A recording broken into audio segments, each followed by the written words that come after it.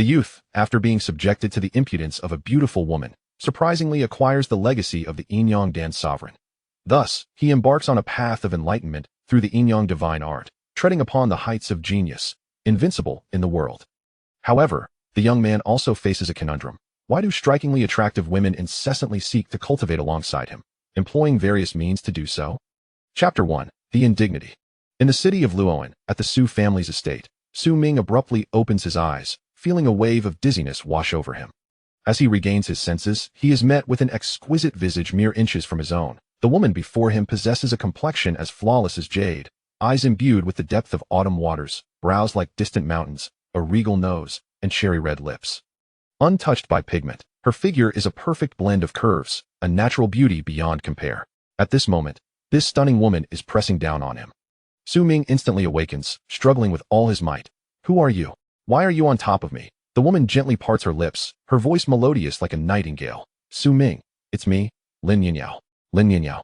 The eldest daughter of the Lin family, one of the 4 great families of Luo'an. Confusion swells within Su Ming. What is this esteemed lady doing here, and why is she atop him? Miss Lin, what are you doing? Get off me. Su Ming pushes again with all his strength, only to discover that his body feels utterly weak, devoid of energy. A playful smile graces Lin Nianyao's lips. Su Ming, I've administered a drug to you. Its effects are taking hold now. You shall obediently submit to me. Su Ming's eyes widen in shock, disbelief etched across his face. Are you out of your mind? Why would you do this? A flicker of complexity passes through Lin Nianyao's gaze. I do not wish to marry the second young master of the Qin family. I can only use you to ruin this engagement. Fury surges within Su Ming. Even so, you cannot resort to this method. Quickly give me the antidote. Yet, Lin Nianyao remains unfazed, her finger lightly tracing Su Ming's cheek. You don't understand. I have admired you since childhood. Today is the opportunity bestowed upon me by fate. Confusion reigns in Su Ming's heart. He had never realized Lin Nianyao harbored feelings for him. Nevertheless, the notion of being coerced by drugging him is intolerable. No, I refuse. Lin Nianyao, do not act recklessly. Su Ming shakes his head vehemently, yet his body grows increasingly unmanageable. Lin Nianyao leans closer, whispering sweetly in his ear, it's too late. From this moment forth, you belong to me. Let's see how the Qin family can force me into marriage. Despair fills Su Ming's heart. In his 18 years of rebirth, he had devoted himself to the pursuit of cultivation, yet his lack of talent had barred him from even the threshold of training, relegating him to a life of leisure, branded as the useless young master of the Su family. While his life was carefree, he often faced disdain, for when the Su family was mentioned, others would only extol the talents of the second and third sons. He had thought to drift through life in this manner, but never did he expect to encounter such an absurd situation today. Lin Nianyao, do not overstep. Su Ming grits his teeth, yet his voice lacks conviction. Lin Nianyao giggles, her laughter resonating within the room, deepening Su Ming's sense of hopelessness as he can only watch her act with such insolence. As Su Ming drifts into unconsciousness, he notices scattered petals around him that a sudden panic grips him. Where is Lin Nianyao? She has vanished without a trace. This moment. He feels as though his very essence has been drained, an overwhelming sense of emptiness crashing over him like a tidal wave. Lin Nianyao is utterly deranged. Su Ming cannot help but mutter under his breath. She has audaciously disrupted the union between the Lin and Qin families through him. What audacity! Su Ming is filled with disbelief. He could never have imagined that Lin Nianyao had harbored feelings for him since childhood. What a convoluted tale. Well, this is splendid. I fear I shall be entangled in the affairs of the Lin and Qin families. Su Ming furrows his brow, feeling utterly helpless. How shall I explain this to the old master? He murmurs to himself, his face a mask of worry. Burdened with sorrow, a wave of frustration threatens to engulf him. Suddenly, an extraordinary event occurs. A yin-yang formation emanates from within him, enveloping him in an instant. Su Ming instinctively glances at his left hand, where the ring left by his parents before their disappearance glows with a mysterious light. Before he can comprehend the situation, a powerful force pulls him into the ring's space. As he steadies himself and looks up, an elderly figure materializes before him. This elder, clad in a yin-yang robe, exudes an aura of mystery. He is none other than the Yin Yang Divine Sovereign. Child, it is due to the involuntary Yin Yang energy generated from your earlier encounter with that young woman that has summoned me. The Yin Yang Divine Sovereign begins, his voice calm yet profound. Su Ming is taken aback, yet he feigns composure. Esteemed elder, who are you? The Yin Yang Divine Sovereign sighs deeply. I was once a supreme power in the divine realm, a master of both alchemy and formations, yet fell victim to treachery and perished within this Yin Yang Ring. This ring is exceedingly unique. It is nearly impossible for an ordinary person to activate it. Your ability to do so indicates your exceptional nature. Su Ming contemplates in silence, realizing he possesses such fortuitous luck to awaken this precious artifact. Now, my spirit has grown too weak with the passage of time. However, I find you to my liking, so I shall bestow my legacy upon you, including all my techniques, martial skills, and formations, the Yin Yang Dance Sovereign declares, sweeping his hand, and a multitude of radiance floods into Su Ming's consciousness. Su Ming feels his head swell, a torrent of information coursing through him. He trembles with excitement, fists clenched, his eyes alight with exhilaration. Master, please accept my humble bow. He promptly performs a respectful gesture of homage. The Yin Yang Dance Sovereign nods in satisfaction. Excellent. I have not misjudged you. From this day forth, you shall be my successor. Yet, at that moment, the Sovereign's expression shifts. My spirit is fading due to the passage of time. Nevertheless, I must perform one final act for you. As his words fall, a surge of tremendous energy flows towards Su Ming that he feels a warm current within him, and miraculously, the damaged dantian that had been compromised since birth begins to mend under this force. Su Ming's eyes widen in disbelief. Master, my dantian. The Yin Yang Dance Sovereign smiles faintly. You seem unaware. Your dantian was covertly harmed by someone at birth. Now that I have aided in its restoration, I hope you will achieve greatness in the future. A tide of rage surges within Su Ming. Such malevolence exists. Once I grow strong, I shall ensure they meet a gruesome end. Once the dantian is fully repaired, Su Ming gazes at the Yin Yang Dance Sovereign, gratitude brimming in his eyes. Thank you, Master. I shall forever hold your kindness in my heart. The Yin Yang Dance Sovereign regards Su Ming with warmth. Though I am on the brink of dissolution, I believe you will carve out a realm for yourself in this world. Should you ever reach the divine realm, remember to clear my name and eliminate that treacherous being. Su Ming clenches his fists firmly, nodding solemnly. Rest assured, Master, I shall not fail in this mission. As his words fade, the Sovereign's ethereal form dissipates like a candle in the wind. With tears welling in his eyes, Su Ming bows deeply, pressing his forehead to the ground, remaining there for an extended period.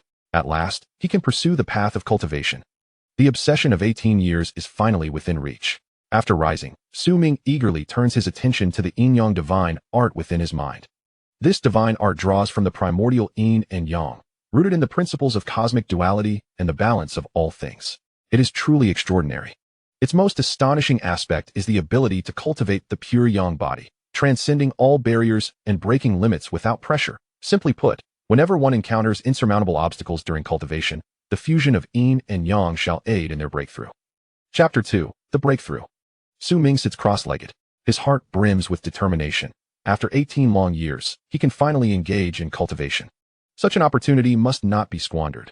He immediately begins to channel the Yin Yang Divine Art in an instant. The spiritual energy of heaven and earth seemed to be summoned by an invisible hand, surging wildly towards him. As the energy entered his body, it initially flowed like a gentle stream through his meridians. Su Ming clenched his teeth, exerting all his strength to guide the energy, which gradually intensified, transforming into a mighty river that roared through his veins. His body trembled slightly, beads of sweat rolling down his forehead, yet he steadfastly maintained his focus with sheer determination. As time passed, the energy within him became increasingly turbulent, and he felt as though he might burst from the pressure. Consolidate. Su Ming roared internally. In an instant, the energy coalesced, enabling him to break through to a new realm. The fourth layer of the Qi gathering stage, To leap across 4 minor realms in such a short time would leave others astounded, jaws dropped in disbelief. Slowly, Su Ming opened his eyes, his previously frail body now robust and filled with unwavering resolve and fervor. Having embarked on the path of cultivation, I shall strive for supreme strength, he vowed silently within. To experience the vistas unattainable by ordinary mortals, and to explore the boundless mysteries of this vast celestial world, there must be a realm that belongs to me in this world, Su Ming pondered, recognizing that solely cultivating techniques was insufficient. The accompanying martial skills were equally vital. Martial skills hold profound significance. Su Ming murmured, his expression focused. The Haoyang 13 Fists and the 9 Yin Shadow Steps both originate from the unparalleled teachings of my master, the Yin Yang Pill Sovereign, and are of the highest caliber. He understood that in this celestial realm, martial skills were as crucial as water to fish or air to birds, serving as the essential leverage for navigating through challenges. Each strike of the Haoyang 13 Fists embodies the power of the sun. When unleashed, it can shatter mountains and cleave rocks with unparalleled might. His eyes sparkled with fervor, filled with anticipation for this set of techniques. The 9 Yin Shadow Steps are even more mysterious. allowing one to move with ghostly speed, traversing miles in an instant, leaving enemies utterly defenseless. With that, Su Ming took a deep breath, his aura swirling around him, and began practicing the Haoyang 13 fists. His figure expanded, punches flying with the sound of rushing wind, filling the air with a searing heat, as though a sun were hidden within his strikes. Ha! Ha! Ha! Su Ming called out, each punch following the last, driven by an intensity that seemed capable of shattering the very heavens. However, the path of cultivation was fraught with challenges. Initially, his technique felt awkward, and his strength was difficult to control perfectly. I refuse to believe that I, Su Ming, cannot master the Haoyang 13 fists. He gritted his teeth. Fueled by an indomitable spirit, he continuously adjusted his breathing, delving into the intricacies of the technique, throwing punches repeatedly, and refining his form. After an indeterminate time, he felt a surge of power within him, and his technique began to flow more smoothly. Finally, I have entered the threshold. Su Ming sighed in relief, a look of satisfaction gracing his face. Yet he did not pause, turning his focus to the 9 Yin shadow steps. With a light step, he vanished from his original position, leaving behind only fleeting afterimages. The 9 Yin shadow steps are indeed extraordinary. Su Ming marveled, his speed increasing as he seemed to merge with the night. During his training, Su Ming encountered obstacles, struggling to maintain the rhythm of his steps. No, I must overcome this. I cannot give up halfway. His gaze was resolute as he persistently experimented and explored. Thus, after a day and night of fervent training, Su Ming finally mastered both the Haoyang 13 fists and the 9 Yin shadow steps to a foundational level. Although he was utterly exhausted, his eyes sparkled with exhilaration. This is merely the beginning. In the future, I shall carve out my own domain in this vast celestial realm with these 2 martial skills. Su Ming felt a surge of ambition within, silently vowing. In the celestial world, martial prowess reigned supreme, and strength was paramount. His thoughts raced. He knew that the legacy of the Yin Yang Pill Sovereign contained divine alchemical techniques. If he could harness this to enhance his cultivation, his future path would be bolstered significantly. The immediate priority was to acquire materials for alchemy. He stepped into the Wanbao building, a renowned establishment in this realm, teeming with treasures and frequented by heroes from all corners. Upon entering, a graceful figure caught his eye. It was Lin Nianyao. This woman, with her enchanting figure and breathtaking beauty, possessed eyes like autumn waters, radiating an even more captivating charm than before. Upon seeing Su Ming, she greeted him warmly as if they were old friends. Oh, what a coincidence, young Master Su. You've come to the Wanbao building today as well. Su Ming felt a weight in his heart, yet maintained an impassive facade. He silently gritted his teeth. Lin Nianyao had forced him yesterday, yet now she acted so amiably. However, he was acutely aware that his current strength was far inferior to Lin Nianyao's, and he could only suppress his anger, vowing internally, just wait. Once my strength is sufficient, I shall reclaim my honor. As he contemplated this, an unpleasant voice suddenly interrupted. Humph. You, get away from my fiancé. Su Ming looked up to see a figure resembling a small mountain standing before him. It was Qin Tianba, the second son of the Qin family. Qin Tianba was grotesquely ugly, his face akin to that of a fiend, yet his physique was as solid as a wall, exuding an air of arrogance. Qin Tianba scrutinized Su Ming with disdain. In his eyes, Su Ming had always been a useless brat. Seeing him converse with his fiancé only fueled his anger. You worthless fool. How dare you approach Nianyao? Today, I must teach you a lesson. With that, he cracked his knuckles, preparing to strike. Lin Nianyao frowned, her tone firm. Qin Tianba, do you dare to act recklessly in my presence? What I choose to do is none of your business. She stood tall, exuding an extraordinary presence, showing no sign of retreat in the face of Qin Tianba's intimidation. Qin Tianba hesitated. Though reluctant, he considered that he was soon to marry Lin Nianyao. If this matter escalated, it could jeopardize the wedding. After weighing his options, he shot Su Ming a hate-filled glare, his eyes seemingly intent on devouring him whole. Humph, you're lucky today. I'll spare you this time, but don't expect such fortune next time. With that, he stormed away. Once Qin Tianba had left, Lin Nianyao turned gracefully towards Su Ming, her large eyes fluttering with curiosity and anticipation. Young Master Su, what brings you to the Wanbao? Building this time, do you need my assistance? Chapter 3, Living Off Another Success?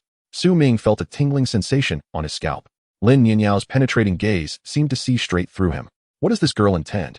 He furrowed his brows and inquired, though internally he grumbled, recalling how he had been left embarrassed last time. He could not afford to falter again. Lin Nianyao's lips curled into a teasing smile, her presence reminiscent of a celestial fairy descending from the heavens, so enchanting that it was difficult to look away. Are you afraid of me?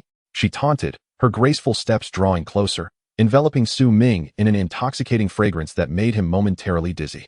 Su Ming's heart raced. Yet he feigned a tough demeanor. Afraid? Su Ming, don't even know how to write that word. I still need to go to the Wanbao building to buy some items, so I don't have time for idle chatter with you. With that, he turned to enter the Wanbao building. In truth, Su Ming was inwardly anxious. The memory of their previous encounter was still fresh. He found Lin Nianyao's unpredictable nature utterly baffling. Currently, he had just begun his cultivation and was no match for her. He feared she might engage in even more outrageous antics than the previous day. Stubborn. Lin Nianyao's enchanting eyes sparkled, as if to convey that she easily saw through Su Ming's feigned bravado. Grinding his teeth, Su Ming silently vowed, "A gentleman takes his revenge. I shall reclaim my dignity as a man. Next time, I will ensure you experience the taste of disrespect." Upon stepping into the Wanbao building, Su Ming muttered to himself, "This time, I must procure medicinal herbs and an alchemy furnace, and I hope nothing goes awry." Isn't this young Master Su? The shop assistant greeted him with a wide smile. At Wanbao building, our medicinal herbs are of the highest quality. For instance, this Millennium Ginseng, which strengthens the foundation and enhances vitality, is simply extraordinary. Only 30,000 taels of gold or 300 spirit stones. Would young Master Su care for a stock? Su Ming's eyes glimmered with longing at the sight of the ginseng. It was precisely what he needed. Yet, his enthusiasm quickly dimmed as he lamented, "Such a price is utterly outrageous. My pockets are far too shallow to afford this. And this alchemy furnace, crafted from mysterious iron, the Yin Yang furnace, will make refining pills exceedingly efficient. Only 50,000 taels of gold or 500 spirit stones. Young Master Su, this is an opportunity not to be missed." The assistant continued his enthusiastic pitch. Su Ming frowned, calculating in his mind, "These prices are beyond my means. I suppose I must settle for something more affordable. Is there a less expensive alchemy furnace?" he inquired. Indeed. This way, please." Though it may not match the Yin Yang furnace's marvels, this earth fire furnace is also a fine assistant for alchemy. Offered at a reasonable price of only 10,000 taels of gold or 100 spirit stones, the assistant eagerly explained. Su Ming bit his lip, thinking, "Very well then. I will purchase this earth fire furnace for now. I will find another way to secure the herbs. Wrap it up for me," Su Ming decisively instructed. After settling the payment, Su Ming held the earth fire furnace in his hands, his heart brimming with helplessness. Now that he possessed an alchemical furnace, he found himself devoid of medicinal materials. What could he possibly do? "Young Master Su, why not take another look at our herbs? We have quite a few rare varieties." The shopkeeper persisted. "There's no need. We shall speak of this another time." Su Ming waved his hand dismissively and turned to leave, though his mind was occupied with thoughts of how to procure the necessary materials. At that moment, Lin Nianyao glided towards him gracefully, her figure enchanting. Her exquisite beauty resembled a bloom in spring, vibrant and alluring, while her eyes sparkled like a clear spring, full of vitality and charm. Leaning slightly towards Su Ming, she whispered sweetly, "You are my man, and from now on, I shall support you." Upon hearing her words, Su Ming felt a sudden rush of warmth flood his face. His mind buzzing. What on earth? He thought, bewildered. In all his years, this was the first time someone had offered to support him, leaving the proud young man momentarily at a loss. Lin Nianyao, unfazed by his internal turmoil, turned to the eagerly waiting shopkeeper and declared, "Pack up all the herbs this gentleman has taken a liking to." The shopkeeper promptly complied, a wide smile on his face, as if to convey that such trivial matters were well within his capabilities. Su Ming gritted his teeth, torn between conflicting thoughts. To live off someone else? If word of this spread, he would surely become the subject of ridicule.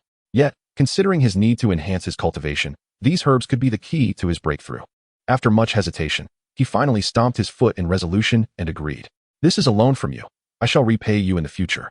His gaze was steadfast as he addressed Lin Nianyao, silently vowing to repay this humiliation manifold in the days to come. A subtle smile graced Lin Nianyao's lips as she replied softly, "Very well, I shall await your return. Soon." The shopkeeper swiftly packed the herbs into a storage bag and respectfully handed it to Su Ming.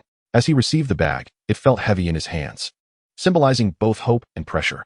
With the medicinal materials and the alchemical furnace in tow, Su Ming strode out of the Wanbao building.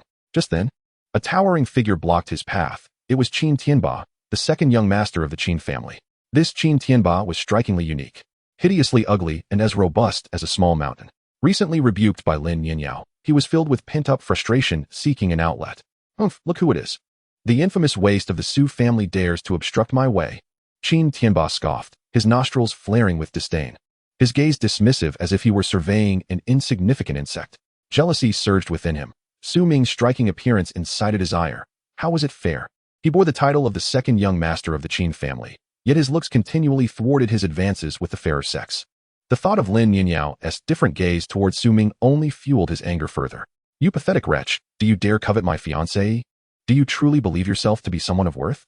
Qin Tianba bellowed, advancing menacingly, his jowls quivering with rage. Su Ming furrowed his brow, his gaze sweeping over the exceedingly arrogant demeanor of Qin Tianba, a wave of annoyance rising within him.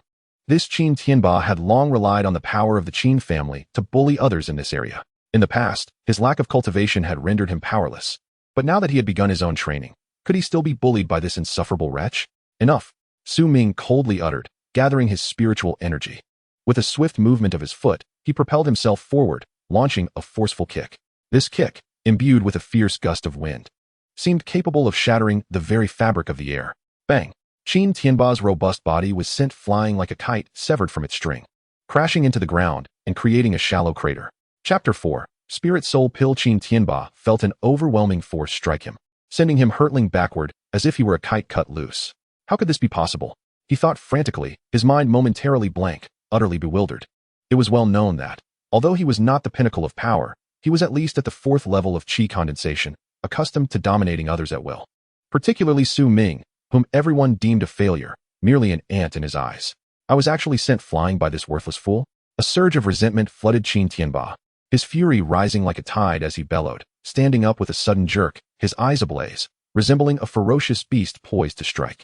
"Su Ming, today I shall rend you into pieces to vent my wrath." A slight smirk graced Su Ming's lips, forming a curve of disdain, as if he were observing a mere clown. As Qin Tianba lunged forward, claws outstretched, the wind from his punches howled, as if to tear the air itself. Su Ming's figure flickered, agile as a specter, effortlessly evading the assault. He then casually unleashed a punch that appeared light, yet harbored inexhaustible strength. Bang! The punch landed squarely on Qin Tianba's face, sending him crashing to the ground like a sack of mud, several teeth scattering as he rolled helplessly. "No, this cannot be." Qin Tianba struggled to rise once more, his face smeared with blood, his appearance ghastly and terrifying, yet his eyes betrayed a flicker of fear. He charged at Su Ming again, but met with the same merciless retaliation. Time and again, over a dozen attempts, Qin Tianba's every assault was effortlessly deflected by Su Ming, leaving him in a wretched state, scrambling to find his teeth. At this moment, Qin Tianba had shed all his previous arrogance, reduced to a pitiful creature. Groveling on the ground, pleading, "Su Ming, I was wrong. Please, spare me. I will never dare again." His voice was laced with despair and terror. The onlookers around were utterly astonished, their mouths agape. Some widened their eyes in disbelief, as if witnessing an extraordinary spectacle, while others stood frozen, oblivious to the objects slipping from their hands. Some could not help but gasp in astonishment, their hearts secretly marveling. When did Su Ming become so formidable? To subdue Qin Tianba in such a manner is simply preposterous. The entire street was instantly enveloped by this bizarre and overwhelming atmosphere. Upon returning home, filled with anticipation, Su Ming began his alchemical endeavors in his secluded courtyard. Today, he aimed to refine a simplified version of the soul pill, inspired by the transcendent teachings of his master, the Yin Yang Pill Sovereign. He murmured to himself, having heard that this pill could facilitate one's ascension into the gathering Yuan realm with ease. If successful, his cultivation would undoubtedly experience a significant leap. Without hesitation, Su Ming swiftly arranged the required spiritual herbs and medicinal ingredients beside the alchemical furnace. Each herb emanated a unique spiritual resonance, lying quietly, as if awaiting a magnificent transformation. He took a deep breath, formed hand seals, and summoned the pill fire cultivated from the Yin Yang Divine Art. The flame appeared in an extraordinary shade of eerie blue, resembling the hellish ghostly flames. It exuded a chill while harboring boundless warmth, leaping into the furnace and casting a ghostly blue glow within. Thus began the process. Su Ming clenched his jaw, beads of sweat forming on his forehead. This was his first attempt at alchemy, despite the inheritance of his master residing in his mind. He could not help but feel a tinge of anxiety. Pills are categorized into 5 grades: inferior, middle, superior, exceptional, and pinnacle. He pondered silently whether he could produce a worthy pill this time. Yet, his hands moved with unwavering precision, carefully placing the spiritual herbs into the furnace one by one. As time passed, an unusual fragrance began to emanate from within the furnace. Su Ming's eyes brightened. Success was within reach. He focused intently, controlling the size and temperature of the alchemical fire. Finally, the furnace emitted a crisp hum, and he swiftly formed hand seals to open the lid. Wow! The sight before him filled him with delight. Perfectly round soul pills lay quietly within the furnace, radiating a gentle glow. He examined them closely, his heart brimming with shock. They had reached the exceptional grade. Achieving such results on his first attempt at alchemy was indeed a testament to the marvels of his master's teachings. After a brief respite, Su Ming resolved to forge ahead and conduct a second refinement. He reignited the pill fire, added the spiritual herbs, and his technique was now markedly more proficient. The anxiety that had once gripped him had lessened, replaced by a fervent yearning for success. Within the furnace, the herbs gradually transformed into a thick medicinal liquid, their powers intertwining and clashing. Su Ming remained transfixed, veins bulging on his forehead as he exerted himself to control every aspect of the process. At last, another hum resonated, and the lid was lifted. What is this? Su Ming's eyes widened, his breath quickening. He had refined a pinnacle soul pill. His hands trembled with excitement, and an uncontrollable joy illuminated his face. After a flurry of activity, Su Ming concluded his alchemical session, counting the soul pills within the furnace, an astonishing 42 in total. Ha! He burst into laughter, the sound echoing through the hall. For this harvest was sufficient to propel my cultivation to unprecedented heights, making my future path all the more splendid. At that moment, the maid, Hongzhu, hurried in, exclaiming, "Young master, there is grave news. The Qin family has come." A chill ran through Su Ming's heart, for he understood all too well why the Qin family sought him out. The brutal beating he had delivered earlier had left Qin Tianba, the second son of the Qin family, utterly humiliated, his reputation in tatters. In the reception hall, the atmosphere was charged with tension. Qin Tianba's bloodshot eyes glared at Su Ming, his gaze as fierce as a predator's. "Su Ming, do you still remember that day? You left me in such a pitiful state. Today, we must settle the score." He spat through gritted teeth. Su Xingjie, the elder of the Su family, maintained a calm demeanor, his gaze steady as he addressed the members of the Qin family. "Qin Yangming, what brings you here?" Qin Yangming, the head of the Qin family, scoffed disdainfully, his displeasure evident. "Humph, Su Xingjie, your wretched offspring publicly humiliated my son, stripping him of all dignity. Today, either Su Ming kneels and apologizes in the street, or he pays with his life. Otherwise, this matter will not end here." Su Xingjie's gaze shifted to Su Ming, filled with affection, as he defended his kin without inquiring into the details. "My family does not require your Qin family to teach us lessons. The Su family has our own principles. Even if my grandson is at fault, it is not your place to act so brazenly." With that, his eyes blazed with intensity as he directed an angry shout at the Qin family members. "You all, get out." Qin Yangming's lips curled into a slight, almost imperceptible smirk as he responded leisurely. "Su Xingjie, you should think this through. My Qin family is on the verge of an alliance with the Lin family. And once that happens, the power dynamics among the four great families of Luo'an City will surely be reshuffled." A pang of alarm struck Su Xingjie. The alliance between their families would create a formidable force, and though he felt reluctant, he could not afford to dismiss it lightly. Gritting his teeth, he replied sternly, "Qin Yangming, what do you propose? But let it be clear, my family will never kneel." Qin Tianba stepped forward, his face a mask of defiance and fury, shouting, "Today, I underestimated my opponent. I will not accept this. I demand another duel with Su Ming. Tomorrow, let it be a life or death battle. I will reclaim my family's honor with my own hands." A flicker of ruthlessness crossed his eyes as he thought to himself, having just consumed the frenzied spirit pill. Though it severely drains one's potential, I will have a day to harness its power. By tomorrow, I shall undoubtedly elevate myself to the 7th level of Qi gathering. Su Ming, prepare to meet your demise. Su Ming, having possessed no cultivation for 18 years, might have recently gained some strength, but the chasm between him and the 7th level of Qi gathering was insurmountable. In this life-or-death duel, Qin Tianba believed that as long as Su Ming accepted the challenge, victory was assured. Chapter 5. The Lin family arrives. Su Xingjie, the elder of the Su family, furrowed his brow in anxiety and shouted at Su Ming, "Do not accept. This is Qin Tianba's scheme. Accepting would lead you to certain death." With a defiant curve at the corner of his mouth, Su Ming fixed his piercing gaze upon Qin Tianba and coldly declared, "Qin Tianba, if you seek death, I shall oblige. I accept your challenge." Upon hearing this, Qin Tianba was momentarily taken aback, but soon erupted into raucous laughter, his mirth brimming with arrogance. "Su Ming, have you truly lost your senses? You dare to accept such an impossible fight. Tomorrow marks your demise." A chilling smile crept across Su Ming's heart, though his exterior remained impassive.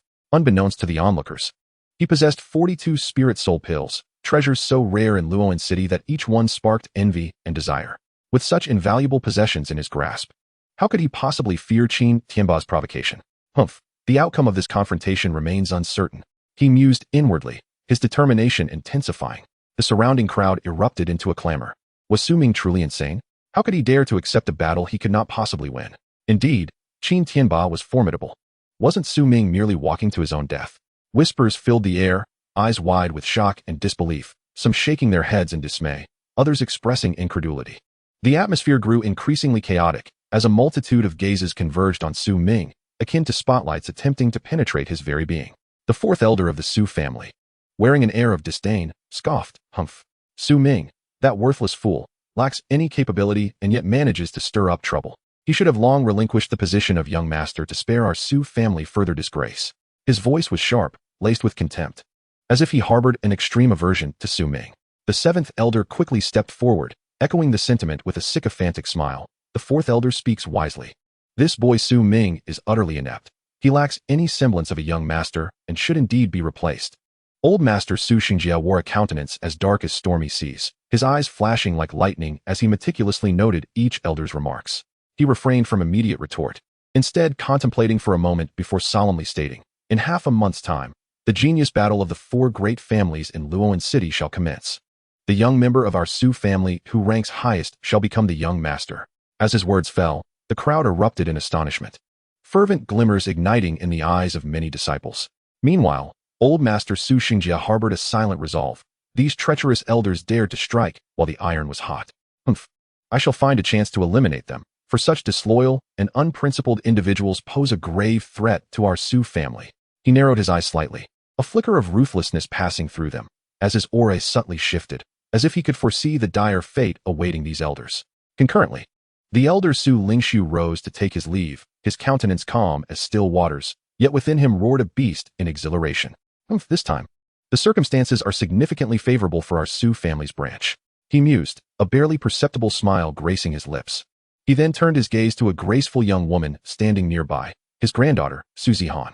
Su Zihan possessed an enchanting figure, her skin as pure as snow, eyes sparkling like stars, a delicate nose, and cherry lips naturally tinted a deep hue.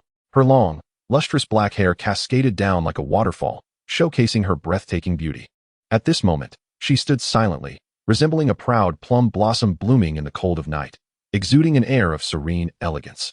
"Zihan," Su Lingshu began, his voice deep yet tinged with anticipation, "you have now reached the third layer of the gathering essence realm. This time, there lies a significant opportunity to contend for the position of the young master, which rightfully belongs to our lineage."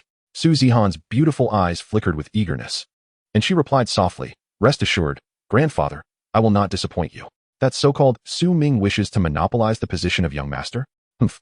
I shall make him aware that I, Su Zihan, am equally qualified to seize it." Su Lingshu nodded slightly, his gaze filled with approval. "Indeed, our branch of the Su family has been dormant for far too long. It is time for us to rise. Pursue your ambitions freely. I shall support you from the shadows." Although Su Ming may possess some abilities, we are by no means to be underestimated. With resolute determination, Su Zihan clenched her delicate hands, biting her lip, her charming face radiating confidence.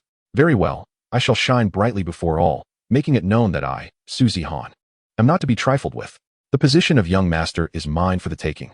Once the crowd dispersed, the old man furrowed his brow and turned to Su Ming, inquiring, "Minger, why did you agree to that life-and-death duel with Qin Tianba?" The appearance of Qin Tianba was unremarkable, akin to someone who had been struck by a door, yet his physique was robust like an ancient wild bull, with tough skin and thick flesh, making it impossible for an ordinary person to approach him. Even skilled practitioners at the same realm would think twice before confronting him. "What possessed you to accept such a perilous challenge?" A smirk graced Su Ming's lips as his aura surged, revealing his cultivation level at the fourth layer of the gathering essence realm. The old man's eyes widened in disbelief, almost popping out of their sockets. "Is this truly the fourth layer of the gathering essence realm? When did you break through? I thought you were unable to cultivate."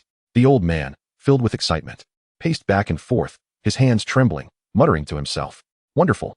You can finally cultivate. Fortune truly favors the determined." However, just as quickly, his brow furrowed deeply once more. "Minger, you are merely at the fourth layer of the gathering essence realm. Qin Tianba is not to be trifled with. Since the Qin family has granted a day's time, they are likely concocting a scheme to elevate that boy's cultivation. I am genuinely concerned." Internally, Su Ming scoffed, though his expression remained composed. This old man, typically astute, now resembled an anxious ant on a hot pan. "Grandfather, do not uplift other spirits while diminishing your own. With Qin Tianba's mere capabilities, I hardly regard him as a threat." A rebellious smile graced Su Ming's lips, his tone brimming with pride. The old man, exasperated, stomped his foot. Child, how can you be so complacent? Qin Tianba is backed by the entire Qin family. They surely come prepared. Su Ming sighed softly, recognizing the old man's cautious nature. Given the tribulations the family had endured over the years, such prudence was indeed warranted. Grandfather, rest assured. Although I may appear idle on ordinary days, I assure you I shall not falter when the moment demands it, Su Ming declared, thumping his chest in assurance. The old man shook his head in resignation, knowing too well his grandson's stubbornness. Very well. I shall bestow upon you 1,000 spirit stones and nearly 20 gathering pills to aid in your cultivation. Su Ming's eyes sparkled with delight, his heart swelling with joy. He had been fretting over his financial constraints, and this timely assistance from his grandfather felt like a refreshing rain. Grandfather, your generosity is truly a blessing, he exclaimed, eagerly accepting the gifts with a beaming smile. The old man regarded Su Ming with a complex expression. After 18 years, he had witnessed the boy's unwavering efforts. While others saw him merely as a good-for-nothing young master, the grandfather understood that his nonchalance was a facade born from years of striving without reward. This time, he was determined to show everyone that the sons of the Su family were not to be underestimated. A warmth enveloped Su Ming's heart. His grandfather's words resonated deeply with him. After so many years of suffering in silence, someone finally understood. Grandfather, just you wait. Tomorrow, I will make that Qin Tianba understand why the flowers bloom so red. I will surely overpower him and make him unable to retaliate. Su Ming clenched his fists, determination gleaming in his eyes. At that moment, Lin Nianyao, the head of the Lin family, was seething with rage, resembling a powder keg on the brink of explosion. He strode forth with purpose, flanked by his daughter, Lin Nianyao. This Lin Nianyao was a vision of unparalleled beauty, with eyes like shimmering autumn waters and skin as delicate as the finest jade. Yet now, she hung her head low, akin to a child who had erred, too timid to meet Su Ming's gaze. The revelation of their misdeeds weighed heavily on her heart, leaving her anxious and restless. Su Ming, Lin Nianyang's voice boomed like thunder, infused with righteous fury. Do you acknowledge your transgressions? Chapter 6. Condensing Qi to the 9th layer within the grand hall of the Su family. The atmosphere was fraught with tension. Lin Nianyao, the patriarch of the Lin family, radiated anger, akin to a smoldering powder keg. Su Ming, you wretched boy. What have you done? Su Ming, feigning innocence, waved his hands in protest. Uncle Lin, it truly was not my fault. It was Nianyao who approached me first. At his words, Lin Nianyao was struck dumb. Disbelief etched across his face as he turned to his daughter. There stood Lin Nianyao, the renowned beauty of Luo'an City. With her head bowed, her hair cascading to shield her flushed cheeks, resembling a delicate flower battered by the storm, so pitifully vulnerable. She remained silent, her demeanor clearly affirming Su Ming's claim. Lin Nianyao trembled with rage, pointing an accusatory finger at Lin Nianyao. You foolish girl, how can you be so disgraceful? What kind of woman initiates such behavior? After a deep sigh, he looked at Su Ming with an expression of helplessness, his tone tinged with a hint of apology. Su Ming, I am truly sorry. It is my Lin family's failure in discipline. Beside him, the elder of the Su family, Su Shengjia, stared wide-eyed, his mouth slightly agape, embodying a visage of pure astonishment. Internally, he was elated, realizing that his grandson had unexpectedly won the affections of the renowned beauty of Luo'an City, and that she had come to him willingly. With this thought, the elder discreetly signaled an impressive gesture to Su Ming, pride radiating from his face. Lin Nianyao hailed from a prestigious lineage, her extraordinary talents drawing countless young aspirants in Luo'an City. Yet, it was his own grandson who had gained her favor. The elder felt an unparalleled sense of satisfaction, akin to sipping a bowl of chilled spring water on a scorching summer day, his spirit invigorated. Meanwhile, Lin Nianyao, the head of the Lin family, wore a grave expression, speaking solemnly. Given the circumstances, Su old man, how should we handle this matter? The betrothal between Lin Nianyao and the second young master of the Qin family, Qin Tianba, had already been established and was difficult to amend. This was largely due to the Qin family's eldest daughter, Qin Yan, who had joined the Ziyun sect. In this region, her status was exceedingly prestigious. In the future, as Qin Yan's cultivation progressed, the Qin family would undoubtedly grow stronger. The Lin family's alliance was a desperate measure to avoid being engulfed by the Qin family. The Ziyun sect wielded immense power, being the most formidable force within a 1,000-mile radius. The crowd wore expressions of concern, their brows furrowed. Su Shengjia had not anticipated this turn of events and was at a loss for where to begin. However, Su Ming remained unfazed, suddenly slamming his hand on the table, proclaiming loudly, "Humph! Tomorrow, I shall slay Qin Tianba on the life and death stage, and everything will fall into place." Upon hearing this, Lin Nianyang's eyes widened in disbelief, exclaiming, "What? Su Ming, do not act impulsively. What will happen to my daughter if you perish?" Lin Nianyao also looked taken aback. her beautiful eyes flickering with a spark of admiration as she gazed at Su Ming with increasing fervor. Internally, she marveled, he truly is the man I have chosen. So bold. Lin Nianyao gently parted her crimson lips, her voice laced with concern. Su Ming, Qin Tianba is exceedingly powerful. Do not throw away your life recklessly. Su Ming's lips curled into a confident smile as he replied firmly, do not worry, I have my own confidence. What is there to fear from a mere Qin Tianba? Ultimately, Lin Yang could do nothing but acquiesce for the time being, deciding to discuss Su Ming and Lin Nianyao's relationship later, for any discourse now would be futile. Given the Qin family's dominance. As Lin Yang departed, he wore a frown, pondering when his daughter had become so audacious. Meanwhile, the news of Su Ming's impending life-and-death duel with Qin Tianba spread like wildfire, reverberating through the land. What? Su Ming actually dares to challenge Qin Tianba to a duel? Is he out of his mind? Indeed, Su Ming had long been regarded as a useless young master, his status within the clan having plummeted. And he had been subjected to relentless ridicule, lacking any true prowess. Qin Tianba is undeniably renowned, his profound cultivation shrouded in mystery, making him a figure known to all in the vicinity. Su Ming's challenge to him seems akin to striking a stone with an egg, a reckless pursuit of folly. The streets buzz with chatter, faces adorned with disbelief and disdain. Some shake their heads in derision, one scoffing. This Su Ming must be driven mad by his usual impotence. Yearning to achieve fame through this battle, a mere fantasy. In my view, he seeks to salvage some dignity within his family, yet he fails to measure his own capabilities. What chance does he stand against Qin Tianba? Another chimes in, a mocking smile gracing his lips. Within the Su family's courtyard, Su Ming sits cross-legged, his expression grave. Eyes tightly shut. In his hands, luminous pills, spiritual soul pills, and chi-gathering pills, glimmer, each swallowed without hesitation. As the pills descend into his abdomen, a torrent of medicinal power erupts within him, akin to flames scorching his meridians, a pain unbearable. Yet, gritting his teeth, he roars inwardly, refine it. As the medicinal force continues to surge, his cultivation ascends like a tidal wave, climbing steadily higher. From the fourth to the fifth, and then the sixth layer. Su Ming counts silently, each elevation intensifying his exhilaration. At last, after consuming 42 spiritual soul pills and 20 chi-gathering pills, he shatters his constraints, reaching the ninth layer of the chi condensation realm. Ha ha ha. Su Ming bellows with laughter, his voice brimming with joy and fervor, his spirit soaring. He then decides to proceed with caution, retrieving from his master's legacy a supreme combat technique known as thunderous might. The very name hints at its unparalleled power. It is said that once mastered, one can summon endless thunder with a mere gesture, unleashing cataclysmic force. Eagerly, Su Ming begins his cultivation, reciting the technique's secrets aloud. With my strength, I summon the might of thunder. He shouts, his spiritual energy surging as he attempts to emulate the power of lightning. Initially, progress is arduous, his energy often spiraling into chaos during circulation. Yet, Su Ming is resolute, his eyes gleaming with determination as he perseveres, urging himself onward. Again, continue. As time passes, he gradually uncovers the key to mastery. His energy flows more smoothly, and faint flickers of lightning power dance at his fingertips. Through a sleepless night, Su Ming immerses himself in his training. Finally, as dawn breaks, he successfully grasps the fundamentals of the thunderous might technique. At this moment, Su Ming rises, radiating an aura of immense power, reminiscent of a war god descending. Meanwhile, his grandfather, Su Xingjia, has been awake all night, for tomorrow marks Su Ming's fateful duel. His gaze remains fixed upon the place where Su Ming practices, as though he has been rendered immobile by the weight of anticipation. The atmosphere was thick with tension as Su Xingjia murmured to himself, his face alight with astonishment and his eyes wide with disbelief. Merely overnight, Su Ming had astonishingly ascended to the ninth level of the chi condensation realm, a feat that seemed almost dreamlike.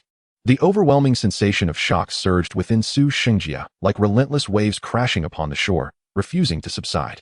His gaze burned with intensity, fixated upon the place where Su Ming practiced, as if he wished to peer into its very essence. How peculiar. Su Xingjia shook his head repeatedly, his astonishment deepening. From the thunderous aura emanating from Su Ming, it was evident that he could unleash the power of the gathering origin realm at the ninth level of chi condensation. How could Ming'er have achieved this? Could it truly be the result of 18 years of accumulation? Su Xingjia's heart roared with disbelief, his shock reaching its zenith. His hands trembled involuntarily, and the muscles of his face quivered in response. The air around him seemed to solidify in the wake of his astonishment. Standing there like a statue, Su Xingjia remained motionless, his expression a vivid testament to the tumult within. Surrounding the grand dual platform of Luo'an City, The anticipation for the life-or-death battle between Su Ming and Qin Tianba was palpable. Once a figure of great prestige, Qin Tianba now appeared utterly disheveled, likely seething with humiliation and frustration. The crowd buzzed with speculation, tightly encircling the platform, eagerly awaiting the spectacle. Qin Tianba, standing beneath the platform, wore a countenance as dark as a pot's bottom, his gaze sharp enough to pierce. Humph! These wretches must be mocking me in their hearts. How infuriating! He silently cursed, his fists clenched tightly, producing a sound akin to cracking bones.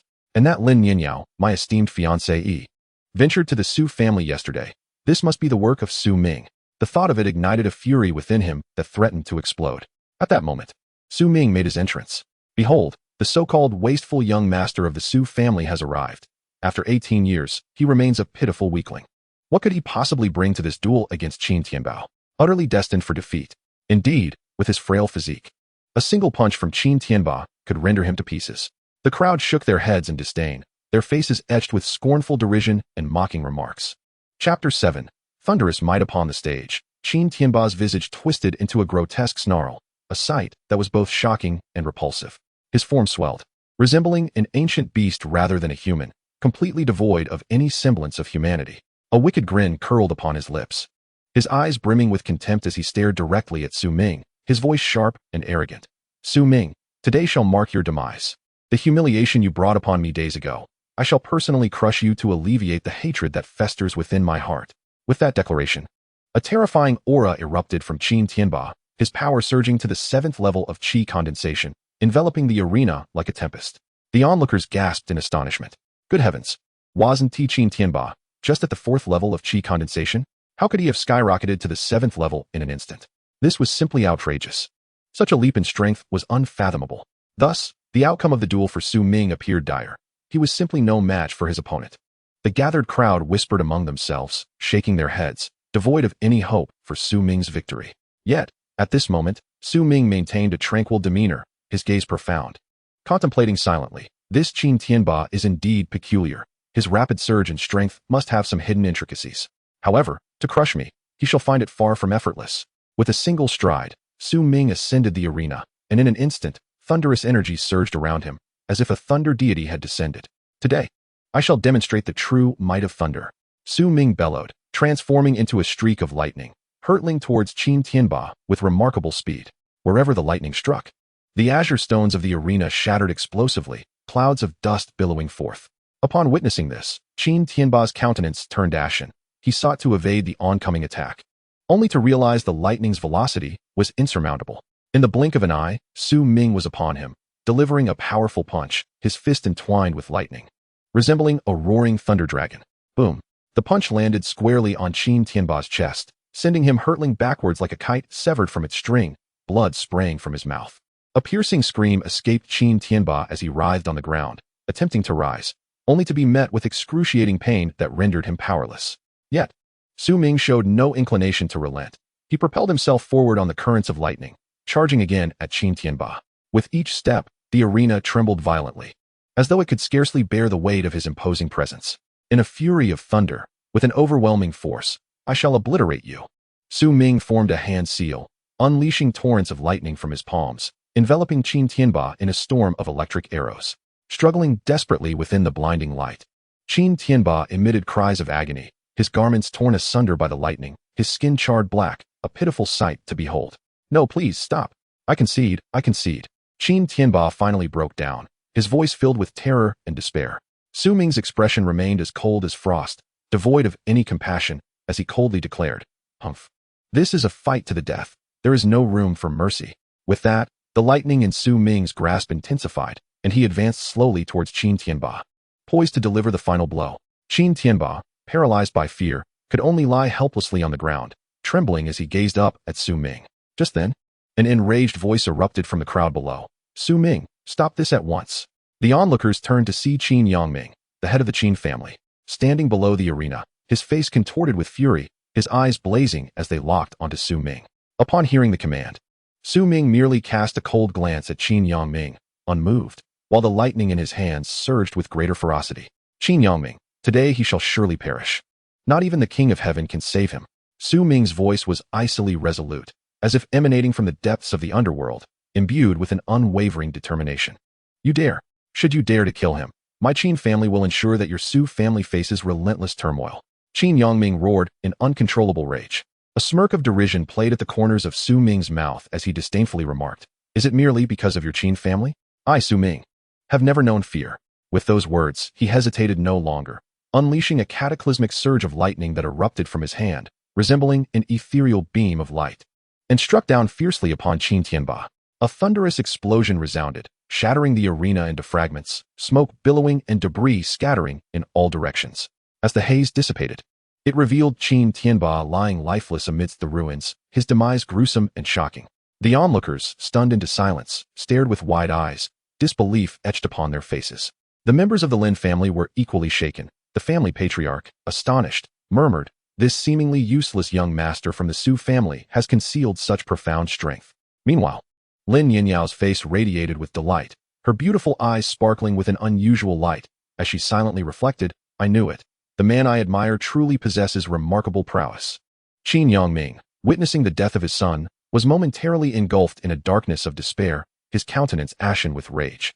The torrent of fury within him surged forth, shattering the dam of reason as he bellowed and charged onto the field, his eyes wide and fixated on Su Ming, exuding an aura that seemed intent on devouring him whole. "You little brat, prepare to pay with your life." Qin Yangming roared, his voice echoing like thunder across the expanse.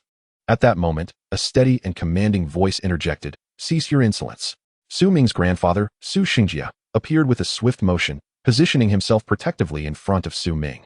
His stature was imposing, exuding a formidable presence akin to a towering mountain, instilling fear in those who beheld him. "Qin Yangming, do you dare to lay a hand on my Su family? Are you seeking to become our enemy?" Su Xingjia's gaze pierced through to Qin Yangming, his words imbued with an undeniable authority. Unfazed by the warning, Qin Yangming, consumed by hatred, bellowed, "Su Xingjia, today my son has perished at the hands of your family, and I shall not let this matter rest." With that, he raised his hand, gathering immense spiritual power that coalesced into a blinding radiance, hurtling towards Su Ming like a shooting star. Su Xingjia snorted disdainfully, remaining unperturbed as he casually lifted his arm and waved it. In an instant, a terrifying force surged forth, akin to tumultuous ocean waves, engulfing Qin Yangming's radiant attack. Moreover, this tremendous power did not wane. It collided directly with Qin Yangming himself. With a resounding crash, Qin Yangming was sent flying like a kite severed from its string, tracing a chaotic arc through the air before crashing heavily to the ground. Stirring up a cloud of dust, Su Xingjia advanced, his expression austere, fixing his gaze like a blade upon the fallen Qin Yangming, coldly intoning, "Qin Yangming, I warn you, do not provoke further.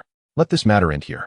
Should you dare to target my Su family again, do not blame me for being merciless. I shall ensure you do not return." Struggling to rise from the ground, blood trickling from his lips, Qin Yangming's eyes brimmed with resentment and defiance. He could hardly fathom how he had been so easily bested by Su Xingjia. "Su Xingjia, await your reckoning. I, Qin Yangming, shall exact my vengeance."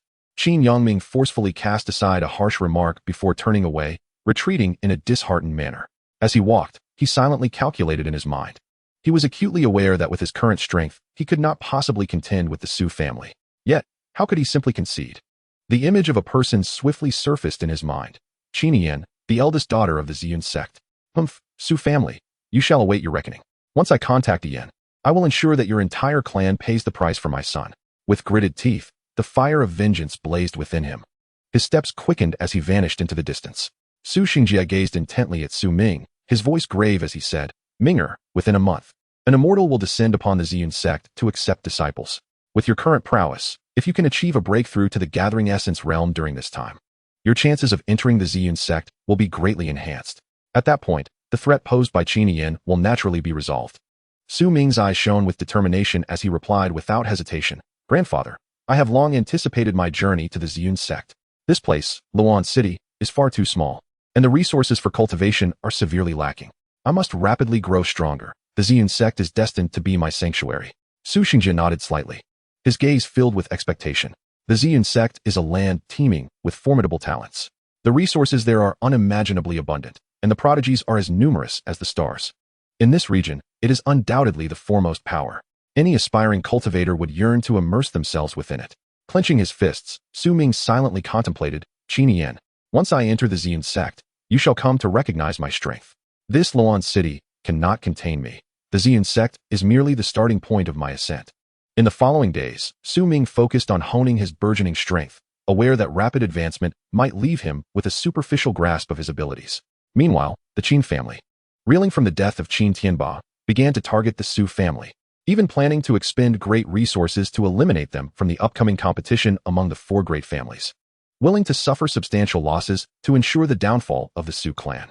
On this particular day, Lin Nianyao approached Su Ming, unexpectedly shedding her previous assertiveness to adopt a pitiful and delicate demeanor, pleading with him, "Su Ming, I wish to venture to the Tianyao mountain range to collect spiritual herbs. Could you accompany me?" Her voice was soft and laced with a hint of desperation. Seeing Lin Nianyao in such a vulnerable state, the lingering displeasure in Su Ming's heart instantly dissipated. Who could resist the charm of such a stunning beauty? Coincidentally, he had been contemplating seeking out some magical beasts to better hone his combat skills. "Very well, I shall accompany you," he readily agreed. At the moment Su Ming acquiesced.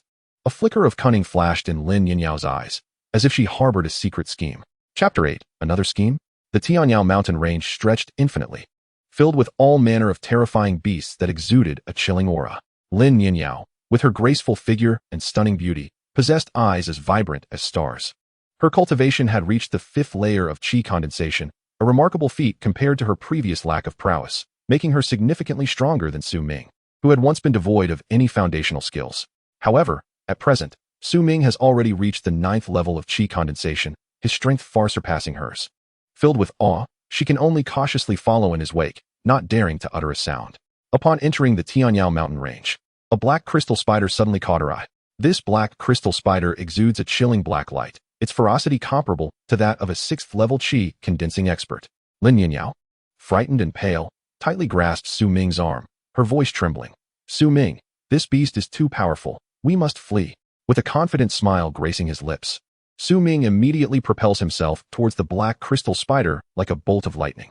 "Behold my Haoyang 13 fists," he bellows, the wind from his punch howling as his spiritual energy surges wildly, converging in his right fist, as if he intends to shatter the very heavens. Boom. With but a single punch, the black crystal spider is reduced to mere dust, as though it were a shattered toy. Su Ming reaches out and grasps a glimmering beast core that lies in his palm, imbued with immense demonic power, worth its weight in gold in this world. Lin Nianyao stands frozen, her eyes wide and her mouth agape, utterly incredulous. Is that all? She thinks, her heart racing. Having never anticipated Su Ming's strength to be so fearsome, far exceeding her previous expectations. With Lin Nianyao in tow, Su Ming strides purposefully towards the location of the frost flower, a spirit herb that Lin Nianyao desperately needs. "Su Ming, I owe you so much for this journey," she remarks softly, her graceful figure illuminated by her bright eyes. Her voice melodious like a lark. Su Ming's smile widens, exuding confidence. "There is no need for formality between us. Helping you find the frost flower is a promise I made." As they proceed, demonic beasts abound. Su Ming's gaze sharpens like that of an eagle, his spiritual energy surging like a tumultuous tide. "Humph. A bunch of insignificant minions daring to block our path," he mutters under his breath, as he condenses his spiritual power into a resplendent longsword, its blade adorned with shimmering runes. In an instant, he darts into the throng of beasts. Each swing of his sword conjures fierce gusts of wind. And amidst the dazzling flashes of light, the roars of the beasts rise and fall. "Su Ming, be careful," Lin Nianyao calls out anxiously from the sidelines. Her beautiful eyes locked on the battlefield, her hands instinctively clenched. As Su Ming fights, he reflects, although these beasts may not possess top-tier strength, their sheer numbers require a swift resolution. He cannot allow Nianyao to fall into danger. In the heat of battle, Su Ming's power surges like bamboo shoots after a rain, his mastery over spiritual energy growing increasingly adept. Each spell he casts flows more seamlessly than before. After dispatching a wave of beasts, Su Ming begins to gather their materials, treasures in their own right. There are scales as hard as iron, glimmering coldly in the sunlight, and beast cores brimming with potent spiritual energy, radiating an otherworldly glow. With such an abundance of materials, he might well forge several formidable artifacts. As Su Ming collected his thoughts, he pondered within himself. Although he had absorbed a considerable amount of spiritual energy from the spirit stones in recent days, he felt he had yet to reach the threshold for breaking through to the gathering essence realm. It seemed imperative to seek opportunities to refine more elixirs.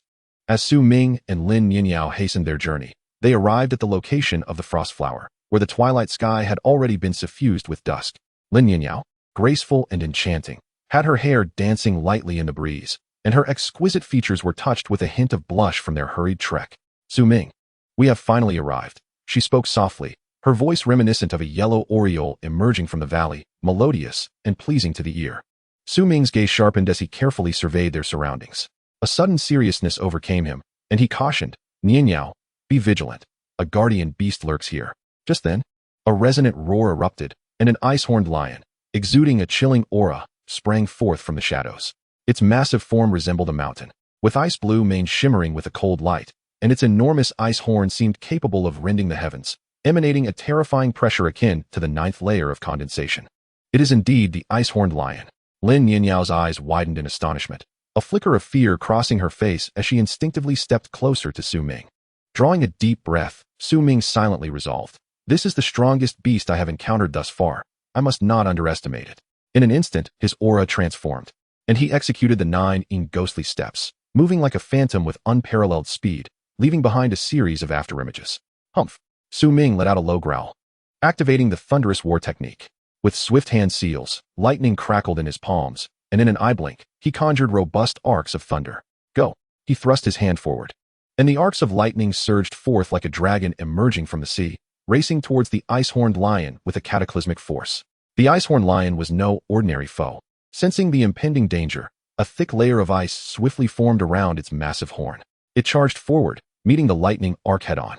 In that instant, the collision of thunder and ice erupted in a dazzling display of light, a thunderous roar reverberating through the air, distorting the atmosphere with its immense force. Lin Nianyao clutched her clothes tightly, her beautiful eyes fixed on the battlefield, biting her lip in silent support for Su Ming. Seizing the moment while the ice-horned lion was momentarily hindered by the lightning, Su Ming darted forward. Unbeknownst to him, a long sword had appeared in his hand, glinting with a cold sheen, more formidable under the illumination of the lightning. Witness how I shall slay you today, Su Ming bellowed, his sword imbued with an endless surge of sword energy as he aimed a fierce strike at the lion's neck. Sensing the lethal threat, the lion twisted its massive body, narrowly evading the deadly blow.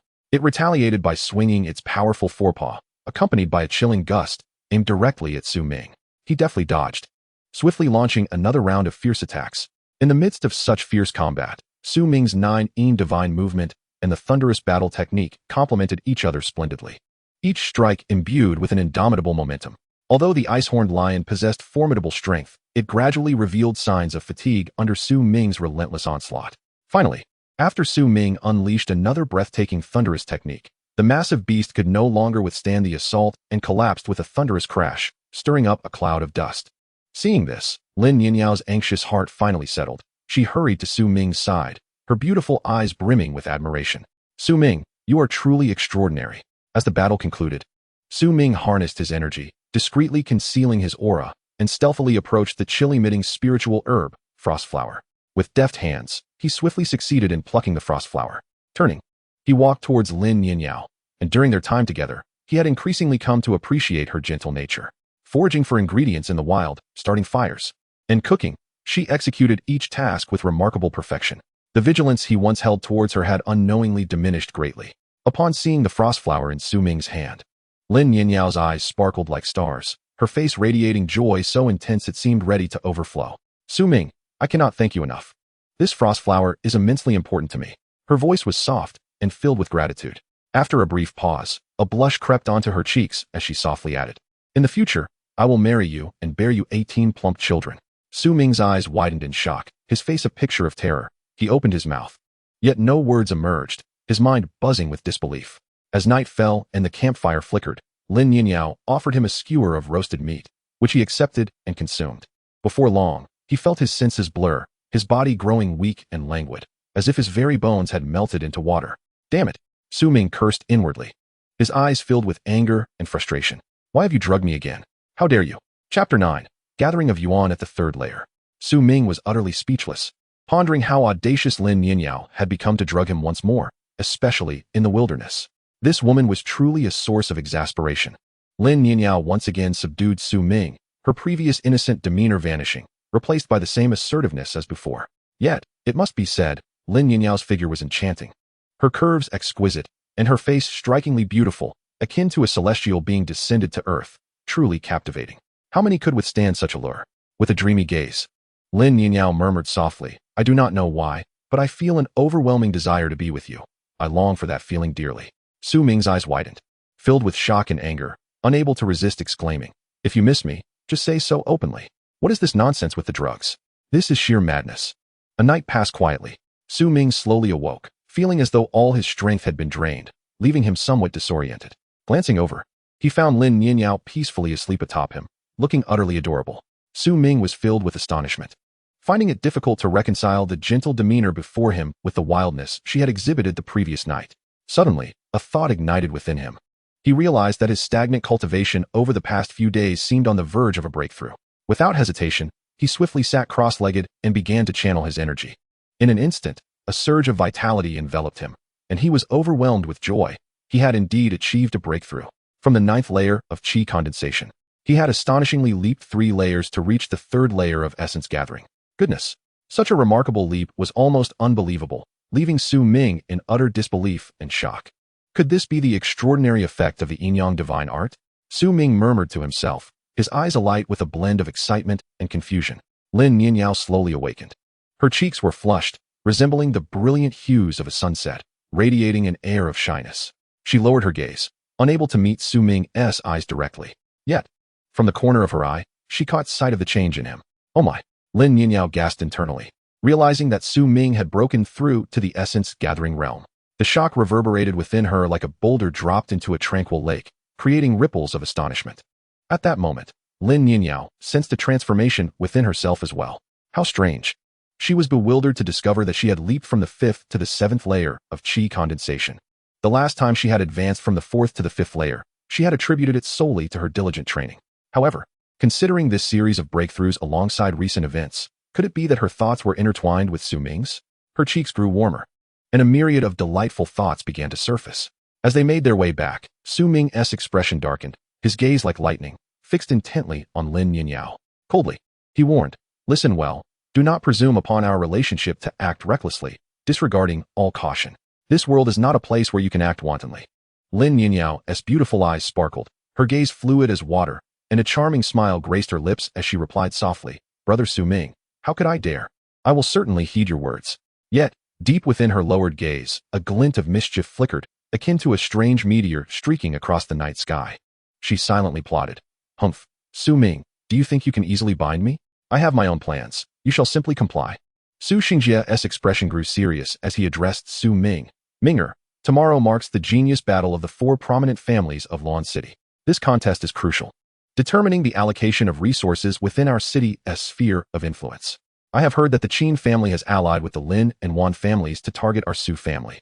The Lin family is only feigning cooperation, while the Wan family, in alliance with the Qin family, is resolutely intent on swallowing us whole. Su Ming's gaze was resolute as he looked at his grandfather and replied solemnly, Grandfather, you need not worry. I have already secured first place. Upon hearing this, Su Xingjia was momentarily taken aback. Then his eyes blazed with intensity as he fixed his gaze on Su Ming. Channeling his spiritual energy, he sensed Su Ming's cultivation level, and his face instantly filled with astonishment. Minger, you have actually reached the 3rd layer of essence gathering.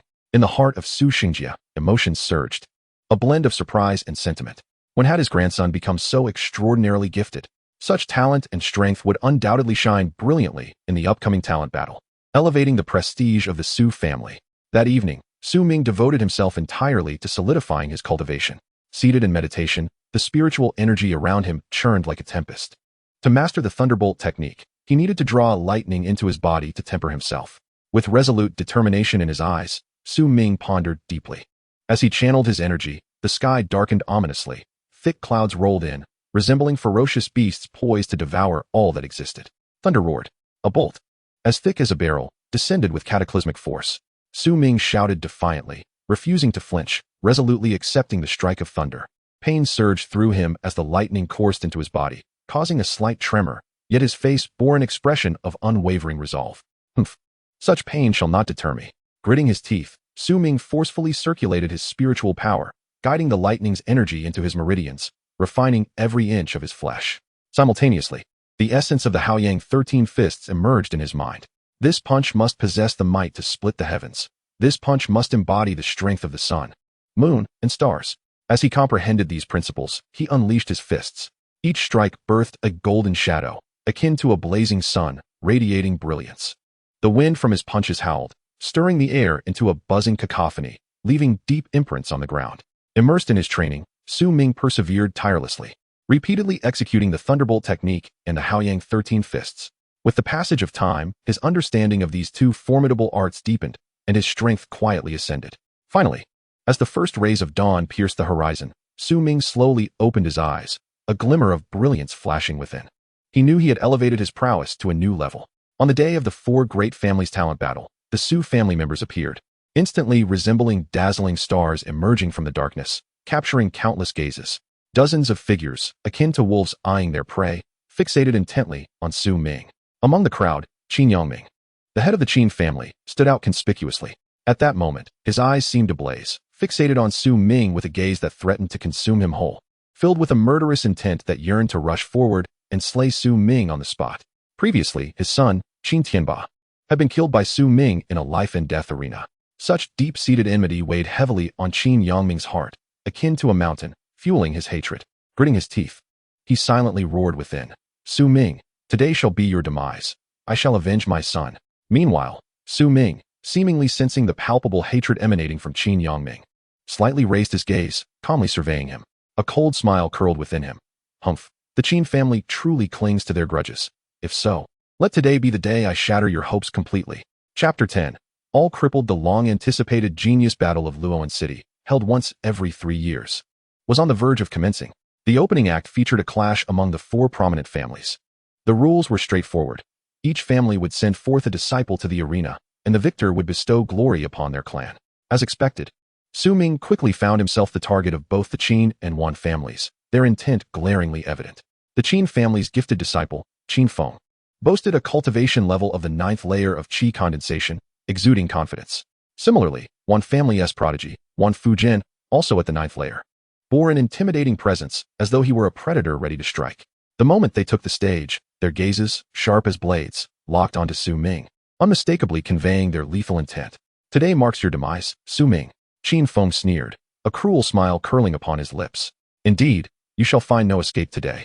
Accept your fate," Wan Fujian echoed, his expression grotesque. In stark contrast, the Lin family's contender was Lin Nianyao, who appeared as if she had descended from the heavens. With a graceful figure, skin like snow, and eyes resembling clear springs, she embodied ethereal beauty. Her flowing white attire danced in the wind, reminiscent of a blossoming lotus, pure and elegant. The crowd below observed the unfolding scene with dismay, shaking their heads in resignation. Alas, Su Ming is in dire straits now.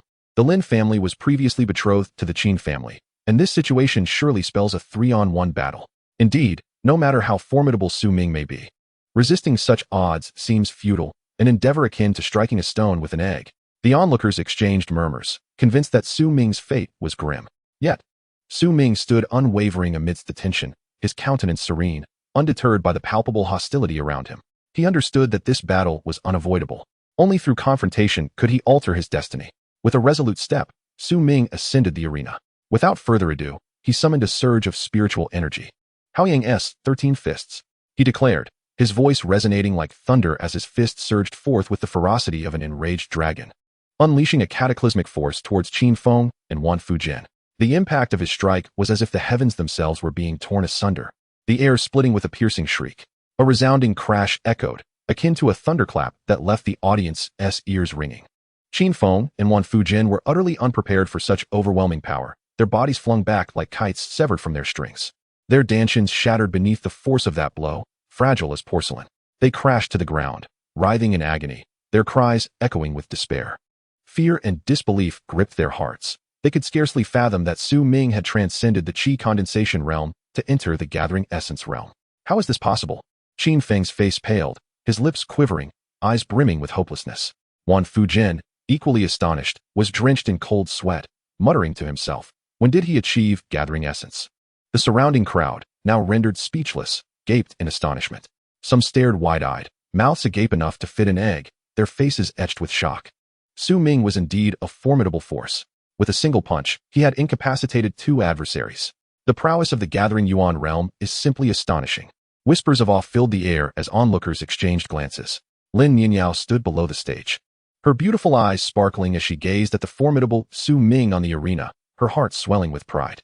How could she not feel elated when her man was so remarkable? With a graceful movement, she parted her crimson lips and declared, "I concede." Then, she elegantly descended from the stage. In the direction of the Su family, Su Zihan furrowed her brows, her expression grave, resembling the ominous sky before a storm. As the daughter of the grand elder of the Su family, she had always been proud and resolute in her ambition to surpass Su Ming and claim the position of the young master. Humph, how underestimated I have been. Su Ming, appearing so unassuming, harbors such depth. Su Zihan silently chastised herself, biting her lip, her eyes ablaze with a fierce determination. But would I easily concede? When my turn comes, I shall unleash an even greater strength, shattering his dominance. The position of young master is destined to be mine. She clenched her delicate fists, her aura subtly rippling, clearly gathering power. In the blink of an eye, it was Su Zihan's turn to take the stage. With graceful steps, she moved like a beautiful rose blooming in the darkness, exuding an enchanting allure. With a commanding shout, her entire being erupted with spiritual energy, revealing her formidable strength at the third layer of the gathering Yuan realm. In an instant, a tempest arose, dust swirling around as the entire martial arena was enveloped by her overwhelming presence. Against the opponents from the other three families, Su Zihan was like a tiger among sheep, her assaults fierce and lethal. She moved like lightning, each strike leaving behind a trail of afterimages, and wherever her power swept through, her adversaries were sent flying like fallen leaves, utterly defenseless. Do you truly believe you can contend with me? Such arrogance is laughable. As she struck, her voice rang out clear and yet commanding. Before long, the disciples from the other three families were thoroughly defeated, scattered like petals in a storm. Su Zihan dusted off non-existent dirt from her attire, standing tall and proud as she cast a glance towards Su Ming, her eyes brimming with provocation and disdain. As if to say, "Did you see that, Su Ming? I am far superior." At this moment, the strength displayed by both Su Ming and Su Zihan had stirred a tempest in the hearts of the spectators, signaling an inevitable clash of even greater intensity. Next, it would be the pinnacle of individual battles, where those unwilling to yield would take the stage, and only the last one standing would be declared the victor. With a flash, Su Ming stepped onto the battlefield, his demeanor exuding dominance, his eyes filled with contempt for the Qin and Wan families. Humph. Do you truly think the Qin and Wan families can rival me? What a farce. A mocking smile curled at the corners of his lips as he spoke boldly. Su Ming aimed to provoke these two families, intending to incapacitate their younger generation, leaving them powerless against the Su family. Qin Yangming, the head of the Qin family, felt his usually composed face flush with anger, his eyes blazing with fury, as if he wished to devour Su Ming whole. This young man is insufferably arrogant. How dare they disregard the Qin family? Qin Yangming seethed, his teeth clenched in indignation, vowing that today would see a painful reckoning for his adversary. Wan Zhiling, the head of the Wan family, was equally incensed, his face contorting with fury as he felt the sting of Su Ming's words trampling upon his dignity. This insolent boy must not be spared. Summon the talents of our family from the gathering Yuan realm. They must crush him utterly and extinguish his arrogance. Wan Zhiling commanded his kin with a fierce tone. Qin Yifeng, a prodigy of the Qin family, ascended the stage clad in a billowing black robe, resembling a bolt of lightning in his swiftness. Child, your brazen words today shall become the source of your torment. I, Qin Yifeng, shall make you aware of the consequences of offending the Qin family. He exuded an overwhelming aura of power, the first layer of the gathering Yuan realm radiating from him with unrestrained intensity. Su Ming's expression remained icy, yet a hint of disdain lingered at the corners of his mouth. Humph, is it you who dares to provoke me? In an instant, Su Ming's aura surged. His formidable thunderstorm technique unfurled around him, illuminating the air with crackling lightning and filling it with an acrid scent of singed ozone. Behold my fists, the Haoyang 13 fists. Su Ming bellowed, launching a punch that whistled through the air, accompanied by a searing wave of heat, akin to a blazing sun bearing down upon Qin Yifeng. The latter's expression shifted dramatically as he attempted to defend himself, only to find the force insurmountable. With a resounding crash, Qin Yifeng was sent hurtling backward like a kite severed from its string, blood gushing from his mouth, his vitality extinguished. Next, Su Ming stood unwavering on the stage, his gaze like lightning, sweeping over the gathered members of the Qin and Wan families, his voice cold and resonant, as if emerging from the depths of the underworld. Wan Xingqian, the talented scion of the Wan family, ascended the stage, his demeanor as dark as a stormy sea. Su Ming, do not celebrate prematurely. I, Wan Xingqian, shall avenge our family's honor today. He roared, a formidable presence as a third-layer gathering Yuan realm warrior, his spiritual energy surging with such ferocity that it threatened to upend the entire arena. Su Ming responded with a disdainful snort, uttering not a word as he unleashed the thunderstorm technique once more. Amidst the flickering lightning, the Haoyang 13 fist struck again, this time with even greater might, as if intending to rend the very fabric of space. Wan Xingchen cried out in agony, his body crashing heavily onto the stage, devoid of breath, utterly vanquished by Su Ming. The expressions of Qin Yangming and Wan Zhiling grew increasingly grim, as dark as the bottom of a pot. Witnessing their family's talents being obliterated one after another by Su Ming, their hearts bled with despair. This cannot continue. If this persists, our family's future will be irrevocably destroyed. Qin Yangming whispered urgently to Wan Zhiling. The latter nodded slightly, a glint of ruthlessness flashing in his eyes.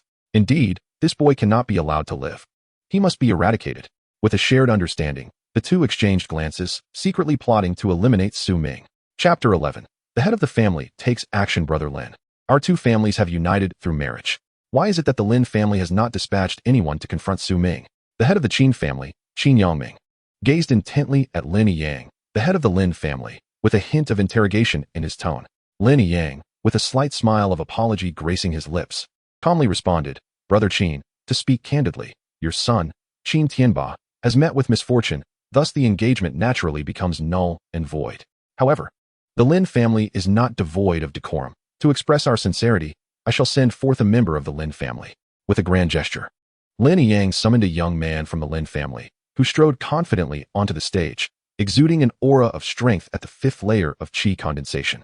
As soon as he took his position, before Su Ming could make any move, he clasped his hands and proclaimed loudly, I concede. Witnessing this, Qin Yangming's heart sank, a surge of fury igniting within him. Having navigated the complexities of the world for many years, he was not blind to the Lin family's blatant mockery. Humph. Qin Yangming silently scoffed, his fists clenching involuntarily, cursing inwardly. You, Lin Nianyao, dare to treat me with such disdain. This indignation, I, Qin Yangming, shall not swallow. I will deal with your Lin family later. At that moment, his eyes blazed with fury, fixated on Lin Nianyao, longing to pounce and consume him whole. Su Ming, his gaze filled with pride, surveyed the crowd with disdain and declared, since no one dares to step forward, the title of champion in this peak battle belongs solely to me. Instantly, murmurs erupted around him as the audience gasped in astonishment. Goodness, this Su Ming, previously seen as a feeble waste for 18 years, harbored such formidable prowess, truly a hidden gem. Who could have anticipated that he would execute the ruse of a pig playing the tiger so brilliantly? At that moment, a graceful figure darted onto the stage like a startled swan. This lady was Su Zihan, the granddaughter of the esteemed elder Su Lingxiu. With a figure elegant and skin as fair as snow, her eyes sparkled with the brilliance of stars, adorned in a flowing lavender gown that danced lightly in the breeze, resembling a celestial being gracing the mortal realm. Upon reaching the center stage, she parted her ruby lips, her voice as melodious as chimes. Young master, I request your guidance. I too wish to experience the astonishing prowess you possess. Upon witnessing this, Su Ming's expression hardened, a realization dawning upon him. The dissatisfaction within the family was harbored not by the fourth or seventh elders, but rather by the grand elder himself. Humph, this score must be settled today. With this thought, Su Ming turned to his grandfather, whispering, Grandfather, how shall we proceed? Should we dispose of her outright, or eliminate her entirely? His words fell like a heavy bomb among the crowd, drawing sharp intakes of breath from all present. The grand elder, Su Lingxiu, was incensed, his face turning crimson as he bellowed, Su Ming, as the heir of the family, how can you treat your kin in such a manner? This is utterly absurd. The elder, Su Xingjia, with a gaze sharp as lightning, coldly replied, eliminate her. The Su family has no room for treachery. Upon hearing this, the grand elder erupted in fury, his spiritual energy surging violently, radiating a formidable aura as he glimmered with a fierce brilliance. However, the venerable Su Xingjia let out a cold snort, and an overwhelming force surged forth, akin to a tidal wave, instantly suppressing the imposing aura of the grand elder. The grand elder felt an invisible weight bearing down upon him, causing his legs to weaken, nearly toppling him to the ground, his face a portrait of shock and discontent. When did the old master become so formidable? Su Zihan's eyes glinted with frost as she cast a disdainful glance at Su Ming. If that is the case, let us determine life and death. I have long harbored disdain for your position as the young master. Why should you monopolize it? Am I not as capable, if not more so than you? This position rightfully belongs to me. A mocking smile curled at the corners of Su Ming's lips as he scoffed. My second brother and third sister, who have ventured out for training, are far superior to you. You dare covet the position of young master? At this proclamation, the crowd erupted in astonishment. What? The Su family is embroiled in internal conflict at such a critical moment. Truly, a misfortune for the family. Among the crowd, the heads of the Qin and Wan families, Qin Yangming and Wan Jiling, exchanged knowing glances. A glint of malice flickered in Qin Yangming's eyes as he lowered his voice. Brother Wan, this is a providential opportunity. If we do not act now, when shall we? Let us eliminate Su Ming and the old master. Chaos will surely ensue within the Su family. Wan Jiling nodded slightly, a cold smile gracing his lips. This suits my intentions perfectly. Let the Su family members squabble among themselves, thus sparing us much trouble. A storm seemed to be brewing beneath the seemingly tranquil surface. Su Zihan's eyes flashed with icy determination, her spiritual energy surging wildly as the terrifying power of the third layer of the gathering Yuan realm erupted forth without reservation. The sword in her hand trembled as if it were a living entity, the sword chi roiling like a furious tide, threatening to shatter the very heavens and earth. Su Ming, today marks your demise, Su Zihan declared with a voice sharp as a blade, piercing the air. On the other side, Su Ming's aura surged dramatically, transforming him into a formidable presence akin to an ancient deity. He unleashed the thunderous war technique at an elevated level, a terrifying force reminiscent of a primordial thunder god descending upon the earth, accompanied by a barrage of thunder, intent on crushing everything in its path. In an instant, the tides turned, as Su Ming's overwhelming strength firmly suppressed Su Zihan. How is this possible? Su Zihan's mind roared in disbelief, her face a canvas of incredulity. Yet, Su Ming would not grant her the luxury of time to react. He thrust his fist forward with ferocious intensity, the wind from his punch howling as if it were a divine force cleaving the heavens. Boom! With a resounding crash, Su Zihan was sent flying like a kite severed from its string, tracing a chaotic arc through the air before crashing heavily to the ground. Struggling to rise, blood trickled from her lips, her eyes brimming with shock and resentment. She could scarcely fathom that Su Ming had grown so powerful, leaving her utterly defenseless. This is impossible, Su Zihan murmured, her expression a mix of bewilderment and disbelief. Just then, the winds of fate shifted dramatically. The heads of the Qin and Wan families, Qin Yangming and Wan Jiling, sprang into action like two long-hidden wolves, seizing the opportune moment to strike. With a sudden flash, Wan Jiling darted toward the direction of Su Xingjia, the venerable patriarch of the Su family, a chilling smirk playing upon his lips. Old Master Su, remain here obediently today. Do not dare to intervene. You shall witness your grandson perish on the stage. Meanwhile, Qin Yangming's eyes glinted with murderous intent as he lunged at Su Ming, his heart ablaze with fury. Su Ming, you dare to slay my son Tianba and cripple so many talents of the Qin family? Do you truly believe that we lack resolve? Prepare to meet your demise. Today marks the end of your days. Chapter 12. The annihilation of the Wan family. Su Xingjia's eyes narrowed in alarm as he felt an ominous shift. In an instant, his spiritual energy surged violently, unleashing a formidable power of the transparent realm with a singular aim, to safeguard his grandson Su Ming. Just then, a figure materialized like a specter, none other than Wan Jiling, the head of the Wan family. Old man Su, attempting to flee? It won't be so simple. Wan Jiling sneered, his presence swelling ominously, like a demonic deity, resolutely blocking Su Xingjia's path. Fury ignited within Su Xingjia, his eyes bulged, and his hair bristled as he bellowed. Wan Jiling, should you dare obstruct me, I will wager my very life to ensure you pay for your insolence. With that, he unleashed a powerful punch, the wind howling as if cleaving the heavens, causing the very space to tremble. Wan Jiling's expression shifted slightly. He hastily attempted to defend himself, yet was still sent flying as if a kite severed from its string by the terrifying blow. However, just as Su Xingjia prepared to rush towards Su Ming, a frigid aura assailed him from behind. Su Ming, today is your day of reckoning. Qin Yangming, having stealthily launched his attack, summoned a torrent of terrifying runes encircling Su Ming. Panic seized Su Xingjia's heart as he sought to turn and intervene, but it was already too late. A despairing roar erupted from him, reverberating through the heavens, laden with profound sorrow and unwillingness. The onlookers gasped, their hearts lodged in their throats, eyes wide with disbelief. How could this be? The patriarch of the Qin family was actually targeting the young master of the Su family. The young master was but a fledgling. How could he possibly withstand such a formidable force? It was over. The Su family was destined for a devastating blow.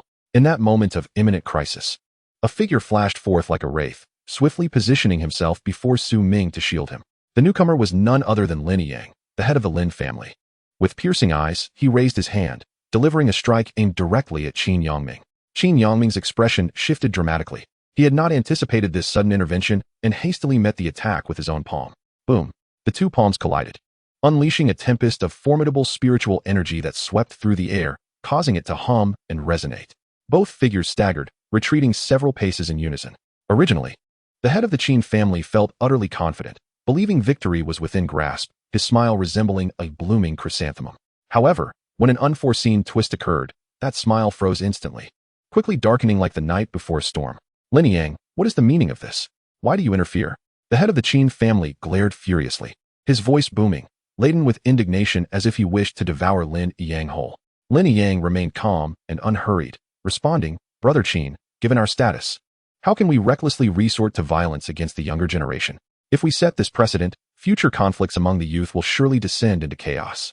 Yet, deep down, Lin Nianyao was acutely aware that his daughter harbored profound feelings for Su Ming. If Su Ming were to fall here today, his beloved daughter would likely be driven to despair. As a father, he could not allow his daughter to lose her beloved. Upon hearing these words, the head of the Qin family trembled with rage, his facial muscles twitching. Lin Nianyao, spare me your pretense. Do you think I am unaware of your ulterior motives? If you dare to lay a hand on Su Ming, I will ensure you face dire consequences. Suddenly, Old Master Su charged in with an overwhelming and destructive force, targeting the heads of the Qin and Wan families. His spiritual energy surged violently, resembling an ancient war god, his eyes filled with murderous intent. Old Master Su single-handedly battled the two, growing increasingly fierce, his spiritual power crashing down like a tsunami, rendering the heads of the Qin and Wan families powerless to retaliate. How could this be possible? Qin Ming, the head of the Qin family, was filled with shock and fury, yet under Old Master Su's relentless assault, he could only retreat in defeat, unable to voice his anger. Observing this, Lin Nianyao mused that the Fade would soon be shattered. Without hesitation, he flashed into the fray, joining forces with Old Master Su. Today marks your demise. Old Master Su bellowed, concentrating his spiritual energy into a resplendent giant sword, striking at the heads of the Qin and Wan families. With a sickening thud, the heads of the Qin and Wan families were grievously wounded, collapsing to the ground. Gasping for breath, Old Master Su, do you dare kill me? My daughter, Qin Yan, is a disciple of the Xian sect. Should you take my life, you will incur their wrath. Qin Yangming gasped, barely holding on to his last breath as he threatened vehemently. The head of the Wan family, witnessing this, also found his courage. Shouting defiantly, you have already offended Miss Qin. Prepare to face your doom. Old Master Su frowned, acknowledging a degree of trepidation towards the Qin family, yet felt no fear towards the Wan family. Foolish and ignorant, he scoffed, and in an instant, his spiritual energy transformed into countless blades, shooting towards the head of the Wan family. The head of the Wan family screamed in agony as the blades pierced through him, causing him to perish on the spot. Subsequently, Old Master Su exchanged a glance with Lin Nianyao, both understanding each other perfectly, and they united to attack the elders of the Wan family. The elders, filled with terror, attempted to resist, but were no match for the duo. In an instant, cries of despair filled the air, and blood splattered everywhere. This is truly terrifying. The onlookers were left in shock, as the Wan family was on the brink of annihilation in such a brief moment. In the end, Elder Su and the head of the Lin family wreaked havoc, slaughtering the members of the Wan family almost entirely. They then exchanged knowing smiles, agreeing to divide the resources of the Wan family. At this moment, Su Lingxiu, the elder of the Su family, appeared dazed, as if his soul had been lost. Beside him, his severely injured granddaughter, Su Zihan, had a faint breath. The two of them suddenly knelt before Elder Su, with Su Lingxiu's voice trembling. Old Master, I am guilty for failing to discipline Zihan properly, allowing her to confront Su Ming. I beg for your forgiveness. Su Zihan struggled to lift her head, her face etched with pain and remorse. Family head, I have realized my mistakes. Elder Su's expression was as dark as the deepest waters, his eyes filled with fury. With a violent flick of his sleeve, he bellowed, get out. For the sake of past affections and your awareness today, the Su family spares you, but there is no place for you among us anymore. Leave the Su family at once. Su Lingxiu trembled, his heart heavy with bitterness. Grasping Su Zihan's hand, they slowly rose and departed, step by step, in a forlorn manner. The battle of geniuses had come to a close, with Su Ming triumphantly overpowering all to claim first place. This battle altered the dynamics of various factions. The resources of Luo'an City were redistributed, with the Su family acquiring 5 shares, the Lin family 4, while the Qin family was left with a mere 1. And the Wan family was utterly obliterated. Within the Su family, Lin Nianyao, the head of the Lin family, arrived with his daughter, Lin Nianyao. Beaming with joy, he quickly bowed to Elder Su upon their meeting. Old Master Su, congratulations on the emergence of such a prodigious talent as Su Ming. Today, I have brought my daughter Nianyao to discuss a matter with you. Lin Nianyao stood gracefully beside him, her beauty ethereal, her eyes sparkling like a celestial being descended to earth. She slightly curtsied and softly greeted, "Hello, Grandfather Su." Elder Su regarded Lin Nianyao with a glimmer of admiration in his eyes, responding with a smile. "Nianyao, you are growing ever more beautiful. Speak freely of your concerns." Lin Yang laughed heartily, suggesting, "Old Master Su, I believe Su Ming and Nianyao are a perfect match. Why not arrange their marriage?" Without a moment's hesitation, Elder Su readily agreed. "Very well. I accept this union. A marriage between our families would be splendid." This decision was also influenced by the fact that the matter had already been set in motion. Otherwise, Elder Su might have had his own considerations. Nevertheless, Lin Nianyao was indeed exceptionally admirable. However, a shadow of unease loomed over the hearts of those present. Whispers floated around. Although the Qin family has been subdued, their eldest daughter, Qin Yan, is a disciple of the Ziyun sect. Indeed, the Ziyun sect is immensely powerful. Even with the alliance of the Su and Lin families, they would still be far from capable opponents. It is likely that Qin Yan will not let this matter rest easily. Su Ming pondered silently, realizing the necessity of heading to the Ziyun sect in advance. If he could become a disciple there, then the Su and Qin families could stand on equal footing. His gaze was resolute, as if piercing through layers of obstacles, set upon the formidable Ziyun sect in the distance. "Grandfather, let's postpone the marriage for now. I shall first go to Ziyun sect, and once all issues are resolved, marriage can wait." Chapter 13. No medicine in the dish, but alcohol contains it. "Master! Master!" In the Qin residence, the servants rushed in panic before Qin Yangming. At this moment, Qin Yangming bore the marks of a fierce struggle, his face bruised and his body exuding an aura of despair. Every movement seemed to ignite 1,000 needles piercing through him. What is the cause of such alarm? Qin Yangming strained to maintain his composure, his voice hoarse. "The young lady, Qin Yan, has been contacted," a servant cautiously reported. A flicker of hope ignited in Qin Yangming's eyes as he urgently inquired, "What did she say?" The young lady mentioned that she is currently at a critical juncture in her cultivation. The servant hesitated before continuing. "However, she will return to Luo'an City for the sect's recruitment of disciples in a month." Qin Yangming clenched his fists, his knuckles paling, filled with resentment and fury. The young lady also said that she will make the Su family and Lin family pay a bitter price for the grievances against our family. The servant added. Upon hearing this, Qin Yangming looked skyward, his eyes reddening, a bitter sensation swelling within him. "Yin, our family is now mired in turmoil. I hope you can return and turn the tide. Su family, Lin family, wait for my daughter to come back, and you shall pay blood for blood." Within the Qin residence, the atmosphere was so oppressive it felt as if it could drip with water. Qin Yangming, dragging his injured body, took painstaking steps, his mind replaying the moments of being grievously wounded by the old master of the Su family, each scene stabbing at his heart like a knife. "Su family, Lin family, you despicable scoundrels, how dare you bully the Qin family in such a manner?" Qin Yangming could not help but roar softly, his voice laden with boundless resentment.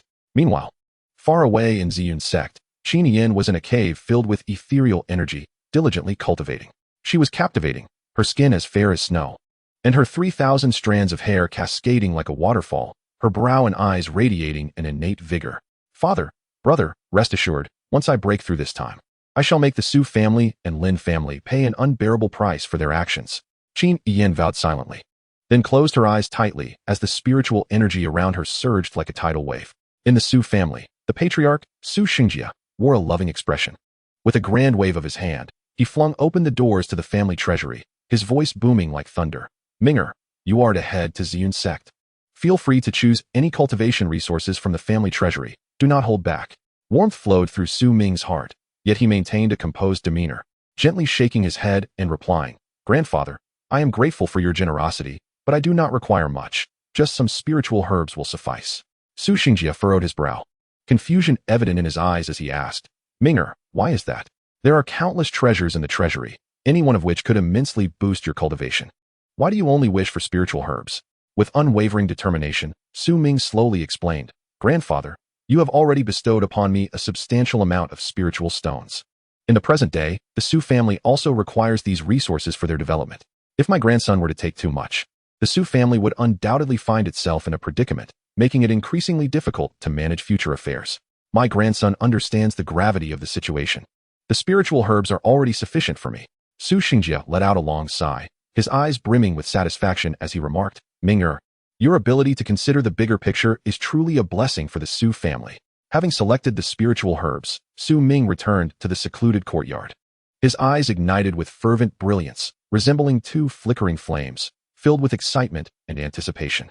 Today, He would utilize these spiritual herbs to concoct the Godspeed pill and the Spirit Soul pill. Su Ming murmured to himself, his voice imbued with an undeniable resolve. He swiftly prepared the alchemy furnace, an ancient and weighty vessel adorned with intricate mystical runes that shimmered with an enigmatic luster under the light. With hands that danced like phantoms, Su Ming deftly placed each spiritual herb into the furnace. The century-old blood spirit grass, brimming with vibrant life force, was crucial for the creation of the Godspeed pill. As he continued to add the herbs, he recited incantations under his breath. Soon after, a surge of blazing flames erupted from his palm, the fire a deep azure hue, radiating intense heat as it enveloped the furnace. Beads of sweat rolled down Su Ming's forehead, yet he remained oblivious, utterly focused on regulating the flame's temperature. If the temperature were to rise just a tad more, the efficacy of the Godspeed pill would reach new heights. Su Ming gritted his teeth, his eyes reflecting unwavering determination. As time flowed gradually, the furnace began to exude waves of peculiar fragrances, enveloping the entire courtyard in a mysterious aura. "It is done," Su Ming exclaimed suddenly, his hands forming swift seals. With a resounding pop, the lid of the furnace flew open, releasing 28 rounded, radiant Godspeed pills that soared out like lively birds. A look of pure joy adorned Su Ming's face as he carefully stored the Godspeed pills, his heart swelling with a sense of accomplishment. Next came the Spirit Soul pill. After a brief respite, Su Ming plunged back into the intense process of alchemy. This time, the herbs he utilized were even more precious, each one shimmering with an arcane glow. His expression grew increasingly focused, the veins on his forehead bulging, clearly under immense pressure. Though he had previously crafted the Spirit Soul pill, the difficulty remained daunting. A single misstep could render his efforts futile. Su Ming remained composed, observing the furnace closely, scarcely daring to blink. At last, the furnace emitted a thunderous roar, and 50 exquisite Spirit Soul pills, gleaming with radiant brilliance, floated out slowly. Su Ming exhaled deeply, a smile of satisfaction gracing his features. At that moment, Lin Nianyao, with her voluptuous figure and graceful steps, appeared before Su Ming. Her beauty was unparalleled. Her eyes reminiscent of autumn waters brimming with emotion, her skin fair as snow, and her pale pink gown accentuating her exquisite form and alluring curves. "Su Ming, I wish to accompany you to the Yin sect. Even if I cannot become a disciple there, I want to be by your side. For I ought to be with my man," Lin Nianyao declared, her gaze resolute, her tone leaving no room for doubt, a hint of mischief flickering in her eyes. Su Ming furrowed his brows, deep in contemplation. The journey to Ziyun's sect was fraught with peril, although he held unwavering confidence in himself. Bringing others along would complicate matters significantly. "Nianyao, this venture is far too dangerous. I cannot allow you to partake in this risk," Su Ming stated earnestly, his expression grave. With a flick of his hand, 20 exquisite Spirit Soul pills appeared in his palm, radiating a mesmerizing glow and emanating an enchanting fragrance. Clearly of extraordinary quality, these are 20 exquisite Spirit Soul pills. "Remain at home and cultivate in peace until my return," Su Ming spoke softly. Lin Nianyao's eyes widened in astonishment. "These are indeed exquisite Spirit Soul pills. Indeed, I crafted them myself. Accept them. They will greatly benefit your cultivation," Su Ming replied with a gentle demeanor.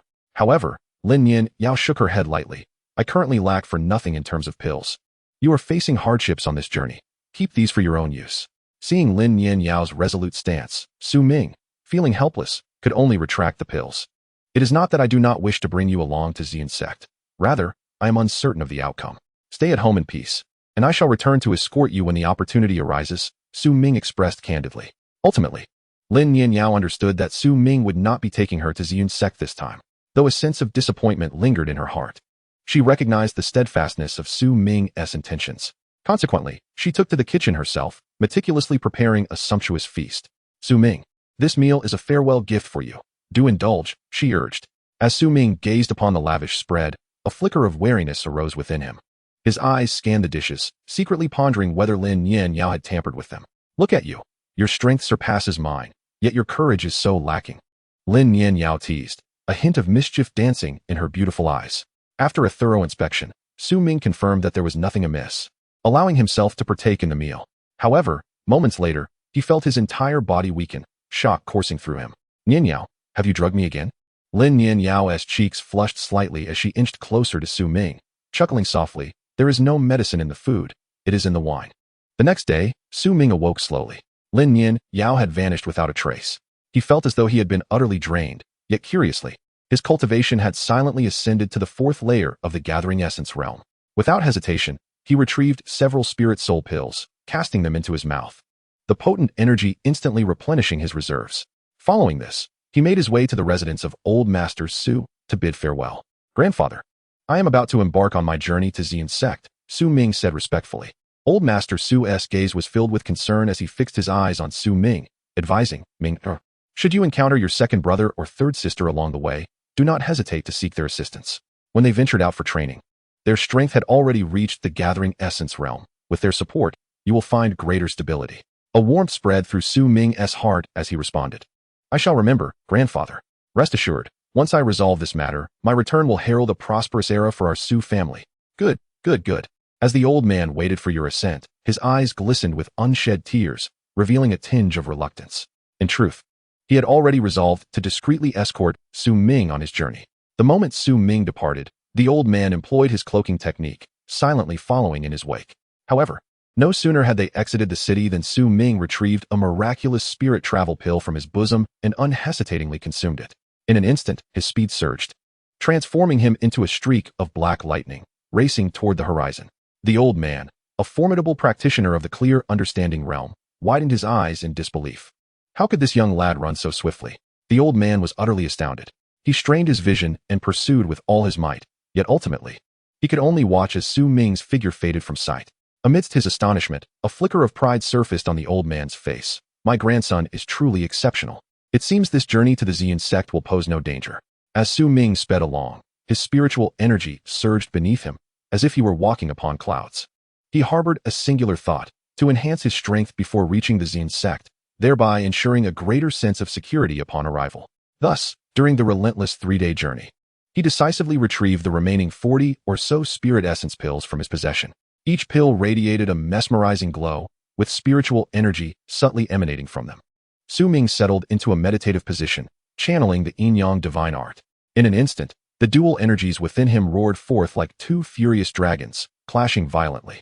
With swift hand seals, the spirit essence pills seemed to be drawn by an invisible force hovering before him.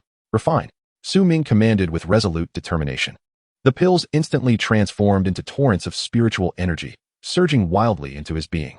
Initially, Su Ming perceived the energy within him flowing gently like a babbling brook.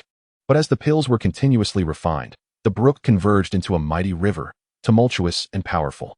The fourth layer of the gathering origin realm trembled under the onslaught of this formidable energy.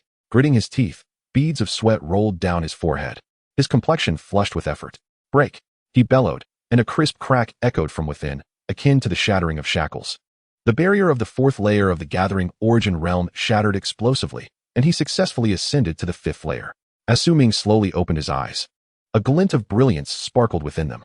Feeling the surging spiritual energy coursing through him, he could not help but muse, with this elevated realm, even the exquisite spirit essence pills seemed somewhat inadequate. He contemplated that he must gather more spiritual herbs and concoct higher-grade pills in the future. May the Yin sect not disappoint me. With swift strides, Su Ming soon arrived at the territory of the Yin sect. Before him, a group surrounded a young woman, exuding an air of arrogance. Dressed in azure attire, she possessed a youthful visage, yet her figure was alluringly voluptuous, with ample curves that captivated the eye. With each step, her graceful form swayed enticingly, undeniably mesmerizing. Su Ming furrowed his brow, pondering inwardly. What is this nonsense? A group of grown men bullying a frail woman. How utterly disgraceful. However, he was not a reckless individual. Secretly channeling his spiritual awareness, he assessed the cultivation levels of the group. To his surprise, they were all mere second and third layers of the gathering essence realm. In his eyes, nothing but insignificant minions easily crushed with a mere gesture. Bullying a woman. What sort of heroism is that? Su Ming scoffed coldly and spoke aloud. The leader of the group, a brutish man with a face full of flesh, glared menacingly at Su Ming. Who is this foolish brat? Get lost, or I'll make you regret it today. At that moment, the young girl with the cherubic face had tears welling in her eyes, pitifully crying for help. Young master, save me. My name is Ji Muqing. I accidentally got separated from my family. I am from the Ji family of Luo'an City. If you save me, I will surely repay you handsomely. A confident smile graced Su Ming's lips as he replied, Fear not, my lady. Allow me to handle this rabble. In an instant, the spiritual energy surrounding Su Ming erupted like a tumultuous wave, surging forth. With a light step, he transformed into a bolt of black lightning, charging directly at the group. Bang, bang, bang. A series of muffled thuds erupted, akin to the sound of popping beans. Su Ming's fists howled through the air, each strike imbued with a devastating force that rendered the Gathering Essence Realm thugs utterly powerless. They were sent sprawling, wailing in disarray. In the blink of an eye, the entire group lay defeated on the ground, crying out for their mothers. Su Ming dusted off his hands, appearing utterly relaxed, as though he had merely accomplished a trivial task. Ji Muqing gazed at Su Ming with gratitude in her eyes.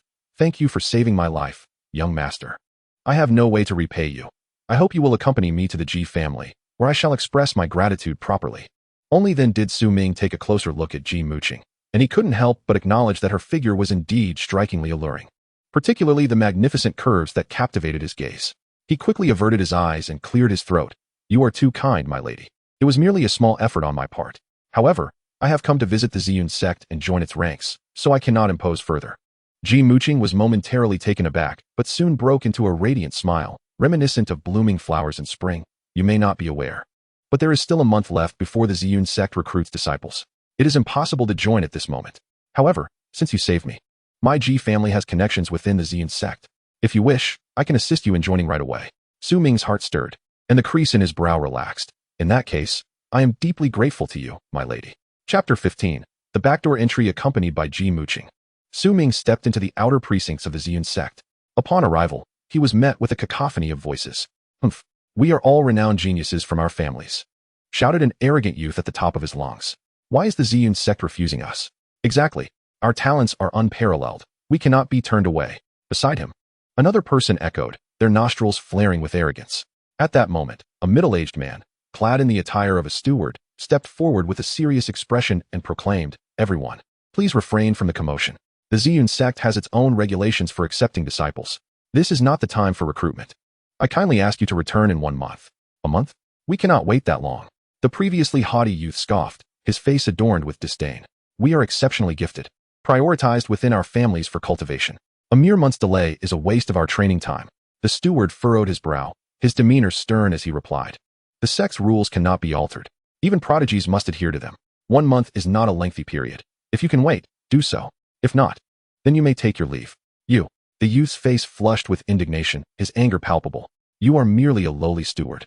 How dare you speak to us in such a manner? Do you believe I won't summon my family to deal with your Ziyun sect?" The steward let out a cold snort, his aura suddenly vibrating with power, enveloping the area in an overwhelming pressure. "Impudent! How dare you create a ruckus outside the Ziyun sect? Should you continue to cause trouble, do not expect leniency."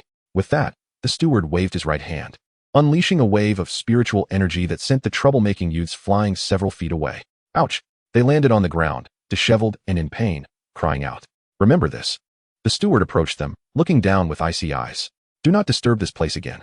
Next time, the consequences may not be as mild." The youths gritted their teeth, their faces filled with resentment, yet they dared not speak further. They could only rise, limping away in defeat. At this moment, Su Ming and Ji Muqing stepped forward. Ji Muqing, with her youthful visage and striking figure, resembled a flower in full bloom, exuding an enchanting allure. Her presence instantly drew the attention of those around her. The previously warned youths now appeared dejected, akin to defeated roosters. They approached Su Ming and Ji Muqing, offering a well-meaning caution. "You are here to join the Ziyun sect as well? Unfortunately, you must still wait a month. Coming now is futile." Ji Muqing smiled confidently, a hint of assurance playing on her lips. Without further ado, she took Su Ming's hand and strode directly toward the direction of the Ziyun sect. As they walked, Ji Muqing moved with a lightness, her form swaying gracefully, her slender waist akin to a willow swaying in the breeze. Each step she took was imbued with a unique charm. Before long, with Ji Muqing's clever maneuvering, Su Ming successfully gained access through a back door to join the Ziyun sect. With her bright, animated eyes sparkling with joy, Ji Muqing remarked, "My second uncle is a steward at the outer sect of Ziyun. Though he may not be a grand figure, he holds some small authority. I, too, shall join the Ziyun sect in due time, but I am not yet of age. Brother Su Ming, you must strive diligently. Do visit the Ji family often. We shall embark on adventures together, and perhaps we can carve out a grand destiny." After Ji Muqing departed, Su Ming surveyed his surroundings with a heart full of helplessness, his inner turmoil surging like a tumultuous undercurrent. "I did not journey here to be relegated to the menial tasks of a lowly servant disciple. My aspirations were directed towards becoming a formal disciple. How could Qin Yin, from the esteemed Qin family, be likened to my own status as a mere servant? Her standing far surpasses mine." The thought of Qin Yin tightened Su Ming's brow, a flicker of resentment crossing his face. If I remain in this servile role, my position will never match that of Qin Yan, and the Su family may very well find themselves at the mercy of the Qin family in the future. Clenching his fists, a wave of indignation surged within him. His gaze resolute, as if he sought to shatter the shackles of his current identity. However, given the circumstances, he had no choice but to accept his fate with composure. Su Ming silently resolved, yet his countenance betrayed no hint of despondency. Setting a goal, he vowed to become a formal disciple within a month. What of Qin Yan? I shall undoubtedly surpass her. Humph, with my capabilities, perhaps I could achieve this in merely a few days. Why should I require an entire month? Those so-called challenges appear to me as mere trifles, easily vanquished. With his thoughts settled, Su Ming proceeded towards the quarters of the servant disciples. Suddenly, a figure obstructed his path. It was Wu Tao, another servant disciple, who possessed the strength of the 7th level of qi condensation and held a modicum of influence among his peers. Hey kid, Wu Tao sneered, his face adorned with excess flesh. That stunning woman you just saw? She has caught the eye of our boss. You'd best stay away from her, understand? Su Ming frowned slightly, a flicker of displeasure rising within him, yet he remained silent. Assuming Su Ming's silence was a sign of fear, Wu Tao grew more arrogant. Moreover, all these tasks today are yours to handle. With a sweeping gesture, he pointed to a mountain of clutter, menial, filthy tasks that servant disciples typically loathed. A surge of anger ignited within Su Ming. He was no pushover to be manipulated at will. With a sharp clap, he struck Wu Tao decisively. The force of the blow spun Wu Tao around, leaving him momentarily dazed. You dare strike me? Wu Tao exclaimed, clutching his stinging face, disbelief etched in his eyes. Su Ming scoffed, a glint of disdain flickering in his gaze. You, a mere servant at the 7th level of qi condensation, dare challenge me? As the words fell from his lips, a vast aura of qi surged forth from Su Ming's being, akin to an invisible tempest sweeping the surroundings. Wu Tao felt an overwhelming pressure descend upon him, his legs weakening, nearly collapsing to the ground. His eyes widened in shock and terror, mouth agape. Yet no words escaped him. The air around them seemed to freeze, and Wu Tao felt like an ant, utterly powerless before Su Ming's formidable presence. Su Ming arrived at the quarters of the servant disciples, successfully completing his registration. The yard allocated to him was in a state of disrepair, yet he took it upon himself to tidy the place up, temporarily settling in. After some inquiries, Su Ming learned the regulations for the promotion of outer disciples from the ranks of the menial workers. It turned out that one needed to accumulate 300 contribution points to the sect. However, the tasks assigned to the menial workers yielded scant points. Some individuals toiled for an entire year and scarcely managed to amass 10. Many remained trapped in the identity of a menial worker throughout their lives. Nevertheless, there were alternative tasks to acquire sect contribution points, albeit fraught with peril for the menial workers. For others, these tasks posed significant danger, yet for me, the risk seemed relatively low. It appeared that undertaking these missions would be necessary, allowing me to earn both points and rewards. Lost in thought, a sudden, thunderous noise broke the silence. Bang! The door to his yard was violently kicked in. In strode Wu Haoshuan, a formal disciple of Xian sect, his prowess reaching the 3rd level of gathering essence. A group of his underlings followed closely behind, their demeanor menacing, clearly not there for a friendly visit. Wu Haoshuan's face was twisted with fury as he glared at Su Ming, bellowing, "Umph! You, a mere new menial disciple, have the audacity to act so brazenly against me. Wu Haoshuan, you must be tired of living." Chapter 16. 3 tasks. Wu Haoshuan was utterly arrogant, practically looking down his nose at Su Ming, cursing, "Humph! You, a worthless piece who came in through the back door, dare to create a ruckus here? You even struck my little brother, Wu Tao. Today, I shall teach you a proper lesson." Su Ming scoffed inwardly, maintaining a calm facade, and retorted defiantly, "And you think you can teach me a lesson? Perhaps you ought to take a good look in the mirror." Wu Haoshuan, upon hearing this, was nearly apoplectic with rage. His spiritual energy erupted, showcasing his strength at the 3rd level of gathering essence. He growled menacingly, "You little wretch, let us see if I don't break your legs today." Su Ming was not one to indulge such foul temperaments. A flicker of disdain crossed his eyes as he coldly replied, "You are simply not worthy." Before he could finish his sentence, he swiftly launched a kick. Wu Haoshuan, seeing this, smirked in derision, thinking, this fool has no idea what he's in for. He attempted to evade the kick while countering with a blow of his own. Little did he expect that Su Ming's seemingly ordinary kick concealed an immense power. With a resounding thud, Wu Haoshuan was sent hurtling through the air like a kite severed from its string. How could this be? Wu Haoshuan arced through the air, astonished and incredulous. How could a mere new menial worker possess such strength? Stronger than me. His entourage stood dumbfounded, eyes wide and mouths agape as if they could fit a whole egg inside, their faces etched with shock and fear. The once boisterous group fell silent, too intimidated to utter a word. Su Ming dusted off his hands as if he had merely accomplished a trivial task, his gaze coldly sweeping over Wu Haoshuan and his minions, as if to challenge, is there anyone else? In Wu Haoshuan's heart, a surge of defiance welled up, prompting him to rise abruptly once more. Humph, Su Ming, do not be so arrogant.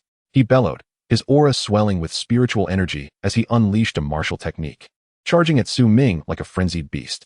Observing this, Su Ming's lips curled into a disdainful smirk. You think you can harm me with that? In a flash, he darted forward, his speed unparalleled, arriving before Wu Haoshuan in an instant. He then unleashed a powerful punch, the wind from his strike howling as if it could rend the very fabric of reality. The blow landed squarely on Wu Haoshuan. Bang! Like a kite severed from its string, Wu Haoshuan was sent hurtling backward, crashing heavily to the ground, his face immediately bruised and battered. Ah, I was wrong, Su Ming. Spare me. Wu Haoshuan lay on the ground, wailing like a slaughtered pig, desperately pleading for mercy, his appearance a portrait of utter disgrace. However, Su Ming had no intention of letting him off the hook. Humph, you broke the door. You shall mend it, and hand over all the cultivation resources you possess. With a face full of humiliation but no courage to resist, Wu Haoshuan gritted his teeth and rose, first meticulously repairing the door he had shattered. Trembling, he then presented all his cultivation resources. Here are 300 spirit stones, a condensation-level spirit sword, and 13 spirit herbs. Su Ming, I have given you everything. Please, spare me. Though he spoke these words, his heart seethed with resentment. Su Ming, you wait. I will repay this humiliation 100-fold. In the Ziyun sect, do not think yourself so formidable just because you are a disciple of the Gathering Essence realm. I will seek more powerful allies to tear you apart. He schemed in silence while maintaining a facade of utmost respect. Su Ming, indifferent to Wu Haoshuan's inner thoughts, mused that had he not just arrived, it would be most peculiar for Wu Haoshuan to leave this yard alive. Humph, consider yourself fortunate. Take your people and leave at once. Wu Haoshuan, feeling as if he had received a reprieve, hurriedly retreated with his subordinates in disgrace. Gripping the spirit sword tightly in his hand, Su Ming's gaze burned with intensity, his heart turbulent. This sword was sharp, deserving of a supreme sword technique to truly unleash its potential. The legacy left by Master Yin Yang Danzun unfolded in his mind like a treasure trove. Among the various sword techniques, the star-cutting sword technique emanated an aura of catastrophic power. This was the one, considering the potential noise from cultivation that could attract unwanted attention. A resolute glint flashed in Su Ming's eyes. It was imperative to seek a secluded location for his practice. With a thought, he vanished into the space of the Yin Yang Ring. This place was tranquil, with only wisps of spiritual energy swirling around him. Su Ming sat cross-legged, the spirit sword resting upon his knees, took a deep breath, and began to cultivate the star-cutting sword technique. The initiation of this technique required the soul to guide the sword chi into the body and then condense it onto the sword, an endeavor far from simple. As the sword energy initially coursed through his meridians, it felt akin to 1,000 needles piercing his flesh. Beads of sweat cascaded down Su Ming's forehead. Yet he gritted his teeth, uttering not a single word. Humph, such trivial pain cannot deter me. His complexion grew increasingly pallid, his hands trembled slightly. Yet his gaze remained resolutely steadfast. Star-cutting sword technique, manifest for me. With a low exclamation, the sword energy surged violently within him, as though his meridians were on the brink of bursting. Su Ming could not suppress a muffled groan, yet he persevered with unwavering determination. Time became an indiscernible entity as the tempestuous sword energy gradually succumbed to his will, coalescing softly upon the spirit sword. The blade quivered gently, as if in jubilation, with glimmers of starlight flickering into existence. At last, he had successfully breached the threshold. Su Ming exhaled a long sigh of relief, a fatigued yet contented smile gracing his features. After a night of arduous training, outside the confines of the Yin Yang Ring, daylight had fully dawned. Su Ming strode purposefully into the hall of miscellaneous tasks. A swift glance revealed only 3 high-contribution tasks posted on the board. Task 1, eliminate the 7th-tier beast, the rhinoceros demon dog, and procure its demon core, with a reward of 50 points. Task 2, harvest the 9th-tier spiritual herb, the 9-carp fruit, rewarding 60 points. Task 3, assist in expelling malevolent forces from Qingjiang town, rewarding 100 points. What a formidable array of tasks. Su Ming's heart quivered, yet a glimmer of resoluteness flickered in his eyes, and without hesitation, he declared, I shall undertake all 3 tasks. The overseeing deacon, Jiang Mofeng, who had been engrossed in organizing documents, abruptly lifted his head, astonished, his eyes wide with disbelief as he gazed at Su Ming. Do you comprehend the peril associated with these tasks? Each one could easily cost you your life, and you wish to take on all 3? Su Ming's expression remained tranquil, a slight smile of confidence gracing his lips as he calmly replied, "Rest assured, Deacon, I am fully aware of my limits. I shall return in 7 days to report on my progress." The surrounding miscellaneous disciples erupted into laughter upon hearing his words. This fellow must have lost his senses. Each of these tasks is life-threatening, and he dares to accept them all, utterly reckless. Indeed, once he steps outside the sect, he may never return, squandering his life in vain. Ignoring their jeers, Su Ming pondered silently, calculating that the cumulative reward of these 3 tasks amounted to merely 210 points. Still a far cry from the 300 points he required. It seemed he must complete these tasks before taking on additional ones to reach his goal. Resolving this in his mind, Su Ming wasted no time and departed from the Ziyun sect. However, scarcely had he left when several shadowy figures emerged from the darkness, silently trailing behind him. Chapter 17. Ji Hongshan. Su Ming, we finally have you cornered. A piercing shout shattered the stillness. Su Ming raised his gaze to see Wu Haoshuan standing ahead, his expression twisted in malice. Beside him stood a tall young man, his demeanor imposing, his countenance cold, exuding an innate arrogance. This was Brother Yu Juanza, an official disciple from the outer sect, hailing from the Yu family of Luo'an City. The cultivation at the 7th level of the Gathering Yuan realm is indeed a pinnacle existence within our outer sect. Wu Haoshuan wore a sycophantic smile, striving to ingratiate himself with Yu Juanza, and then cast a fierce glare at Su Ming, sneering, "Su Ming, with senior brother you here today. Let us see how you can continue your arrogance." Su Ming remained composed, his spiritual sword trembling slightly in his hand, resonating with the battle intent of its master. He mused inwardly, "Wu Haoshuan, I spared you last time out of consideration for our shared sect, yet you show no signs of repentance and have even summoned reinforcements. In that case, do not blame me for being unmerciful." Yu Juanza tilted his head slightly, casting a disdainful glance at Su Ming, snorting contemptuously, "So you are Su Ming? I've heard you possess some abilities within the sect, but in my eyes, you are merely a buffoon. Today, if you kneel and beg for mercy, perhaps I might, in a moment of good humor, spare your insignificant life." A faint smile curved Su Ming's lips, revealing a cold laugh. "Yu Juanza? What does it matter that you are at the 7th level of the Gathering Yuan realm? Do not presume that a modicum of cultivation grants you the right to act recklessly. Today, whoever stands in my way shall meet their demise." With that, a surge of spiritual power enveloped him, emanating a powerful aura from within. Such audacity! Yu Juanza shouted furiously. "Wu Haoshuan, attack! We must break his spirit." Receiving the command, Wu Haoshuan brandished a short blade, his figure darting towards Su Ming like lightning, the blade's glimmer carrying a chilling intent. Su Ming's eyes narrowed. Instead of retreating, he advanced, his spiritual sword tracing a resplendent arc, the initial stance of the star-cutting sword technique. Now, outside the sect, he felt liberated from constraints. In an instant, it was as if stars twinkled in the sky, with streams of sword energy intersecting and cascading towards Wu Haoshuan. "Ah!" Wu Haoshuan screamed in agony. His body hurled backward by the force of the sword energy, crashing to the ground like a kite with severed strings, lifeless and unresponsive. "You dare to kill him?" Yu Juanza's eyes widened in shock and fury at the sight. "Su Ming, you have thoroughly enraged me. Today, I shall ensure your body is shattered into 1,000 pieces to quench my wrath." With Yu Juanza's furious roar, his spiritual energy surged violently. The formidable aura of the 7th level of the Gathering Yuan realm unleashed without reservation, warping the very air around him. He swiftly formed seals with his hands, condensing a massive sphere of spiritual energy in his palms, crackling with electric sparks, embodying an unfathomable power. "Receive my strike." Whined elemental explosion. Yu Juanza hurled the sphere of energy towards Su Ming, annihilating trees in its path, reducing them to splinters. Su Ming's expression turned grave as he sensed the terrifying might of the attack. He dared not be careless, channeling his spiritual power to its utmost, the radiance of his sword intensifying as he chanted the incantation for the first move of the star-cutting sword technique, the Starfall. "Humph, overestimating yourself. Today marks your end." Yu Juanza glared at Su Ming, his eyes brimming with murderous intent. Su Ming took a deep breath, and with a sharp swing of his spiritual sword towards the heavens, an explosion of starlight illuminated the sky. Streams of celestial power surged forth like a radiant rainbow, hurtling towards Yu Juanza's wind element explosion. A thunderous roar erupted as the celestial force collided with the wind blast in midair, sending shockwaves of immense energy radiating outward.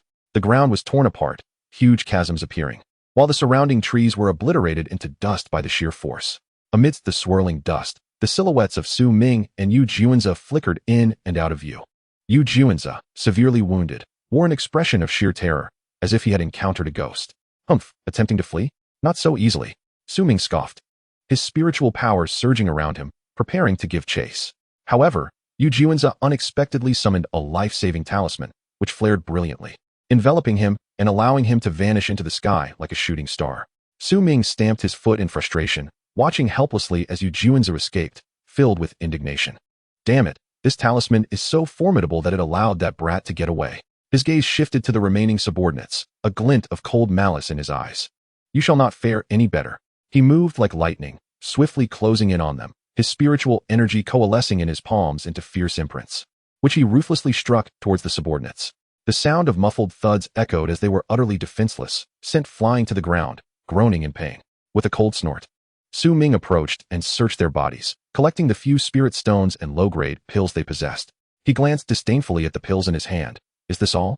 Not even worthy compared to what I could concoct myself. Truly an eyesore. Though he voiced his disdain, he pocketed the items, considering that he could sell them later for some spirit stones. Su Ming was acutely aware that the Yu family was a formidable entity. After Yu Juanza had suffered such a significant loss, the family would undoubtedly seek retribution, likely bringing trouble to him. I must become an official disciple more swiftly, he thought, his brow furrowing in contemplation. Once I attain that status, even if the Yu family seeks vengeance, I will have my identity as a shield. I can no longer be a mere errand disciple, subject to their whims. His fists clenched, his eyes reflecting determination and resolve. Su Ming consumed several movement pills in quick succession. As the pills took effect, a surge of powerful energy erupted within him, propelling him forward with fervor. In the blink of an eye, he arrived at the location of his first task.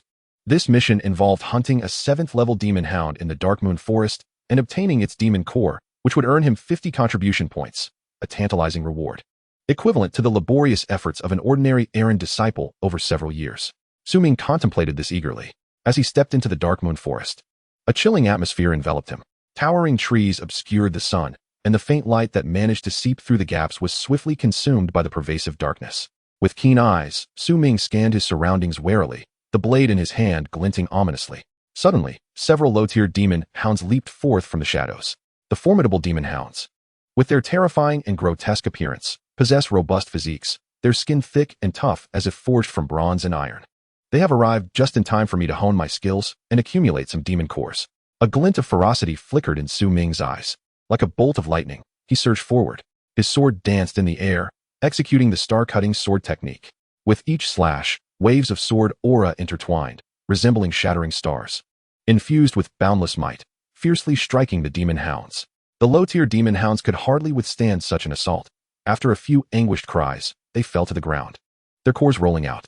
Su Ming bent down to collect the cores, stowing them away, while pondering, within this Dark Moon Forest, I wonder where the demon hound of the 7th layer of the Gathering Yuan realm is concealed. I must locate it swiftly to complete my task and enhance my score. As he searched, Su Ming continuously engaged in battle with the lower-tier demon hounds. With each encounter, his proficiency in the star-cutting sword technique grew, and his combat prowess escalated rapidly. This star-cutting sword technique, its power steadily increasing. Once I find that demon hound of the 7th layer of the Gathering Yuan realm, it shall witness my might. Su Ming tightened his grip on the sword, murmuring to himself. His figure darted through the eerie expanse of the Dark Moon Forest, akin to a streak of black lightning, advancing deeper with a singular goal in mind, the demon hound of the 7th layer of the Gathering Yuan realm. As Su Ming rushed onward, his eyes glimmered like cold stars, sharply scanning his surroundings. Before long, he zeroed in on a demon hound of the 7th layer of the Gathering Yuan realm. This vile creature was ensconced in a vast, shadowy cavern, exuding an aura of menace.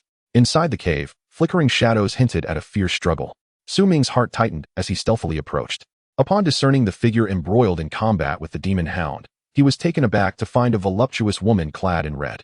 Her form was exquisite, her waist as graceful as a willow, skin fairer than snow, and her pair of enchanting eyes sparkled with brilliance, breathtaking in their beauty. Su Ming's heart skipped a beat. For a moment, he believed he had encountered Ji Muqing. The striking resemblance to her familiar features momentarily disoriented him. Without a second thought, he charged into the fray, sword drawn like a flash of lightning. Kill! Su Ming roared, the sword energy surging forth like a dragon bursting from the sea, directly assaulting the demon hound. The woman, noticing his arrival, exhibited a glimmer of surprise in her beautiful eyes, wielding her long whip with the grace of a dancing serpent, seamlessly coordinating with Su Ming. Through their combined efforts, although the demon hound was exceptionally fierce, it gradually found itself overwhelmed. Before long, The demon hound collapsed with a thunderous crash, lifeless. Su Ming exhaled deeply, ready to speak, when his gaze fell once more upon the woman, only to realize he had mistaken her identity. My apologies, miss. I mistook you for someone else. You bear an uncanny resemblance to an acquaintance of mine, Su Ming said, his face a mask of contrition as he clasped his hands in a gesture of respect. The woman parted her crimson lips, her laughter bright and inviting. No harm done. I thank you, young master, for your gallant assistance. Had it not been for your timely intervention, I fear I would have perished here today. Su Ming's gaze swept over the woman's alluring figure, and he silently shook his head, reflecting that while she shared a similarly captivating form with Ji Muqing, she was ultimately not her. May I inquire why you seek the demon hound of the 7th layer of the Gathering Yuan realm? The woman asked, her curiosity piqued. To be candid, I require a demon core from a 7th-tier Shima hound for the task at hand, Su Ming stated frankly. Upon hearing this, the woman's beautiful eyes sparkled, and a captivating smile graced her lips. In that case, I shall bestow this demon core upon you, my lord. What I seek in return is merely the horn of the Shima hound, to be used as material for forging. Su Ming felt a surge of joy in his heart as he accepted the demon core, bowing once more. I am deeply grateful for your generosity, fair maiden. Your kindness shall not go unappreciated. The lady replied, You are too courteous, let us part ways here. With that, she gracefully turned and departed, leaving Su Ming gazing at her retreating figure, a ripple of unusual emotions stirring within him. Regaining his composure, Su Ming set off towards his second task location, a vast expanse of lake, its waters crystal clear and shimmering like a colossal mirror laid upon the earth. As he reached the lake's edge, a familiar silhouette caught his eye. It was the woman in red, Ji Hongshan, her figure as curvaceous and graceful as ever, resembling a celestial being gracing the mortal realm. Their eyes met, both momentarily stunned. What a coincidence! Su Ming was the first to speak, a smile blossoming on his lips. Ji Hongshan couldn't help but chuckle. Indeed, what a stroke of luck. I never expected to encounter you here, my lord. Chapter 18. Resilient. A brief exchange ensued between Su Ming and Ji Hongshan, his gaze inadvertently wandering over her alluring figure. What an extraordinary sight. Truly remarkable. I never would have guessed that you are acquainted with my sister, Ji Muqing, Ji Hongshan remarked, her eyes twinkling with surprise. This truly is a serendipitous encounter. Su Ming mused inwardly. This twist of fate arose unexpectedly, yet it is indeed intriguing. Maintaining an impassive demeanor, he nodded slightly. Yes. I have had the pleasure of meeting your esteemed sister on a few occasions. Ji Hongshan, with her voluptuous form, gazed towards the sparkling lake, a flicker of determination crossing her eyes. My objective this time is the black-striped carp in the lake, a formidable creature at the 8th tier of the gathering element realm. I had been pondering how to tackle it, but fortune has smiled upon me with your presence, senior brother. Su Ming's gaze sharpened as he followed her line of sight, comprehending the beast's strength. A subtle smile tugged at his lips. What I desire is the 9 carp fruit it guards. In that case, shall we collaborate, each fulfilling our needs? Ji Hongshan's beautiful eyes shifted as she assessed Su Ming, seemingly weighing the pros and cons of the proposition. After a moment, a radiant smile broke forth, reminiscent of blooming flowers in spring, bright and enchanting. Very well, I am indeed inclined to collaborate. With your assistance, senior brother, our chances of hunting the black-striped carp will be greatly enhanced. A thrill of excitement coursed through Su Ming. If this collaboration proved successful, the 9 carp fruit would be within reach. The two stood at the lakeside, the breeze tousling Ji Hongshan's hair, her figure swaying gracefully, holding her long sword like a resplendent rose blossoming in the wind, utterly captivating. Senior Su, today we shall surely vanquish the black-striped carp beneath our blades. Her lips parted lightly, her voice ringing clear like a bell. Su Ming tightened his grip on the sword, his gaze resolute. Indeed, Lady Hongshan, do take care.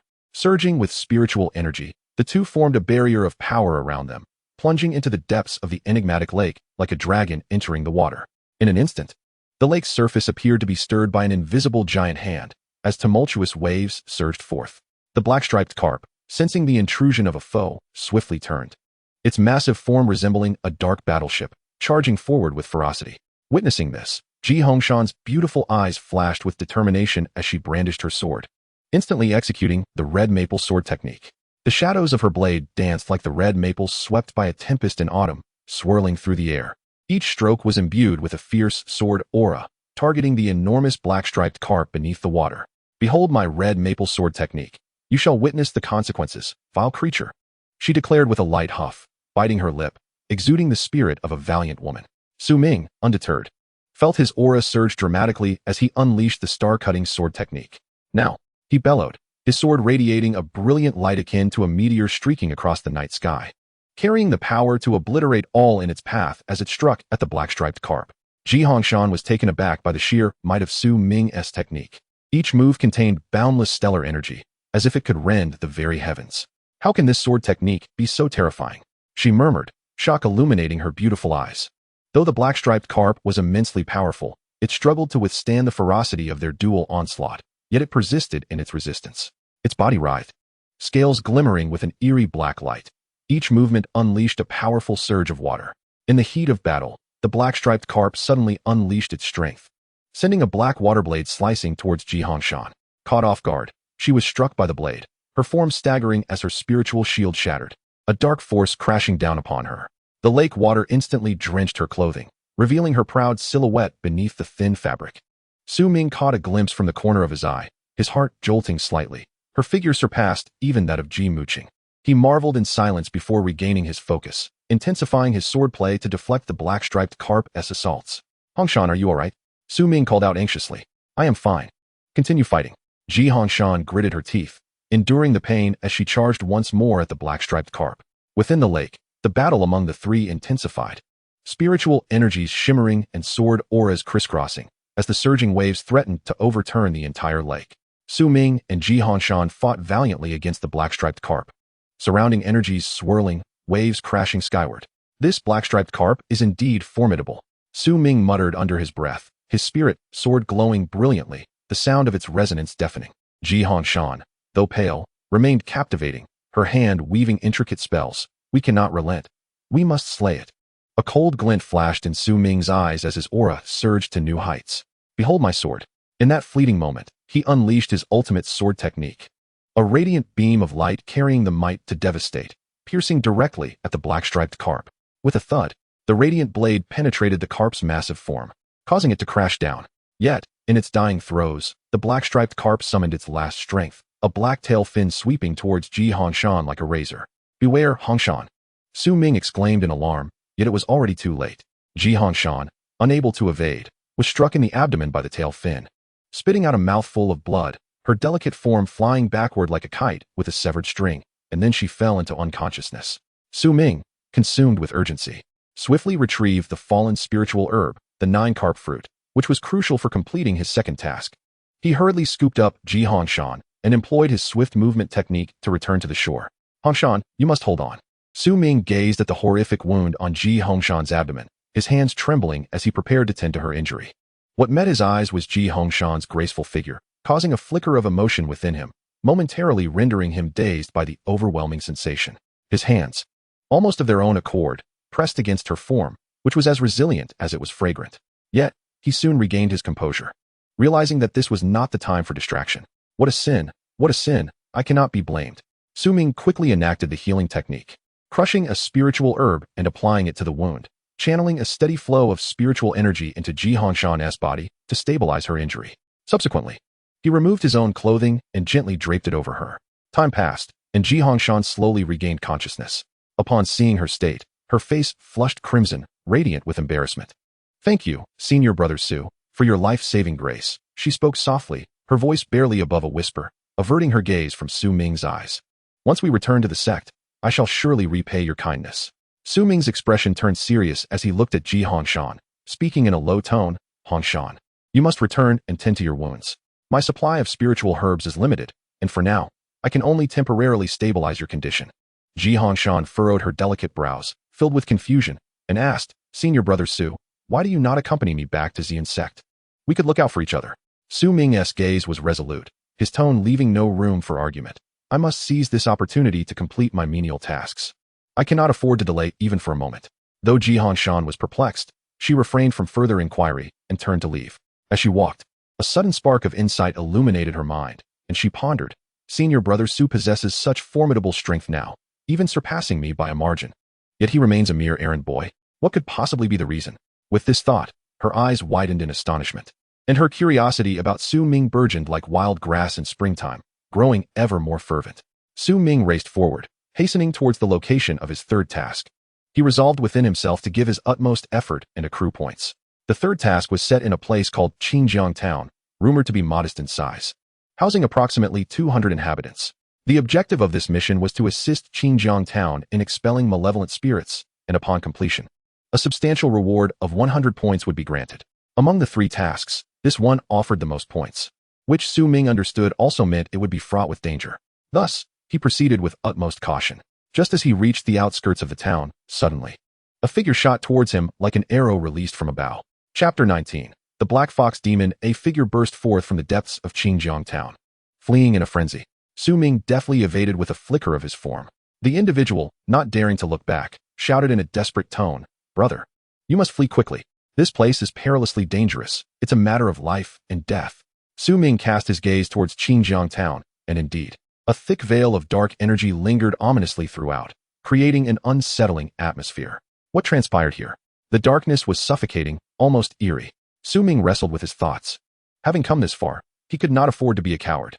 Failing the task would mean the end of his aspirations to become a formal disciple. After a brief contemplation, he pivoted and darted towards the fleeing figure, seizing him with urgency. "Hey, what on earth is happening in the town? Speak quickly." The man, pale as a ghost, trembled as he replied, "Big brother, the town is haunted. Many have perished, and countless others have fallen under a malevolent influence, acting as if they are mad. Even the immortals who came to exorcise the demons have met their demise." The thought that immortals had fallen sent a shiver down Su Ming's spine. Were there deeper secrets at play? The Ziyun sect typically dispatched multiple assignments, so there were disciples who had arrived earlier. Filled with uncertainty, Su Ming intended to press the man for more information. However, the individual suddenly rolled his eyes and collapsed. Unconscious. What a stroke of bad luck, Su Ming muttered under his breath. With no other choice, he resolutely turned and strode toward Xinjiang town. Within him, a strong conviction surged, bolstered by the divine combat technique, the Thunderbolt technique.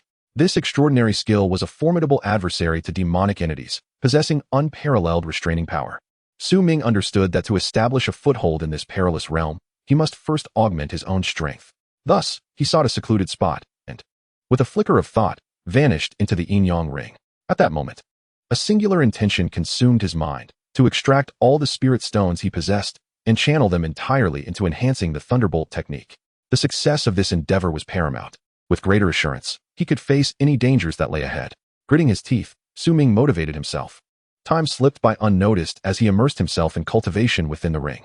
The spirit stones and elixirs were consumed as if devoured by a black hole, vanishing at an astonishing rate. Finally, at the very heart of the surging spiritual energy, Su Ming's body radiated with flickering lightning. His aura underwent a dramatic transformation. It was accomplished. A glimmer of ecstatic joy flashed in Su Ming's eyes. After enduring this arduous training, the Thunderbolt technique had successfully ascended to the minor success realm. As Su Ming stepped into Xinjiang town, a strange black mist enveloped him, akin to a ravenous wolf scenting blood. "Humph," Su Ming scoffed coldly, his voice resonating as if from the depths of the underworld, dripping with disdain. "Show your true form, you pretenders." Yet the dark mist, seemingly oblivious to his challenge, continued to swirl around him with audacious defiance, as if daring him to act. Seeking confrontation, a glint of cold light flashed in Su Ming's eyes. With a mere gesture, thunder descended. A formidable bolt of lightning, like a celestial sword cleaving the heavens, tore through the void and struck directly at the swirling dark mist. As the lightning surged forth, the very fabric of space seemed to be seared, leaving behind fissures in its wake. With a thunderous roar, the dark energy was instantly obliterated. A charred silhouette, resembling a broken kite, plummeted from the sky. Upon closer inspection, Su Ming realized, to his astonishment, that it was a black fox demon. Suddenly, everything became clear to him. The disturbances in Xinjiang town were not the result of ghostly apparitions, but rather the mischief of a fox demon. With this revelation, the resolution became simple. A cold smirk crept upon Su Ming's lips. With a swift motion, he extracted the demon core from the black fox, which emitted a faint, ethereal glow. Then, in a flash, Su Ming darted towards the heart of the town, specifically to the courtyard of Xinjiang's official. Today, he vowed to eradicate all the black fox demons in one fell swoop. His heart surged with murderous intent as his steps quickened.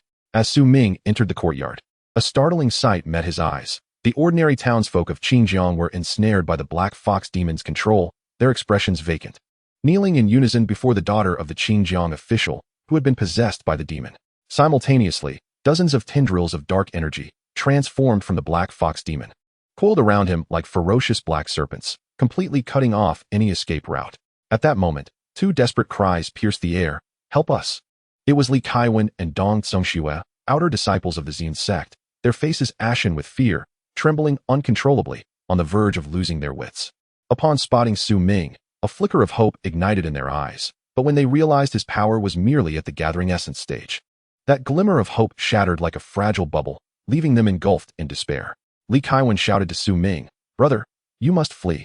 We stand no chance against these black fox demons." Dong Songxue echoed, "Yes, don't throw your life away in vain. Retreat quickly."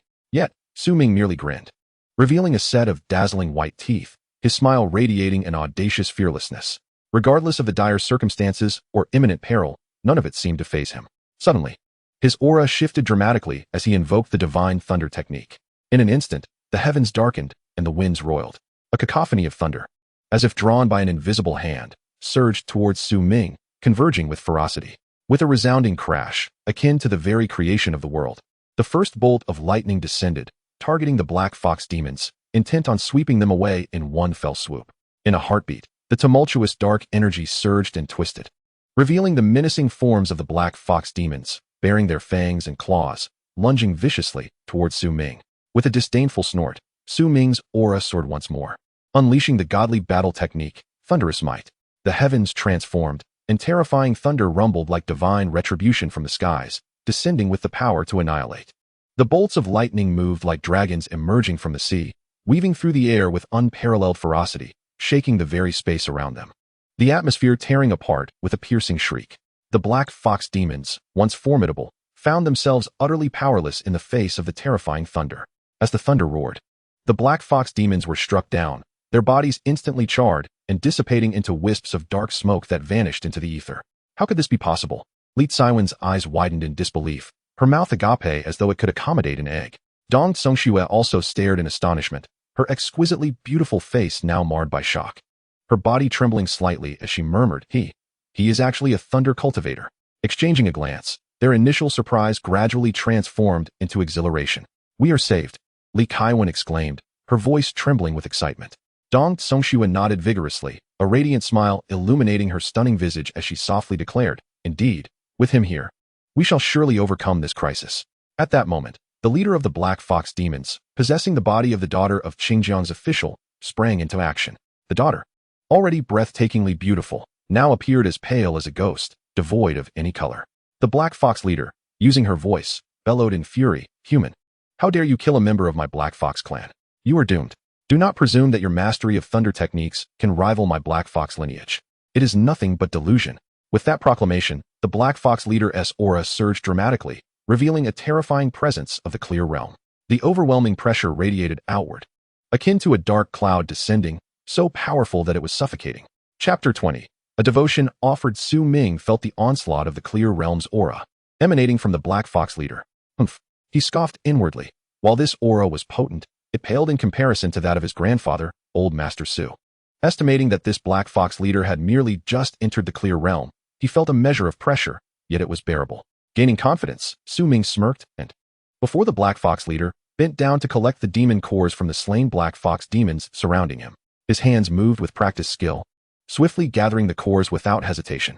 Upon witnessing this, the Black Fox leader's eyes bulged in disbelief, fury igniting within. "You dare!" it roared, its voice brimming with incredulity and wrath. "Today, I shall tear you limb from limb." The Black Fox leader's demonic energy surged, clearly incensed by Su Ming's actions. However, Su Ming appeared unfazed, continuing to methodically gather the demon cores before raising his gaze, coolly assessing the Black Fox leader. "You, worthy?" "Not in the slightest," he retorted coldly, dripping with disdain. Beside him, Li Kaiwan, an outer disciple of the Yin sect, was frantic, her voice hoarse as she shouted, "Brother, at a time like this, you still think to collect demon cores?" Dong Songxue, equally alarmed, her eyes wide, urged, "Yes, let us flee. This Black Fox leader is far too terrifying. We are surely at its mercy." Her delicate form trembled slightly, adding an extra layer of vulnerability to her already enchanting presence. The formidable leader of the Black Fox demon, possessing the body of the daughter of Qingjiang Yuanwei, is truly a sight to behold.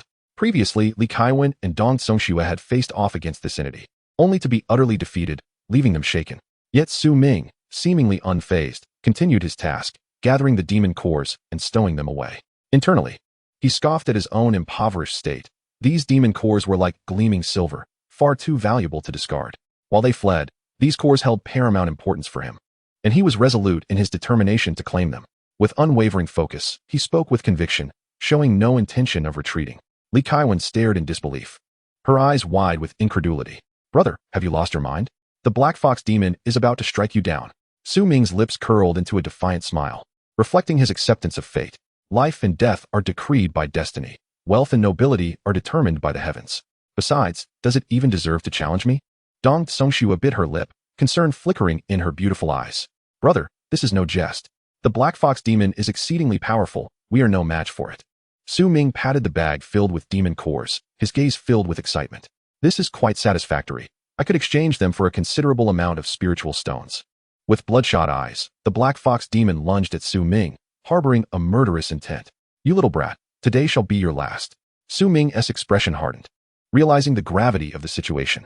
Internally, he acknowledged the old demon's formidable strength and understood he must exert every ounce of his power.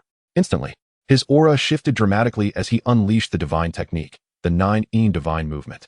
In an instant, Su Ming's form became ethereal, leaving behind fleeting afterimages, his speed reaching dizzying heights. He then unleashed a flurry of punches, the might of the Haoyang 13 fists surging forth, each strike carrying the force to shatter the very heavens. With the might of thunder, Su Ming roared, and countless bolts of lightning coiled around him like ethereal serpents, surging towards the Black Fox Demon. The demon, initially confident in its ability to dominate Su Ming, found itself bewildered by the young man's terrifying prowess. It struggled to pinpoint Su Ming's elusive form, its own attacks proving futile against his defenses. Moreover, it was relentlessly bombarded by the onslaught of lightning and the overwhelming pressure of the Haoyang 13 fists, causing it to howl in agony. "Who are you? How can you wield such advanced martial techniques and movements?" The Black Fox Demon exclaimed in shock, unable to contain its astonishment. Yet Su Ming remained undeterred, fixated solely on his singular mission, to vanquish this vile creature. His offensive intensified, leaving the Black Fox Demon no respite. Realizing the dire straits it was in, the demon inwardly lamented its predicament. This boy was too formidable. If it did not flee now, it would surely meet its demise here. Hastily, it attempted to sever the possession and escape. Thinking of fleeing? Not so easily. Su Ming's gaze turned icy as he brandished a long sword, its blade shimmering with a chilling light. Stellar slashing sword technique. With a thunderous shout, Su Ming swept his sword with vigor. In an instant, a resplendent beam of sword light soared into the heavens, as if to sever the very stars themselves, carrying with it an overwhelming might. It struck towards the Black Fox Demon leader. In terror, the Black Fox Demon leader turned back, only to find the sword light already upon him. Leaving no time for evasion, a desperate cry escaped its lips. With a dull thud, the body of the Black Fox Demon leader was cleaved in two by the divine sword technique, blood splattering and staining the very earth beneath.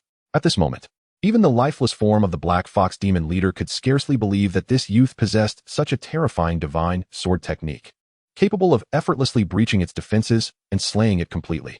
How could this be possible? Li Tsaiwen's eyes widened in disbelief, her expression a tapestry of shock and astonishment. Her body, once marred with the scars of the Black Fox Demon leader's torment, now trembled slightly in shock.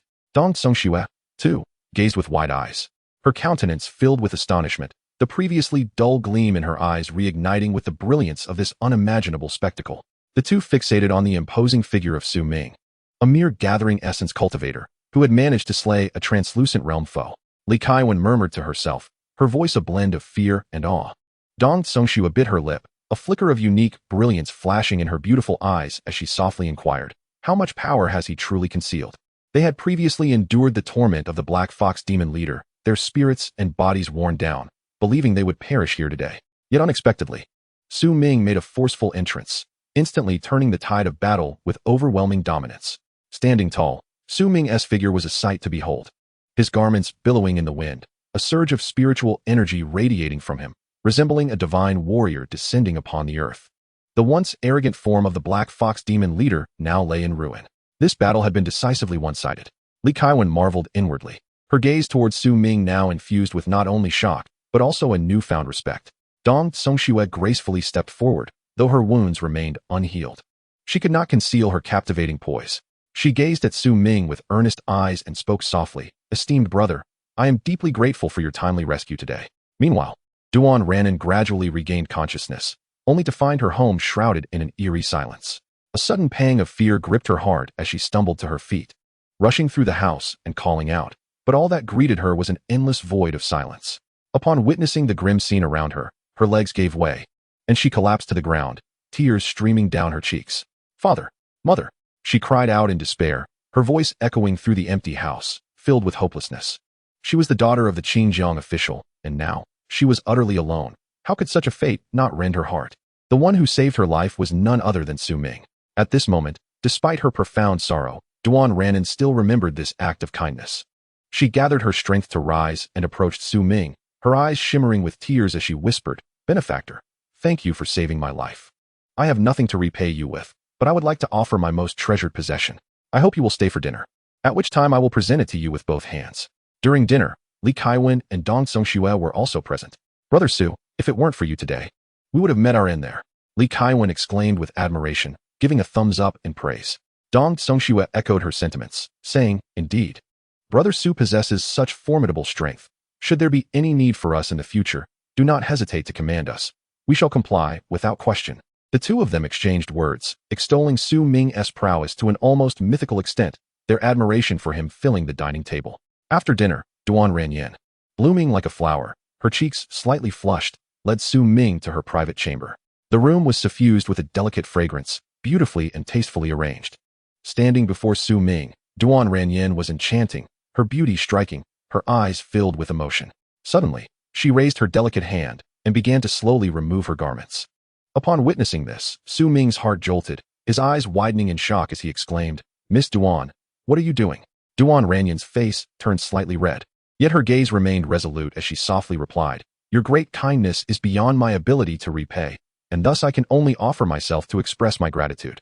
As she spoke, she had already shed her clothing, her flawless form revealed before Su Ming's gaze. Though not as outrageous as Ji Hongshan, she was nonetheless as pure and clear as jade. Chapter 21. Hong Yuer Young Master, Ranyan is willing to offer herself in gratitude for your life-saving grace. Duan Ranyan's voice trembled slightly. Her figure was soft, her beauty captivating, her skin fair as snow, with an air of delicate charm in her eyes. Su Ming frowned slightly, and without hesitation, he refused, saying, "Miss, this is absolutely out of the question. Young master, Ranyan is pure and will not cling to you. It is merely that the Duan family has nothing of value to offer, and this is the only way I can express my gratitude. I implore you to accept this." Duan Ranyan spoke urgently, her eyes filled with pleading. Su Ming's expression was firm, his tone sincere. "Do not speak so. I, Su Ming, am not one to act so frivolously. My act of saving you was but a trifling matter. No reward is necessary, and you need not feel any pressure." Upon hearing this, Duan Ranyan shuddered, the color draining from her face as if struck by lightning. Her lips trembled, yet she could not utter another word. Ultimately, she staggered, slowly turning away, her silhouette filled with despair as she walked away, as if all strength had been drained from her.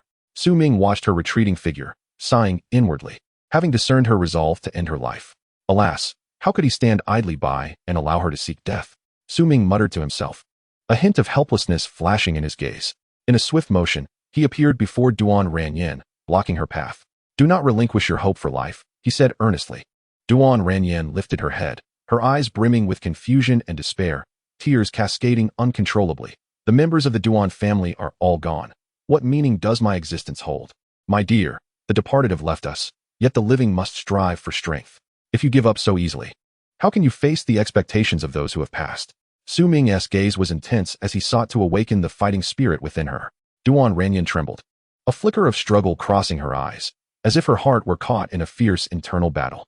Seeing the situation, Su Ming continued, "Such beauty you possess, my lady, and the world still holds countless wonders yet to be experienced. How can one so easily forsake hope?" Duan Ranran bit her lip, tears streaming down her cheeks. Yet her despair had lessened. "Young master," she whispered softly, her voice tinged with confusion and a flicker of hope. Su Ming nodded gently, his expression softening. "My lady, come with me. I shall surely help you regain the hope of life." After a moment's hesitation, Duan Ranran slowly nodded and took a step to follow Su Ming. A night of arduous cultivation ensued. Su Ming felt the spiritual energy within him surge like a tumultuous tide, wildly coursing through his veins. Had he broken through? Remarkably, he had reached the 6th level of the Gathering Essence realm. The Yin Yang Divine Art was indeed extraordinary. Su Ming's face was a canvas of astonishment, his heart brimming with joy. After absorbing countless spirit stones, his cultivation had stubbornly remained stagnant, yet now, he had achieved a breakthrough overnight. On the following day, As dawn's light began to grace the sky, Su Ming prepared to return to the miscellaneous tasks hall of the Ziyun sect to report on his assignments. He sought out Duan Ranran, his demeanor earnest. Ranran, a month hence, the Ziyun sect will commence its recruitment of disciples. You may come to the Ziyun sect to seek a master. There, you will meet many kindred spirits, and you shall no longer feel lonely. Duan Ranran lifted her gaze, her eyes shimmering like water, responding softly, all right. Yet, a bittersweet sensation lingered within her. She was acutely aware of her lack of aptitude for cultivation, and this notion of seeking a master felt akin to chasing mirages. As Su Ming departed, his silhouette gradually fading from view, Duan Ranran stood rooted in place. Suddenly, a jolt of realization coursed through her. She sensed a subtle flow of spiritual energy within her. Was this cultivation? Duan Ranran's eyes widened in disbelief. Hastily, she recalled the events of the previous night with Su Ming by her side. Could it be that? She raised her eyes toward the direction in which Su Ming had vanished, her gaze imbued with complexity, shock, confusion, and an unnameable sentiment intertwined. As if the depths of her eyes were filled with his image. At the Ziyun sect, in the miscellaneous tasks hall, voices erupted. Look, ISNT, that's Su Ming. Indeed. It's only been 3 days, and he's back already. Surely, he couldn't handle the task he took on. If I said it. Does he really think he could accomplish such a mission? It's nothing but a daydream, a complete waste. The hall resonated with jeering remarks. Su Ming maintained his composure, seemingly unfazed, and strode directly toward the deacon's office. Jiang Mofeng, the deacon responsible for the miscellaneous tasks, observed Su Ming's approach, shaking his head slightly, a complex expression crossing his face. He sighed softly. Su Ming, those tasks are not meant for the likes of ordinary folk. Do you know that throughout the year, no one has ever completed them? Those who dare to accept such tasks often lose their lives. Your decision not to go was indeed wise. As long as the green hills remain, one need not fear the absence of firewood. With resolute strides, Su Ming advanced, revealing the insignias of 3 completed tasks in his hand, directly presenting them before the deacon. Deacon, I have accomplished all 3 tasks. Jiang Mofeng's eyes widened in disbelief, his face a portrait of astonishment. You truly completed all 3 tasks? A tempest brewed within him, for he could scarcely fathom that this seemingly inconspicuous lad before him could truly conjure such marvels. Those who had often looked down upon Su Ming were now rendered speechless, their jaws nearly dropping in disbelief. Among the crowd, the servant disciple Jiang Jiping, a cultivator of the 8th layer of the gathering Qi realm, emerged with a face full of disdain and defiance. Who knows if you've cheated? This is utterly impossible, he shouted, his voice dripping with scorn and skepticism. Su Ming's gaze hardened, and without a moment's hesitation, he raised his hand and delivered a sharp slap. Am I someone you can question? With a resounding crack, Jiang Jiping was sent flying like a kite severed from its string, tumbling across the ground before finally coming to a stop, bloodied and struggling to rise. Jiang Jiping's eyes blazed with fury as he exclaimed, You dare strike me. He charged at Su Ming once more, only to be met with another slap, this time infused with greater force. Jiang Jiping was hurled backward, crashing to the ground, unable to rise for quite some time. At that moment, the crowd began to realize that the aura emanating from Su Ming was characteristic of a powerful cultivator from the gathering Yuan realm. The crowd erupted in astonishment, a cacophony of disbelief echoing around them. Su Ming is actually at the gathering Yuan level. When did this happen? How could we not have noticed? Jiang Mofeng, too, wore a look of surprise, silently marveling at the unexpected emergence of such a formidable figure among the servant disciples this year. Su Ming pondered quietly, knowing that he possessed a mere 210 points. To ascend to the status of an outer sect disciple, he required an additional 90 points. With this thought in mind, he hurried over to the servant Deacon Jiang Mofeng and inquired, Deacon Jiang, are there any new tasks available for me? Jiang Mofeng glanced at Su Ming and, with a slight smirk, as if willing to oblige, replied, There is indeed a task, not too difficult, but it offers a substantial reward. What task? Please, do tell, esteemed deacon. Su Ming's eyes sparkled with fervent anticipation. Assist the outer sect disciple Hong Heir in alchemy. All you need to provide is spiritual energy, and the reward is 120 points, Jiang Mofeng said leisurely. However, you must be aware that this task was not originally meant for you. Upon hearing this, Su Ming grasped the underlying meaning of Jiang Mofeng's words and was overwhelmed with joy. He quickly bowed in gratitude, exclaiming, Thank you, Deacon Jiang, for your support. I shall not forget your kindness. Jiang Mofeng nodded and said, Go forth.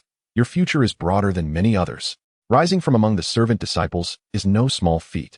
Su Ming took his leave, his heart brimming with excitement at the prospect of completing this task and transforming into a formal disciple.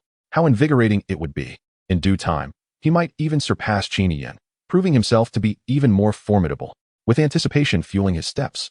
Su Ming hurried towards the grand courtyard where Hong Yue resided. Outer sect disciples, after all, possessed their own exclusive domains, unlike the servant disciples, whose accommodations were haphazardly arranged and rather shabby. Upon entering the courtyard, he beheld Hong Yue, her figure alluring, as she bent down, diligently organizing the spiritual herbs. Her brows and eyes were like exquisite paintings, her figure voluptuous, and her skin fairer than snow, a beauty beyond compare. Have you arrived? Please wait. Hong Yue did not lift her head, casually tossing a few qi-gathering pills, swallowing them to adjust her state, as she was about to require your assistance. Su Ming accepted the pills, observing Hong Yue's cold and enchanting demeanor. An inexplicable tension surged within him. However, the few white pills were quite delightful. He obediently swallowed the pills, sitting cross-legged beside her to regulate his spiritual energy. Chapter 22. Profiting while lying down in Luo'an City, the Yu family. Father, you must stand up for me. Yu Juanza's face was filled with distress, resembling a frostbitten eggplant, utterly tragic as he pleaded with Yu Yishan. That scoundrel Su Ming actually wounded me grievously with a single sword strike. If this grudge is not avenged, it will forever weigh heavily on my heart. Upon hearing this, Yu Yishan's expression darkened instantly. Like the sky before a storm, his aura surged violently, causing the furniture in the room to tremble slightly. How outrageous. This Su Ming shows utter contempt for my Yu family. Yu Yishan glared furiously, his eyes seeming to blaze with fire. Pondering to himself, when has my Yu family ever endured such humiliation in Luo'an City? How dare a mere Su Ming act so arrogantly? Mo Shu, it seems I must trouble you to make a trip. Yu Yishan turned to the silent Mo, his tone carrying an undeniable authority. Mo, a formidable presence in the Yu family, nodded slightly, a glint of coldness flashing in his eyes. Rest assured, the scoundrel Su Ming shall meet his demise at my hands. His voice was deep, as if emanating from the depths of the underworld, an aura of lethal intent subtly permeating the air. Yu Juanza, upon hearing this, felt a flicker of satisfaction, gritting his teeth. Su Ming, this time, let us see how you escape this calamity. The loathsome visage of Su Ming flashed in his mind, and his hatred deepened as he silently vowed, you dared to injure me. You shall pay a grievous price. Yu Yishan stood with his hands clasped behind his back, his gaze fixed on the distance, as if he could already envision the scene of Su Ming's downfall, coldly declaring, to dare harm my son, this shall be your consequence. Outside the Luo'an sect's outer gate, Hong Yue donned a pristine alchemist's robe, her figure graceful, with curves that could be described as sizzling, particularly her voluptuous and pert attributes, which accentuated her enchanting allure. Her beautiful eyes flickered as she turned to Su Ming and inquired, are you aware of the requirements this time? Su Ming shook his head slightly, responding honestly, I am not clear. Hong Yue's brows instantly furrowed in irritation, her temper flaring as she scolded softly. Those fools from the task hall are truly useless. They can't even clarify such a simple matter. She then made an effort to suppress her anger, patiently explaining to Su Ming, what I am concocting this time is the soul melding pill, a pill of considerable rank and immense difficulty to refine. The average person simply cannot master it. After a pause, her expression grew serious. Her beautiful gaze fixated on Su Ming as she solemnly stated, when I begin the alchemical process, it is highly likely that I will encounter a shortage of spiritual energy. By that time, I expect you to infuse your spiritual energy promptly, without hesitation or excuses. Even if you find yourself utterly depleted, you must grit your teeth and endure. Do you understand? Su Ming responded without a moment's indecision. Understood. The method for crafting the spirit fusion pill was precisely contained within the inheritance bestowed upon me by my master. He pondered silently. Not only that, but the more advanced method for concocting the God fusion pill was also included. Given my current capabilities, the God fusion pill indeed exceeded my abilities. However, the spirit fusion pill was merely a trifle for me to concoct. Yet, Su Ming would not voice such thoughts. He clearly understood that his purpose here was to utilize his spiritual energy for labor. Accumulating enough points to officially become a disciple was of utmost importance.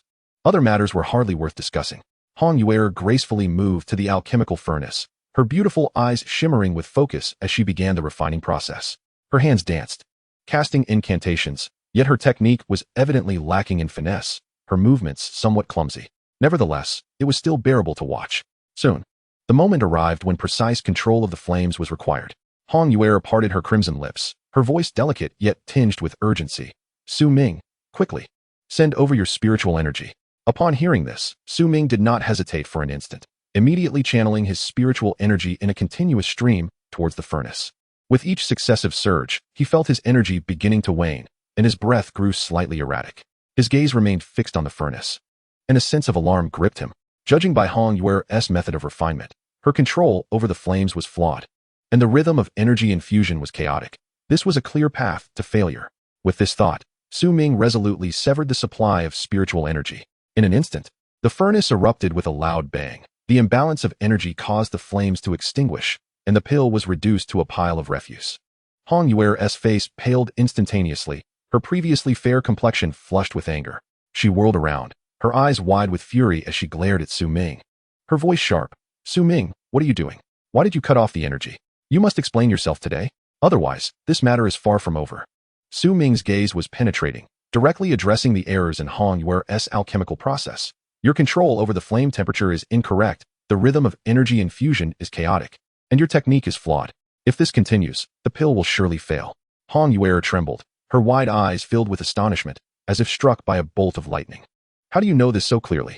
She stammered, her voice tinged with disbelief.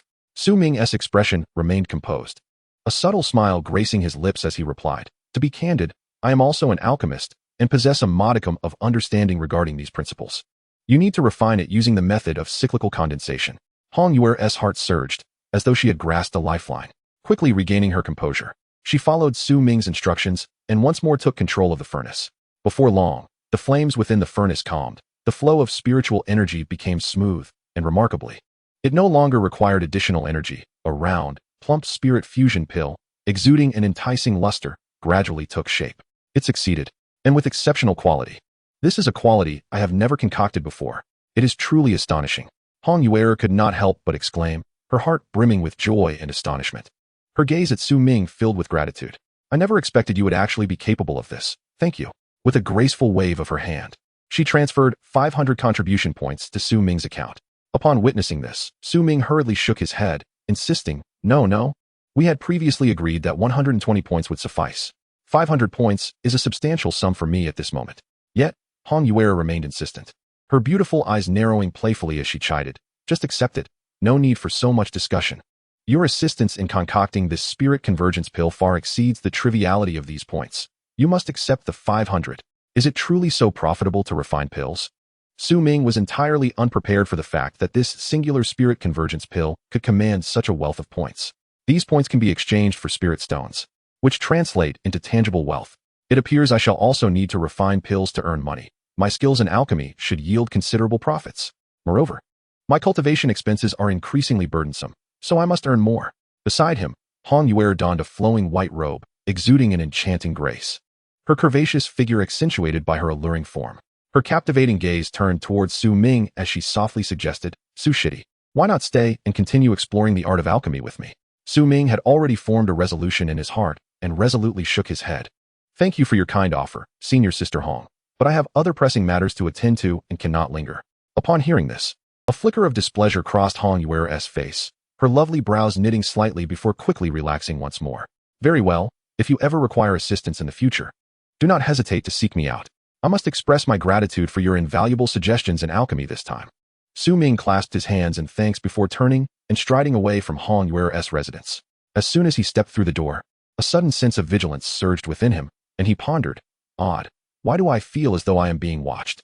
He feigned nonchalance while instinctively slowing his pace, discreetly scanning his surroundings, and indeed, he noticed a passerby whose gaze lingered on him, seemingly unconcerned about being discovered. Su Ming maintained an outward calm while a tempest roiled within. He understood that beneath this facade of tranquility lay a potential threat.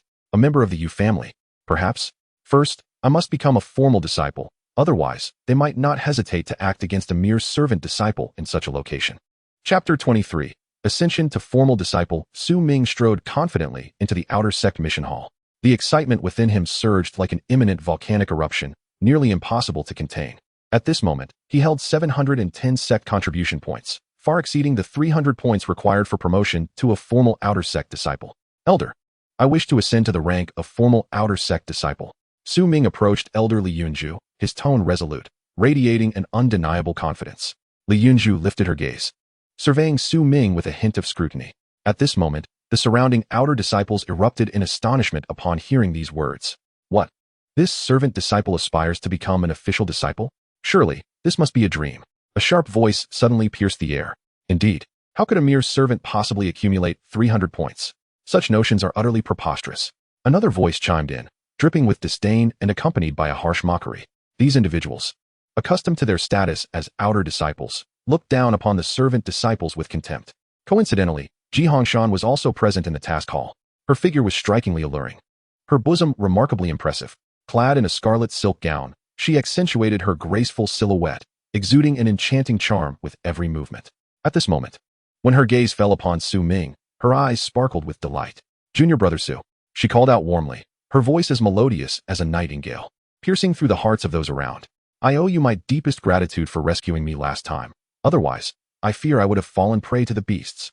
I always wondered how you could be so remarkable, managing to accrue such points as a servant disciple. This Ji Hongshan is indeed a celebrated beauty among the outer disciples. Her suitors are numerous, flooding in like a deluge. Typically, her heart seemed impervious, shielded by an invincible barrier, with no one able to stir her emotions. Yet now, she was exhibiting such warmth towards Su Ming. Am I seeing things? Why is Senior Sister Ji so warm towards Su Ming?" exclaimed a disciple, eyes wide with disbelief, his voice rising in pitch. "Indeed, Senior Sister Ji has always been as cold as ice, indifferent to our presence. What merits does Su Ming possess?" Another disciple's face twisted with envy and resentment, his teeth grinding audibly. "Humph, perhaps Su Ming employed some underhanded tactics to enchant Senior Sister Ji," another disciple remarked darkly, his tone laced with malice. The crowd of disciples gaped in envy, their eyes alight with jealousy, as if they wished to rend Su Ming apart with their stares.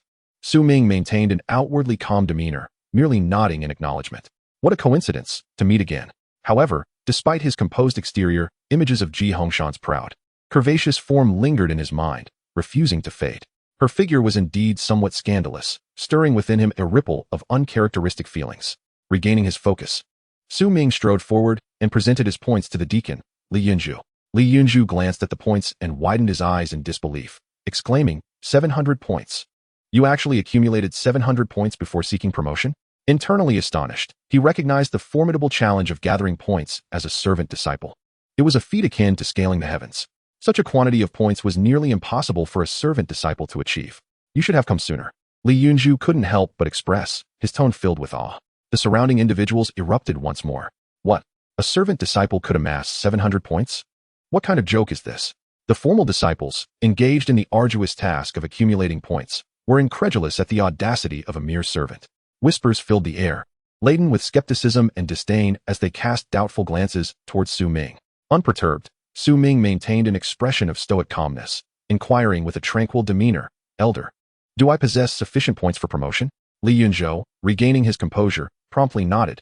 "Indeed, it is more than sufficient." He swiftly reached for the registration book, initiating the process of Su Ming's elevation to formal disciple status. "From this day forth, you shall be recognized as a formal disciple," he proclaimed while diligently recording the details. Subsequently, he solemnly presented Su Ming with a disciple token that shimmered with an ethereal glow under the sun, signifying the transformation of Su Ming's status. A surge of elation coursed through Su Ming's heart, prompting him to consider a visit to the Spirit Herb Pavilion to spend some points on a new alchemy furnace and stockpile a selection of spirit herbs. The previous furnace, of dismal quality, was no longer adequate for his current capabilities. However, just as Su Ming was about to step forward, he was confronted by the external disciple, Zheng Han, who appeared like a formidable obstacle. Zheng Han, with his cultivation at the 7th level of the Gathering Yuan realm, was a fervent admirer of Ji Hongshan. Jealous of Ji Hongshan's enthusiasm towards Su Ming, he boldly blocked Su Ming's path, shouting, "Su Ming, I challenge you." Su Ming frowned, irritation evident on his face as he retorted, "Not interested." Yet, Zheng Han was relentless, clinging like a stubborn burr, hurling insults. "Humph, you, a mere newcomer who just ascended from the servant ranks, dare to act all high and mighty? Just admit you're afraid." This provocation ignited Su Ming's fury. His eyes narrowed as he bellowed, "If you have the guts, meet me at the life and death arena. What is this senseless shouting worth?" Zheng Han, undeterred, defiantly replied, "Then let us go? Whoever backs down is a coward." Internally, he reveled in confidence, thinking, Su Ming has only just become a formal disciple, previously a servant. While I have held this status for years, this match is undoubtedly mine to win. Simultaneously, Su Ming's gaze sharpened, and a bold idea flashed through his mind as he scanned the crowd, eager for entertainment. "You lot, who have always looked down on me, do you dare to wager against me? If you lack the courage, from now on, bow your heads when you see me." These words ignited a firestorm of outrage among the onlookers. "This kid is utterly insufferable," echoed through the crowd. as they expressed their disdain while their anger simmered just beneath the surface. "Let us wager then. I bet 100 spirit stones that this kid won't survive today," shouted one. "I'll put up 5 spirit herbs. Does he really think he can turn the tables? It's a fool's dream." In a fervor, the crowd began to produce spirit stones and herbs, unhesitatingly placing their bets, convinced that Su Ming's venture into this perilous realm was tantamount to courting death, with no chance of survival. In their hearts, they thought, how audacious of Su Ming to dare provoke them, and once he meets his demise here, let us see how he continues to act so arrogantly. Chapter 24. Eighth layer of gathering yuan. Su Ming gazed at the mindless bets being placed, his eyes suddenly shimmering like stars in the night sky. Just when he was troubled by the lack of coins to spend, fortune had come knocking at his door. He felt a surge of delight within, a sly smile curling at the corners of his lips. What a remarkable scene it was, with nearly 50 individuals betting on his death in the arena. If each wagered a mere 10 or 8 spirit stones, that would amount to 500 spirit stones. Not to mention, many were wagering in extravagant sums of dozens of stones. At this moment, the array of spirit stones and elixirs before him added up to nearly 2,000 spirit stones in value. With a cheerful demeanor, Su Ming approached each individual to collect these wagers. A few among them appeared displeased, their faces contorted in anguish, yet they dared not voice their grievances. Observing this, Su Ming chuckled and teased, "What are you so anxious about? If I truly perish on the death stage, you'll merely reclaim your bets, won't you?" Others vaguely sensed that something was amiss, but upon further reflection, they concluded that Su Ming's fate on the death stage was sealed. Any further action on their part would simply render them foolish jesters, inviting ridicule. Thus, they fell silent and allowed Su Ming to gather the bets without protest. On the death stage, Zheng Han wielded his spear, his aura surging violently around him. "Humph, Su Ming, today marks your demise." Zheng Han's eyes glinted with malevolence, as his overwhelming spirit power from the 7th layer of gathering yuan erupted forth like a tidal wave, engulfing him entirely. "Senior brother Zheng Han, teach that arrogant Su Ming a lesson." The spectators below shouted fervently, their faces twisted in expressions of malice, as if they bore an irreconcilable grudge against Su Ming. They wanted him to understand that the outer sect was no place for his reckless mischief. Others joined in the chorus, their voices dripping with schadenfreude. At this moment, Su Ming stepped steadily onto the death stage, his demeanor as calm as an unfathomable abyss. Upon seeing this, Zheng Han violently shook his spear, its tip darting forward like a venomous serpent striking, aimed directly at Su Ming's throat. "Prepare to die," he roared, and with that thrust, an overwhelming intent to kill surged forth, ripping through the air with a piercing shriek. Su Ming narrowed his eyes slightly, casually waving his sword, which appeared to be a mere flick of the wrist, yet contained the power to obliterate the heavens. In an instant, a dazzling sword light sliced through the air, akin to a bolt of lightning cleaving the sky. With a sickening thud, Zheng Han's body was sent flying backward like a kite severed from its string. A gruesome wound gaping across his chest, blood gushing forth like a fountain. His face was one of utter disbelief. How could this be? His sentence was left unspoken as he fell heavily to the ground, lifeless. Su Ming did not even glance back, sheathing his sword and turning away, striding elegantly into the distance. The crowd below was momentarily stunned, and then fell into an eerie silence. What had just transpired? A figure murmured to himself, his face a canvas of shock, eyes wide with disbelief as if he had witnessed the most inconceivable event. "One strike has vanquished Zheng Han." Another voice trembled, imbued with astonishment. The crowd exchanged glances, suddenly realizing how ludicrous their earlier frenzied outbursts now appeared, as if they had become mere jesters in a farcical play. In that moment, the atmosphere surrounding the life and death platform was thick with profound astonishment and shock. Su Ming pondered silently, his steps unwavering, as his fingers lightly tapped on his storage pouch, mentally tallying his gains.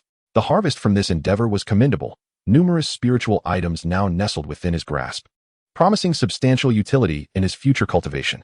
He murmured to himself. Suddenly, a sense of foreboding gripped his heart, a perception that slithered forth like a cunning serpent.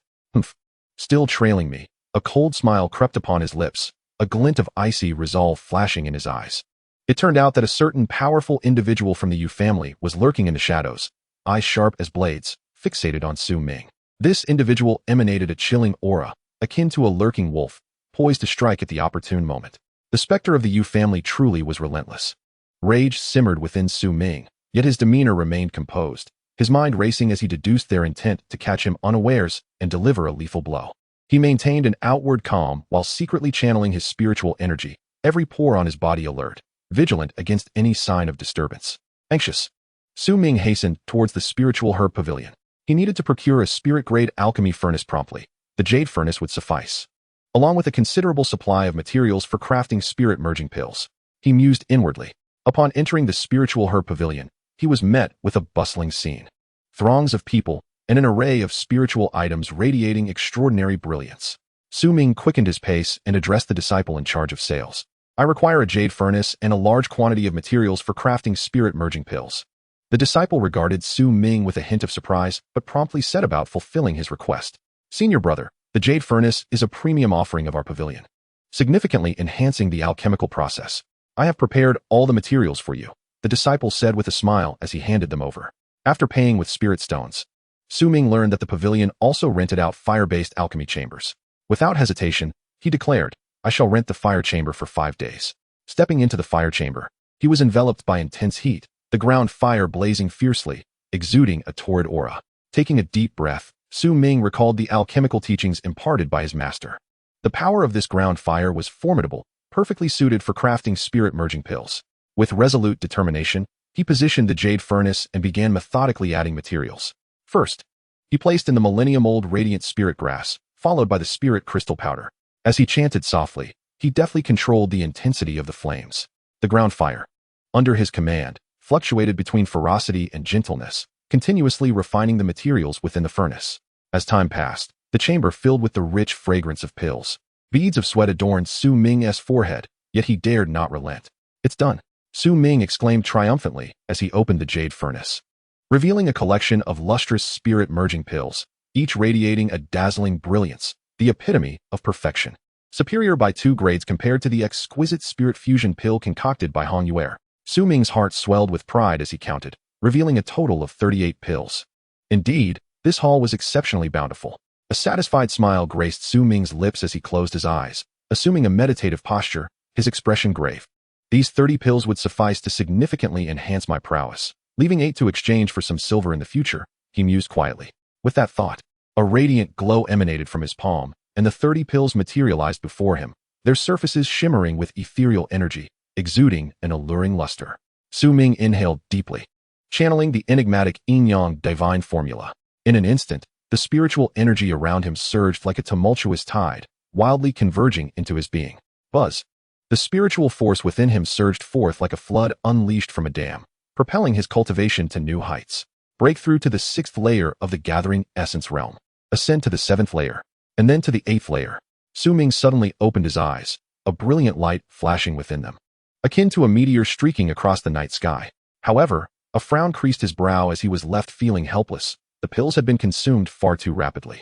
This path of cultivation truly resembled the arduous ascent of a towering peak, each step demanding an immense accumulation of resources. He would need to devise more strategies to earn spiritual stones in the future. With a slight tilt of his head, Su Ming's gaze deepened. As if he could penetrate the endless void, his heart brimming with concerns and reflections on the arduous journey of cultivation that lay ahead. After a brief moment of adjustment, he vanished, stepping into the mysterious Yin Yang Ring. The 9 Yin Divine Movement was a crucial technique for responding to crises. Now that he had time, he would focus on cultivating it to a proficient level. Su Ming was resolute in his determination. Within the confines of the Yin Yang Ring, Su Ming moved with agility, resembling a nimble cheetah darting through the forest. His figure was at times ethereal and at times solid, and each movement stirred a powerful gust of wind, rustling the surrounding leaves. Time passed unmeasured until he suddenly halted, a look of gratification lighting up his face. Finally, he had cultivated the 9 Yin Divine Movement to a proficient level.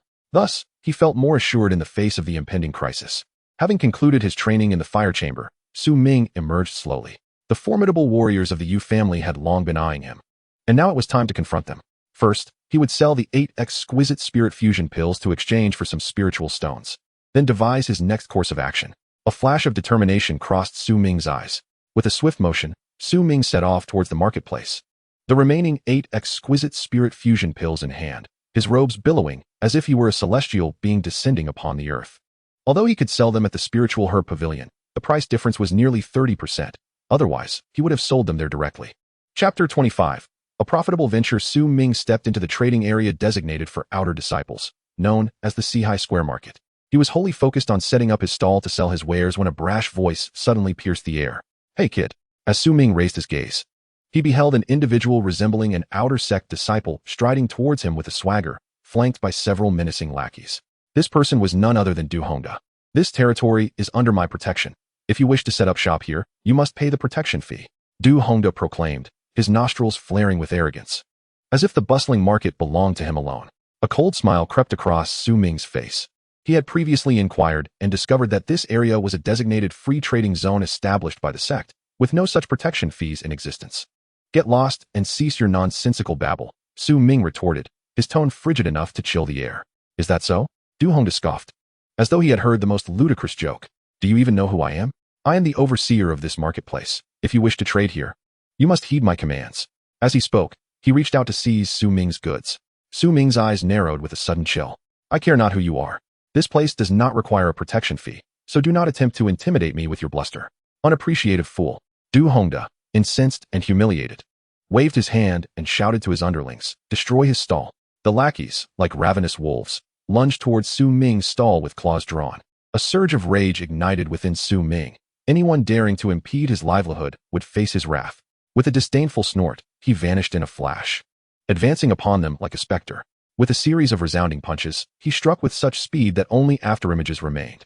The lackeys, caught utterly off guard, were sent sprawling like ragged sacks, crashing heavily to the ground, howling in pain.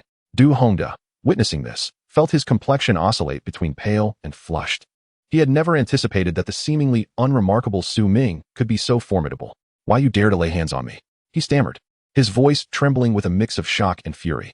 Su Ming dusted off his hands and regarded Du Hongda with a chilling stare, as if gazing upon a corpse. Should you provoke me again, you shall be next. A shiver ran down Du Hongda's spine. This Su Ming was indeed a troublesome adversary. He venomously spat, remember this. I am a subordinate of senior brother Xiao Zimo. Should you dare to harm me, you will regret it. With that, he attempted to make a hasty retreat. But Su Ming would not allow him to escape so easily. With a cold huff, he resolved that Du Hongda's repeated provocations warranted a thorough lesson. Failing to impart such a lesson today would surely invite further troubles in the future. In an instant, Su Ming surged forward like lightning, bellowing. You threaten me and still wish to flee? Not so easily. Subsequently, his fist, massive as a cauldron, was enveloped in a torrent of spiritual energy, akin to a cannonball unleashed with indomitable force, hurtling straight towards Du Hongda's back. The impact was thunderous. The punch landed with tremendous weight, propelling Du Hongda forward several paces. Like a thunderbolt striking, he traced an arc in the air before crashing heavily onto the ground, sending a cloud of dust billowing into the air. Du Hongda emitted a scream akin to that of a slaughtered pig, a sound so piercing it echoed through the realms like the mournful cry of a night owl. He struggled to rise, only to be beset by excruciating pain, as if his bones had shattered.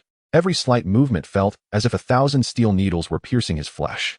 In that moment, Du Hongda was consumed by regret and fear. He could hardly fathom that his mere intention to assert his dominance in front of the newcomers would provoke such a formidable adversary. As he beheld Su Ming advancing toward him step by step, his eyes brimmed with despair, his lips trembled, yet he could utter no more threats. Around him, the onlookers stood frozen as if under a spell, their faces etched with astonishment, eyes wide, mouths agape, as if they could swallow an egg whole. Du Hongda had long been a tyrant in this marketplace, mercilessly bullying the weak and wreaking havoc upon the ordinary folk. It was a relief to witness him finally meet his match, truly, a moment of divine justice that delighted the hearts of many.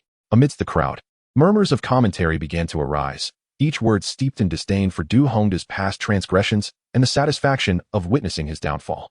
At that moment, a kind-hearted individual stepped forward, concern etched upon his features, and whispered to Su Ming, Brother, Du Hongda is a disciple of the inner sect under Xiao Zimo. We outer sect disciples cannot afford to provoke him. You must tread carefully to avoid falling into his traps. Upon hearing this, Su Ming felt a warmth in his heart and promptly bowed in gratitude. Thank you for your reminder. I shall keep it in mind. His curiosity piqued. He inquired further. May I ask what the requirements are to ascend to the inner sect? The kind-hearted person patiently elaborated. To become an inner sect disciple, one must attain the realm of Tong Ming. That is a non-negotiable standard. Additionally, you must find an inner sect master willing to accept you as a disciple. Su Ming nodded silently, deep in thought. It seems that diligent cultivation to enhance my strength is imperative. Once I reach the requisite power, I shall seek a suitable master. Step right up. Behold the exquisite fusion spirit pill, guaranteed authentic. Only 1,000 points each, or if points are a hassle, 10,000 spirit stones will suffice. Su Ming shouted exuberantly, his voice resonating with an enchanting power, stirring a stir within the marketplace. What? An exquisite fusion spirit pill? Surely this lad is boasting. A sharp voice emerged from the crowd, thick with skepticism. Such a precious item could not possibly be concocted by an ordinary person.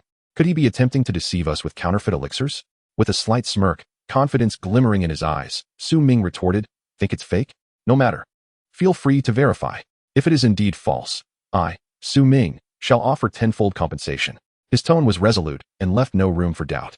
At that moment, a curious onlooker stepped forward to take a fusion spirit pill, employing various artifacts and secret techniques to conduct a meticulous examination. As the appraisal deepened, the man's expression shifted from initial skepticism to sheer astonishment, his mouth agape, as if it could accommodate an egg. "Is this truly the coveted spirit fusion pill?" he exclaimed, his voice laced with disbelief. Upon hearing his words, the crowd erupted in a frenzy. "Is it true? Does this lad possess such remarkable skill? The spirit fusion pill is a rare treasure indeed." The onlookers buzzed with fervor, their eyes ablaze as if they had laid eyes on an invaluable gem. In an instant, they surged forward, and the 8 spirit fusion pills vanished as swiftly as a candle flickering in the wind. Su Ming gazed at the pile of glimmering spirit stones in his hands, his heart brimming with joy. A rough calculation revealed a staggering total of 80,000 spirit stones. "What a handsome profit. Brother, do you have more of such exceptional goods?" A burly man in the crowd inquired eagerly, his gaze akin to that of a hungry wolf spotting its prey. Su Ming shrugged his shoulders, a look of helplessness on his face as he replied, "Not at the moment. However, rest assured, there will be more in the future. I'll return to sell again." Though the crowd felt a twinge of disappointment, they could only disperse reluctantly. "Next time, be sure to bring more," echoed voices in the crowd. Indeed, such remarkable items must be plentiful. Just as Su Ming was about to rise and depart, a striking figure clad in white suddenly obstructed his path. It was Heir, her figure exquisitely slender, her curves captivating, like a radiant landscape. Her breathtaking beauty appeared as though it had been meticulously crafted by the heavens. Every smile and frown showcased a myriad of charms. In this outer sect, she was undeniably one of the most sought-after beauties, yet she rarely sought the spotlight, often immersing herself in the art of alchemy within her secluded world. "Junior brother Su, I have been searching for you for several days," she exclaimed, her voice as melodious as a nightingale's song, tinged with a playful reproach. With that, she extended her delicate hand, resembling jade, as if to lead Su Ming away. "Come, let us go refine pills together." Su Ming furrowed his brow, resolutely declining. "I cannot. I still need to earn money for my cultivation. I have no leisure to accompany you in alchemy." Upon hearing this, Heir widened her beautiful eyes in surprise, yet instead of anger, she erupted into a delightful laugh. "Were you not just refining pills yourself? Come back with me. The spirit herbs I have are yours to choose from and use freely. I guarantee you will have a splendid experience." Su Ming's heart stirred. Those precious herbs would be an immense boon to his cultivation and alchemy. After a moment's hesitation, he ultimately nodded in agreement. The surrounding crowd watched the back-and-forth exchange with rapt attention. Heir, a paragon of beauty, with a face that could topple empires and a figure so alluring it could halt hearts, was also a skilled alchemist, holding a revered position within the sect. In this moment, the closeness between Su Ming and Heir incited envy among the onlookers, their eyes filled with a shade of green, a flicker of jealousy igniting within their hearts. Chapter 26, Free Spirit Medicine. Su Ming was forcibly taken away by Heir, prompting a chorus of envious gazes from the disciples, as if they wished to devour him whole. Yet, amidst the throng, one individual was consumed by frustration. This was Umo, a formidable member of the Yu family, who had devoted nearly half a month to shadowing Su Ming. Yet, what was the outcome? He hadn't even caught a moment when Su Ming was alone, let alone seize an opportunity to act against him. Umo was a tempest of agitation, akin to a multitude of ants scuttling chaotically in his heart. He silently gritted his teeth, vowing that when Su Ming found himself isolated, he would ensure the young man would suffer in ways unimaginable, longing for life, yet unable to escape death. A malevolent glint shimmered in his eyes, as if he envisioned Su Ming before him, ripe for torment. In Heir's courtyard, chaos reigned, the scene reminiscent of the aftermath of a tempest of the highest magnitude. Clearly, such a spectacle could only arise from a cauldron explosion during alchemical endeavors. Without hesitation, Heir spoke. "Junior brother Su, I owe much to your guidance last time. My alchemical skills have soared. My master, Elder Yin Nianyao, has assigned me a new task to concoct the life-sustaining pill, which is even more challenging than the fusion spirit pill. This pill approaches the caliber of the enlightened realm, and consuming it would enable the continuous flow of spiritual energy within." Heir sighed internally, recognizing that her status as an outer disciple stemmed from her failure to break through to the enlightened realm. However, if she could master the crafting of such a pill, her ascension to an inner disciple would be assured. Many disciples shared her plight, including Qin Yan, who had an inner sect master but remained stuck before the enlightened realm, currently in seclusion, to break through. Upon hearing this, Su Ming felt a stirring within. He had fortuitously discovered the method for crafting the life-sustaining pill within his inheritance. This meant that for him, concocting this medicine would be as effortless as reaching into his pocket. Very well. I shall demonstrate the crafting of the life-sustaining pill before you, so that I may offer you detailed guidance, Su Ming said, his demeanor calm, yet imbued with confidence. Hong Yuer was entirely focused, her slender fingers gracefully raised as the alchemical flames erupted, immediately enveloping the cauldron. Her exquisite visage, seemingly sculpted by divine hands, appeared even more breathtaking under the glow of the flames, like a rare flower blooming amidst fire. Time passed silently, and the atmosphere within the cauldron grew increasingly tumultuous. This is not good, Su Ming thought to himself. As expected, a thunderous explosion echoed, and the cauldron erupted once more, unleashing a tempestuous wave of spiritual energy that surged forth like a wild stallion. Another explosion. Su Ming furrowed his brows, his gaze sharp as he swiftly identified the crux of the problem. However, this situation proved to be exceptionally challenging. The alchemy furnace had frequently exploded under strain and had, this time, been utterly shattered. Countless shards shot forth like hidden weapons toward Hong Yuer. Her delicate face paled instantly. She wished to evade the impending danger, but it was already too late. With a sharp sound, a pointed fragment pierced her shoulder, causing blood to gush forth like a spring, staining her snow-white garments. Ordinarily, Hong Yuer devoted herself entirely to alchemy, her combat prowess quite lacking. In an instant, she found herself grievously wounded by the fragments of the furnace. Witnessing this, Su Ming felt an acute urgency, sparing no time for hesitation. He dashed forward, hastily offering aid. The critical situation left no room for contemplation. He waved his hand decisively, tearing apart her pristine alchemical robe with a swift motion. In that moment, Hong Yuer's alluring figure was laid bare, her skin fair as snow, her form graceful, with curves that were breathtakingly beautiful. Su Ming, consumed by the need to heal, focused solely on his task. With deft hands, he extracted the shard embedded in her flesh and swiftly bandaged her wound. Hong Yuer lay weakly in his embrace, her complexion flushed with a captivating hue. A warm current seemed to surge within her, enveloping her in comfort. She lifted her gaze to Su Ming, her eyes filled with warmth, and softly spoke, "Thank you, Junior Brother Su."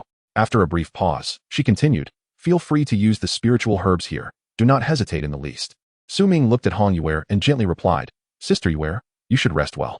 Allow me to demonstrate how to properly refine this vitality pill." With that, he waved his hand, causing the jade furnace to levitate gracefully in midair. His movements were fluid and unhurried, and his hands rapidly formed seals, sending streams of spiritual energy into the furnace like agile serpents. In an instant, the aroma of pills wafted through the air. A top-quality vitality pill, radiating a soft glow, settled steadily into Su Ming's palm. Hong Yuer's eyes widened in disbelief. After countless failed attempts, she had never succeeded in refining the pill herself. Yet here was Su Ming, casually producing the fabled top-tier vitality pill with such ease. How was this even possible? Unable to contain her astonishment, she gasped. Her admiration for Su Ming surged forth like a torrent. "Junior Brother Su, how did you manage this?" Her voice trembled, filled with shock and curiosity. In the days that followed, Su Ming immersed himself in alchemy, seizing the opportunity to utilize the freely available spiritual herbs.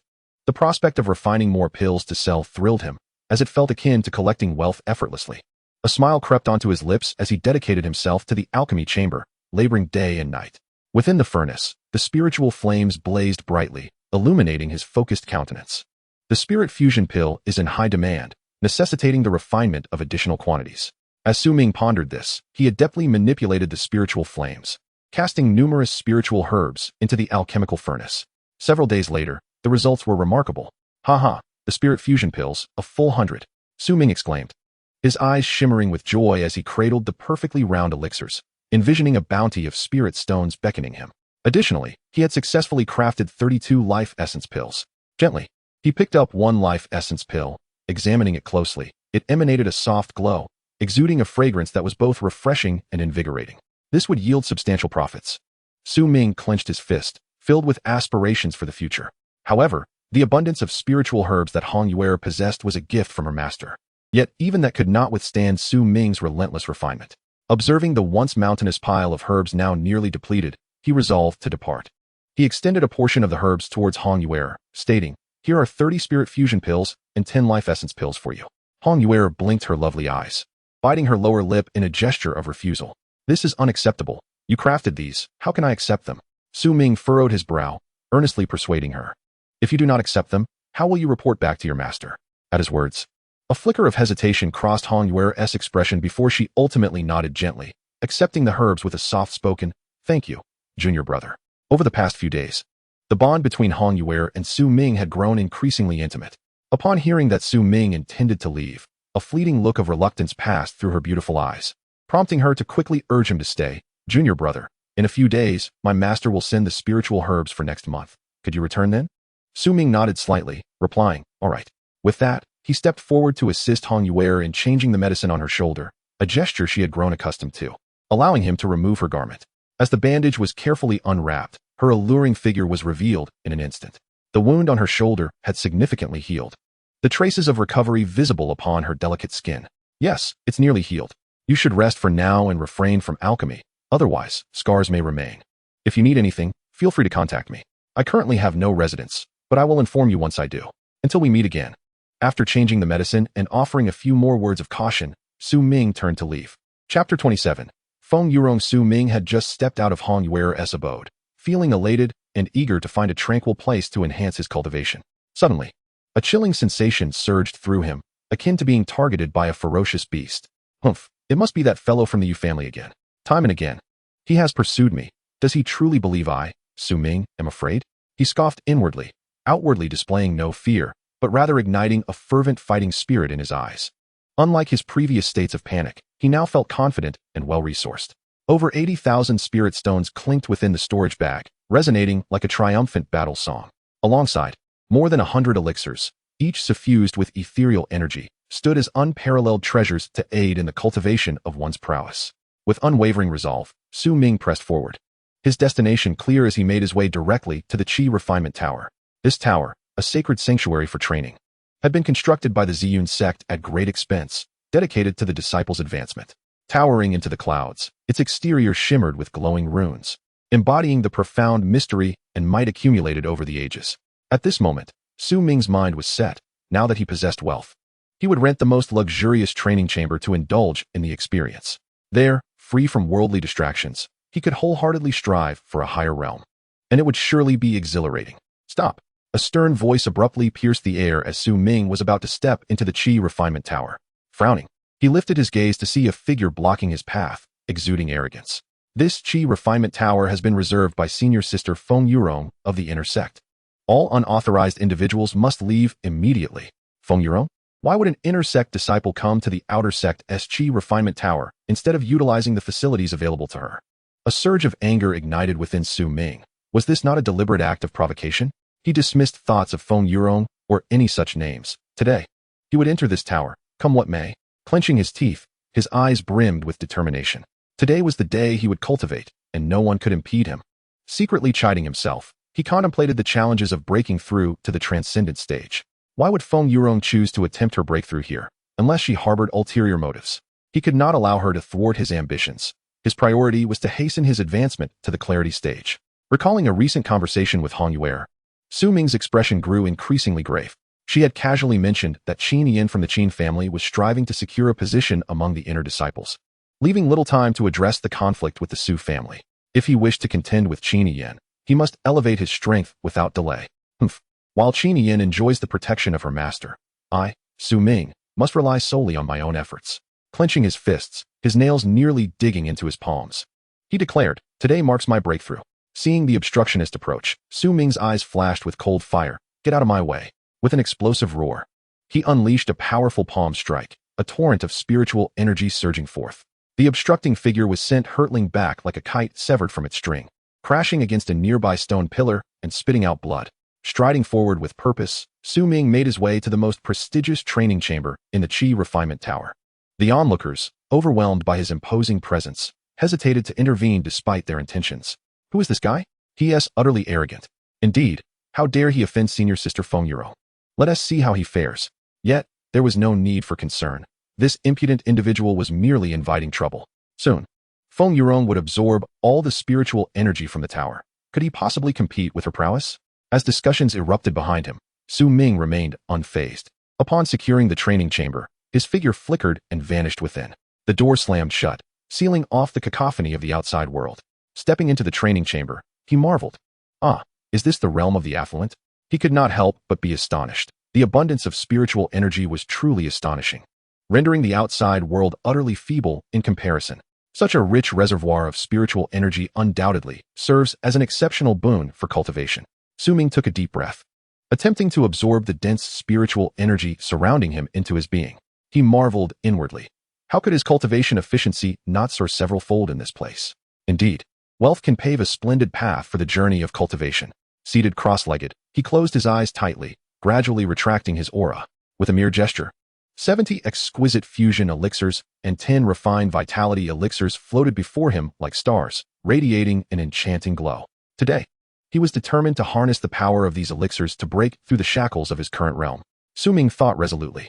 As he activated the Yin Yang Divine Art, the sound of his technique resonated within him, akin to the low growl of an ancient behemoth reverberating through his body.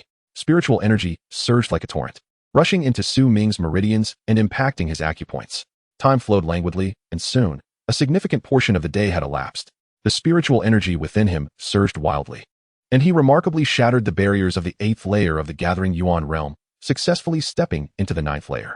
Splendid, truly splendid. Su Ming rejoiced within. The Yin Yang Divine Art was indeed a celestial technique, and when paired with these exquisite elixirs, the enhancement of his strength was astonishingly swift. Yet, Su Ming was not content. His ambition lay in reaching the even higher transparency realm. At that moment, the consumption of spiritual energy around him resembled an insatiable black hole, voraciously absorbing the external power. One by one, the elixirs transformed into pure spiritual energy, merging into his being. The spirit stones quickly dimmed as their energy was devoured entirely. Moreover, the spiritual energy of the entire Qi refining tower seemed to be drawn in by an invisible hand, converging fiercely towards Su Ming, forming spirals of spiritual energy. Not enough. Far from enough. Su Ming clenched his teeth, inwardly exclaiming, I must break through to the transparency realm. However, as the last elixir and the final spirit stone expended their energy, the spiritual power within Su Ming gradually subsided, like a bowstring released. He slowly opened his eyes, filled with disbelief and bewilderment. Why could I not break through to the transparency realm? His heart was laden with confusion and frustration. Having expended such a plethora of elixirs and spirit stones, absorbing nearly all the spiritual energy of this Qi refining tower, how could he still be lacking that final push? Su Ming stood there, utterly perplexed, as if he had fallen into a fog, unable to find his way. After a moment, despite feeling a sense of helplessness, he realized that having entered this place, and with time still at his disposal, he could not squander this golden opportunity. He murmured to himself. The Qi refining tower was brimming with spiritual energy, resembling an endless sea of vitality, emitting an alluring glow. Having paid such a price, failing to draw upon this spiritual energy would be nothing short of wasteful. Su Ming's gaze was fervent, as if he could see the spiritual energy beckoning to him. Although breaking through to the transparency realm was fraught with difficulty, akin to ascending a perilous peak shrouded in thorns. Even if he could not achieve it in one fell swoop, he would strive to reach the summit. Continuously absorbing spiritual energy not only enables one's strength to grow steadily, but also facilitates a gradual transformation. Akin to a chrysalis quietly gathering strength before its emergence as a butterfly. With unwavering determination, Su Ming promptly activated his cultivation technique, allowing the currents of energy to flow around him as he prepared to fully absorb the abundant spiritual essence within the Qi refinement tower. Meanwhile, in the adjoining chamber, Feng Yuru, with her long, jade-like legs crossed in meditation, possessed a beauty that could be deemed breathtaking. She was fully immersed in her endeavor to break through to the transcendence realm, having been on a smooth path until now, with the threshold of the clarity realm seemingly within reach. However, an unexpected turn of events occurred. The spiritual energy within her cultivation room suddenly surged forth like a flooded dam, dissipating chaotically. Feng Yuru's beautiful eyes widened in disbelief, her face etched with incredulity. What on earth is happening? I have accumulated so many elixirs and spirit stones, eagerly anticipating today's breakthrough into the transcendence realm, and yet the spiritual energy is diminishing. She activated her technique, trying to retain the energy, but to no avail. It continued to slip through her fingers like grains of sand, flowing directly towards Su Ming's chamber next door. Could it be that this momentum is being siphoned off by that fellow next door? Feng Yuru clenched her silver teeth, her delicate face flushed with anger. Which scoundrel is this? I have secluded myself in the outer sect, yet they refuse to leave me be. How much effort I have expended for this breakthrough, and now it seems wasted. Stomping her foot in frustration, Feng Yuru abruptly abandoned her cultivation and dashed towards the adjacent room like a gust of wind. She was determined to discover who had disrupted her good fortune. Bang! Feng Yuru forcefully kicked the door of Su Ming's cultivation room, shouting loudly, "Whoever is inside, come out." Chapter 28. Breaking the door of the cultivation room trembled violently, as though struck by a tremendous force, shaking with intensity.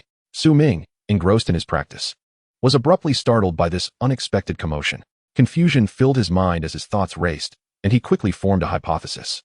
It was most likely Sister Feng Yuru from the inner sect outside, for no other outer sect disciples possessed the strength to budge the door of the Qi refinement tower. Su Ming pondered to himself, when had he ever provoked her? He was not foolish enough to open the door immediately, as that would merely invite trouble. Instead, he hurriedly searched through the legacy bestowed upon him by the Yin Yang alchemist for a means to cope with the situation. It was important to note that Feng Yuru was at the pinnacle of the clarity realm, and with his current strength, he was far from her match. After a thorough exploration, Su Ming's eyes suddenly sparkled with insight as he discovered a divine illusion technique within the legacy, the Yin Yang Divine Illusion. This technique was remarkable, capable of bewildering the opponent's mind and disrupting a woman's affections, presenting a glimmer of hope in dire circumstances. Without hesitation, Su Ming began to diligently study and master this technique. Fortunately, the Qi refinement tower was abundant in spiritual energy, thick as if it were materialized mist, which greatly aided Su Ming in swiftly mastering the technique. Once he could wield this divine illusion, he believed he would be able to turn the tide in his favor. Feng Yurong was seething with rage, her alabaster legs striking the door with relentless force, echoing through the air. Yet, the door remained obstinately immovable, igniting her fury to a boiling point. "How dare you ruin my plans?" She seethed internally, her teeth clenched in frustration.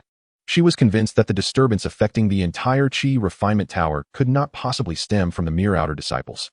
It had to be an inner disciple who had crossed her. This affront was simply intolerable, and she was determined to confront the perpetrator. Caught in a stalemate, she found herself unable to enter or leave, lingering outside in a state of agitation. Meanwhile, inside the training room, Su Ming was oblivious to the commotion outside. He was wholly absorbed in his cultivation of the Yin Yang illusion, his eyes shut tight, his energy circulating harmoniously around him. Today, he vowed silently, he would master this technique. His expression was resolute, beads of sweat trickling down his forehead, yet he remained unaware of them. Immersed in the profound mysteries of the supreme illusion, he was unaware that time had unexpectedly slipped away in the training room. Suddenly, the door creaked open with a thunderous crash. Feng Yurong burst in like a tempest.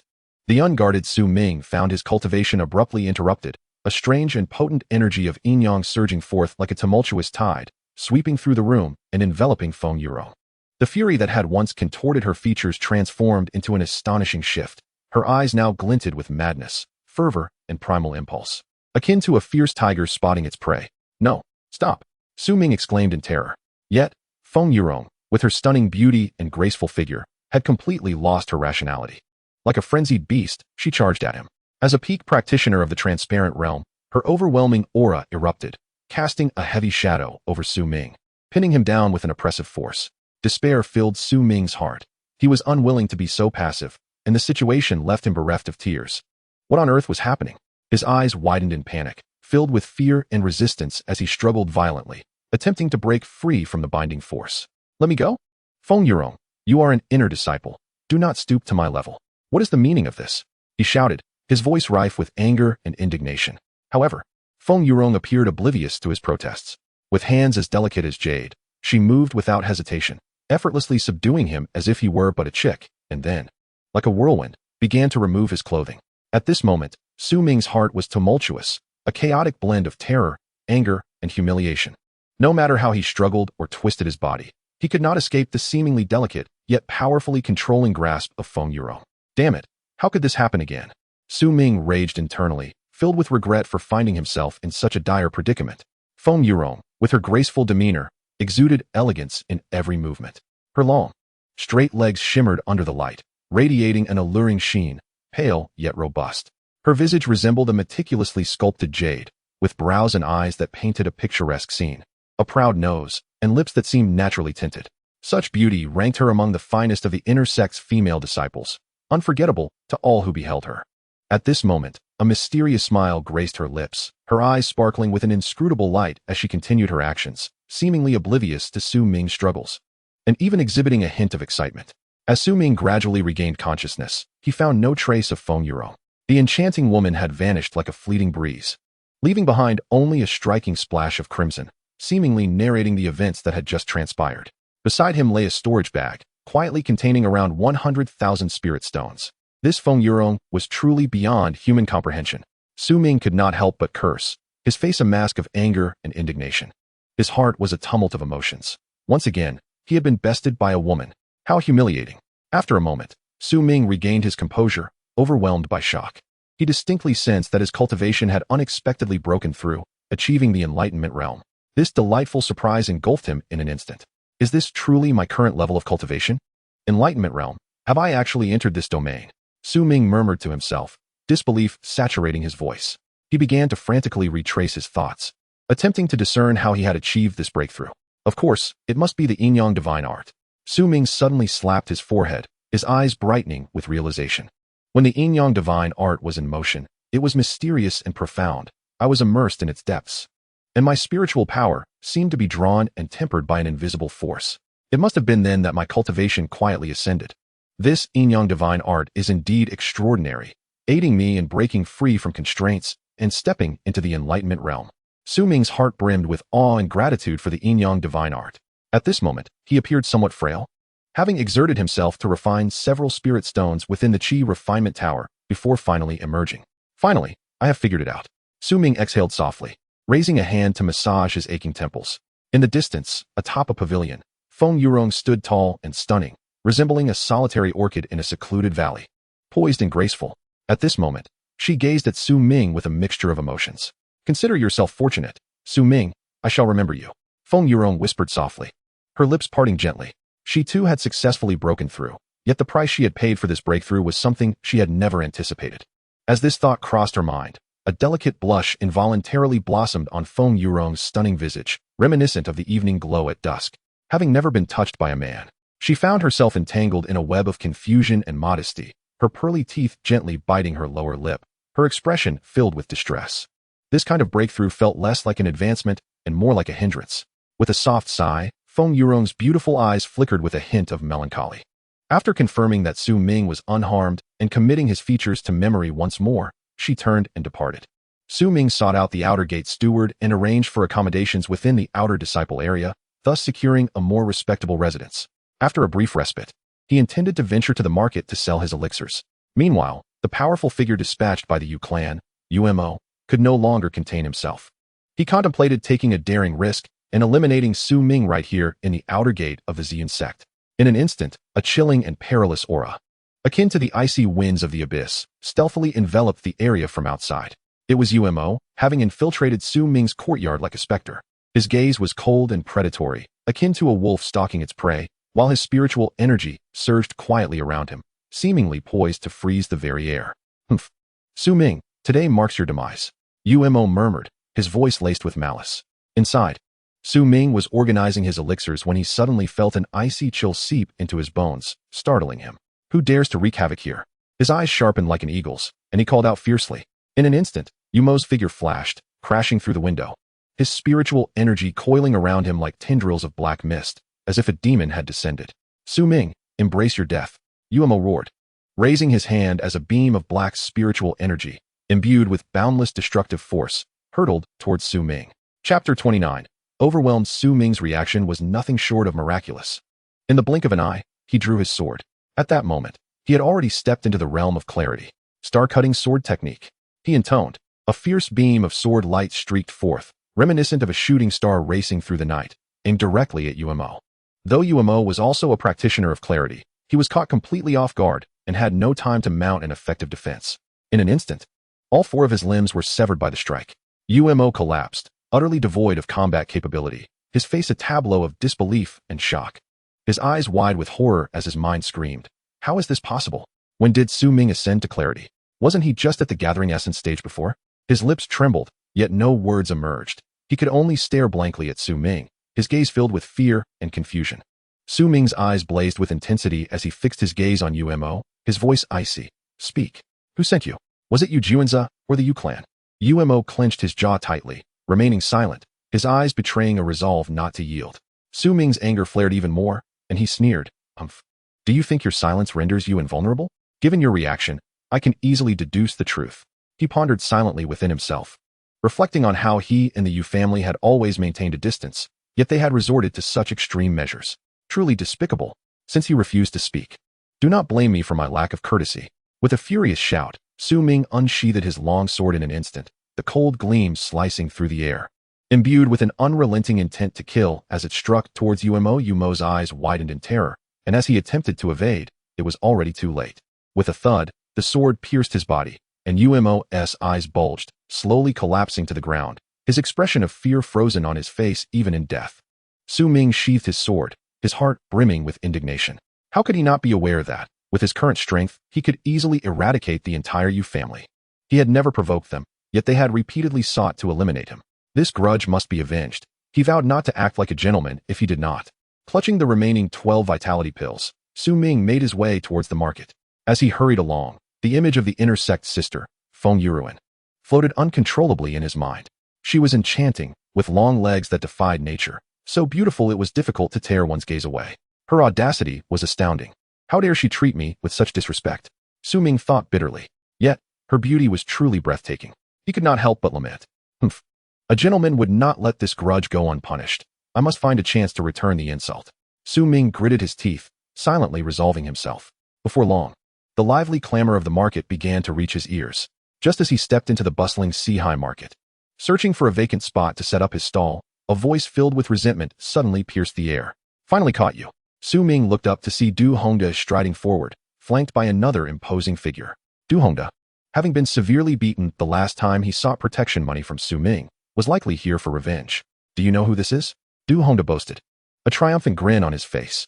This is our inner sect, Xiao Zimo. You will explain yourself today and bow to my senior brother in apology. Xiao Zimo, with an air of arrogance, swept his gaze over Su Ming. I have heard you harm my subordinate, and that you can concoct exquisite spirit fusion pills. Very well. Today you shall hand over all your valuable items, and in the future, any fine pills you create must be presented to me. Otherwise, humph. The surrounding crowd gasped in shock. Xiao Zimo was powerful within the inner sect, holding a prestigious position that these outer sect disciples could not afford to provoke. Many silently lamented, thinking Su Ming was doomed. Su Ming frowned, coldly retorting, what fly is buzzed in here? Get lost at once, or I will deal with you too. You. Xiao Zimo immediately erupted in anger, unleashing his spiritual power, a fierce pressure emanating from his second layer of the clear realm. You foolish boy. If you do not kneel today, I will ensure you do. A glint of cold light flashed in Su Ming's eyes as he contemplated. This Xiao Zimo, relying on his inner sect status, was being excessively arrogant. If I do not teach him a lesson today, I fear trouble will follow me endlessly. Let us see. With a low exclamation, Su Ming demonstrated his prowess at the transparency realm, his spiritual power enveloping him, exuding an aura akin to that of a war deity. Upon witnessing this, Xiao Zimo's face flickered with surprise, yet it was overshadowed by a surge of rage. How dare a mere outer sect disciple challenge me, courting death? With that, he swiftly moved, resembling a shadow as he lunged towards Su Ming, his palm weaving through the air, stirring a fierce gust of wind. Unfazed, Su Ming advanced rather than retreating, his right fist clenched tightly as spiritual energy surged violently within him. Reminiscent of an impending volcanic eruption, he unleashed a tremendous strike. Boom! A deafening sound reverberated, akin to thunderclaps on a clear day. As their attacks collided mid-air, spiritual energy bursting forth, causing the ground beneath to tremble slightly. Xiao Zimo felt an overwhelming force crashing towards him, utterly insurmountable, and he was sent flying like a kite severed from its string, crashing heavily to the ground, raising a cloud of dust. The onlookers gasped in astonishment, their eyes wide as saucers, filled with disbelief. Who could have anticipated that this outer sect disciple, Su Ming, possessed such formidable strength, sending the inner sect's Xiao Zimo sprawling with a single blow? A sense of resentment brewed within Xiao Zimo, his anger flaring up uncontrollably. Humph. Su Ming, do not be too complacent. It was merely my oversight. Roaring in fury, he sprung up from the ground, spiritual energy surging chaotically around him as he prepared to unleash his ultimate move. Behold my technique, and you shall understand my might. However, Su Ming regarded this with indifference, merely snorting as he waved his hand casually, a surge of tremendous spiritual energy erupting forth instantaneously. Bang! Xiao Zimo was once again propelled into the air like a kite caught in the wind, tracing a chaotic arc before crashing heavily to the ground. Seizing this opportune moment, Su Ming deftly advanced, his figure moving like a specter, radiating brilliance as he unleashed a series of arcane techniques. Today, I shall make you aware of the consequences of provoking me. Each strike seemed to carry the weight of cataclysmic power. Under this tempestuous onslaught, Xiao Zimo was utterly defenseless. His garments were tattered, blood spilling from the corners of his mouth, rendering him a pitiful sight. His face was a mask of horror, eyes wide in disbelief. His mind racing with confusion. How is this possible? I am at the second layer of the transparency realm. How could I be so effortlessly crushed by Su Ming, who is merely at the first layer? This is utterly inconceivable. Meanwhile, his sidekick, Du Hongda, was utterly dumbfounded. His mouth agape, his jaw nearly hitting the ground. His eyes fixated on the unfolding scene. What in the world is happening? The inner sect brother I painstakingly sought has been effortlessly subdued by Su Ming? What manner of monster is this Su Ming? Looking around, the crowd was equally astonished, jaws dropping in disbelief. Some stared with wide eyes, faces reflecting sheer incredulity. Others instinctively rubbed their eyes, questioning their own perceptions. This Su Ming is astonishingly powerful, despite being merely an outer sect disciple. His strength is hardly inferior to that of an ordinary inner sect disciple. It is utterly outrageous. Indeed, it is utterly astonishing. One must keep a considerable distance from Su Ming in the future. If one inadvertently offends him, one might find oneself swiftly dealt with. The crowd exchanged astonished remarks, their expressions lingering in disbelief. Meanwhile, Su Ming deftly arranged his stall, and then, with a booming voice, proclaimed, "Premium vitality elixirs, each for merely 20,000 spirit stones, or 2,000 sect contribution points. Supplies are limited, first come, first served." Upon hearing this announcement, the surrounding crowd erupted in excitement. What? Premium vitality elixirs? Even more remarkable than the previous premium spirit fusion elixirs? One individual exclaimed, his eyes widening in astonishment. Goodness, where on earth did Su Ming procure such treasures? Another gasped. Disbelief etched on his face. The previous premium spirit fusion elixirs were already extraordinary, but this vitality elixir could restore life and heal wounds, a true divine remedy. The crowd buzzed with murmurs and exclamations of wonder. Brothers, what are you waiting for? Seize the opportunity. Such treasures will vanish if you hesitate. A voice rang out among them. In an instant, the throng surged towards Su Ming's stall like ravenous wolves. One for me. I want two. Sell to me first. I'll pay double. The chaos escalated as voices clamored, creating an overwhelming frenzy. Observing this wild scene, a subtle smile graced Su Ming's lips. As he mused inwardly, the vitality elixirs are indeed in high demand. It appears I am poised to make a significant profit once again. Chapter 30. The 100,000 Demon Mountains. In the bustling marketplace of Sihai, Su Ming's 12 premium vitality elixirs vanished in an instant, netting him a delightful profit of 240,000 spirit stones. Alas, I missed out on the elixirs crafted by senior brother Su once again. It is truly frustrating. One person lamented, visibly disheartened. Indeed, the effects of senior brother Su's creations are well known. Missing out this time is a grave loss. Another concurred. I sincerely hope senior brother Su will produce more next time. Opportunities like this are rare, and it is difficult to compete with others. Another individual expressed with hopeful anticipation, their eyes glimmering with desire. Hearing these sentiments, Su Ming nodded slightly, his voice steady and reassuring. Very well, I shall produce more next time. As he departed, a sense of joy welled within him. His spirit stones had significantly increased, totaling an impressive 340,000, thanks to Feng Yurong's generous contribution of 100,000. Such a sum would certainly allow him to procure a suitable spiritual sword. Furthermore, with his rapid ascension in cultivation, it was time to venture out and refine his skills. Perhaps he could seize the opportunity to accept a mission dispatched by the sect elders, drawing closer to them and potentially finding a chance to apprentice under one, thereby achieving the esteemed status of an inner disciple. Such an outcome would be truly remarkable. With these thoughts in mind, Su Ming hurried along, making his way directly to the sect's spiritual artifact pavilion. Inside, the air was thick with spiritual energy, and the glimmering treasures sparkled enticingly, each exuding an irresistible allure. Su Ming's gaze was fierce as he navigated through the myriad of spiritual artifacts, ultimately fixing his eyes upon a particular spirit sword. Esteemed shopkeeper, how much for this spirit sword? Su Ming inquired. The shopkeeper raised his eyes, scrutinizing Su Ming before glancing back at the sword, and leisurely replied, "Ah, esteemed guest. You possess a discerning eye. This is the Comet Sword, a spirit sword of the clear realm level. It is said to be forged from fallen star iron, extraordinarily precious, and priced at 300,000 spirit stones." A surge of joy welled up within Su Ming. This sword was perfectly suited to his star-cutting sword technique. A match made in heaven. After a brief contemplation, Su Ming decisively stated, "Very well, I shall purchase it." With that, he produced 300,000 spirit stones and handed them to the shopkeeper. At the moment he grasped the Comet Sword, Su Ming felt an overwhelming force emanating from the blade. as if he had captured an expanse of the boundless cosmos. The sword's body glimmered with a crystalline sheen, radiating a chilling light, seemingly harboring hidden stars within, exuding a mysterious and formidable aura. Su Ming caressed the blade, his heart brimming with joy and anticipation. Truly sharp. Su Ming strode into the mission hall. "Ah, Su Ming, what brings you here?" inquired the steward, Lin Nianyao, upon seeing him. Su Ming's gaze swept over the mission board as he replied, "I have come to accept a task assigned by the elders." Lin Nianyao's brow furrowed in concern as he hastily advised, "Su Ming, take a look. These tasks are specifically dispatched by the elders to test their disciples. The difficulty is simply insurmountable, more challenging than ascending to the heavens. You should consider opting for something else to avoid diminishing your vigor." A slight smile graced Su Ming's lips, revealing a confident demeanor. "Thank you for your concern, stewardly. I have come precisely for such tasks." As he spoke, a surge of profound energy subtly emanated from him, a hint of the clear realm's overwhelming presence. Lin Nianyao's eyes widened in disbelief, exclaiming, "How is this possible? Your ascent is astonishing. You have just progressed from a servant disciple to an outer disciple, and now you aspire to become an inner disciple?" The surrounding disciples, initially harboring a sense of disdain, were now left agape, their jaws nearly dropping to the ground, their eyes wide as saucers.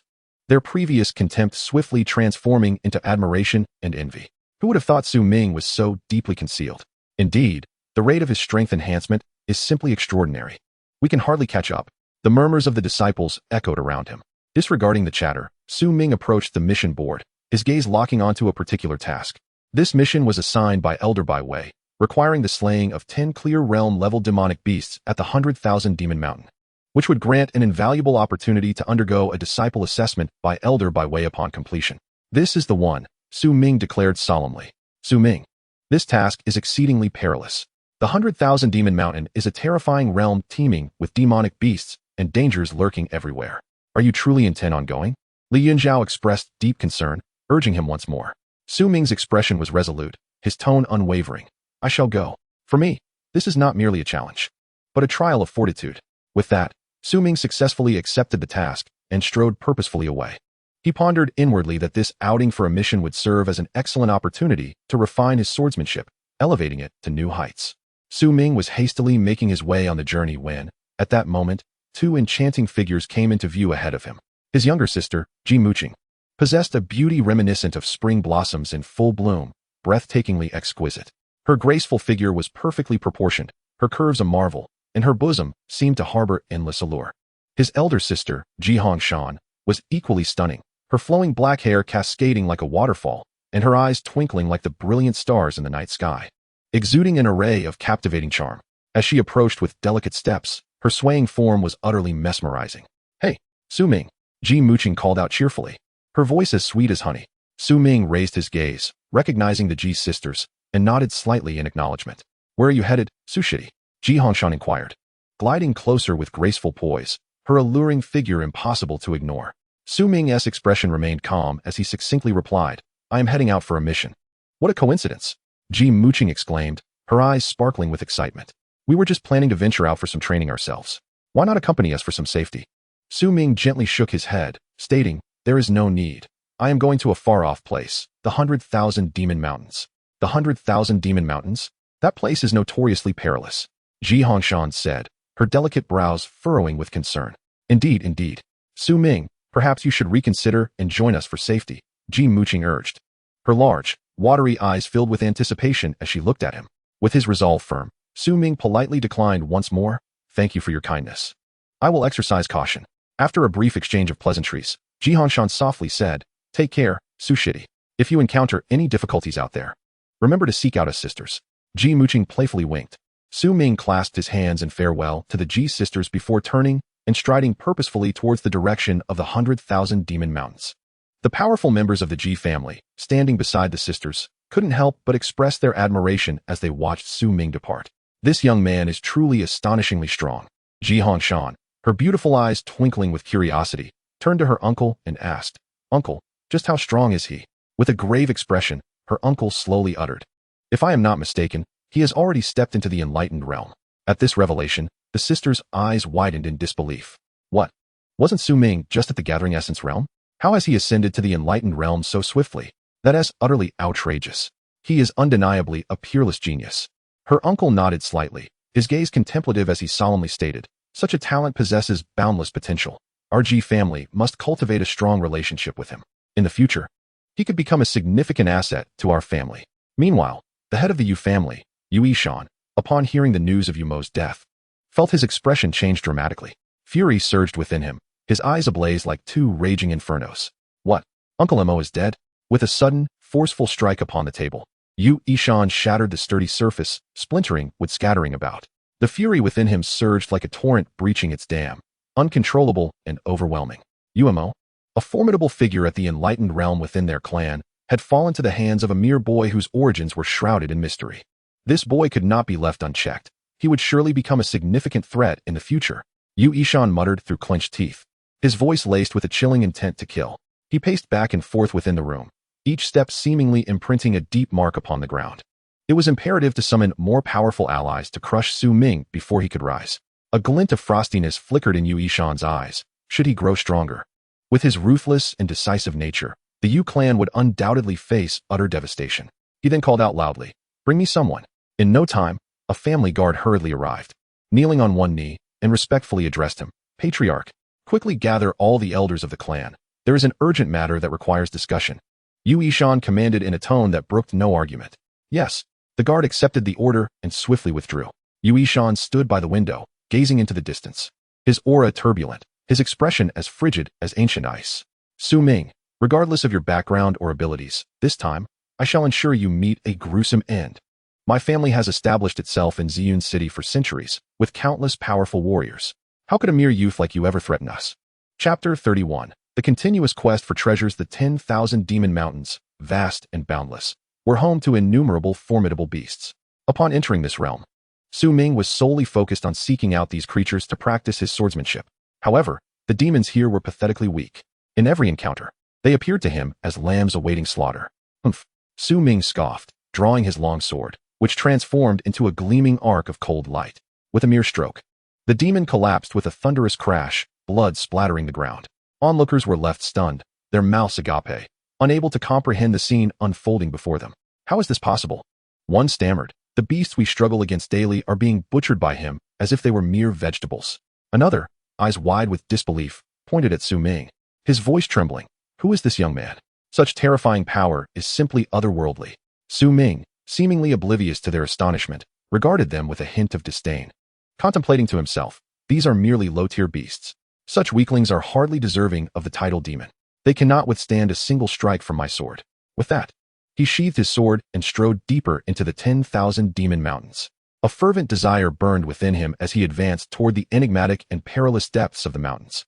His gaze, sharp as that of a hawk, keenly searched the shadowy recesses of the forest. Suddenly, a deep azure hue caught his eye, and he widened his gaze, his breath quickening. "Heavenly azure Lingji." He could not help but exclaim inwardly, "This is indeed a rare elixir, once consumed by a powerful being of the transparent realm. It can dramatically elevate one's cultivation level, a veritable stroke of fortuitous fate." Yet, before Su Ming could revel in his elation, a chilling aura enveloped him like a specter. A colossal beast, the bone-devouring wolf demon, loomed beside the spirit herb, exuding an overwhelming pressure characteristic of the 7th layer of the transparent realm. Its demonic patterns shimmered ominously, and its emerald eyes glinted with ferocity and savagery. Su Ming furrowed his brow, contemplating. "Although my combat prowess is commendable, facing such a terrifying creature makes victory seem improbable." At that moment, a lithe figure darted through the air like a bolt of purple lightning. It was a young girl clad in purple, Tinyonin. Her sparkling eyes radiated an unwavering determination, and she too emanated the formidable aura of the 7th layer of the transparent realm. With a confident smile, she declared, "I have meticulously prepared for over half a month for this azure spirit herb. It shall be mine today." Su Ming felt a stirring in his heart, pondering, "This is an untamed wilderness. Treasures are claimed by those who seize them. Why not lie in wait for an opportunity?" Thus, he skillfully concealed himself, holding his breath and stifling his presence, silently awaiting the right moment. Unfazed, Tinyonin sprang forth, her delicate form transforming into a streak of violet as she launched herself at the bone-devouring wolf demon. In an instant, the heavens shifted, and spiritual energy surged uncontrollably. Tinyonin conjured a glimmering purple crystal sword, its blade radiating with cataclysmic power, each strike capable of obliterating the very fabric of existence. The bone-devouring wolf demon roared defiantly, its thunderous growl reverberating through the surrounding forest, causing trees to splinter and fall. Its claws slashed through the air, leaving trails that rent the very void. Hidden in the shadows, Su Ming's heart raced as his eyes fixated on the battlefield. Just as Tin Yonan and the bone-devouring wolf demon were locked in a fierce struggle, he discerned a fleeting opportunity. With an explosive surge of spiritual power, he shot forth like a streak of black light, arriving beside the azure spirit herb in an instant. With a swift motion, he grasped the herb firmly, akin to a hungry tiger pouncing on its prey, and turned to flee without hesitation. Thief, where do you think you're going? Tan Yonan's keen senses detected the disturbance, and her eyes widened in fury, ablaze with indignation as she shouted. However, at that moment, the bone-devouring wolf demon lunged once more with ferocity, forcing Tan Yonan to redirect her efforts to fend it off. By the time she vanquished the beast, she turned to reclaim the azure spirit herb, only to find the precious treasure had vanished without a trace. Tan Yonan trembled with rage, her delicate face flushed crimson. Her teeth clenched in frustration. How dare that little thief! I, Tan Yonan, vow to capture you and make you pay dearly for this transgression. With the azure spirit herb clutched tightly in his possession, Su Ming felt a surge of elation. I must find a place of absolute safety. This treasure cannot afford the slightest misstep, he murmured to himself. Soon, he discovered a secluded spot and swiftly entered the space of his Yin Yang Ring. My dear, I have been waiting for this moment. Su Ming, with an expression full of anticipation, eagerly consumed the azure spirit mushroom. Immediately, he activated the Yin Yang Divine Art, and the spiritual energy around him surged uncontrollably. Charge! Su Ming gritted his teeth and commanded. As the spiritual energy continued to gather and erupt, he successfully advanced to the second layer of the clear realm. This sensation is exhilarating. Su Ming, feeling the surging power within him, couldn't help but clench his fists in jubilation. However, the task was far from complete. With resolute determination, Su Ming set out to hunt the beasts of the first and second layers of the clear realm. Without much effort, he quickly locked onto a beast of the first layer. Humph, little creature, today is your day of demise. Su Ming shouted, his figure darting towards the beast like lightning. The beast, unwilling to back down, lunged at him with claws bared. Su Ming unleashed his signature divine ability, and in an instant, brilliance erupted and spiritual energy surged. Die! Su Ming struck fiercely, directly obliterating the beast. One down. Wiping the blood from the corner of his mouth, Su Ming's face was alight with excitement. Next, he set his sights on 2 more beasts. After a fierce battle, he successfully hunted down 3 beasts. Phew, that makes 3. I still need 7 more to complete the task. Su Ming panted slightly, his eyes filled with fighting spirit. The remaining 7 shall not escape. They will all serve as stepping stones for me to accomplish my task. Clenching his fists, Su Ming resumed his quest. Ahead, a late-stage clear realm beast radiating an eerie glow was clawing ferociously. Engaged in battle with it was the agile, purple-clad girl, Tan Yonan. Her exquisite face flushed with concentration from the fight, and her eyes sparkled with unwavering resolve. Humph, this tranquil herb is destined to be mine, Tan Yonan exclaimed softly, her magical tool shimmering as it traced brilliant arcs, targeting the beast's vital points.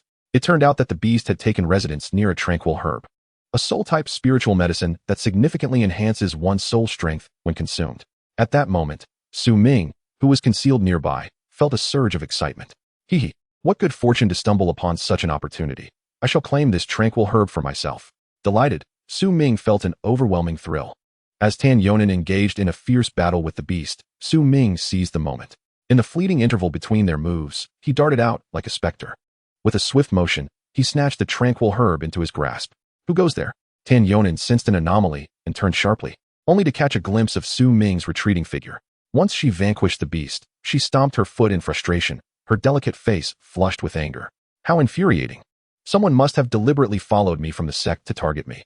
This little thief shall pay. Tan Yonan clenched her silver teeth, her heart seething with resentment as she silently vowed.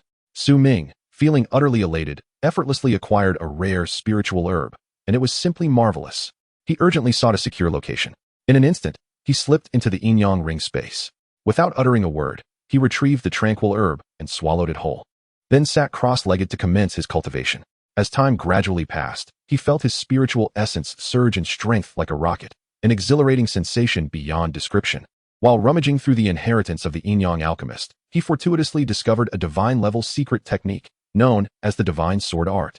This art was extraordinary, capable of transforming spiritual power into a razor-sharp sword, perfect for vanquishing adversaries, a quintessential skill for killing and pillaging.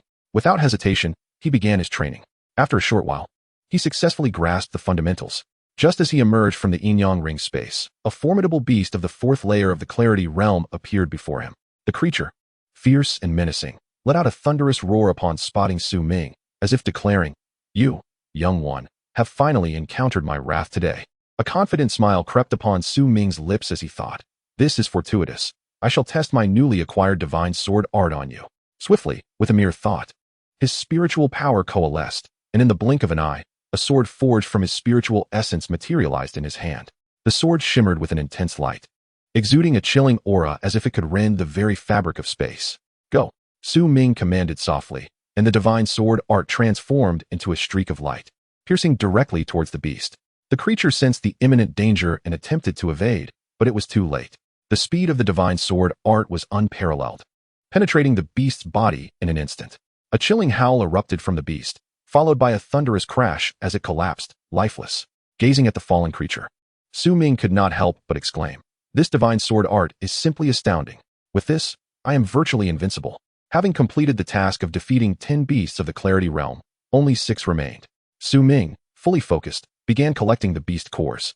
"Little thief, come out at once." A sharp voice rang out. It was the petite figure of Tan Yonan, her eyes ablaze with fury as she frantically searched the surroundings. Her agile form belied her anxiousness, her delicate face tinged with anger, resembling a flower battered by a tempest. Spotting Su Ming, she scrutinized him from head to toe, and upon recognizing his attire from the Purple Cloud sect, her eyes lit up. "Hey, you are also an outer disciple of the Purple Cloud sect, right? I am Tan Yonan, an inner disciple and your senior sister. Quit dawdling, and let us find that little thief." Su Ming, internally lamenting his predicament. Su Ming maintained a composed demeanor and simply nodded, thinking, "This trouble has sought me out. I must manage it for now." He silently followed Tan Yonan as they searched tirelessly for the better part of the day, scouring every nook and cranny, even the grass by the roadside and the small groves. Yet there was no sign of the elusive thief, Su Ming. "Damn it, where has that little thief hidden away?" Tan Yonan, in a fit of rage, stamped her feet, her chest heaving violently, as if she wished to devour Su Ming whole. At that moment, her gaze sharpened, fixating on a luminous beast of the 7th tier of the transparent realm, the scarlet flame demon bull, guarding a rare herb emanating an extraordinary glow. The creature exuded a formidable aura, causing the surrounding spiritual energy to spiral in chaos. It is indeed a blood Luo'an, a top-tier spiritual herb. Consuming it would significantly enhance one's physique. How fortuitous. I shall claim this herb for myself. You, lend me a hand and keep an eye out for that little thief. Let's see if he dares to snatch this herb from me." Tan Yonan turned her head to Su Ming, her eyes ablaze with fury, wishing to seize him for stealing 2 of her precious herbs. Su Ming, grappling with his thoughts, pondered, "Here we go again. Should I attempt to steal it? If I do, this strong-willed, fiery little girl will undoubtedly seek vengeance. But if I refrain, that rare herb is simply too tempting." Chapter 32. Qin Yan. At this moment, Tan Yonan was embroiled in a fierce battle with the scarlet flame demon bull. The bull, engulfed in flames, resembled a moving volcano, each roar sending shockwaves that threatened to collapse the surrounding space. Tan Yonan wielded her long sword, its gleam reflecting the fiery light, carving swift arcs as she met the bull's assaults head-on. "Humph, a mere brute. Today, I shall sever you beneath my blade." Tan Yonan bellowed, her eyes filled with determination. Just then, a shadow flitted by like a wraith. It was Su Ming. Seizing the moment, he dashed towards the blood Luo'an and swiftly snatched it up. "Ha! This herb is mine." Su Ming laughed heartily, swiftly turning to flee. Tan Yonan caught sight of this audacious act from the corner of her eye, her fury reaching a boiling point. "You little thief, it is you!" Tan Yonan roared, her voice echoing as if to rend the heavens. "Once I deal with this beast, you shall pay dearly. How dare you repeatedly take what is mine? You deserve nothing less than death." Tan Yonan's rage burned fiercely. This blood Luo'an was of paramount importance to her, a prize she had set her sights on, only to have it snatched away by Su Ming. How could she not be enraged? Meanwhile, Su Ming paid no heed to Tan Yonan's curses, quickening his pace until he vanished into the distance. "You wait for me." Tan Yonan gritted her teeth, turning her focus back to the scarlet flame demon bull. Her sword surged with brilliance, as if she intended to unleash all her fury upon the beast. "Today, I shall first make you my target, and then I will settle the score with that little thief." With a fierce shout, Tan Yonan lunged at the bull with the speed of lightning. The scarlet flame demon bull, provoked by her fervor, stomped its hooves heavily upon the ground, causing the earth to crack beneath it, before charging forward amidst a torrent of flames toward Tan Yonan. The clash between them erupted once more, illuminating the surroundings with blinding light and resonating with deafening roars. With the blood Yulan in hand, Su Ming's heart surged with exhilaration, as if he were riding the tumultuous waves of the sea. Haha, such an effortless acquisition. His lips curled into a smile, and his eyes sparkled with barely contained excitement. In an instant, with a mere thought, he vanished into the spatial realm of the Yin Yang Ring. Now was the moment to consume the blood Yulan. It would undoubtedly catalyze a transformation in my physique. Su Ming murmured to himself, resolutely placing the blood Yulan into his mouth. In that very moment, a torrent of overwhelming power surged within him, as if countless mighty dragons were rampaging through his being. Su Ming could not suppress a roar, his muscles tensed, veins standing out like writhing worms, as he felt every inch of his skin and every bone being fervently tempered by this force. The sensation was utterly exhilarating. As time progressed, Su Ming sensed that his physique was being enhanced at a terrifying pace, power gathering within him as if it were about to shatter the confines of this space. He then resolved to practice the legendary battle technique, Thunderous Might, and the divine martial art, Haoyang 13 Fists. Starting with Thunderous Might, with unwavering determination, Su Ming recited incantations. Thunder rumbles across the heavens, lightning flickers, thunderous might, break. He swiftly formed seals with his hands, and bolts of lightning flickered from his fingertips. Initially thin as threads, but in the blink of an eye transformed into robust pillars of lightning, roaring and exploding around him. Previously, he had struggled to master the thunderous might, but now, with his physique bolstered, he was eager to seize control. Su Ming gritted his teeth, beads of sweat dotting his forehead, yet he remained entirely focused on directing the lightning. With each successive demonstration, the lightning became increasingly refined, its power growing ever more formidable, leaving behind a trail of minuscule cracks as it tore through the space. Excellent, my proficiency is surging. Su Ming reveled in the growing mastery he felt over thunderous might, his heart brimming with elation. Next, he turned his attention to the divine martial technique, Haoyang 13 Fists. Power of Haoyang, converge in my fists, with 13 strikes. Let the heavens tremble, Su Ming shouted, his form instantly soaring into the air as he unleashed a punch, enveloped in a blazing radiance, resembling a miniature sun igniting atop his fist. Boom! This punch, imbued with earth-shattering force, struck a massive stone within the space, instantly reducing it to dust, vanishing without a trace.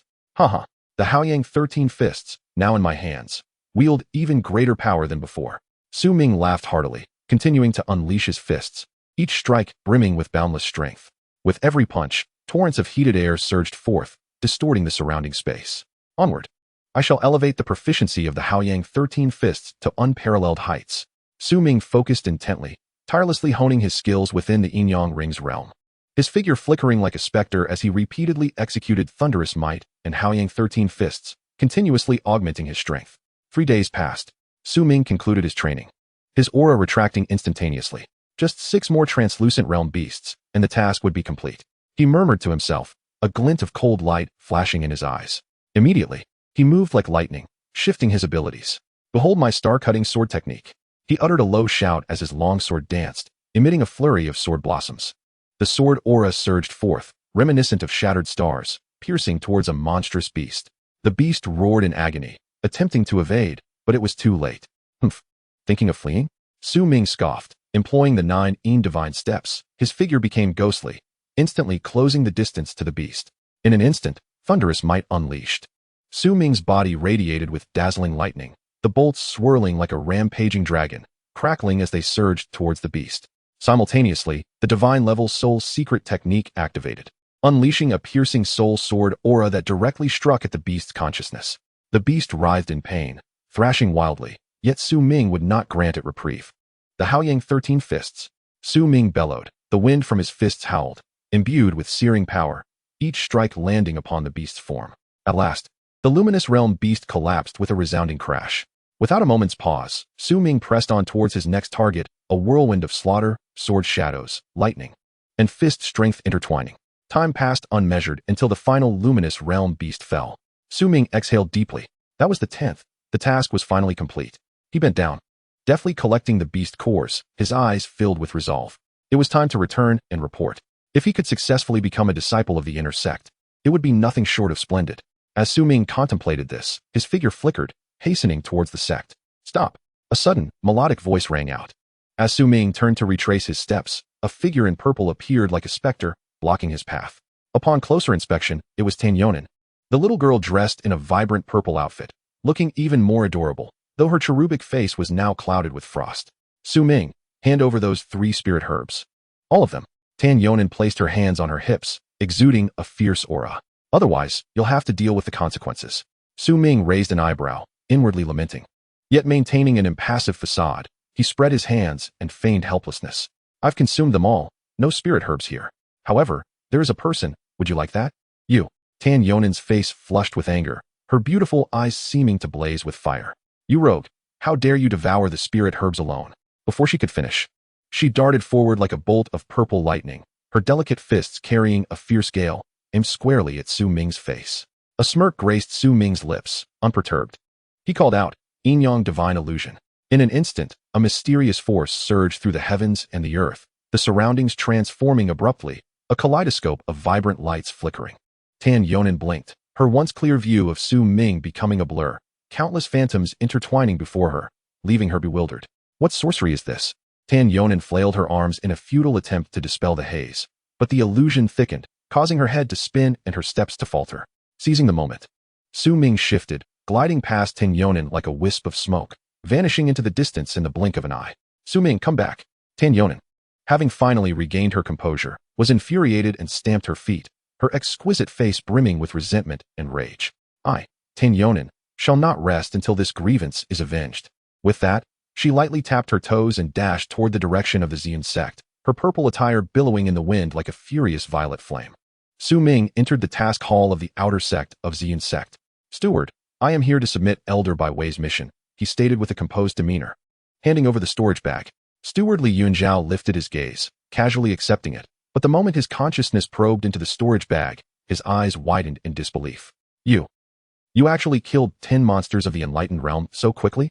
Li Yunjiao's voice rose sharply, piercing the air as if it could shatter the roof. How is this possible? Around him, a group of outer sect disciples, who had been busy with their own tasks, quickly gathered upon hearing this news.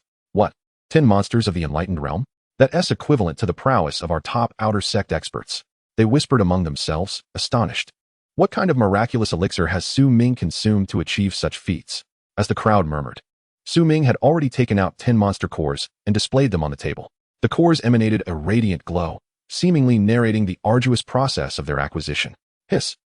These are indeed monster cores of the enlightened realm. The outer sect disciples gasped, their gazes towards Su Ming transforming from mere curiosity to profound admiration. This guy is undoubtedly a future inner sect brother. Jealousy surged among them, as they toiled tirelessly while he effortlessly completed such a challenging task. Just then, the transmission talisman of Steward Li Yunjiao flickered to life, his expression shifting as he hastily turned to Su Ming. Elder Bai Wei has commanded you to proceed immediately to the inner sect's training ground for your assessment. Li Yunjiao's voice unconsciously carried a hint of reverence. Su Ming nodded slightly, his expression unchanged, and strode purposefully toward the inner sect's training ground. Behind him, the whispers of the outer sect disciples continued to rise and fall. Once he leaves, Su Ming is sure to soar to great heights. Indeed, when we meet again, he will undoubtedly be an inner sect brother.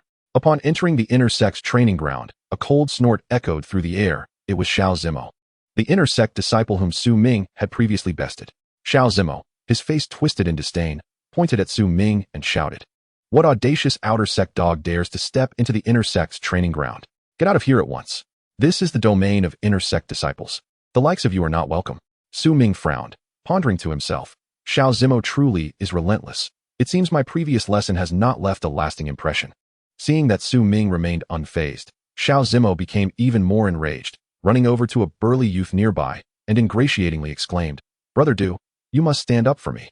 It was this outer sect brat who mercilessly thrashed me before. Look, these injuries have yet to heal properly."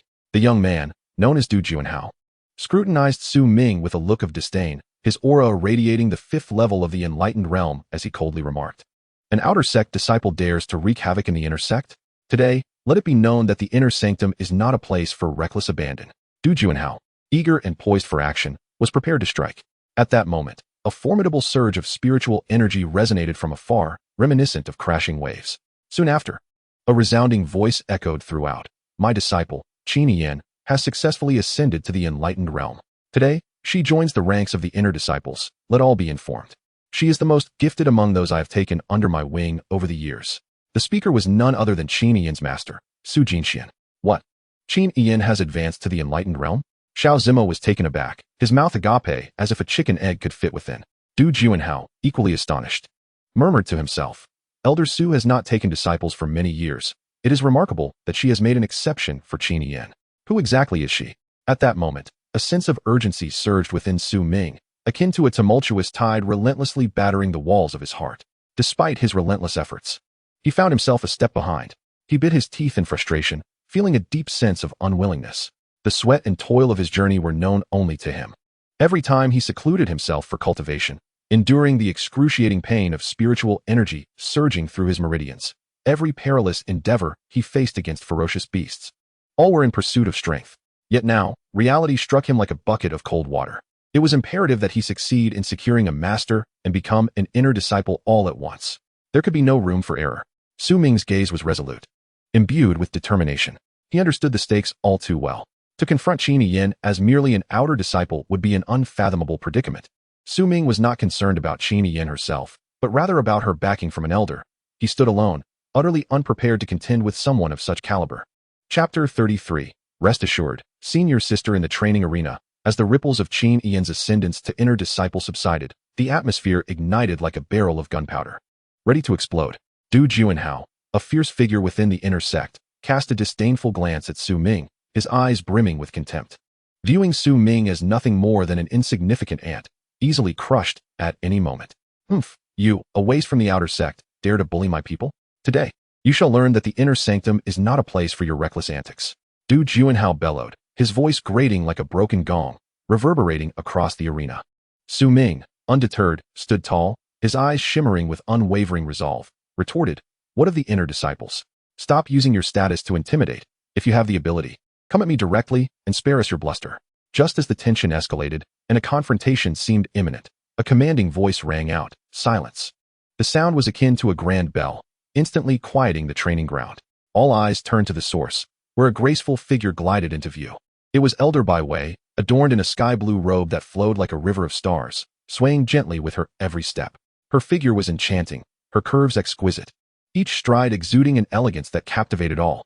That exquisite visage, akin to a meticulously crafted jade, boasted skin more radiant than snow, and eyes that sparkled like the most resplendent stars in the night sky, exuding an air of nobility and aloofness.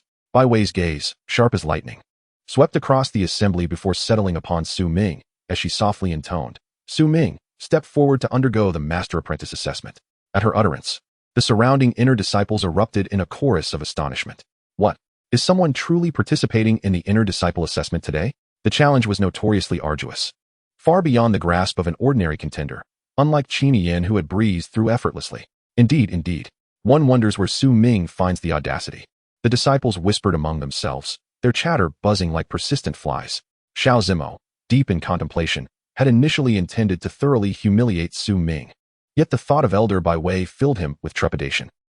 It seems this Su Ming is fortunate to encounter Elder Bai Wei. We shall hold our hand for now and observe how he embarrasses himself later, he murmured to Du Juanhao, a smirk of reluctant disdain gracing his face. Du Juanhao nodded, a flicker of malice in his eyes. Indeed, Elder Bai Wei's assessment is notoriously challenging among the elders. Su Ming, this lad, is bound to fail. The two positioned themselves to the side, arms crossed, adopting a demeanor of eager spectatorship. Xiao Zimo envisioned Su Ming's imminent plight during the assessment and could not help but comment, though Elder Bai Wei is indeed striking, her standards are exceedingly lofty, with demands bordering on the severe. If Su Ming steps up, he shall undoubtedly be subjected to a thorough thrashing. Du Juanhao chimed in, his face alight with schadenfreude. Precisely. He shall be left in tears. Does he not reflect upon his own merit, believing he can pass Elder Bai Wei's assessment? This master-apprentice assessment shall be divided into two parts. Elder Bai Wei's cool voice resonated, imbued with an undeniable authority. First, you must attain the level of the clear realm. Su Ming's heart quivered. He was precisely at the second layer of the clear realm, thus fulfilling this prerequisite. Su Ming, second layer of the clear realm. Commendable. Elder Bai Wei announced, her gaze piercing as it swept over him. What? Xiao Zimo's eyes widened in disbelief, his expression one of utter astonishment, his mouth agape. He was profoundly shocked. Just moments ago, Su Ming had been at the first layer of the clear realm. How had he so swiftly ascended to the second layer? Such a pace of cultivation was nothing short of miraculous. How could this be?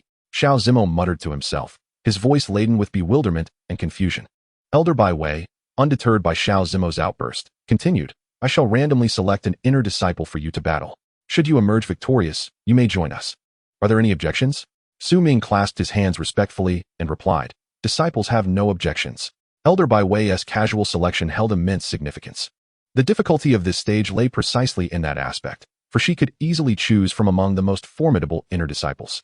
In this instance, she unexpectedly selected Du Juanhao, who was at the 5th level of the transparent realm, the very disciple who had just clashed with Su Ming. Du Juanhao was instantly elated, his heart racing with excitement. This fellow Su Ming has truly run out of luck. How fortunate it is that I get to face him. It is as if heaven itself is aiding me. He mused to himself, recognizing the vast disparity between the 5th level of the transparent realm and the 2nd level. It was indeed a chasm as wide as heaven and earth, and he was certain of an effortless victory. Su Ming, let us see how you manage to squirm this time. Encountering me spells your doom. A smug smile crept onto Du Juanhao's lips, brimming with confidence in his impending triumph. Dream on if you wish to ascend to the inner disciples. Du Juanhao exuded arrogance, his nostrils flaring with disdain. Elder Bai Wei observed the scene with a composed demeanor and spoke slowly. If you believe you cannot win, you may concede at once.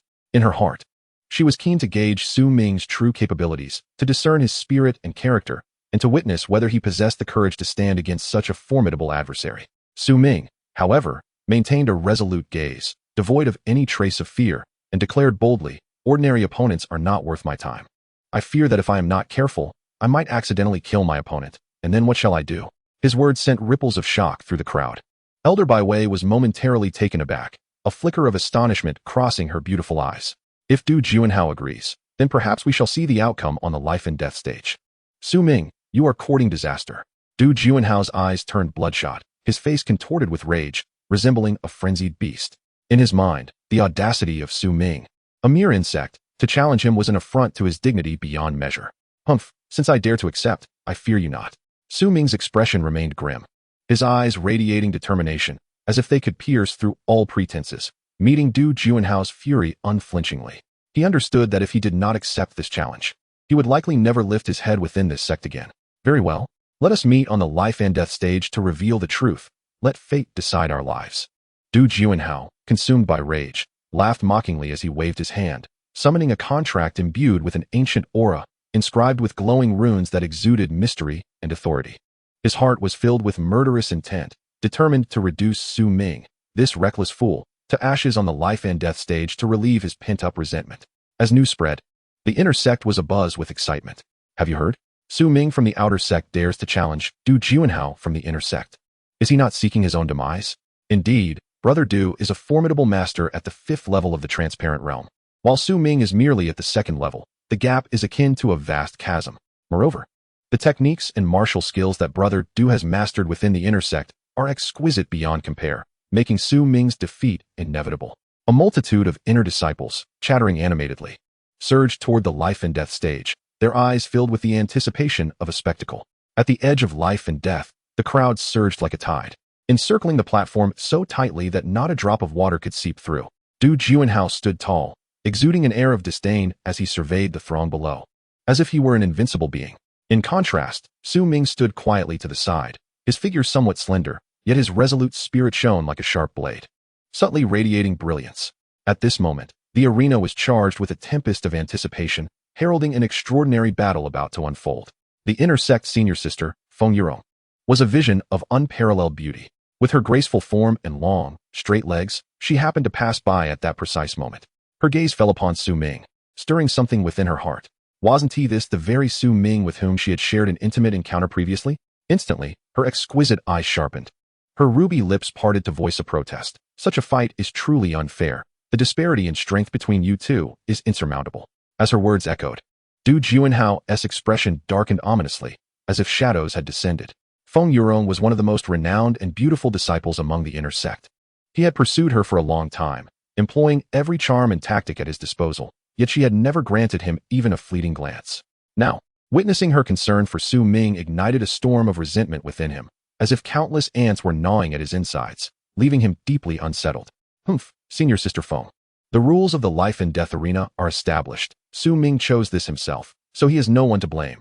Du Juanhao bit out, his voice laced with bitterness. Su Ming raised his gaze, a gentle smile unconsciously gracing his lips upon seeing Feng Yurong. Sister, thank you for the 10,000 spirit stones last time. I chose this arena myself, so please do not worry. I shall swiftly dispatch this fellow across from me. Feng Yurong's delicate brows furrowed. Her beautiful eyes filled with concern. Su Ming, do not act recklessly. Du Juanhao's strength. Rest assured, sister, I am fully aware, Su Ming interrupted, his gaze resolute, radiating an undeniable confidence. Du Juanhao, witnessing this exchange, was consumed by fury. Su Ming, have you lost your mind under senior sister Feng's enchantment? You speak so boldly. Today you shall learn that strength is paramount in this arena. With that, Du Juanhao's spiritual energy surged violently around him, creating a powerful aura that trembled the surrounding air. A swift change in his hand gestures summoned a long sword emanating a ghostly light, inscribed with runes that bespoke its extraordinary nature. Today, allow me to showcase my prowess. Du Juanhao bellowed, swinging his sword towards Su Ming. The blade sliced through the air with a sharp whistle, as if aiming to tear apart the very fabric of space. Chapter 34. The Elder's Direct Teachings. Du Juanhao's eyes reddened, his spiritual power raging like a turbulent tide crashing towards Su Ming. Su Ming, today marks your demise. Just you? Su Ming replied with a cold smile, the light of the meteor sword surging dramatically, akin to a star poised to fall, exuding immense pressure. Star-cutting sword technique.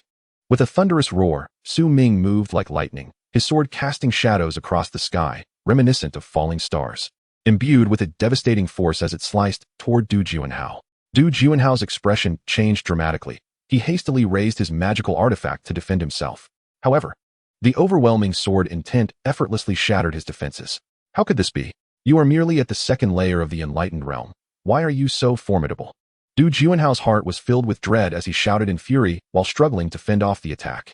Yet, Su Ming appeared unfazed, his swordplay growing increasingly ferocious. Each strike imbued with unparalleled dominance. Humph, you wish to slay me? You are not worthy. Du Juanhao felt as if a mountain of pressure bore down upon him. And the more he fought, the more he sensed his inadequacy.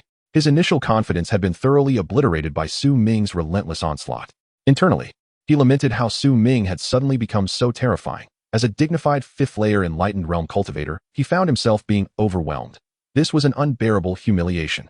Below the life and death platform, the inner disciples were left in stunned silence. Gasps of astonishment rippled through the crowd. Su Ming is simply too fierce, dominating a fifth-layer cultivator while being merely at the second layer of the enlightened realm. This defies all logic. Indeed, Wen realized how powerful he had become. In just a few days, he seemed to have transformed entirely. Sister Feng Yurong's eyes widened in disbelief, her exquisite features awash with shock. She gently covered her mouth, her heart brimming with incredulity. In just a few days, Su Ming had grown so formidable.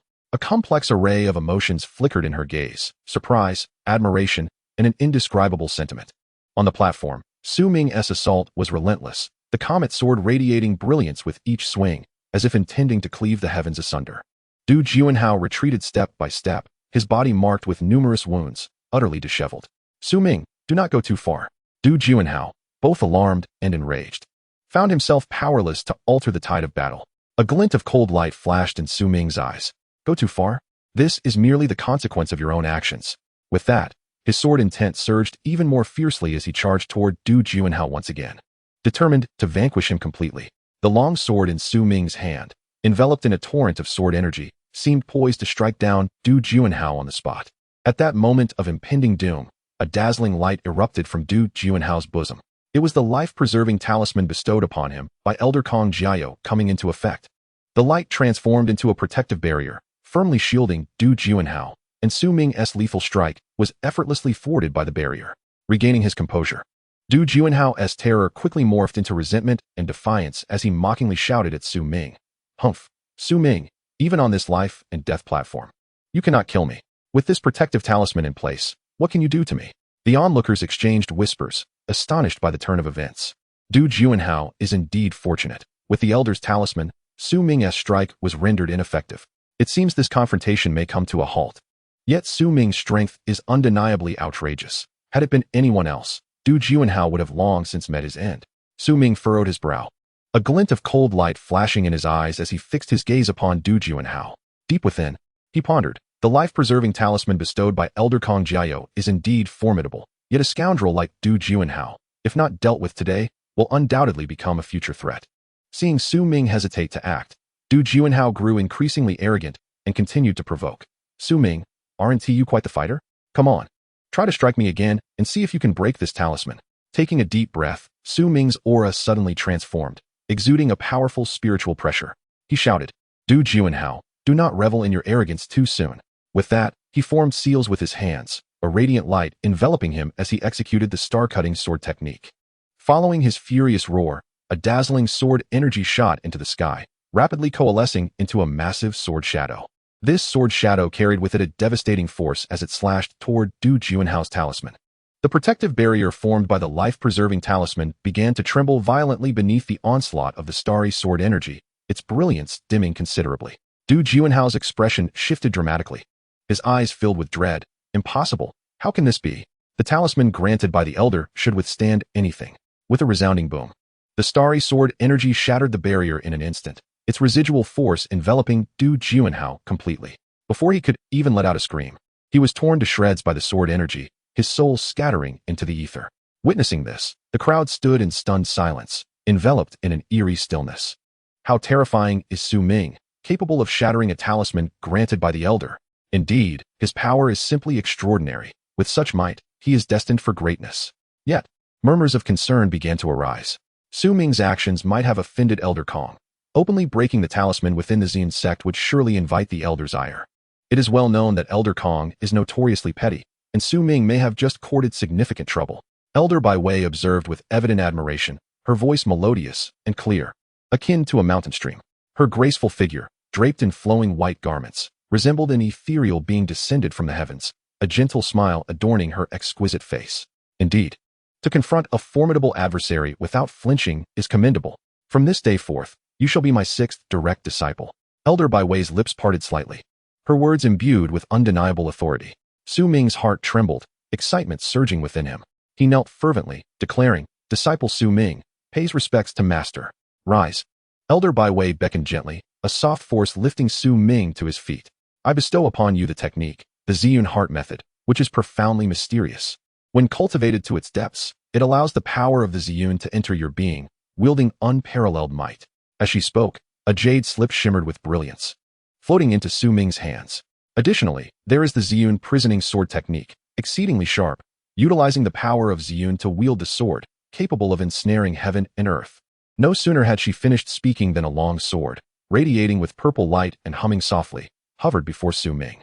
Moreover, here are 50,000 spirit stones, to be used as your resources for initial cultivation. Utilize them wisely. The storage bag shimmered brightly before settling steadily in Su Ming's palm, heavy with hope. And here is the disciple token of our Baiyun Peak's direct lineage. 3 days hence, you shall come to Baiyun Peak to attend my lecture. Punctuality is paramount. Elder Bai Wei stated with a serious demeanor. Su Ming gripped the treasured item tightly, his blood surging with excitement as he responded loudly. Disciple shall obey the master's command.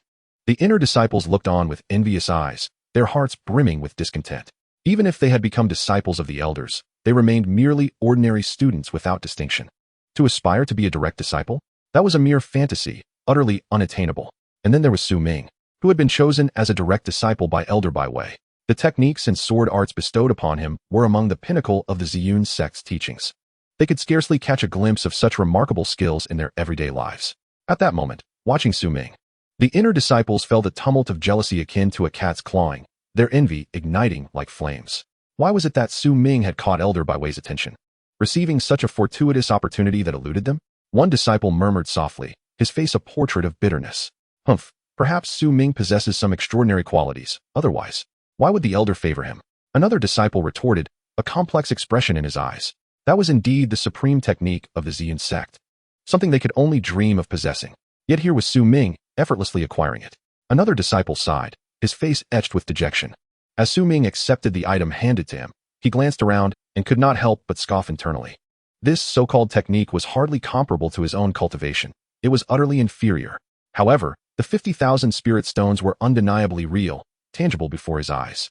Despite his inner thoughts, Su Ming immediately donned a mask of joy, bowing respectfully as he declared, I thank you, Master, for this treasure. I will devote myself wholeheartedly to rigorous training, ensuring I never bring shame upon you. Elder Bai Wei nodded and rose to depart. Seeing her leave, senior sister Feng Yurong promptly seized Su Ming and led him to a secluded spot. Now that you are in the inner sect, why have you not sought me out? She chided, her brows knitting in mild reproach. Su Ming paused, his expression tranquil. Senior sister, we are but strangers who have exchanged a glance. We cannot claim familiarity. Feng Yurong, upon hearing this, stomped her foot in frustration, her eyes wide with disbelief. What do you mean? I gave you my first, and you dare say we are not familiar? Su Ming fell silent, his lips pressed tightly together, hesitant to respond. Yet he was acutely aware that he had indeed taken advantage of the situation. Noticing his reaction, Feng Yurong let out a light huff. With a graceful flourish of her delicate hand, a jade pendant emitting a faint, fragrant aroma appeared in her palm. She thrust the pendant into Su Ming's hand. Her voice bright and clear. Take this. It will allow you to contact me at any time. Should you need anything in the future, do not hesitate to reach out. Understood? Immediately afterward, Feng Yurong, with a serious expression, earnestly advised Su Ming that Elder Kong Jiao is an exceedingly petty individual. You must exercise caution and be vigilant against any covert schemes he may concoct. In my opinion, it would be prudent for you to retreat to Baiyun Peak for seclusion. Your master, Elder Bai Wei, is there, and surely Elder Kong would not dare to act recklessly. Su Ming, maintaining a calm demeanor, replied, Sister need not worry. I possess my own discernment. After several reminders from Feng Yurong, she finally bid farewell to Su Ming. As he gazed at the jade pendant gifted by Feng Yurong, a ripple of emotions stirred within him, leading him to reassess her initially brusque demeanor with a touch of admiration. Just then, a sprightly figure appeared like a phantom, blocking Su Ming's path, none other than the little girl in purple, Tin Yonan, who had pursued him relentlessly. With her hands on her hips, Tin Yonan, fuming, exclaimed, You little rascal, I've finally cornered you. Now, where do you think you can run? Hand over the 3 spirit herbs you stole from me at once. Chapter 35. Tin Yonan. Su Ming's gaze sharpened as he faced the obstructive Tin Yonan. She was clad in a flowing purple garment, her figure graceful, with a delicate face resembling a piece of exquisitely crafted jade, and her eyes sparkled like stars twinkling in the night sky, captivating with every glance. Humph. You shall not escape so easily today. Tin Yonan huffed, her voice ringing clear, yet imbued with undeniable determination. Internally lamenting his predicament, Su Ming recognized that Tin Yonan was a formidable opponent at the 7th level of the enlightened realm, far beyond his current capabilities. It seemed he had no choice but to resort to his special technique. As he silently recited the incantation, a peculiar radiance enveloped him, manifesting his signature illusionary art, the Yin Yang Divine Illusion. As this illusion unfolded, the world around seemed to be draped in a veil of mystique, shimmering with ethereal colors, dreamlike and surreal. Tin Yonan, momentarily dazzled by the sudden brilliance, felt a wave of dizziness wash over her, her consciousness blurring. Seizing this fleeting opportunity, Su Ming lightly propelled himself, vanishing like a streak of black lightning from the spot. When Tin Yonan regained her senses and discovered Su Ming had already disappeared, her face flushed with indignation, her petite frame trembling with fury. Su Ming, you wait right there, she shouted through gritted teeth. I will surely give you a thorough thrashing and make you kneel before me to apologize. Meanwhile, the oblivious Su Ming continued on his way, unaware that repeated use of the Yin Yang Divine Illusion on the same individual could lead them to quietly develop feelings for him. Determined to reach Baiyun Peak ahead of schedule, Su Ming reflected on the 2 options available to inner sect disciples. Either accept a cave dwelling assigned by the sect or carve out a dwelling for themselves at the foot of the spiritual peak where their master resided.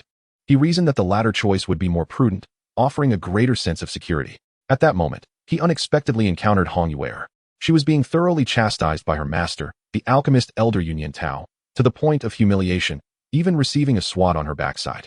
Clad in a peach blossom robe, Elder Yu possessed an alluring figure, her curves even more pronounced and rounded than Hong Heir's, exuding an enchanting grace that drew the eye.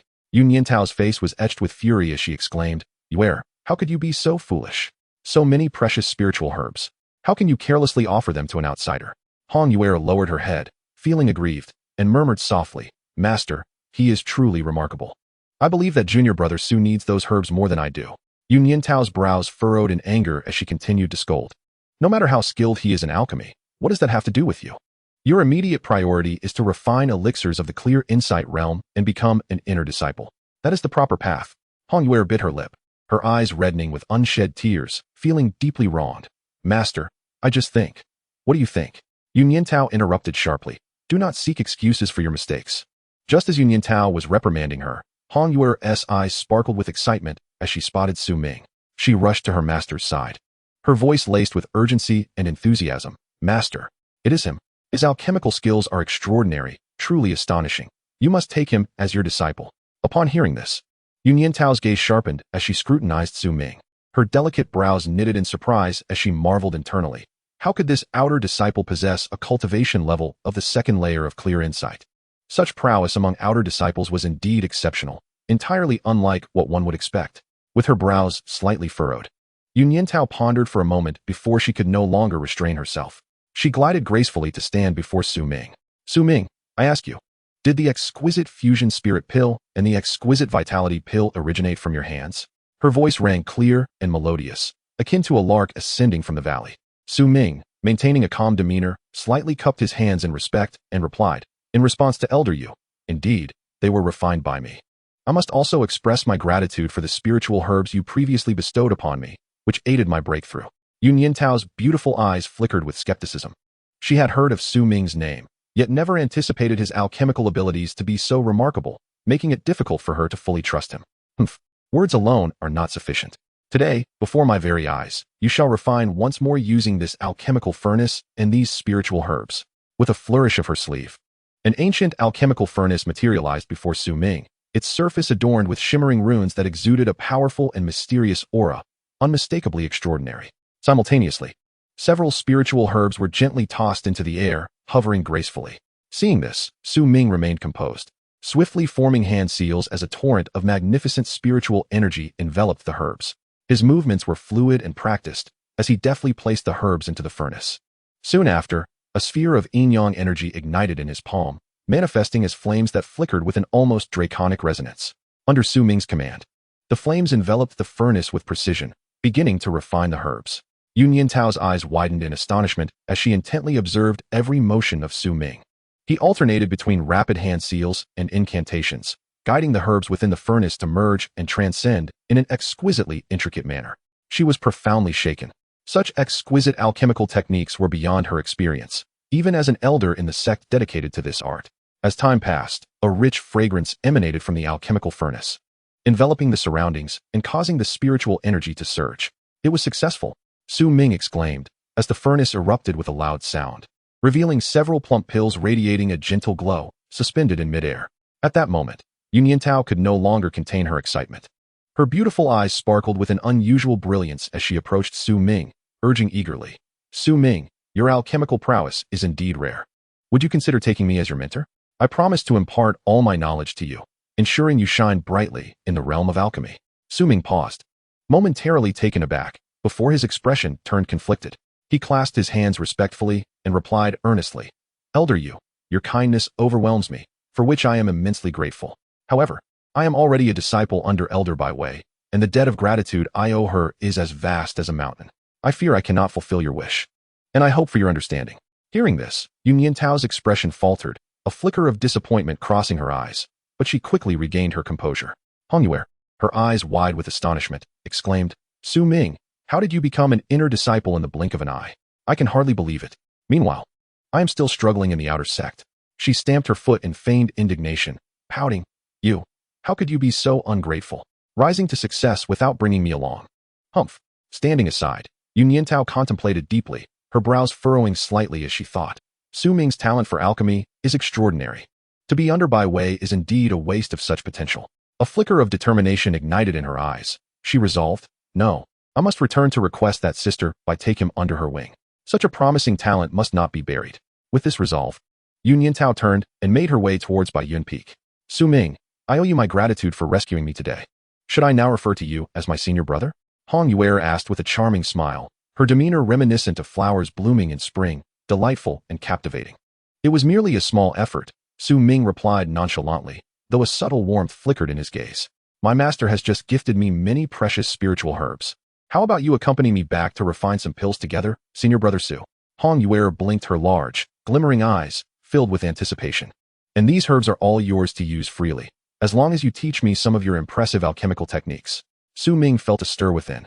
Although he had some wealth, the path ahead in cultivation was like a voracious beast, consuming vast resources. If he could procure some pills from Hongyue, it would be like finding warmth in the midst of snow. All right, I accept your proposal. Su Ming nodded slightly, his tone resolute. Upon hearing this, Hongyue erupted in joyous exclamation, her exuberance akin to a lively fawn, her graceful form swaying in the breeze. Let us hurry back. so we do not squander the treasures bestowed by our master." With that, the two set off side by side towards Hong Yuer's abode, leaving behind their silhouettes in the waning sunlight, growing ever more distant.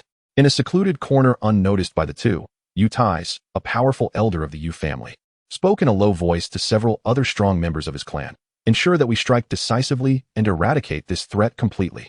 Leave no escape for that young man." Chapter 36. In ambush, Su Ming and Hong Yuer entered her courtyard together. Today, Hong Yuer donned a striking red silk gown that accentuated her voluptuous figure, particularly her alluringly curved hips, which were captivatingly enchanting.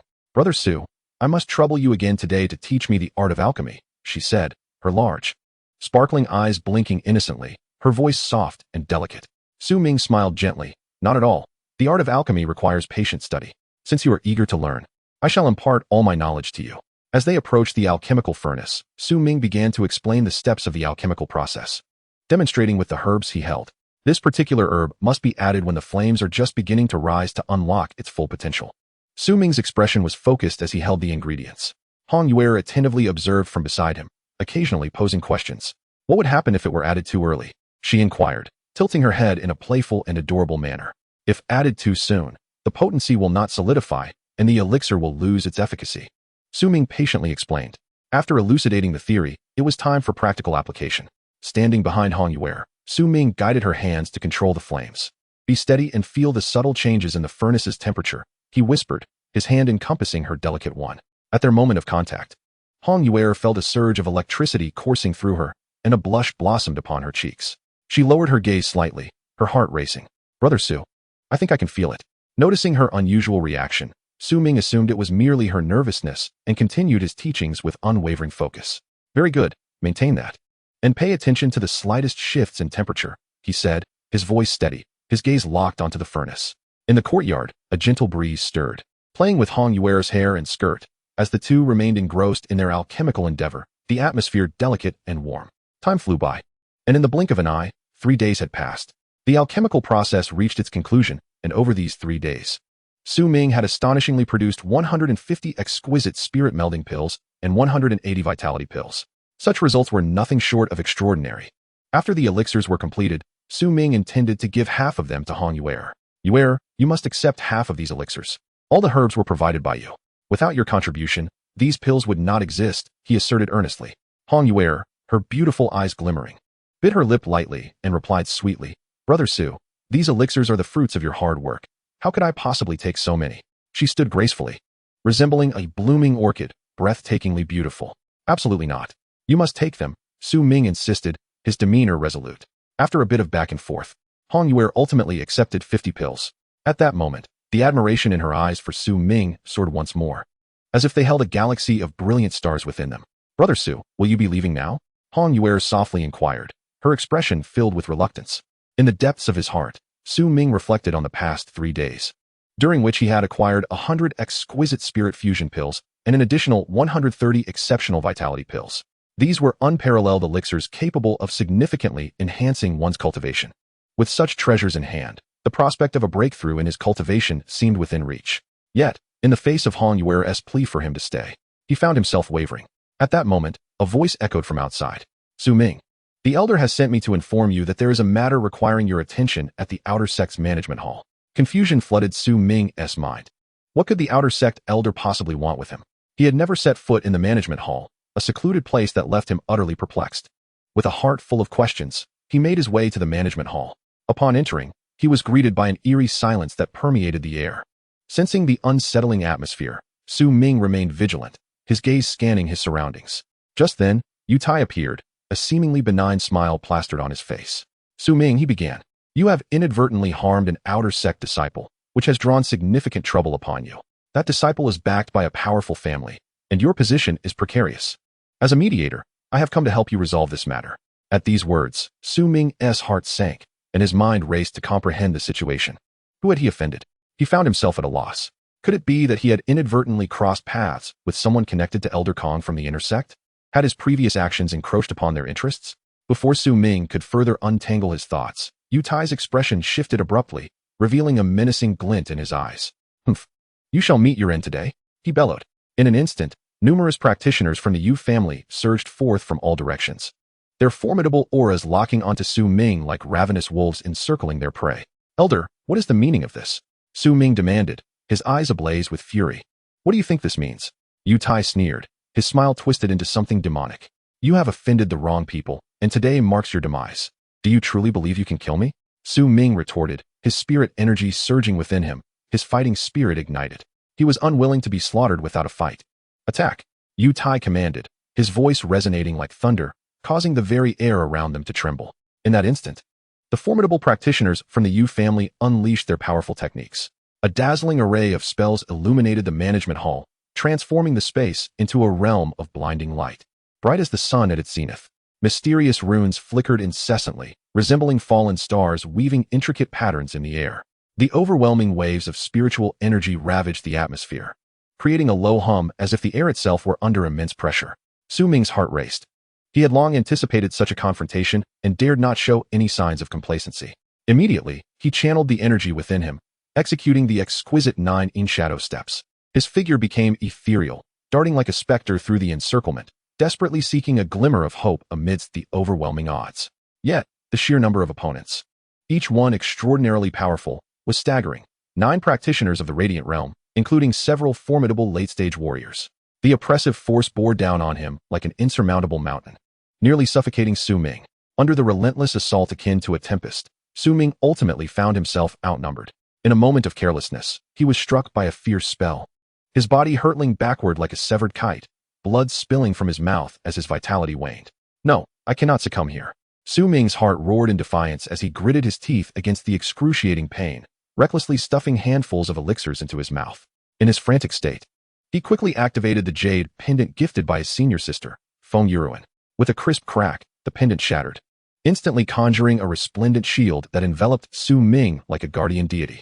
The shield emitted a gentle yet resilient light, barely withstanding the subsequent lethal onslaught from the Yu family's formidable members. What? Su Ming has been attacked? Feng Yuruan's brows furrowed in alarm, a glint of cold fury flashing in her beautiful eyes. With another jade pendant in hand, she shattered it without hesitation, her form darting like lightning towards the scene of the incident. Inexplicably, an overwhelming concern gripped her heart. As a peak practitioner of the transparent realm, the fury within her was potent enough to pierce the heavens. In the blink of an eye, she arrived at the site. "Yu Tai, how audacious of you," she declared, her voice as frigid as frost, her figure suspended in midair, garments billowing like a celestial maiden descending from the heavens, her exquisite visage marred by anger. Yu Tai and his associates paled, terror etched across their faces as they beheld the sudden appearance of this elite inner sect disciple. "How dare you harm Su Ming? Today shall mark your demise." Feng Yuruan's words hung in the air as she flicked her sword, unleashing a torrent of sword energy that surged toward Yu Tai and his companions like a swift river. Impossible. The Yu family members felt a chill of dread as they attempted to evade, only to find themselves ensnared by the horrifying sword energy, with no escape in sight. With sickening thuds, they collapsed, faces etched with disbelief as blood swiftly stained the ground. They could scarcely fathom that Su Ming could summon such formidable aid in an instant. Feng Yuruan flashed to Su Ming's side, her beautiful eyes filled with concern. Gently lifting him, she delicately touched her toes to the ground and raced towards her abode. Upon their return, she hastily laid Su Ming upon her bed.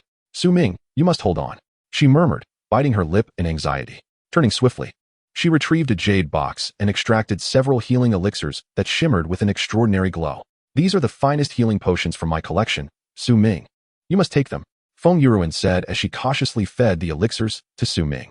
Observing the pallor of his complexion, Feng Yuruan silently vowed, those who dared to harm Su Ming would pay a dreadful price. After a while, Su Ming exhaled deeply, managing to open his eyes as his injury stabilized. As he gazed upward, Feng Yuruan's long, graceful legs came into view, and he realized in an instant that it was indeed his senior sister's intervention that had pulled him back from the brink of death. "Sister, I owe my life to you this time. Otherwise, I would have perished." Su Ming expressed profound gratitude, his gaze towards Feng Yuruan filled with reverence. "Humph. Why are you being so polite with me?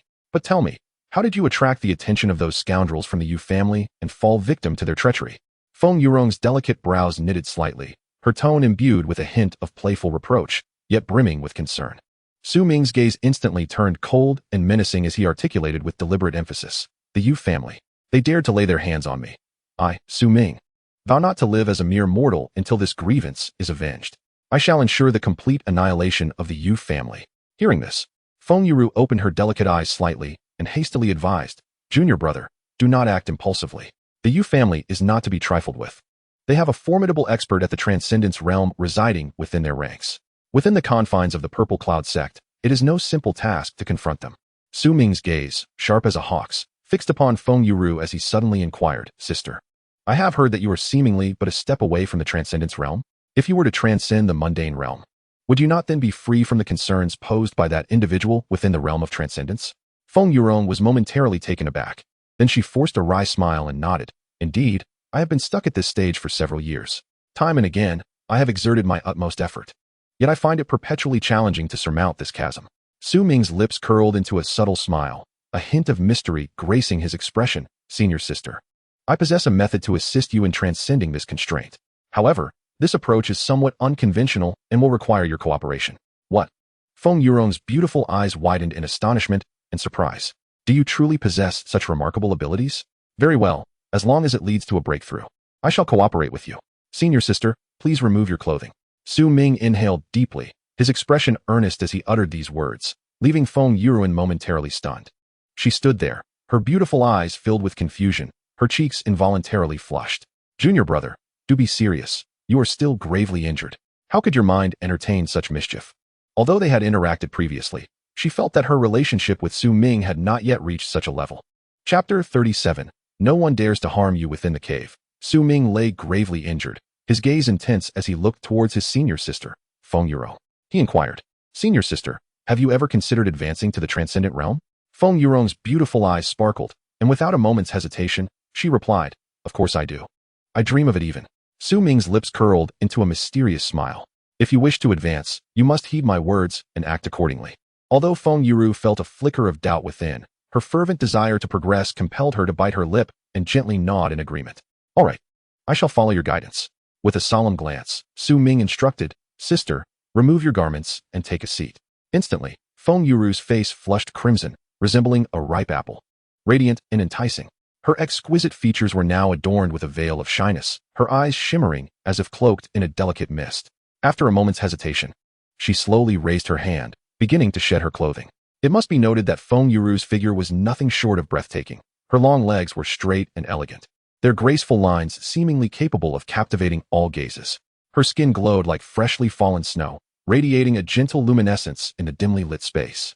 Her movements were graceful, each gesture imbued with an enchanting allure. Even in the midst of such a bashful and awkward situation, she could not disguise her captivating presence. Su Ming's aura surged, as the Yin Yang Divine Art began to operate uncontrollably. This technique seemed to possess a spirit of its own, emanating mysterious and formidable waves.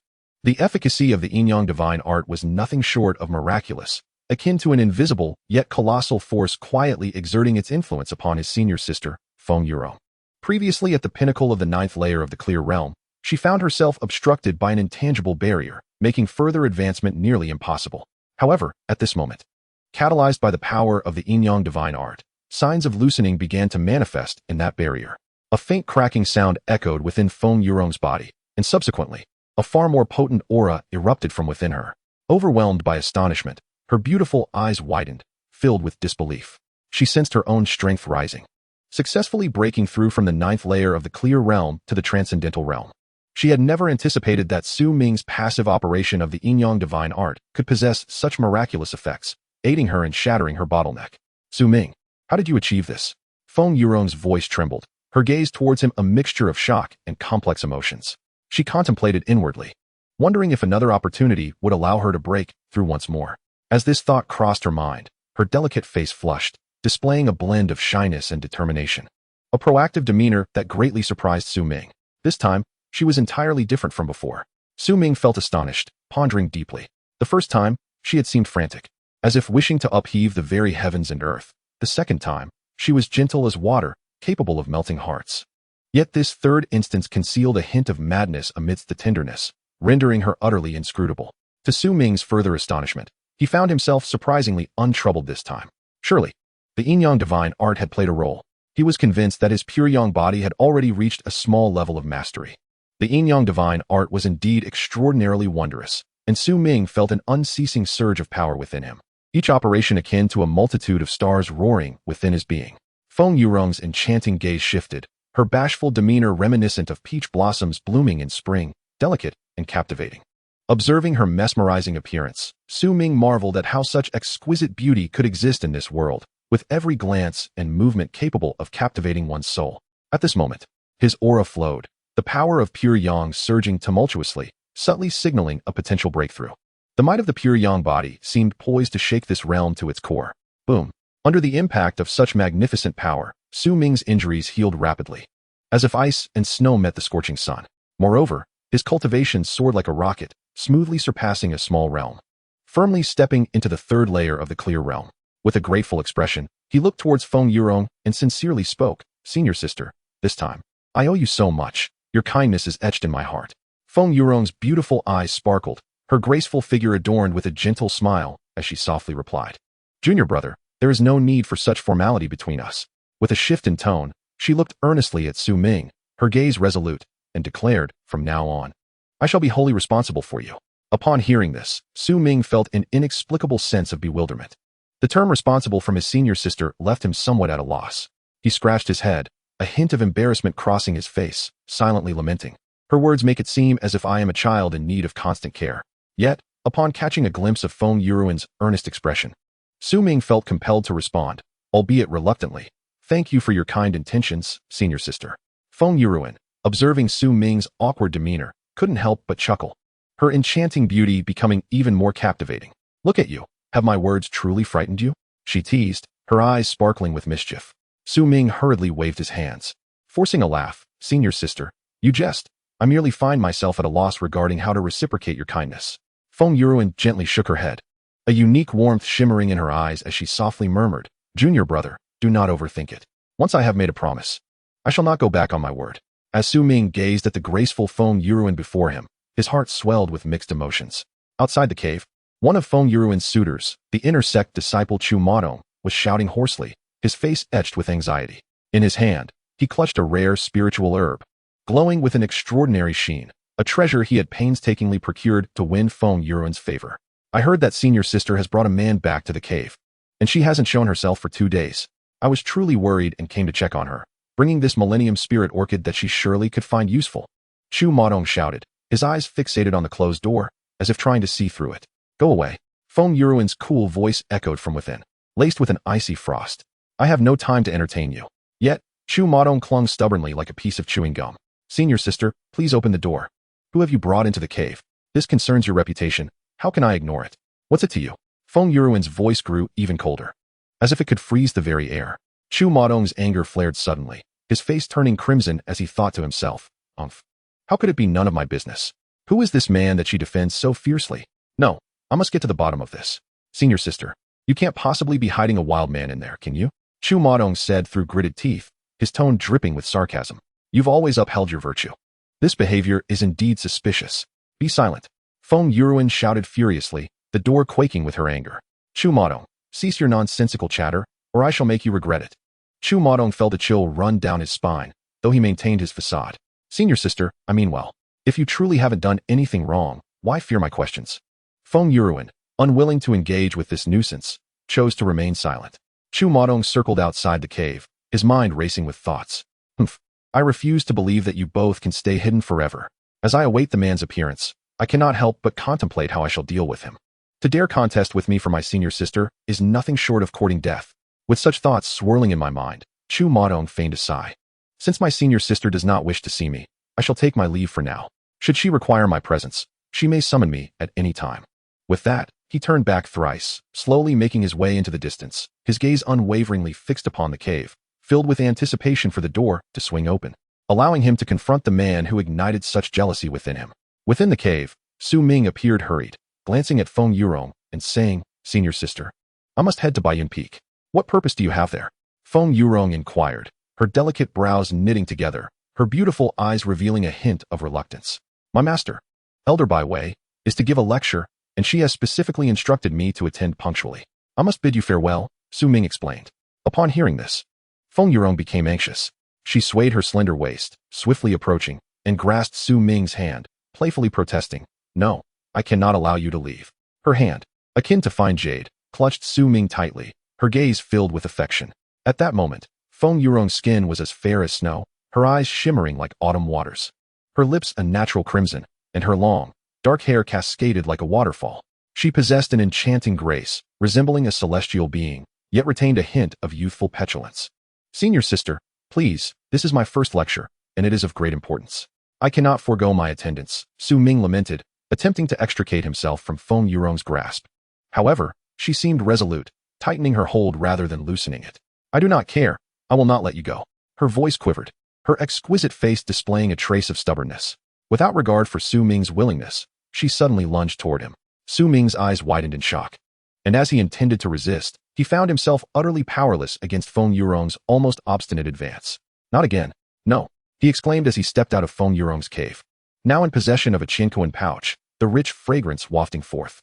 This pouch contained treasures aplenty, he mused, his lips curving into an involuntary smile. He opened the pouch, his eyes sweeping across its contents. To his astonishment, it brimmed with hundreds of spiritual herbs, each radiating an aura of vitality and ethereal charm. How many years must these rare plants have taken to cultivate? My senior sister is indeed generous to me, Su Ming reflected with a sense of gratitude.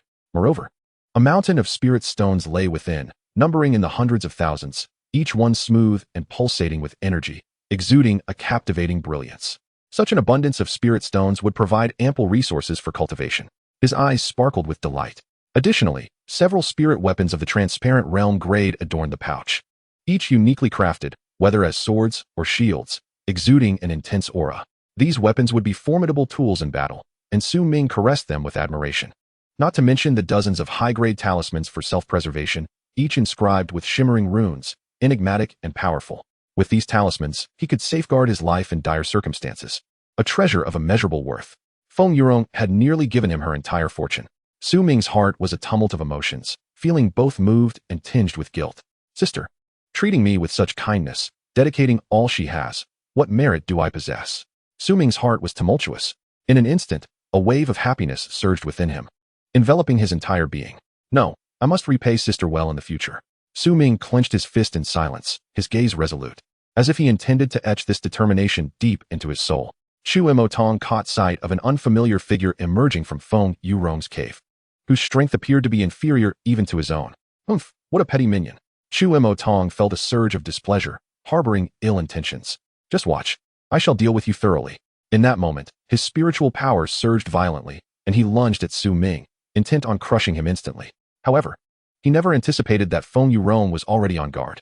How dare you? Feng Yurong's brows furrowed, her beautiful eyes filled with lethal intent. With a sharp cry, her jade hand shot out like lightning. Boom. With overwhelming force, her slap sent Chu Imotong hurtling backward. He traced a clumsy arc in the air before crashing heavily to the ground, his face etched with disbelief. How is this possible? Chu Imotong was filled with dread. When did Feng Yurong become so formidable? Upon closer inspection, he noticed that Feng Yurong's aura was restrained, yet radiated the oppressive presence of a high-ranking individual. She had ascended to the transformation realm. This is disastrous. I've truly kicked a steel plate. Chu Imotong lamented inwardly. The transformation realm signifies a figure of elder status. Despite his seething anger, he could only suppress it, his face a mask of bitterness and reluctance. Sister Feng, I was blind to your greatness and have offended you. I humbly ask for your forgiveness. With that, he retreated in disgrace, his back a picture of dejection. Feng Yurong watched Su Ming's departing figure, her expression softening as she murmured, from now on, no one in this world shall dare to lay a finger on you. Chapter 38. Xiaomi Mi Su Ming hurried to Baiyun Peak, where a throng had already gathered. This was due to Elder Bai Wei delivering a lecture, drawing many disciples eager to attend.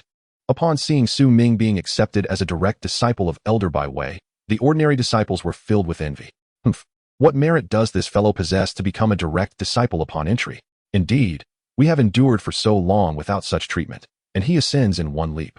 Mocking remarks flew towards Su Ming like arrows. Fei Mingyu, a formidable presence at the 6th level of the Enlightenment realm, stepped forward, his face a mask of disdain. Su Ming, your cultivation is far beneath mine. On what grounds do you claim to be the direct disciple of our master? I refuse to accept it. Su Ming's gaze sharpened, contemplating. This Fei Mingyu truly dares to challenge me. Yet, he showed no sign of weakness, sneering, refuse? Then feel free to make your move, and see if I don't bring you down. Fei Mingyu's anger turned to mocking laughter as his spiritual energy erupted, a powerful aura sweeping the surroundings. Very well. Today I shall show you that I, Fei Mingyu, am not to be trifled with. As he revealed his strength, The surrounding disciples gasped in astonishment. Heavens! Brother Fei has actually advanced to the 6th level of the enlightenment realm. No wonder he is so furious. He was the most promising candidate to become the direct disciple, only to have his opportunity snatched away by Su Ming. Fei Mingyu's resentment surged like a tidal wave within him. He had diligently cultivated his skills, eagerly anticipating the day he would be recognized as Elder Baiwei's personal disciple. Now, with Su Ming's unexpected interference, how could he possibly swallow this humiliation? In that moment, Fei Mingyu stomped his foot and darted towards Su Ming like a bolt of lightning. Surrounding him, his spiritual energy transformed into a dazzling array of light, captivating all who beheld it. The onlookers were skeptical of Su Ming's chances, voicing their doubts. I hear Su Ming is merely at the 2nd level of the enlightened realm. How could he stand against Brother Fei, who is at the 6th level? Indeed, with such weak cultivation and arrogance to boot, he was bound to embarrass himself. The battle commenced swiftly. A fierce glint flashed in Fei Mingyu's eyes as he bellowed. Today, you shall witness the might of Fei Mingyu. Instantly, a purple aura enveloped him as he unleashed the renowned purple energy fist technique from the Ziyun sect. Humph. I have perfected this technique. Its power is unparalleled. What will you use to contend with me? He shouted, unleashing a relentless barrage of strikes. His fists, shrouded in dense purple energy, surged forth like a flock of purple dragons, crashing towards Su Ming. Su Ming remained unfazed, confronting this onslaught with calm composure. In an instant, his aura erupted, revealing his cultivation at the 3rd level of the enlightened realm. You think you can stop me? Behold the Haoyang 13 fists. Su Ming roared, his voice resonating like a thunderclap. In that moment, golden flames ignited around his fists, their brilliance akin to the sun itself. Each punch he delivered bore the weight of cataclysmic force, crashing forward like an unstoppable tide, each wave taller than the last, directly overwhelming Fei Mingyu. Fei Mingyu's expression shifted dramatically, a wave of intense trepidation swelling within him. How could this be? How could he be so powerful? His mind screamed in disbelief. Yet, before he could fully process this revelation, Su Ming's fist was already upon him. With a resounding crash, akin to a thunderbolt, Fei Mingyu was sent flying as though he were a kite severed from its string. He arced through the air before crashing heavily to the ground, stirring up a cloud of dust. Fei Mingyu's face was a portrait of shock, blood trickling from the corner of his mouth, his mind reeling with disbelief. How could I be so utterly outmatched? I couldn't even withstand a single punch. This is impossible. This is inconceivable. He repeated these words internally, his eyes filled with despair and resentment. The surrounding crowd was left utterly dumbfounded. My goodness, Fei Mingyu was defeated so swiftly. Indeed. And he was sent flying by a single punch. Su Ming is terrifying. Just days ago, he was at the 2nd level of the enlightened realm. How could he have advanced to the 3rd level in the blink of an eye? Moreover, he so effortlessly overpowered Fei Mingyu, who was at the 6th level. This surge in strength is simply outrageous. Whispers of astonishment filled the air as the crowd exchanged incredulous glances. After a brief moment, everyone gradually regained their composure. Their eyes filled with reverence as they gazed upon Su Ming. Brother Su is truly formidable. Brother Su, we hope to receive your guidance in the future. The crowd echoed in unison, collectively addressing Su Ming as brother. Their calls surged like ocean waves, rising and falling, resonating throughout the realm. Stepping forward with undeniable strength, Su Ming seized Fei Mingyu, who had been sent flying by his punch. Get up, Su Ming commanded in a deep voice. Fei Mingyu, his face awash with panic, trembled slightly, unable to fathom that Su Ming possessed such terrifying strength, capable of sending him flying with a single blow. With piercing eyes fixed upon Fei Mingyu, Su Ming spoke, we are all disciples of our master and part of one family. It is only natural for you to question me. On the path of cultivation, victories and defeats are commonplace. However, we cannot afford to lose, nor should we harbor ill intentions. Fei Mingyu, shaken by Su Ming's words, felt a mix of awe and regret. The breadth of Su Ming's strength was astounding, and his magnanimity was equally impressive. Overcome with remorse, he fell to his knees with a thud, performing a deep bow, and declared, Brother, I was wrong. At that moment, a graceful figure approached, revealing their master, Baiwei. With gentle steps, she moved with an ethereal grace, reminiscent of a celestial being. Her exquisite features bore a cool elegance tempered with warmth, making her unforgettable at first glance. Observing Su Ming's initiative to reconcile, a glimmer of approval flickered in Baiwei's eyes. She nodded slightly and murmured, Su Ming's actions exhibit a commendable poise. Clad in a flowing sky-blue gown, she appeared enchanting, her beauty akin to that of a celestial maiden. Her skin was as smooth as jade, and her eyes sparkled with a blend of coldness and nobility, her figure perfectly proportioned, each step imbued with grace. In this moment, Her demeanor was more serious than usual as she began her lecture. Since the establishment of Baiyun Peak, 300 years have passed through the vicissitudes of time. Throughout these 8 centuries, the predecessors of the peak have relentlessly pursued the path of cultivation, forging the brilliance we witness today. Her voice, clear and melodious, resonated throughout the lecture hall. As for the intricacies of the Tongming realm, there are numerous subtleties to consider. It is imperative to understand that the Tongming realm is the critical stage for awakening spiritual wisdom and clarifying one's true self. During cultivation, one must be calm and focused, attuning to the ebb and flow of ambient spiritual energy. When drawing this energy into the body, haste must be avoided. A moment's carelessness could lead to chaotic energy flow and perilous consequences. With a furrowed brow, she warned gravely. Su Ming listened attentively, recognizing that this instruction was specifically tailored for him, the newly accepted disciple. The other ordinary disciples gathered nearby were merely fortunate to share in the experience.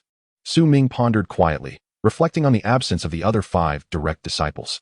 Surely, they must be out honing their skills. After a considerable time, Bai Wei concluded her lecture. Su Ming promptly approached, bowing respectfully, and sincerely expressed, "Thank you, Master, for your teachings. This session has been immensely beneficial to me." Bai Wei gently inclined her head, a soft smile gracing her delicate features as she replied kindly, "Focus on your cultivation. 7 days hence will mark the grand ceremony of the sect's founding, at which you and several other esteemed disciples shall represent Baiyun Peak. During this period, I, your master, must enter seclusion for cultivation. Should you encounter any difficulties in your practice, you may seek enlightenment from your senior brothers and sisters." Su Ming expressed his gratitude to his master with a deep bow. After speaking, Bai Wei turned and departed. The ordinary disciples, having witnessed recent events, had completely transformed their perception of Su Ming. "Brother Su. Safe travels, Brother Su." The respectful calls echoed as they bid farewell to Su Ming, their voices filled with admiration. Contemplating the upcoming ceremony, Su Ming recognized the necessity of visiting the task hall in advance to secure a coveted opportunity to travel to Luo'an City for the selection of disciples.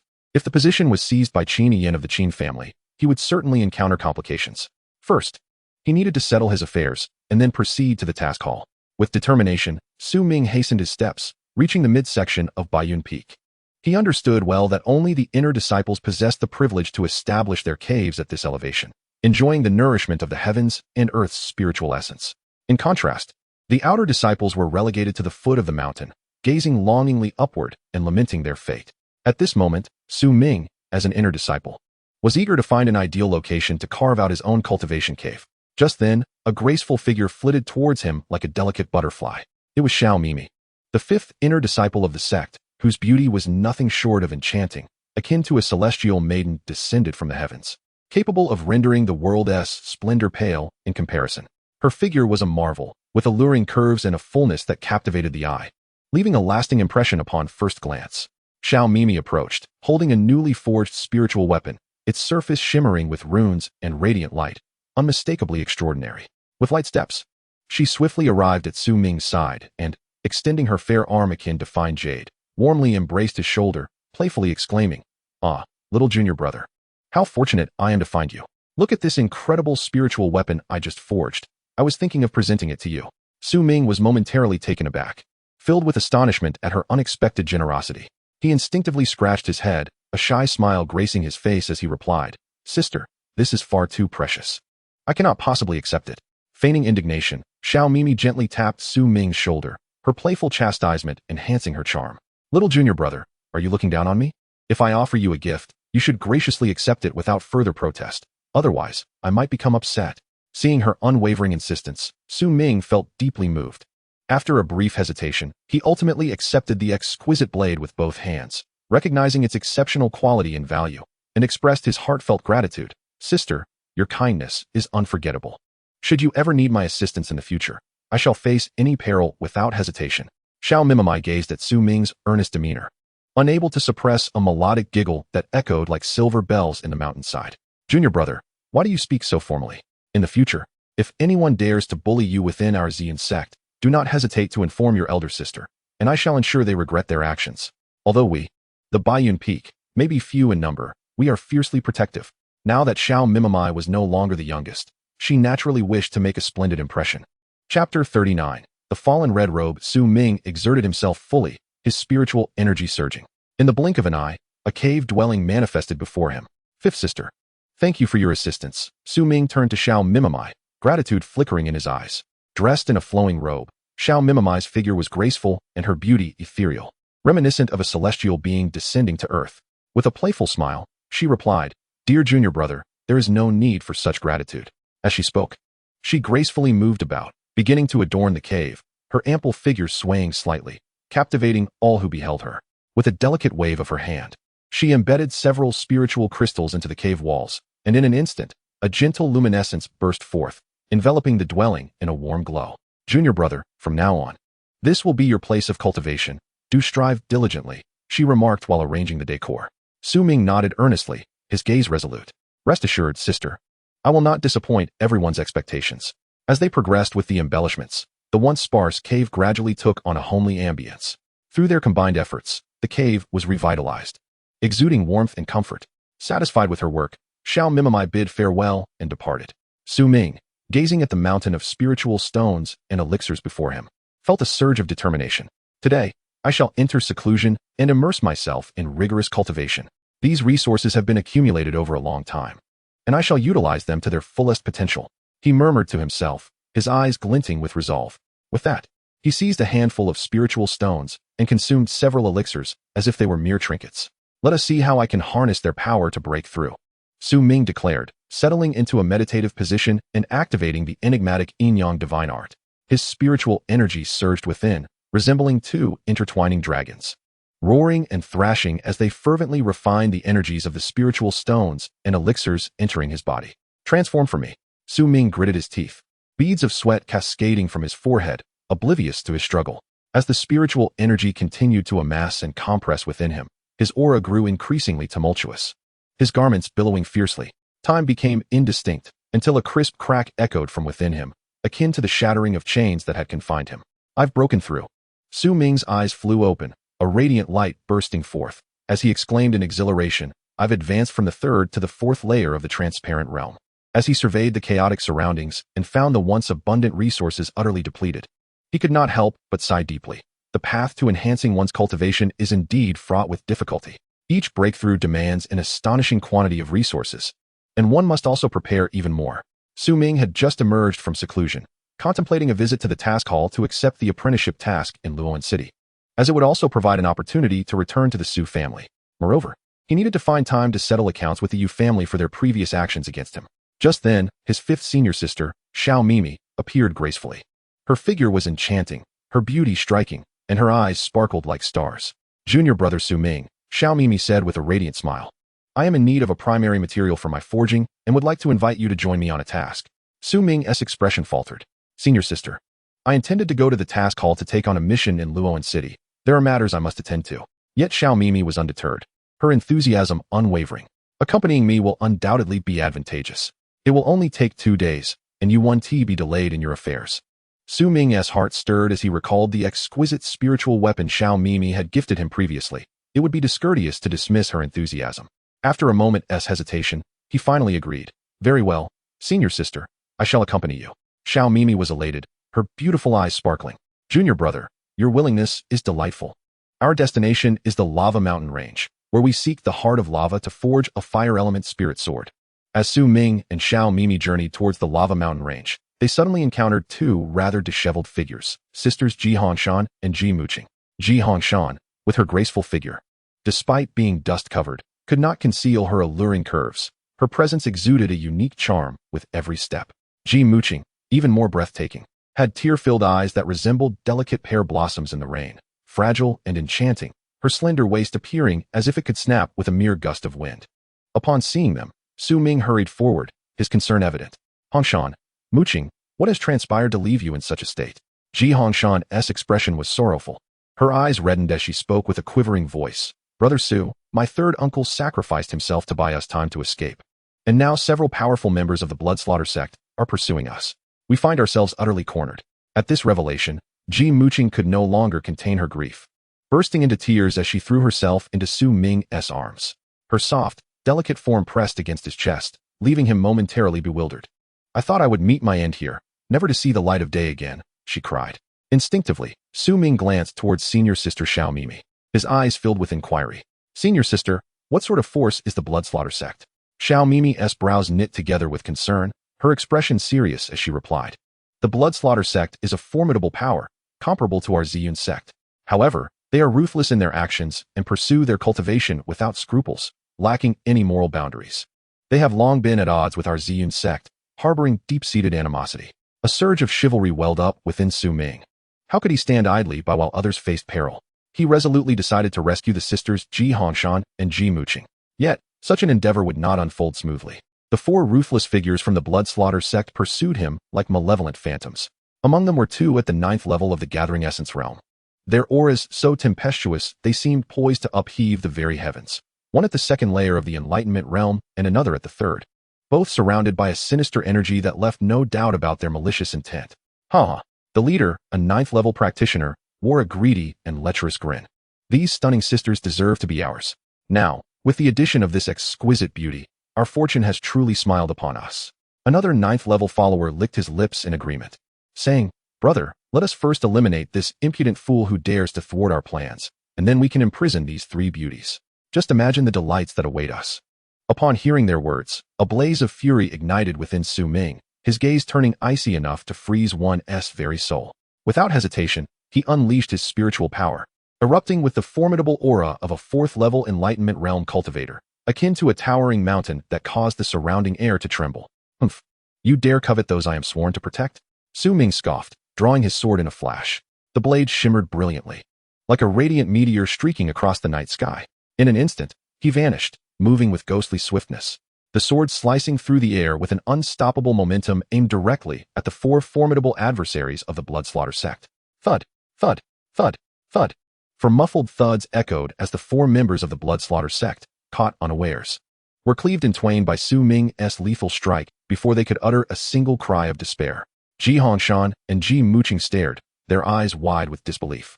Just moments ago, they had been anxious for Su Ming's safety, and now he exhibited such terrifying prowess, effortlessly dispatching four foes. Ji Hongshan's lips parted slightly. Her eyes filled with astonishment and complexity as she murmured, "Is this still the brother we once knew? In such a short time, he has grown so powerful." Ji Muqing, equally stunned, instinctively pinched her arm to confirm she was not dreaming. "Sister, his strength is simply extraordinary." Nearby, Su Ming's expression hardened as he addressed the two women seriously. "You two must return to the sect and urgently report the Blood Slaughter sect's brazen actions within the territory of our Purple Cloud sect. Leave the rest to the sect's judgment." Ji Hongshan's delicate brows furrowed, her lovely eyes filled with concern as she urged, "Su brother, the Blood Slaughter sect approaches with great ferocity. They are not merely these insignificant lackeys. I have heard they possess even more formidable inner disciples, far exceeding these four in strength. Please be cautious." A defiant smile graced Su Ming's lips, his gaze resolute as he declared, "Do not fret. If we encounter them, we shall slay them. I will avenge you and settle this great enmity." With that, Ji Hongshan and Ji Muqing hastily departed, while Su Ming and Xiao Mimi continued their journey towards the lava mountains, side by side. After a swift journey of several hours, the scene of rolling lava and waves of heat gradually came into view. Upon entering the lava mountains, Su Ming's eyes brightened at the sight of the fire spirit grass. He swiftly stepped forward, carefully collecting the delicate plant swaying between the scorching rocks. What fortune, he thought, to have such a reward upon arrival. Xiao Mimi gracefully approached, her figure exuding elegance, her eyes sparkling with mischief and a charming smile gracing her lips. "Little junior brother, do you know that the lava mountains are not to be underestimated?" she began, her voice melodic. "Within these mountains, the materials for forging are as abundant as the stars, and fire-type elixirs are scattered across the terrain, alongside countless rare treasures hidden within. This is the advantage I mentioned to you earlier.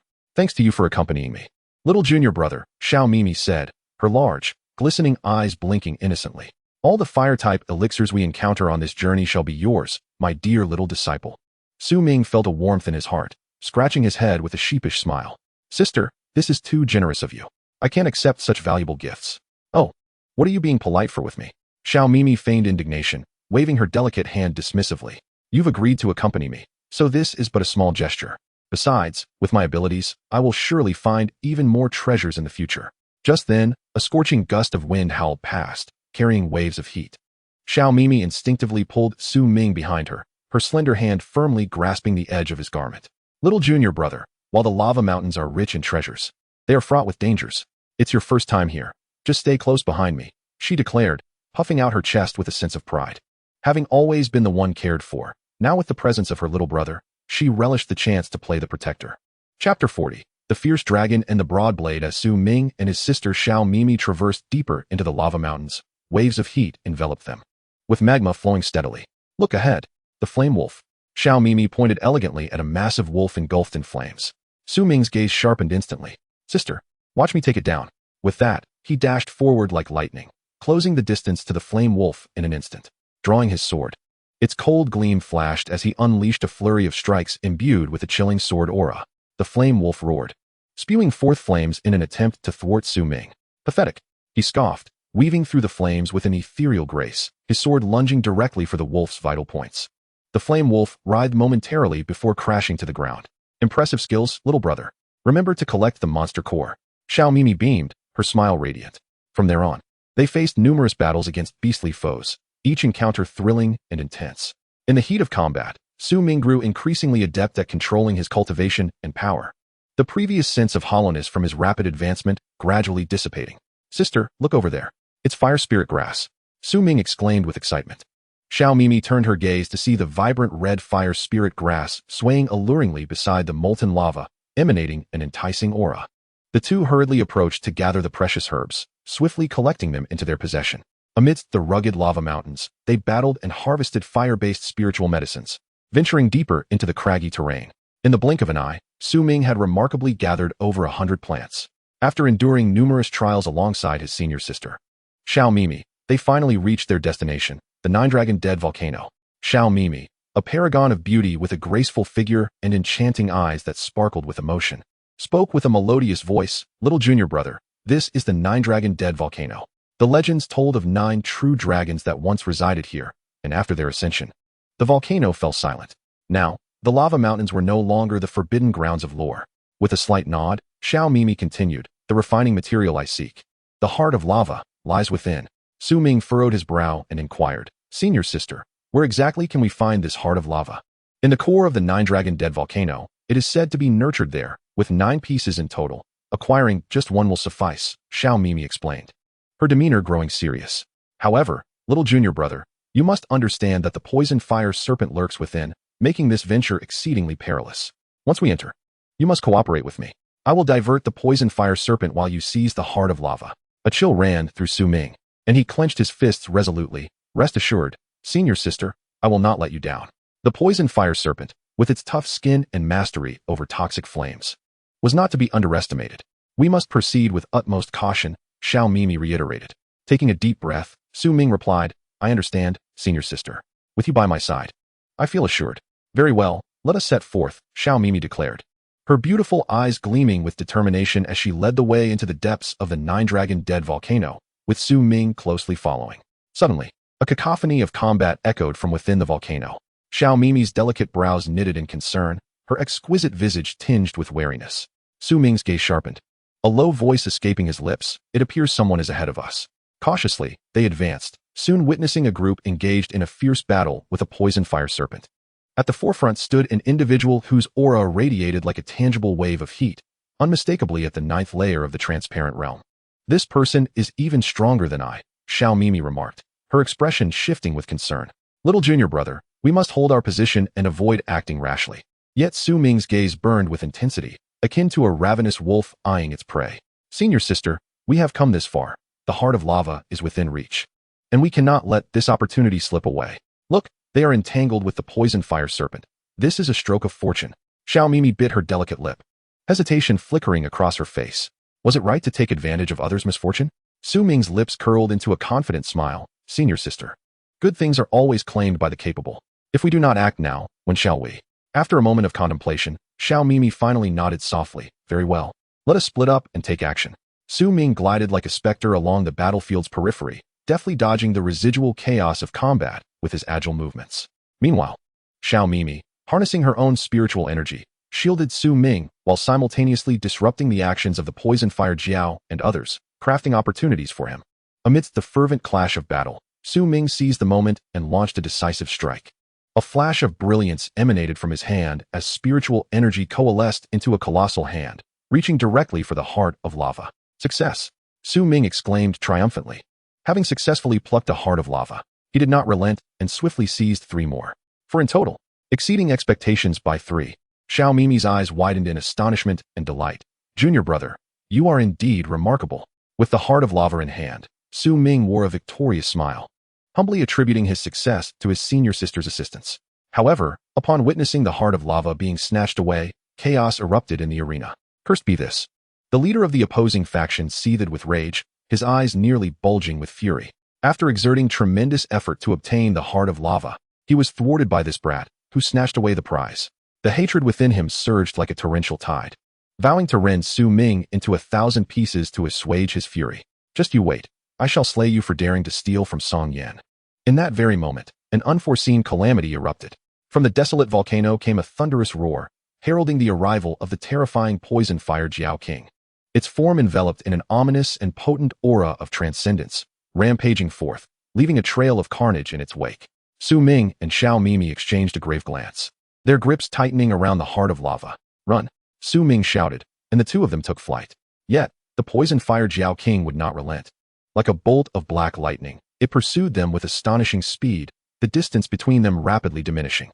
This is untenable. We must split up, Xiao Mimi declared with determination, her exquisite features resolute. Su Ming's heart tightened, ready to voice his dissent, but Xiao Mimi urgently continued, you take the heart of lava and flee. I will divert its attention. Gazing into Xiao Mimi's steadfast eyes and her captivating yet resolute visage, Su Ming felt a tumult of emotions. But there was no room for hesitation. Senior sister, please be careful, he implored, his eyes glistening with unshed tears as he turned and dashed in another direction. Xiao Mimi took a deep breath to steady herself, pivoting to face the ferocious onslaught of the poison fire Jiao King. Her sword poised with grace, yet brimming with valiant intent. Come and chase me, you wretched beast, she cried defiantly. The poison fire Jiao King, seemingly incensed, arced through the air, lunging at Xiao Mimi, stirring a tempest that engulfed the dust-laden air. With every ounce of his strength, Su Ming ultimately escaped, racing toward a secluded valley. Nestled within the lava mountains, the air is thick with sweltering heat and suffused with potent fire-attributed spiritual energy. Su Ming is acutely aware that this secluded locale serves as an exceptional haven for cultivation and recuperation. While searching, he unexpectedly stumbles upon a hidden cave. The protective barriers surrounding this cave are in a state of dilapidation, casting doubt on the presence of any valuable treasures within. Su Ming's curiosity is piqued. Upon closer inspection, he observes that the cave's external defenses have long been neglected, their radiance dimmed, as if they could vanish at any moment. After a brief moment of contemplation, he promptly employs his skills, and soon enough, he successfully dismantles the precarious barriers, stepping into the cave. Upon entering, Su Ming is instantly captivated by a brilliant blaze of fire. As he focuses his gaze, he discovers a broad blade. This sword emanates an intense heat, with dragon patterns subtly visible along its blade, resembling a slumbering fire dragon. The aura it exudes far surpasses that of the transparent realm. Could it possibly be a fire-type spiritual, sort of the transcendence realm? A wave of excitement washes over Su Ming. He diligently attunes to the sword, confirming its extraordinary nature. It is known as the fiery dragon broadblade. Today, to possess such a divine artifact is truly a fortuitous blessing. Filled with exuberance, Su Ming endeavors to tame this spiritual blade. Initially, it resists fiercely, unleashing torrents of flames in an attempt to repel him. Gritting his teeth, Su Ming channels his internal spiritual energy to counter its onslaught. Attempting to break free, such a feat is not easily accomplished. With unwavering determination in his gaze, he shows no signs of retreat. After a fierce struggle, the spiritual blade gradually succumbs to Su Ming's tenacity and energy, its brilliance softening as it ceases its resistance. Seizing the moment, Su Ming begins the process of refinement. He settles on the ground, forming seals with his hands, continuously infusing spiritual energy into the fiery dragon broadblade. As the refinement deepens, the bond between Su Ming and the blade grows ever more profound. At long last, he successfully refines the fiery dragon broadblade, claiming it as his own. With this magnificent sword in his possession, his power has significantly increased. However, to unleash its full potential, he requires an exceptional sword technique. Su Ming ponders this matter deeply. In his contemplation, he enters the Yin Yang Ring. Within the legacy of the Yin Yang Divine Sovereign, Su Ming discovers a divine-level sword technique known as the Fire Radiance Sky-Splitting Sword Technique. This is it. His eyes gleam with determination as he resolves to master this technique. At the beginning of his training, Su Ming encounters formidable challenges. The Fire Radiance Sky-Splitting Sword Technique is exceedingly intricate, each move encapsulating profound principles of fire energy manipulation. Oh, the greater the difficulty, the more it ignites my fighting spirit. Clenching his fists, his eyes are filled with unwavering resolve. He diligently studies the sword technique manual, repeatedly attempting to execute its moves. Initially, the sword techniques he performs lack any formidable power, barely stirring the air around him. Yet, Su Ming does not falter. He continually adjusts the flow of his spiritual energy and refines the details of the technique. As time passes, his comprehension of the fire radiance sky-splitting sword technique deepens. Fire, radiance, sky-splitting. He suddenly roars, his voice booming like rolling thunder. Boom. Like a thunderous roar echoing through the heavens and earth, Su Ming wielded the blazing dragon broadsword. Executing the first strike with flawless precision, he had succeeded. At long last, he had grasped the fundamentals of the fire splendor sky-splitting blade technique. In this moment, Su Ming felt as if he were enveloped by an ancient flame dragon, with fierce flames surging around him. The broadsword in his hand was further empowered by this fiery force, emanating a chilling aura that intensified its might. It was time to emerge from seclusion. My senior sister awaits my rescue. With unwavering resolve, Su Ming hefted the blazing dragon broadsword and stepped forth from the Yin Yang Ring. Chapter 41. Sister, do not. Filled with urgency, Su Ming ran frantically until he finally found his senior sister, Xiao Mimi. At that moment, Xiao Mimi was locked in a fierce battle with the poison fire flood dragon king, her exquisite visage pale from the strain of resistance. Her hair danced wildly in the fierce winds, yet her form remained as steadfast as a pine, radiating an enchanting allure. The poison fire flood dragon king loomed like a colossal mountain, its body suffused with a blazing, toxic flame of an eerie dark green hue, reminiscent of malevolent fire from the depths of the abyss, exuding a pungent odor that distorted the space around it. It was a terrifying existence of the transcendence realm, exuding a suffocating aura that seemed capable of unleashing a cataclysmic storm with each breath. How dare these mere ants come to meet their demise? The resonant voice of the poison fire flood dragon king reverberated through the world, its eyes filled with disdain as it regarded Su Ming, akin to a trivial insect. To it, Su Ming was nothing but an insignificant figure at the fourth layer of the clarity realm, pathetically weak, incapable of even scratching its scales. Once you draw near, I shall swallow you whole, it bellowed mockingly. Upon seeing Su Ming's arrival, Xiao Mimi's beautiful eyes widened in alarm, her urgency palpable. Junior brother, you must flee, she cried out, her voice trembling with desperation. This poison fire flood dragon king is far too powerful. I, at the 8th layer of the clarity realm, cannot withstand it. Your arrival will only lead to your demise. As she spoke, she wielded her long sword, unleashing a flurry of sharp sword chi in an attempt to thwart the dragon king's assault, but each strike was effortlessly neutralized by the beast. Yet, Su Ming exhibited no signs of retreat, his jaw clenched, his gaze resolute as a rock. Sister, I will never abandon you. Today, even at the cost of my life, I shall ensure your safety.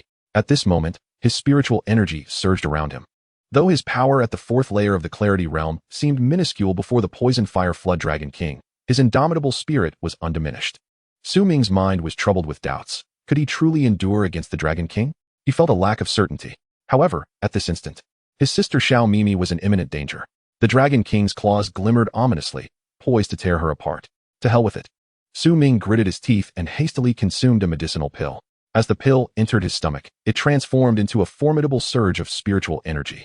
Gripping the transcendent fire-type spiritual blade, the blazing dragon broadsword, tightly in both hands, he felt the flame patterns on the blade swirl, as if a slumbering fire dragon was on the verge of awakening. The fire-splitting sky blade technique. Su Ming shouted fiercely, transforming into a streak of fire as he charged headlong towards the poison fire flood dragon king. His gaze was firmly fixed on the creature's underbelly, its most vulnerable spot. At that moment, Su Ming harbored but one thought: save his senior sister. The poison fire flood dragon king seemed unprepared for such an audacious attack, caught off guard. Seizing the opportunity, Su Ming wielded his flame dragon broad blade, engulfed in fierce flames, and struck down with relentless force. Boom. The blow seemed to rend the very fabric of space, flames erupting and brilliance radiating forth. The poison fire flood dragon king let out a piercing wail, its massive form crashing to the ground, blood staining the earth. Xiao Mimi stood frozen, her beautiful eyes wide with shock, her stunning face reflecting disbelief. The hands that had been tightly clenched in anxiety slowly began to loosen. Is it truly dead? She could scarcely fathom that this junior brother, who occasionally appeared somewhat naive in her eyes, had indeed slain the terrifying poison fire flood dragon king, a feat she had deemed impossible. Gasping for breath, Su Ming swiftly collected the dragon's tendons and dragon pearl, precious treasures unique to dragon-like beasts.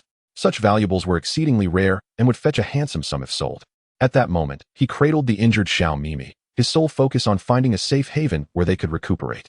However, amidst their search, a sudden calamity struck. Xiao Mimi's fiery poison flared up. Her body felt as if it were ablaze, her garments scorched almost entirely away. Su Ming gazed in shock at her breathtaking form, momentarily rendered speechless. Before him, Xiao Mimi possessed skin as fair as snow and a figure strikingly pure and alluring, infused with a hint of fervor. The usually dignified woman now appeared in such a disarray that Su Ming was utterly bewildered. Xiao Mimi, her consciousness clouded, clung to Su Ming with desperate hands, heedlessly attempting to remove her attire, her actions uncontrollable. Su Ming, flustered and panicked, exclaimed, "Senior sister, please, don't." Yet, the intoxication of the fiery poison rendered her deaf to his pleas. Desperation gnawed at Su Ming's heart. In her current state, he feared the worst was imminent. As he gazed at the vivid scarlet before him, a tumult of emotions surged within, a chaotic blend of feelings. Who could have anticipated such a turn of events? Truly, the whims of fate are unpredictable. Suddenly, he felt a surge of energy circulating within him, unexpectedly elevating his cultivation to the 5th level of the clarity realm. This unforeseen delight widened his eyes in astonishment, a smile breaking forth as joy flooded his heart. Xiao Mimi slowly regained consciousness, sensing her condition, her cheeks blossoming with a rosy hue, radiating a shyness akin to the most exquisite flower blooming in spring. Her enchanting visage reflected confusion, her eyes sparkling with a flicker of panic. She found herself at a loss on how to confront her junior disciple, Su Ming. Her heart a tumultuous whirlwind as her fingers unconsciously tugged at the hem of her garment. After much hesitation, she bit her lower lip and softly declared, "Junior disciple, I shall take responsibility for you." Suddenly, Xiao Mimi became aware of a remarkable shift in her cultivation, her beautiful eyes widening in disbelief. Heavens! I have unexpectedly surged from the 8th layer of the enlightenment realm to the 9th. It was essential to note that she had been stuck at this bottleneck for quite some time, making no progress whatsoever. To her astonishment, this injury had inadvertently become the catalyst for her breakthrough. Joy cascaded over her like a flood, completely engulfing her. She was so exhilarated that she forgot her disheveled appearance. Her snow-like skin radiated a delicate pink, and her proud figure seemed to dance gently with her movements. Su Ming stood by, utterly entranced. Before him, Xiao Mimi was a vision of ethereal beauty, her exquisite features resembling a masterpiece carefully sculpted by the heavens. Her eyes sparkled like flowing water, captivating with every glance. Her delicate nose and cherry-like lips required no embellishment. Her long, lustrous black hair cascaded carelessly, adding to her allure. Her graceful form, with its enticing curves, exuded an irresistible charm at this moment. Xiao Mimi sensed Su Ming's fiery gaze, a blush blossoming on her cheeks like the evening glow, enchanting and breathtaking. She bit her lips slightly, her eyes filled with emotion, and softly inquired, "Junior disciple, do you wish to touch? Come, allow me to let you." As the words escaped her lips, her face burned even more, as if it could bleed from the heat. Su Ming felt an inner turmoil. He had indeed touched her before, yet faced with such an invitation, his rationality compelled him to suppress his impulses. Taking a deep breath to steady his voice, he gently refused, "Senior sister, that is not appropriate." He thought to himself that he needed to undertake the task of recruiting disciples in Luo'an City, as there were numerous matters awaiting his attention. "Senior sister, let us return to Xian sect," Su Ming said to his companion, Xiao Mimi. She nodded, her shyness naturally dissipating. Her stunning visage illuminated by the sun, reminiscent of a celestial being gracing the mortal realm, exceedingly captivating. With her graceful steps, she moved alongside Su Ming on their journey home. However, as they made their way, a sudden cold snort pierced the air, akin to thunder erupting from the ground. There stood Song Yan, appearing like a specter, blocking their path. His face was contorted with rage, his eyes seeming to blaze with fire, his aura chaotic. Clearly, he was furious beyond measure. "At last, I have found you. You two have stolen the lava heart that I meticulously plotted to acquire. Today, you must provide an explanation." Song Yan seethed, each word punctuated with fury. Su Ming mused inwardly that this fellow would not relent. Having previously seized the lava heart, he anticipated that trouble would inevitably follow. The lava heart was unclaimed. Whoever possessed the ability to take it, claimed it. What reason do you have to persist in this manner? Su Ming's demeanor remained calm, his gaze penetrating as he met Song Yan's eyes. Xiao Mimi's enchanting gaze flickered, her delicate brows slightly furrowing as she softly remarked, "Indeed, these ethereal treasures are governed by fate. Do not disrupt the established order." Her voice, gentle yet imbued with an undeniable firmness, resonated with authority. Hearing this, Song Yan's fury escalated beyond control, his hands clenched into fists, knuckles turning pale as his spiritual energy surged violently, causing the surrounding air to tremble. What a notion of relying on fate. Do you have any idea how much effort I expended for that heart of lava? How many connections I leveraged? To have it so easily seized by you, I cannot simply let it go. Today, return the heart of lava, or prepare to pay with your lives.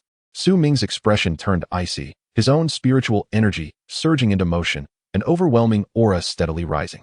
Do not force my hand. Should it come to blows, I, Su Ming, shall not fear you. In an instant, tension electrified the atmosphere, thick with the scent of impending conflict. Sister Xiao Mimi, resembling a graceful apparition, swiftly positioned herself protectively in front of Su Ming.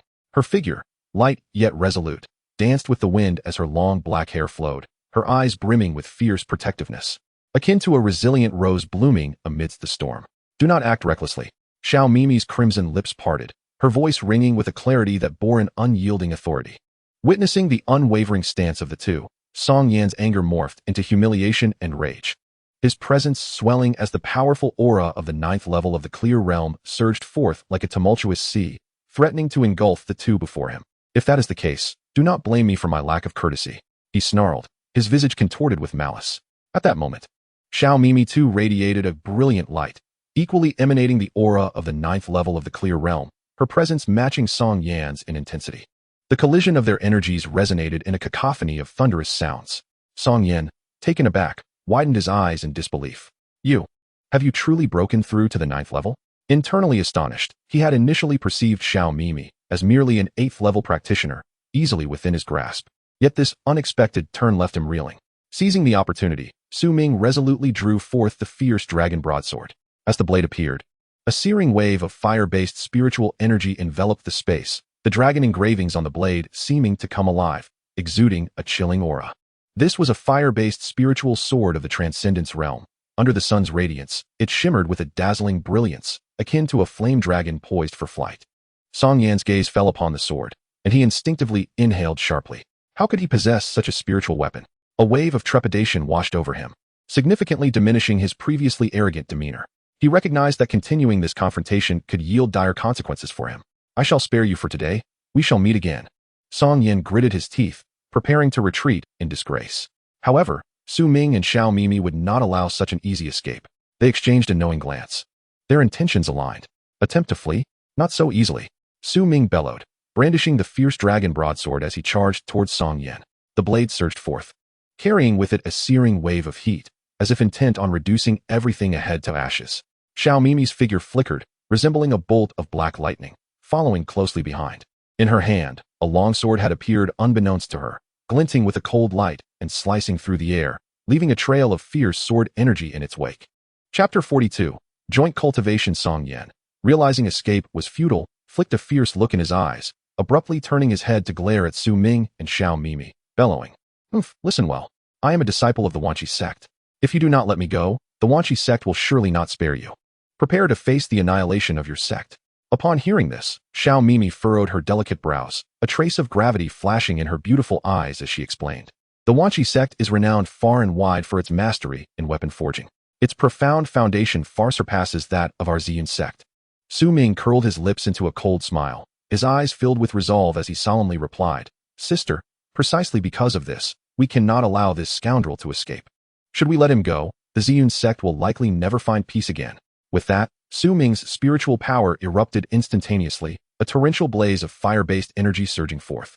As the extraordinary blade, the fiery dragon broadsword, unleashed its might, it appeared as though an infernal dragon lurked within the blade, poised to ascend at any moment. Fire-splitting blade technique. Su Ming roared, his form like a flash of lightning, as the fiery dragon broadsword, enveloped in roaring flames, cleaved towards Song Yan. Each strike seemed capable of tearing apart the very void, vibrant red slashes intersecting with cataclysmic force. Simultaneously, Xiao Mimi sprang into action. Her form was graceful, akin to a resplendent flower blooming amidst the battlefield. In her hand, the spiritual sword radiated brilliance as she executed the Ziyun sword technique. This swordplay was exquisitely refined, and amid the flashing sword shadows, it appeared as if wisps of purple clouds danced, enveloping Song Yan within. Song Yan gazed at this spectacle in terror, the arrogance on his face vanishing instantaneously, replaced by boundless despair. He frantically swung his weapon, attempting to fend off Su Ming and Xiao Mimi's onslaught. Yet ultimately, it was in vain. Under the combined assault of Su Ming's fire-splitting blade technique and Xiao Mimi's Ziyun sword technique, Song Yan's defenses were gradually dismantled. His body was sliced by the relentless blade and sword shadows, blood spraying forth. No, I refuse to accept this. Song Yan let out a final desperate scream before collapsing like a puddle of mud, his breath extinguished. Su Ming retrieved Song Yan's storage ring. As he extended his spiritual sense within and searched through it, he uncovered several scrolls of weapon forging techniques. Sister, I discovered these forging techniques from that scoundrel's ring. They are perfectly suited for you. Su Ming presented the scrolls to Xiao Mimi. Xiao Mimi's beautiful eyes brightened instantly as she accepted the techniques with her jade-like hands, biting her lip in gratitude. Her gaze filled with emotion. Little junior brother, thank you so much. How thoughtful of you to know of my passion for forging and to seek these out for me. A ripple of warmth surged within Xiao Mimi's heart, involuntarily recalling the blush-inducing moments shared with Su Ming in the past. In an instant, a delicate flush graced that exquisite visage, resembling the splendid hues of a sunset. Observing the unusual demeanor of Xiao Mimi, Su Ming could not help but inquire with concern. Senior sister, what troubles you? Your face is so flushed. Are you unwell? At the sound of his words, Xiao Mimi became even more bashful. She lowered her graceful head, her cascading hair veiling her rosy cheeks, and murmured in a voice as soft as a whisper, "It's nothing, merely a whimsical thought." Together, Su Ming and senior sister Xiao Mimi returned to the Yin sect, their journey unhindered. Junior brother, finish your tasks swiftly and return to Baiyun Peak, Xiao Mimi gently urged, her lips parting softly. Then we shall cultivate together.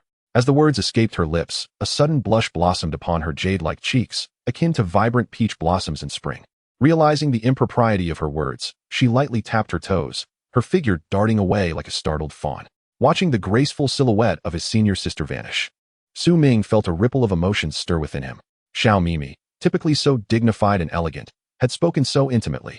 How had their relationship progressed so swiftly? He scratched his head, murmuring to himself, this senior sister is truly enigmatic. Upon entering the inner sect's task hall, Su Ming contemplated hastily accepting the recruitment mission to Luo'an City. At that moment, a charming figure approached, none other than Qin Yan. Her beautiful eyes widened in disbelief. Su Ming, you are actually in the Yin sect? She exclaimed, her tone laced with surprise. Upon meeting her gaze, a chill ran through Su Ming. In an instant, the harrowing image of her brother's tragic demise flashed through Qin Yan's mind, causing her complexion to go pale before igniting with fury. You, Su Ming, I did not expect to encounter you here in the Yin sect. She fumed, her brows furrowing in anger, her eyes glinting with malice as she fixed her gaze upon him. You took my brother's life. Today, you shall pay the blood debt. Qin Yan's voice thundered, her spiritual energy swirling around her in a display of her wrath. Su Ming's heart sank. He had not anticipated crossing paths with her here. Qin Yan, do not speak recklessly. The events of that day were initiated by your brother's provocation, Su Ming asserted solemnly. Nonsense. Qin Yan retorted sharply, regardless of his actions. It was not for a villain like you to strike. Today, you must pay with your life.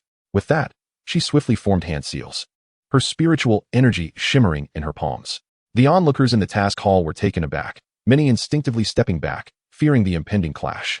Su Ming too did not dare to underestimate the situation. He immediately summoned his own spiritual energy, his gaze locked on Qin Yan, ever vigilant for her impending attack. Qin Yan, this is the inner sect task hall of Yin sect, Su Ming declared, his expression stern, attempting to invoke the sect's regulations to restrain the now furious woman. Do not act rashly. Should you dare to strike here, the Yin sect's stringent rules will be burdensome for you to bear. Rules? Qin Yan seemed to have heard the most ludicrous of matters, and in a fit of madness, she roared, my brother has lost his life. What do I care for any paltry rules? If you do not perish today, my heart will remain burdened with unquenchable hatred. At that moment, her exquisite form trembled slightly with fury, her long hair danced wildly in the wind, and her once enchanting eyes now blazed with an inferno of vengeance. Beside Qin Yan stood a senior disciple from the inner sect, Su Yongxiang, a devoted follower and the grandson of elder Su Jinxian, Qin Yan's master, possessing formidable strength. With a concerned expression, he hastily inquired, Junior Sister Yan, what has provoked your sudden ire?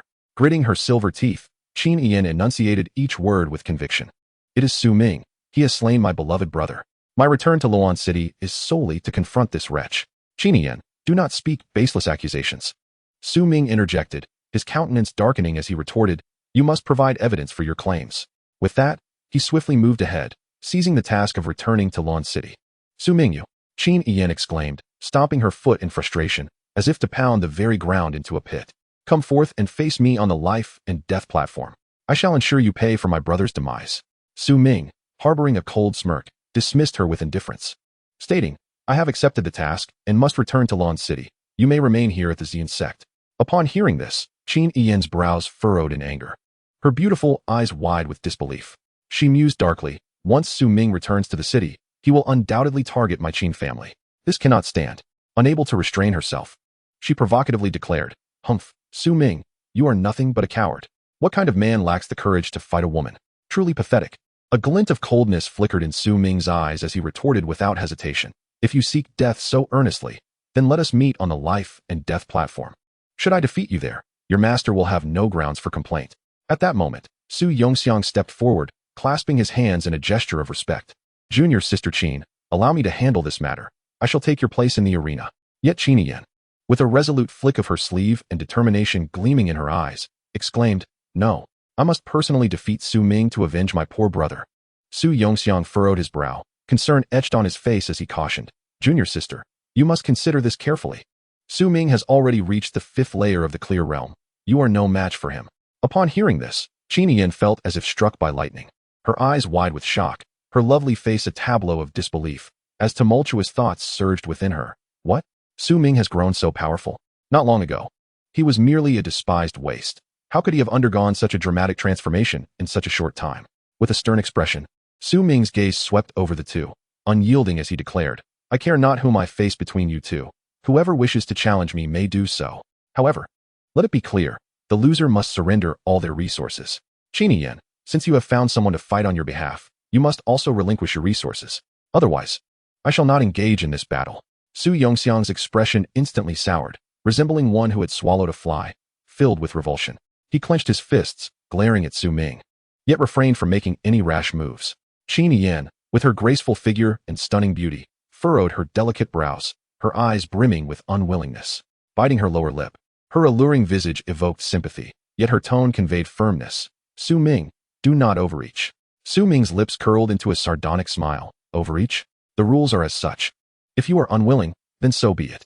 Su Yongxiang gritted his teeth and managed to utter a few words through clenched jaws. "Fine, we agree." Despite her myriad of reservations, Qin Yan could only nod reluctantly, resigned to the situation. Upon witnessing this, a glimmer of cunning flickered in Su Ming's eyes. "First, hand over the items to me. If I perish here, you may retrieve them afterward." "Absolutely not." Su Yongxiang immediately rejected, his demeanor alert. "Why should we give them to you first? What if you abscond with the items?" Su Ming scoffed, his face filled with disdain. "Humph, would I, Su Ming, act in such a despicable manner? If you find me untrustworthy, then this battle shall not proceed." Qin Yan and Su Yongxiang exchanged glances, both reflecting hesitation. Ultimately, they unwillingly handed over the storage bags.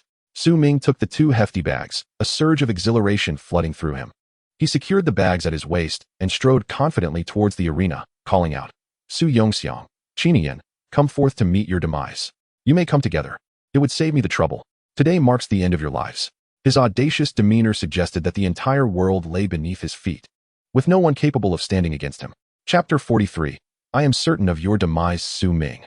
On the arena, Su Yongxiang's eyes bulged, resembling a ferocious beast poised to pounce, his face a mask of fury fixed upon Su Ming. An aura of power surged around him, akin to a black storm rising from the ground, stirring the surrounding air into a cacophony. "Today, I vow to make you pay in blood for your transgressions." Su Yongxiang grit his teeth, forcing out each word, each imbued with boundless hatred. Having spoken, he seized the death warrant, his spiritual energy swirling as he wielded the pen like a blade, swiftly inscribing his name. He then turned to Qin Yan below the stage, calling out loudly, "Yan, fear not. This scoundrel has caused your brother's demise, and I, Su Yongxiang, swear to slay him here, avenging your brother." Upon witnessing this, Su Ming's lips curled slightly, unfazed as he leisurely picked up the pen. Alas, how unfortunate. He shook his head, feigning regret. For he had hoped to resolve both you and Qin Yan in this arena. This would have spared me further effort. What a pity she dares not step onto the stage. It truly dampens the excitement.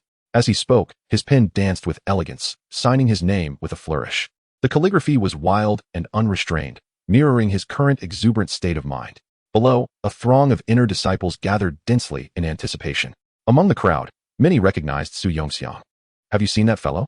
He is the beloved grandson of Elder Su, and now possesses the cultivation of the 7th layer of the Enlightenment realm. This battle is assuredly his to win." One person proclaimed confidently, his voice ringing out. Another nodded in agreement, saying, "Indeed, with such status and prowess. It would be nearly impossible for him to lose. Yet someone turned their gaze to another corner. That one named Su Ming, I remember him. He has only just ascended to the rank of inner disciple and possesses a rather modest strength, at merely the second layer of the enlightenment realm. A scoff accompanied this remark. Su Ming stands no chance against Su Yongxiang. Defeat is inevitable. Su Yongxiang's cultivation is far superior, and his hidden cards are numerous. Disdain dripped from their words, as others chimed in. Indeed, with such a disparity in cultivation, for Su Ming to hope for victory is nothing short of a daydream. The crowd, exchanging remarks, unanimously deemed Su Ming devoid of any chance of success. In their eyes, the outcome of the battle was already predetermined. The clash commenced in an instant. Su Yongxiang bellowed, his spiritual energy surging as he unleashed the purple cloud blade technique. Shadows of swords danced, enveloped in purple mist, exuding an awe-inspiring might, as if to rend the very heavens apart. Today, let me demonstrate my prowess, Su Yongxiang declared, his expression one of arrogance, his gaze filled with contempt for Su Ming. Su Ming, however, bore a steely countenance, unperturbed by fear. His internal energy surged with vigor, revealing his cultivation at the 5th layer of the enlightenment realm. You think you can suppress me? He retorted coldly, as his aura escalated, fearlessly charging towards Su Yongxiang. The spectators erupted in astonishment. My heavens! Su Ming has advanced from the 2nd to the 5th layer in such a short span? This speed of cultivation is utterly extraordinary. Indeed, it is almost unbelievable. Is this even achievable by a mere mortal?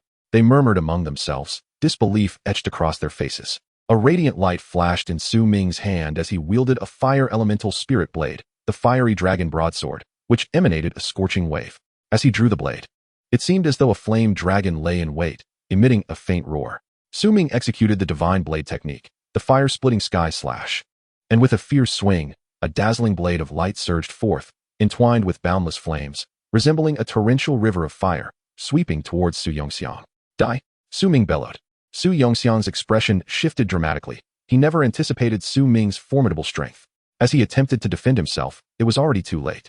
The terrifying blade light struck him instantaneously, sending him hurtling backward like a kite with its strings severed, crashing heavily to the ground, blood spewing forth, grievously wounded. How is this possible? Su Yongxiang's face was a mask of shock, his eyes wide with disbelief. He had never imagined that Su Ming would not only ascend so rapidly in cultivation, but also wield a transcendent spirit artifact, something he himself had never possessed. The other inner disciples stood equally astounded, their mouths agape in astonishment. My goodness, Su Ming, whose prowess is at the 5th level of transparency, has actually felled Su Yongxiang, who stands at the 7th level of transparency, with a single strike. The might of Su Ming is astonishing, far beyond imagination. The onlookers gasped in awe, their gazes towards Su Ming filled with reverence and astonishment. At that moment, Elder Yin Nianyao of the alchemy sect happened to pass by. Her graceful figure resembled a willow swaying gently in the spring breeze, each step exuding an array of charm. Her voluptuous silhouette was accentuated by her fitting attire, enticing the attention of those nearby, who dared not gaze directly, feeling as though they would profane such beauty. At this instant, her beautiful eyes widened, filled with disbelief. How could Su Ming possess such extraordinary combat prowess? It was on par with his previously known exceptional skills in alchemy. Yin Nianyao marveled silently. Having thought Su Ming was merely a prodigious talent in alchemy, who could have anticipated that he wielded such terrifying strength in battle as well? Below the life and death stage, Qin Yin's delicate face turned pale, her beautiful eyes brimming with terror, her body trembling involuntarily. How has Su Ming become so formidable? In his presence, I fear I have no power to fight back. How is this possible? On the life and death stage, a cold glint flashed in Su Ming's eyes as he raised his long blade high, its edge aimed directly at the severely injured Su Yongxiang. Su Ming, you dare? Su Yongxiang strained to muster his last bit of bravado, shouting, My grandfather is an elder of the sect. If you kill me, you shall suffer dire consequences. Su Ming snorted coldly, his derisive laughter echoing as if from the depths of the abyss. On the life and death stage, a contract has been signed. Even the King of Heaven cannot save you. Today marks your demise. Upon hearing this, Su Yongxiang's face turned ashen, his legs buckling as he collapsed to the ground, the last remnants of his bravado dissipating. Su Ming, I was wrong. Spare me. I truly know my mistakes. Seemingly unfazed, Su Ming showed no sign of halting his blade, which was poised to claim Su Yongxiang's life. At that moment, a formidable aura surged forth like a tidal wave. A figure ascended the life and death stage with the swiftness of a shooting star. It was Elder Kong Jiao from the inner sect of the Transcendence Realm. He raised his hand, unleashing a powerful surge of spiritual energy that resembled a resplendent cannon, hurtling, towards Su Ming. Caught off guard, Su Ming was sent flying, akin to a kite severed from its string, landing awkwardly on the ground. His internal energy was thrown into disarray, as if his organs had shifted places, causing unbearable pain. Gritting his teeth, Su Ming fixed his gaze upon Kong Jiao, filled with confusion, and inquired, "Who are you? Why do you attack me without provocation?" Kong Jiao looked down upon Su Ming with a stern expression, his tone unfriendly. "Humph, you little brat, you do not recognize me? I am Elder Kong Jiao of the Inner Sect, and today, I shall protect Su Yongxiang." A jolt ran through Su Ming's heart, and he quickly realized, sneering. "So it is you. I wondered who it could be. You've come seeking vengeance for your precious disciple, Du Juanhao, whom I have slain." After a brief pause, Su Ming straightened his back, unafraid, and declared, "But this is the life and death stage, and even an elder cannot intervene at will. Today, I am resolute in my intention to eliminate Su Yongxiang. Even the Heavenly King himself would be powerless to intervene. You would do well to step aside swiftly, lest you bring misfortune upon yourself." With that, Su Ming, not truly reckless, discreetly channeled his spiritual energy through a unique method to send a distress signal to his senior sister, Feng Yuro. Elder Kong's gaze was as frigid as ice, capable of freezing all life, as he coldly declared, "Humph, if I do not slay you now, it would be the greatest respect for the sect's rules. Let this matter end here. Otherwise, I shall annihilate you, a rebellious disciple of our sect, to dust." A surge of fury erupted within Su Ming, and with a disdainful snort, he retorted, "Humph, who among us lacks a powerful backing?" Just then, a graceful figure arrived, none other than Feng Yuro. Her form was enchanting, her skin as fair as snow, and her eyes sparkled like autumn waters, exuding an allure that captivated all. At this moment, she radiated the formidable might of the Transcendence realm, a power akin to surging ocean waves that pressed against Elder Kong, who was also of the same realm. Elder Kong's expression changed dramatically, shock etched upon his face as he pondered. Has Feng Yurong truly ascended to the Transcendence realm? He shot Su Ming a fierce glare, gritting his teeth as he said, "Very well, we shall see." With that, he swept away, leaving in haste. Su Ming quickly turned to Feng Yurong, urgently inquiring, "Sister, can we not eliminate that old wretch?" Feng Yurong gently shook her head, soothingly responding, "Junior brother, that may not be feasible. His strength surpasses mine. However, Elder Kong has already violated the sect's rules, and I shall report this matter truthfully to the sect leader. You may act without concern." Upon hearing this, Su Ming raised his hand and swung his blade directly at Su Yongxiang. "Su Ming, how dare you?" Su Yongxiang cried out in terror, his voice trembling. Yet Su Ming paid no heed, his long knife enveloped in a chilling intent, akin to the fierce light of creation itself, bearing down upon Su Yongxiang. With a splatter of blood, Su Yongxiang's body was struck by the blade. The surrounding disciples gaped in astonishment, their mouths agape as if they could fit an egg inside. "My heavens, Su Ming truly dares to strike Elder Su's grandson," gasped one disciple, his tone laced with disbelief. "This is remarkably audacious. Does he not fear Elder Su's retribution?" Another disciple quivered. Nevertheless, the most shocking sight for all was the sight of Feng Yurong standing protectively beside Su Ming.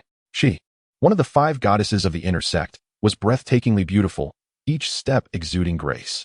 At this moment, her captivating gaze was fixed upon Su Ming, revealing an undeniable affection. Feng Yurong has indeed taken a liking to Su Ming. Even a fool could see it. Male disciples seethed with jealousy, feeling as though countless ants were crawling within their hearts. Indeed, how could a super genius like Feng Yurong, who had broken through to the Transcendence realm, have any interest in Su Ming? Other disciples clenched their fists in frustration, yet felt utterly powerless. Chapter 44. Uncomprehending Senior Sister. Qin Yin felt an overwhelming sense of frustration, her resentment surging like a tidal wave within her heart. How could Su Ming possess such extraordinary strength? She bit her silver teeth, pondering to herself, her exquisite face filled with unwillingness and indignation. Competing with him felt akin to striking a stone with an egg, utterly futile. Now, a sense of crisis loomed over her like a heavy cloud, casting a foreboding shadow. I must devise a plan, otherwise, I will undoubtedly fall prey to his whims in the future. Qin Yin furrowed her delicate brows, her gaze flickering as she frantically contemplated a strategy. After much reflection, a spark of inspiration illuminated her mind. Only her master, Elder Su Jinxian, might be able to restrain this Su Ming. It is only through her master's intervention that Su Ming could possibly be subdued. Otherwise, I fear my days ahead will be filled with incessant turmoil. With a resolute heart, Qin Yin gracefully moved, her form elegant as she turned towards her master's abode, filled with trepidation, especially since her grandson had just perished, an event instigated by her own actions. Su Ming entered his cave dwelling alongside his senior sister, Feng Yuro. With a graceful step, Feng Yurong's enchanting figure exuded charm as she playfully chided, "Junior brother. It has been quite some time since we last met. Have you forgotten your senior sister?" Su Ming hurriedly clasped his hands in respect, replying earnestly, "Senior sister, you jest. I have been quite busy with my recent excursions for training." Feng Yurong raised an eyebrow in curiosity, asking, "Oh, training outside. Did you achieve anything noteworthy?" A smile crept upon Su Ming's lips as he retrieved a peculiar orb emanating a strange glow from his bag, stating, "Senior sister. I have slain a poison fire flood dragon king of the Transcendence realm and brought this dragon orb back for you." Feng Yurong's eyes widened in astonishment. Her shock evident as she exclaimed, "What? A poison fire flood dragon king of the Transcendence realm? Have you truly attained such prowess?" She scrutinized Su Ming closely, seemingly re-evaluating him, murmuring, "It has only been a short while since we last met, yet your combat abilities have escalated to an extraordinary extent. That Elder Kong earlier, if I hadn't intervened, could you have handled him?" Su Ming quickly waved his hand, his expression humble, saying, "Senior sister, please do not jest. My victory over the poison fire flood dragon king was merely a stroke of luck. In a direct confrontation, I would be no match for it. As for Elder Kong, I would have been utterly defeated without your timely assistance." Feng Yurong gently shook her head, her gaze softening as she looked at Su Ming. She pushed the dragon orb back towards him, saying softly, "Keep this dragon orb for yourself. I have no need for it. With your talent, you will undoubtedly shine in the future, and this treasure will serve you better. By the way, junior brother, the formidable Transcendence Realm expert from the Yu family has recently left. If you intend to take revenge on the Yu family, you must act swiftly." Feng Yurong's expression turned grave as she spoke to Su Ming. The Yu family has previously failed in their schemes. Yet they are now plotting against you through hired assassins from the black market. It is utterly intolerable. Su Ming, upon hearing this, clenched his teeth, a surge of hatred swelling within him. "If that is the case, I shall strike tonight and make the Yu family pay a heavy price for their transgressions." Without further ado, Su Ming set up a pill furnace within Feng Yurong's cave, preparing to concoct poison pills to ensnare the Yu family's experts. Upon witnessing this, Feng Yurong's beautiful eyes widened in surprise and astonishment, and she couldn't help but exclaim, "Junior brother, I never imagined you could also refine pills. You are truly remarkable." Su Ming, while meticulously controlling the flames, replied in a solemn tone, "Sister, you flatter me. This is a grand gift I have prepared for the Yu family. They shall not return unscathed." At that moment, the flames within the alchemical furnace blazed fiercely, illuminating Su Ming's austere visage. The flames of vengeance burning in his heart mirrored the intense fire of the furnace, growing ever more fervent. One spirit herb after another, as if enchanted, soared swiftly into the furnace, resembling a lavish expenditure without restraint. Soon after, he gingerly retrieved a dragon pearl, the essence of the poison fire flood dragon, exuding an eerie yet potent aura. This was crucial. Success hinged upon this singular act. Taking a deep breath, Su Ming slowly placed the dragon pearl into the furnace. The lid slammed shut with a resounding thud, and Su Ming swiftly formed seals with his hands, arcane runes spiraling from his fingertips into the furnace. "Rise," he commanded, and instantly, a fierce blaze ignited beneath the furnace. With the addition of the dragon pearl, the potency of this poison blood pill would undoubtedly multiply several-fold. As he manipulated the flames, Su Ming contemplated the unfolding events. As time elapsed, the furnace began to tremble violently, emitting a resonant hum. "It has arrived." Su Ming's eyes sparkled with fervor, and he hastened his hand movements. With a thunderous boom, the furnace lid burst open, releasing a rich fragrance of medicine into the air. Su Ming reached out, and 18 perfectly round pills landed in his palm, their surfaces shimmering with an extraordinary luster. These were the exquisite poison blood pills. "Haha, it's done. A full 18 exquisite poison blood pills." Su Ming laughed heartily, his face alight with the joy of success. These poison blood pills, crafted with the dragon pearl of the poison fire flood dragon as the primary ingredient, possessed a terrifying toxicity. Beneath the Transcendence realm, anyone who encountered the gas they emitted would instantly be reduced to a pool of blood, a sight most gruesome indeed. A surge of hatred welled up within Su Ming's heart as he recalled the Yu family's formidable individuals who had ambushed him, nearly taking his life.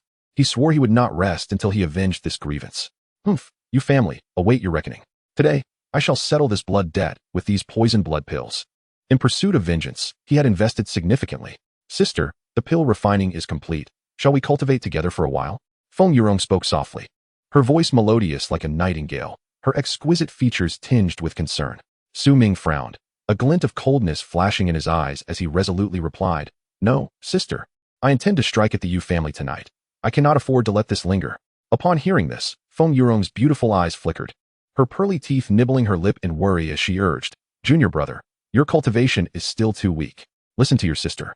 Allow me to assist you in your improvement, shall we? A sudden panic gripped Su Ming, though he could not discern the source of his fear. In a swift motion, he fled as if startled, disappearing like a frightened bird. Feng Yurong gazed at Su Ming's departing figure, a flicker of resentment flashing in her beautiful eyes as she silently muttered to herself. This fool. Next time I shall not discuss matters with him. I shall take forceful action. Let us see where he can escape to. With this thought in mind, she gracefully moved her lotus-like steps and stealthily followed him, intent on safeguarding Su Ming. The night was thick and inky. Alone, Su Ming's heart surged with murderous intent, akin to a turbulent tide of darkness. As he raced towards the abode of the Yu family, clutched tightly in his hand was the poison blood pill, a potent weapon for his vengeance. This night, he intended to use it to annihilate the Yu family in silence and without a trace. Within the Yu family, the atmosphere was so tense it seemed palpable.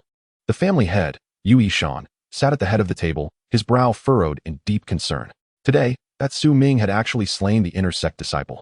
Su Yongxiang, on the life and death stage. Su Yongxiang had reached the 7th level of the clear insight realm. The speed at which Su Ming's strength had escalated was utterly astonishing. The elders gasped in shock, their faces reflecting disbelief. Consequently, the assassination prices in the black market had skyrocketed. The previous assassination order was rendered void. And what lay before us now was either to increase the payment or receive a refund from the black market. Yu Yishan continued, his voice tinged with helplessness and conflict. This increase is no small sum. Though our Yu family possesses considerable resources, we cannot squander them so recklessly. An elder could not restrain himself from speaking up. His expression grave. The discussion grew heated as voices rose in fervent debate, further thickening the oppressive atmosphere within the room. Ultimately, after much deliberation, the consensus was reached. Yu Yishan slammed the table with determination, a fierce glint flashing in his eyes. Increase the payment. We must eradicate Su Ming entirely to eliminate future threats. At that moment, several shadowy figures, like phantoms, shot in from an unknown direction.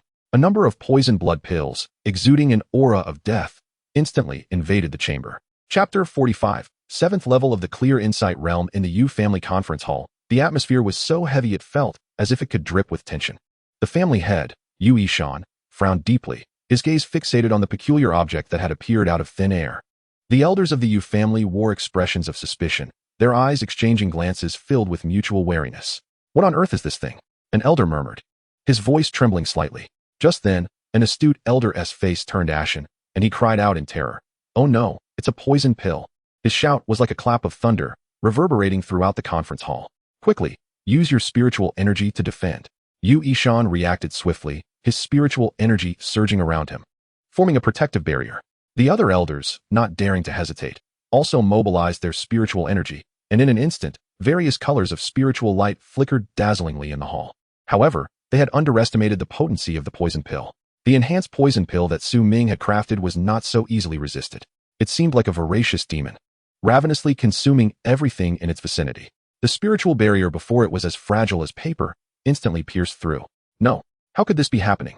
An elder, his face etched with despair, gazed helplessly as the noxious fumes from the poison pill surged toward him.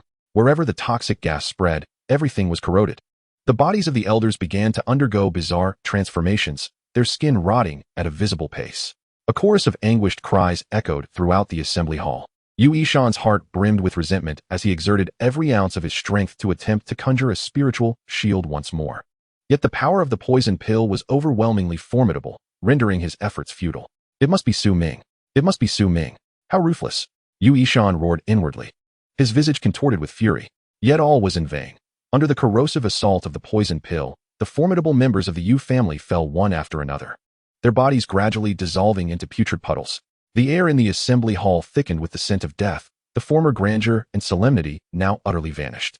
Meanwhile, senior sister Feng Yurong secretly safeguarded Su Ming. She witnessed the annihilation of the Yu family with wide, disbelieving eyes. How could this be possible? Feng Yurong gasped internally, her exquisite features marred by shock. Though she was aware of Su Ming's extraordinary talent in alchemy, she never anticipated that the poison pill he concocted would possess such overwhelming might. This poison pill is simply extraordinary, Feng Yurong murmured, her gaze fixated on the Yu family's experts, who were now like candles flickering in the wind, utterly powerless against the potency of Su Ming's poison pill. Feng Yurong moved gracefully, her white garments billowing like a celestial being descending to earth.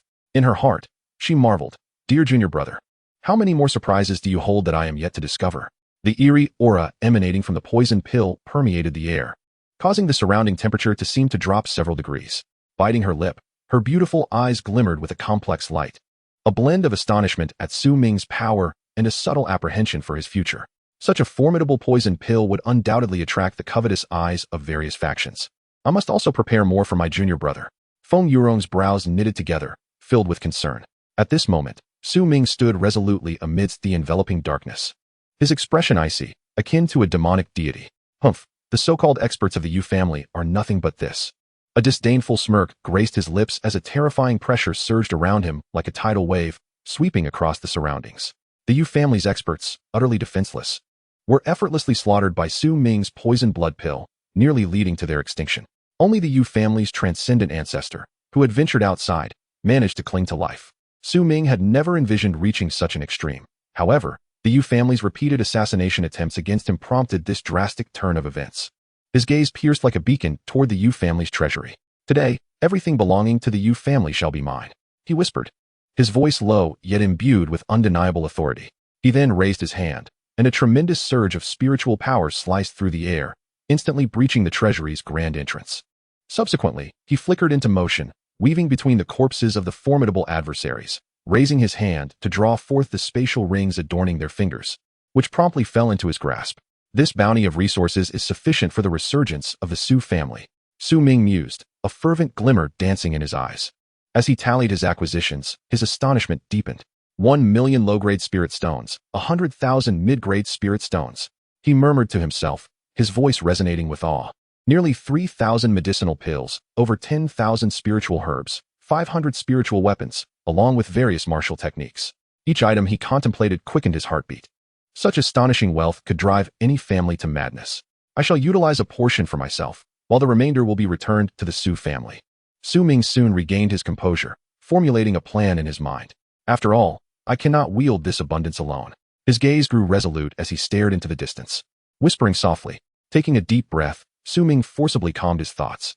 No, now is not the time for relaxation. He reflected quietly. His cultivation still required refinement.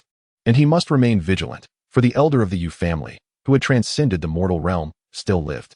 Should he come seeking retribution, Su Ming would be hard-pressed to defend himself. I must depart swiftly, leaving no trace behind. His thoughts raced, and he moved with ghostly swiftness, skillfully erasing every sign of his presence before hastening away. It is inevitable that they will come for me. I must return and enter seclusion to cultivate and enhance my strength. Thus, he pressed on without pause, making his way back to Baiyun Peak. Upon entering his cave dwelling, he surveyed his surroundings, confirming that all was secure, before vanishing into the Yin Yang Ring. It is time to enter retreat. This time, I must achieve a breakthrough. Su Ming's gaze was resolute, devoid of hesitation, as he extracted copious amounts of spirit stones and invaluable medicinal pills, perceiving these resources as virtually limitless. He commenced the operation of the Yin Yang Divine Art, as spiritual energy surged wildly around him, the power of the pills and stones being fervently refined and absorbed. Grant me a breakthrough, Su Ming roared within, and as the spiritual power converged tumultuously, he successfully ascended from the 5th level of the clear realm to the 6th. Yet, he was not content with this alone.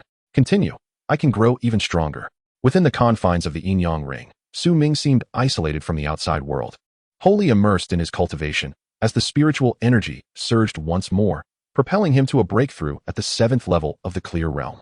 Once he completed his ascension, Su Ming exhaled deeply, casting his gaze upon the remaining resources, feeling a pang of regret.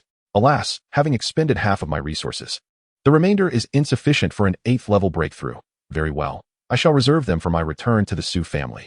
However, Su Ming was far from ceasing his ascension. His eyes burned with determination as he turned his attention to the divine grade sword technique, the flame-splitting skyblade. This technique has aided me greatly. I shall first master it. Su Ming swiftly formed hand seals, and the intent of the blade instantly enveloped the surroundings. Whoosh, whoosh, whoosh. A fiery aura enveloped him. And although he wielded no physical blade, the luminous edge formed from concentrated spiritual energy shimmered brilliantly. As time progressed, Su Ming's swordsmanship grew increasingly proficient, evolving from initial clumsiness to a nuanced mastery. Wherever the blade's light traversed, the very air contorted in its wake. What a remarkable technique! Su Ming silently praised. As the blade's glow flickered more frequently, the flames around him surging with vitality. Ultimately, he succeeded in mastering the fire-splitting blade technique. elevating it from mere beginner's practice to consummate skill. Stepping out of the Yin Yang Ring, he concluded his seclusion. At last, it was time to return to Luo'an City. He murmured softly to himself, his aura now contained yet hinting at extraordinary potential. No sooner had he exited his retreat than a graceful figure caught his eye. His senior sister, Xiao Mimi, adorned in a form-fitting outfit that accentuated her alluring physique, approached him. She was breathtakingly beautiful, her skin as fair as snow, her eyes sparkling like stars, and her figure captivating to the point of being irresistible, her ample bosom prominently accentuated. Upon seeing Su Ming, Xiao Mimi's eyes lit up, and like a butterfly, she flitted towards him, affectionately wrapping her arms around his. With a playful tone, she said, "Junior brother, I cannot fathom why, but I simply wish to cultivate alongside you. Do you have the time?" Su Ming was momentarily taken aback. Then, with a hint of regret, he shook his head and replied, "Senior sister, I apologize. I must return to Luo'an City. Firstly, to assist our sect in recruiting new members, and secondly, to check on the Su family. I truly cannot spare the time." Upon hearing this, a fleeting look of disappointment crossed Xiao Mimi's face. Yet she did not press him to stay. Releasing his arm, she gently tapped his forehead, playfully chiding, "Very well then, junior brother. Do take care of yourself on your journey." As she spoke, she waved her delicate hand, producing a storage pouch which she placed in Su Ming's hands. "Inside are some spiritual stones and restorative pills. Take them, as you may find them useful along the way." A warmth filled Su Ming's heart as he accepted the pouch with both hands, sincerely saying, "Thank you, senior sister. Your kindness is greatly appreciated. Should you require anything in the future, please do not hesitate to ask." Xiao Mimi beamed, her smile as radiant as blooming spring flowers. "No need for such formality with me. Just go, and I look forward to your swift return so we can cultivate together." Taking a deep breath, Su Ming secured the storage pouch and bowed respectfully to Xiao Mimi before striding away. A month later, Luo'an City had transformed dramatically. The Su family, in a powerful alliance with the Lin family, had consumed the assets of the Wan family and was gradually encroaching upon the territories of the Qin family, who were retreating under pressure. The Qin family awaited the return of their eldest daughter, Qin Yan, from the Ziyun sect. At the city gate, today marked the day when disciples from the Ziyun sect came to recruit new members. The three great families, the Su, Lin, and Qin, were all present. The members of the Qin family, shedding their previous timidity, were filled with vigor and confidence. "Our eldest daughter, Qin Yan, is returning. Let us see how long the Su and Lin families can remain arrogant. Indeed, when the time comes, we will reclaim everything they have taken and perhaps even deal with both families in one fell swoop." The Qin family members exchanged words, their faces alight with pride. The head of the Qin family, Qin Yangming, gazed intensely, filled with anticipation. He directed his eyes towards the Su and Lin families, his gaze betraying an unmistakable ferocity. "Humph. Once Yin returns, these two families shall pay dearly for their past transgressions." Qin Yangming calculated silently in his mind, feeling as though victory was already within his grasp, longing to act immediately to obliterate both the Su and Lin families. Old Master Su, Su Xingjia, wore an expression of grave concern, his heart racing with uncertainty. "Brother Lin, we truly cannot ascertain whether Ming has indeed become a disciple of the Ziyun sect." Similarly, Lin Nianyao, the head of the Lin family, appeared anxious, his brow furrowing deeply. "Old brother Su, this matter hangs in the balance. If he has succeeded, he will stand on equal footing with Qin Yan. However, if he has not, we two families may find ourselves in dire straits." As they spoke, a figure soared through the air from afar. Someone from the Qin family, sharp-eyed, exclaimed from a distance, "Huh? It must be Miss Yin returning. Our Qin family is finally poised to shine." Their laughter was boisterous and unrestrained, as if it could pierce the heavens. Yet, as the figure drew closer, the smiles of the Qin family members abruptly froze upon their faces, as if gripped by an icy frost. How could it possibly be that scoundrel, Su Ming, clad in black, his attire billowing, his eyes reminiscent of cold stars, radiating an air of chill? He descended steadily towards them. Chapter 46. Return home. The members of the Qin family were left utterly dumbfounded. After waiting so long for their esteemed Miss Qin Yin, it turned out that the one who returned was none other than Su Ming. They could hardly accept it, unwilling to believe that Su Ming had indeed come from the Ziyun sect. "Humph, it must mean that Qin Yin has yet to arrive. Who knows when she will finally show herself?" An elder from the Qin family scoffed disdainfully. "Indeed, how could this Su Ming possibly return from the Ziyun sect? Surely he is merely boasting." Another younger member echoed, his face alight with derision. In their hearts, Qin Yin was the pride of the Qin family, a celestial beauty, and her return from the Ziyun sect was a certainty. Meanwhile, Su Ming was merely a former wastrel, unworthy of returning from such a sacred place as the Ziyun sect. At this moment, Their hearts still yearned for Qin Yan's triumphant return, hoping to bask in her glory and lift the Qin family's status in Luo'an City. Su Ming swiftly approached, respectfully bowing to his grandfather, the imposing elder Su Shengjia, and proclaimed with clarity, "Grandfather, your grandson has returned." He then turned to Lin Nianyao, the head of the Lin family, greeting him politely. "Uncle Lin, it has been a long time." The members of the Su and Lin families gazed at him with eyes that sparkled with anticipation, as though they sought to penetrate his very being. Su Ming took a deep breath, then raised his head dramatically, his voice resounding like a mighty bell, echoing throughout the realm. "Today, I, Su Ming, bearing the edict of the Ziyun sect, have come here to recruit new members for the Ziyun sect." As those words escaped his lips, a surge of jubilant cheers erupted from the members of the Su and Lin families, their voices resonating through the air with palpable excitement.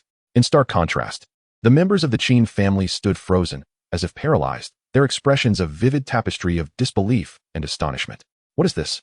Wasn't it agreed that Qin Yin would return to aid the Ziyun sect in recruitment?" One elder from the Qin family widened his eyes in disbelief, murmuring to himself, "Indeed, when did Su Ming become a disciple of the Ziyun sect? How could we have missed even a whisper of this?" Another young member of the Qin family stood agape, his astonishment evident. Qin Yin, the pride of the Qin family, was a renowned figure in Luo'an City. Everyone had eagerly awaited her return to oversee the recruitment for the Ziyun sect, yet unexpectedly, Su Ming appeared, brandishing the sect's token. A subtle smile graced Su Ming's lips as he observed the Qin family's chagrin, his spirits soaring. Amidst the crowd, Su Shengjia stroked his beard, his eyes brimming with satisfaction. "My grandson has indeed not disappointed me." Lin Nianyao also nodded slightly, a glimmer of admiration flickering in his gaze. "This lad from the Su family has truly delivered a remarkable surprise." Qin Yangming, the head of the Qin family, wore an expression of reluctance, his gaze sharp and fixed on Su Ming, disdain dripping from his voice. "Humph, you? You dare to claim the title of a Ziyun sect disciple? Surely, this must be a deception." Su Ming's expression turned steely, a hint of derision flashing in his eyes. He retrieved a medallion from his bosom, which emanated a mysterious radiance, the words "inner sect disciple" shining brilliantly under the sunlight. "Open your eyes wide and behold." Su Ming's voice was frigid, laced with an icy chill. The Qin family members widened their eyes in horror, their mouths agape, as if they could swallow an egg whole. "How is this possible?" a young member of the Qin family exclaimed, his voice heavy with disbelief. Qin Yangming staggered, as though struck by a heavy blow, pondering. This lad, in just a month, has become an inner disciple of the Ziyun sect? How could such fortune fall upon him? The members of the Su and Lin families were equally dumbfounded, their eyes filled with shock. In a mere month, Su Ming had ascended to the status of an inner disciple of the Ziyun sect, a rank beyond their wildest imaginations. An elder from the Su family murmured in astonishment. Su Ming's gaze swept across the Qin family, his voice cold as he declared, "How dare you confront me? What punishment do you deserve?" As soon as his words fell, a surge of spiritual energy enveloped him, akin to a tempest of power. With swift movements, he formed seals with his hands, beams of spiritual light shooting forth from his fingertips, aimed directly at the Qin family members. A chorus of anguished cries erupted from the Qin family as the spiritual energy surged into their bodies, their cultivation dissipating like a dam bursting. Qin Yangming's eyes blazed with rage, his heart filled with despair, his fists clenched in futility. "Su Ming, you are ruthless," Qin Yangming bellowed, his voice laden with resentment and fury. Su Ming scoffed. "Had your Qin family not been so arrogant in the past, I would have no need to take action." Subsequently, Su Ming cast his gaze towards the guards of the city and spoke in a deep voice. "Expel all members of the Qin family from Luo'an City, and from henceforth, they are forbidden to set foot here again." Qin Yangming understood in his heart that the Qin family had met their complete demise this time. He shot a fierce glare at Su Ming and departed with the members of the Qin family, their spirits thoroughly dejected. What the Qin family did not realize was that had they not spared the lives of others as the Yu family had, Su Ming would have surely eradicated the entire Qin lineage from this world today. Within Luo'an City, Su Ming commenced the annual recruitment, initiating the assessment of individuals' innate talents. Throughout this process, only a scant few met the standards. Remarkably, both the Su and Lin families each produced one standout individual. From the Su family emerged Su Yong, the grandson of the ninth elder. The young lad exuded a cleverness, seemingly harboring boundless potential. Meanwhile, from the Lin family came the enchanting Lin Zhuro, whose beauty was as vibrant as the spring itself. With her gracefully arched brows and eyes reminiscent of twinkling stars, her delicate nose and naturally rosy lips complemented her lithe figure, akin to tender willows swaying gently in the spring breeze, each step imbued with grace. She was, in fact, the cousin of Lin Nianyao, embodying the gentle elegance and charm of the Lin family women in every gesture. The news delighted both the Su and Lin families to the point of exuberance. The patriarch of the Su family beamed with joy, proclaiming, "Today, our Su family has produced such a gifted descendant. It is truly a moment of great celebration."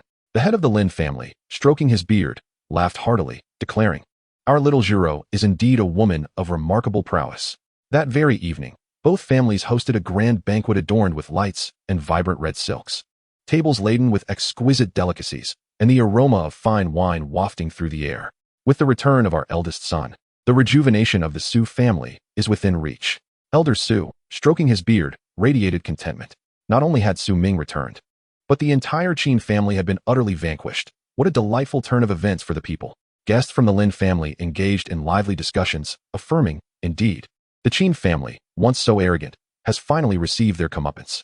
Amidst this celebratory atmosphere, the members of the Su and Lin households reveled in this rare joy, honoring Su Ming's return and the downfall of the Qin family. Yet, Su Ming, with a furrowed brow, inquired, "Grandfather, Uncle Lin, why have I not seen Lin Nianyao?" Lin Yang's expression grew complex, a shadow of sorrow crossing his face as he sighed deeply. "Su Ming, that girl, out of concern that you are bearing the burden of the Qin family's pressures alone, has ventured out to seek her own path, hoping to share the load with you. She has not returned since. Recently, there were whispers that she successfully joined the Bloodslaughter sect. It was said that with her as a stronghold, our family need no longer fear the threats posed by the Qin family, as she has been welcomed there as a formal disciple." However, Lin Yang paused, a flicker of worry crossing his countenance. "We know nothing about this Bloodslaughter sect. Our understanding is utterly void. Thus, I discreetly inquired and conducted some research. What I uncovered was rather alarming. The Bloodslaughter sect is a formidable organization that stands in opposition to the Ziyun sect, and it carries an ominous reputation, leaning towards the path of dark sorcery. Now, our family finds itself in a state of distress, utterly at a loss as to how to address this matter, plagued by a sense of confusion." Upon hearing this, Su Ming felt a tumult of emotions surge within him, a complex interplay of feelings. "Uncle Lin, I've taken note of this. Worry not, I shall handle it." His expression turned solemn as he gazed at Lin Yang, his tone resolute as a mountain. "I will certainly take good care of Nianyao. You may rest assured." The displeasure that lingered in Lin Yang's heart was swiftly subdued, replaced by an immediate, radiant smile that resembled the warm sun of spring, though a flicker of complexity flashed in the depths of his eyes. "Su Ming, I trust you. You will undoubtedly succeed. From now on, my family's Nianyao shall rely on your care," Lin Yang said, gently patting Su Ming on the shoulder. A gesture imbued with expectation, yet tinged with a hint of helplessness. At that moment, the elder Su Shengjia let out a soft sigh, his aged voice resonating gently. "We are growing old. From now on, it suffices to guard this city of Luo'an." Su Shengjia gazed into the distance, his eyes filled with the profound weight of years gone by, as if the city of Luo'an before him were the sanctuary of his remaining days. A smile curved at the corners of Su Ming's lips as he replied, "Grandfather, this is merely the beginning. In the realm of cultivation, there is no such thing as age." With that, he waved his hand, and in an instant, a dazzling light erupted. Piles of cultivation resources appeared before everyone, resembling small mountains. "Look here, there are 500,000 low-grade spirit stones and 50,000 mid-grade spirit stones. One mid-grade spirit stone is equivalent to 10 low-grade spirit stones. Combined, it amounts to 500,000 low-grade spirit stones. As for these, various medicinal pills, astonishingly, nearly 2,000. And these spirit weapons, a total of 500. Moreover, an array of cultivation techniques, diverse beyond compare, far surpassing the current practices of both the Su and Lin families.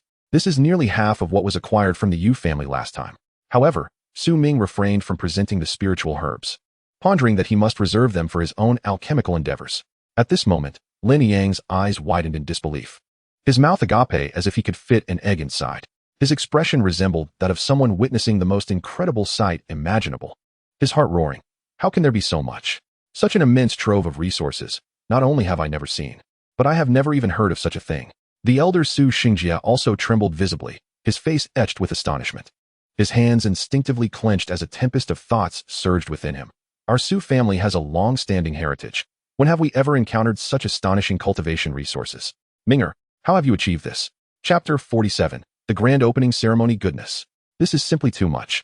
The young master has managed to produce such an extraordinary volume of resources, far beyond imagination. The surrounding members of the Lin and Su families were awestruck, their expressions filled with disbelief, murmuring in astonishment. Lin Yang, the head of the Lin family, stared wide-eyed, his mouth slightly ajar, taking a considerable time to collect himself before hastily waving his hands, exclaiming, "Su Ming, with such an abundance of treasures, you ought to keep them for your own use. How could we ever deserve to bear such unparalleled resources?" The venerable elder of the Su family, Su Xingjie, wore a grave expression, his brow furrowed with concern and empathy as he advised, "Minger, heed your grandfather's words. These resources are exceedingly precious. The Su family values your intentions more than these gifts. Your path of cultivation is long and arduous, and you need these aids. Do not compromise your own journey for the sake of the family." A subtle smile graced Su Ming's lips, radiating determination as he gently shook his head. His tone resolute. "Uncle Lin, grandfather, there is no need for further discussion. These resources were specifically prepared by me for both the Su and Lin families. In my heart, the strength of our family far outweighs my personal gains or losses." He paused slightly, a glimmer of mystery flashing in his eyes, his confidence unwavering as he declared, "I have even better resources. These are merely trifles." "What? There are even better ones?" The shock rippled through both families, their members exchanging wide-eyed glances filled with astonishment and joy. Their gratitude towards Su Ming surged like a tidal wave, growing ever more intense. Su Ming rested at the Su family estate for a night. The following day, he set forth towards the Ziyun sect, accompanied by Su Yong from the Su family and Lin Jiro from the Lin family. Along the journey, Su Yong and Lin Jiro held Su Ming in the highest regard. Lin Jiro, with her graceful demeanor and stunning beauty, approached Su Ming, her eyes sparkling with affection as she said, "Brother Su Ming, I have heard that the Ziyun sect is filled with formidable warriors. Please tell us more about it. With your skills, you must be able to walk with confidence there." Su Yong, equally full of admiration, eagerly chimed in, "Yes, yes. Minggu, you are a figure of legendary status here. Surely the Ziyun sect will regard you with utmost respect. Do enlighten us about what the Ziyun sect is like." A smile flickered on Su Ming's lips, his eyes shining with confidence as he replied softly, "The Ziyun sect boasts a profound heritage, with countless martial arts tomes and an abundance of powerful individuals. However, if you are willing to strive diligently, there will surely be a place for you within its ranks in the future." As they conversed, they unwittingly arrived at the Ziyun sect. Su Ming's expression turned serious as he looked at Su Yong and Lin Jiro, and spoke earnestly, upon entering the Ziyun sect, "You must work hard. The outer disciples are numerous, and competition is fierce. Only through relentless effort can you stand out among the throngs." Lin Jiro stood tall, her gaze resolute as she replied eagerly, "Brother Su Ming, rest assured, I will not disappoint you. I will dedicate myself to my cultivation and strive to achieve greatness." Su Yong clenched his fist, his voice filled with fervor, "Minggu, I will train with all my might at the Ziyun sect and will not bring shame upon you." Meanwhile, the grand ceremony of the Ziyun sect was unfolding with great fervor. The faction to which Su Ming belonged, the Baiyun Peak, found itself inexplicably embroiled in turmoil. At that moment, the only representative present from Baiyun Peak was senior sister Xiao Mimi. The factions of Elder Su Jinshuan's Jinyun Peak and Elder Kong Jiao's Hunyun Peak had conspired together, directing their hostility towards Baiyun Peak. The reasons are simple. Su Ming had previously slain the grandson of Elder Su Jinxian and the favored disciple of Elder Kong Jiao. Now the two peaks, relying on their numerical superiority, sought to exert their dominance over Baiyun Peak. However, the foundation of Baiyun Peak is not to be underestimated.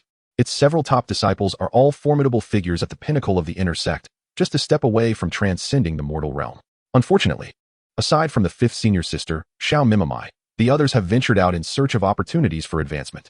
At this moment, Xiao Mimamai's face was as cold as frost, her beautiful eyes filled with urgency and anger. She turned to Su Ming, her voice trembling slightly, "Junior brother, master is still in seclusion. Now, with Baiyun Peak facing this provocation from the two peaks, over a dozen ordinary disciples have been gravely injured. Our Baiyun Peak is on the verge of losing all face." Beside her, Fei Mingyu, who had previously clashed with Su Ming, was also grievously wounded. His face was a mask of rage as he gritted his teeth. "I was so close to winning, just a hair's breadth away. Alas, I still lost. And it is truly a disgrace to our master." Without a moment's hesitation, Su Ming declared boldly, "I shall take the field." Xiao Mimamai's eyes were filled with concern. Her crimson lips parted as she urgently implored, "Junior brother, you must not. The opponent comes united. Elder Su Jinshuan's Jinyun Peak and Elder Kong Jiao's Hingyun Peak are clearly targeting you. How can you stand against the combined might of two factions alone?" Her graceful figure swayed like a delicate willow in the wind, and her worry was palpable. A cold glimmer flashed in Su Ming's eyes as he contemplated. "Humph. They think they can overpower Baiyun Peak and me, Su Ming, simply by virtue of their numbers? It will not be so easy." Yet, he displayed no fear, a chilling smile gracing his lips. "What is there to fear? I, Su Ming, am not one to shy away from danger. If they dare to come, I shall gladly accept their challenge. With that, Su Ming's figure flickered, and, like a bolt of black lightning, he leaped onto the arena, standing tall with his robes billowing. He directed his voice toward the two elder factions below. Since Jin Yun Peak and Hung Yun Peak are determined to fight, Bai Yun Peak shall not cower. Those with the courage to engage, first sign a death warrant, then come forth. If you lack the guts, then step aside and do not embarrass yourselves here. Below, the crowd of disciples erupted in astonishment. Who is this audacious individual? A round-faced disciple exclaimed, eyes wide with disbelief. Indeed, who dares to provoke the might of the two peaks? Echoed another sharp-featured disciple, incredulity etched across his face. At that moment, a disciple clad in a gray robe furrowed his brow and slowly spoke. You do not recognize him? He is Su Ming, who recently killed Elder Su's grandson and Elder Kong's prized disciple on the life and death stage. It is precisely for this reason that Bai Yun Peak has become the target of these two peaks. This individual should not be underestimated. As the crowd gasped in disbelief, the previously boisterous atmosphere fell into a hushed silence. A myriad of astonished eyes fixated on the solitary figure upon the stage.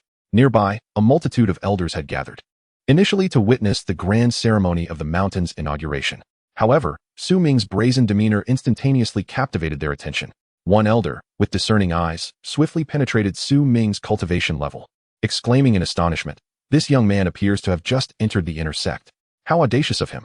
It turns out he possesses the cultivation of the 7th layer of the enlightened realm." Another elder chimed in, his face alight with admiration. Indeed, he has reached such heights in mere days since joining the inner sect. His talent is truly extraordinary. Yet, among the elders, one wore a worried expression, gently shaking his head as he sighed. Su Ming's overwhelming confidence is worrisome. In both Jin Yun Peak and Hung Yun Peak, there are many whose cultivation surpasses his. Once he signs the life and death agreement, he is essentially walking to his own demise. He may not even have the chance to concede.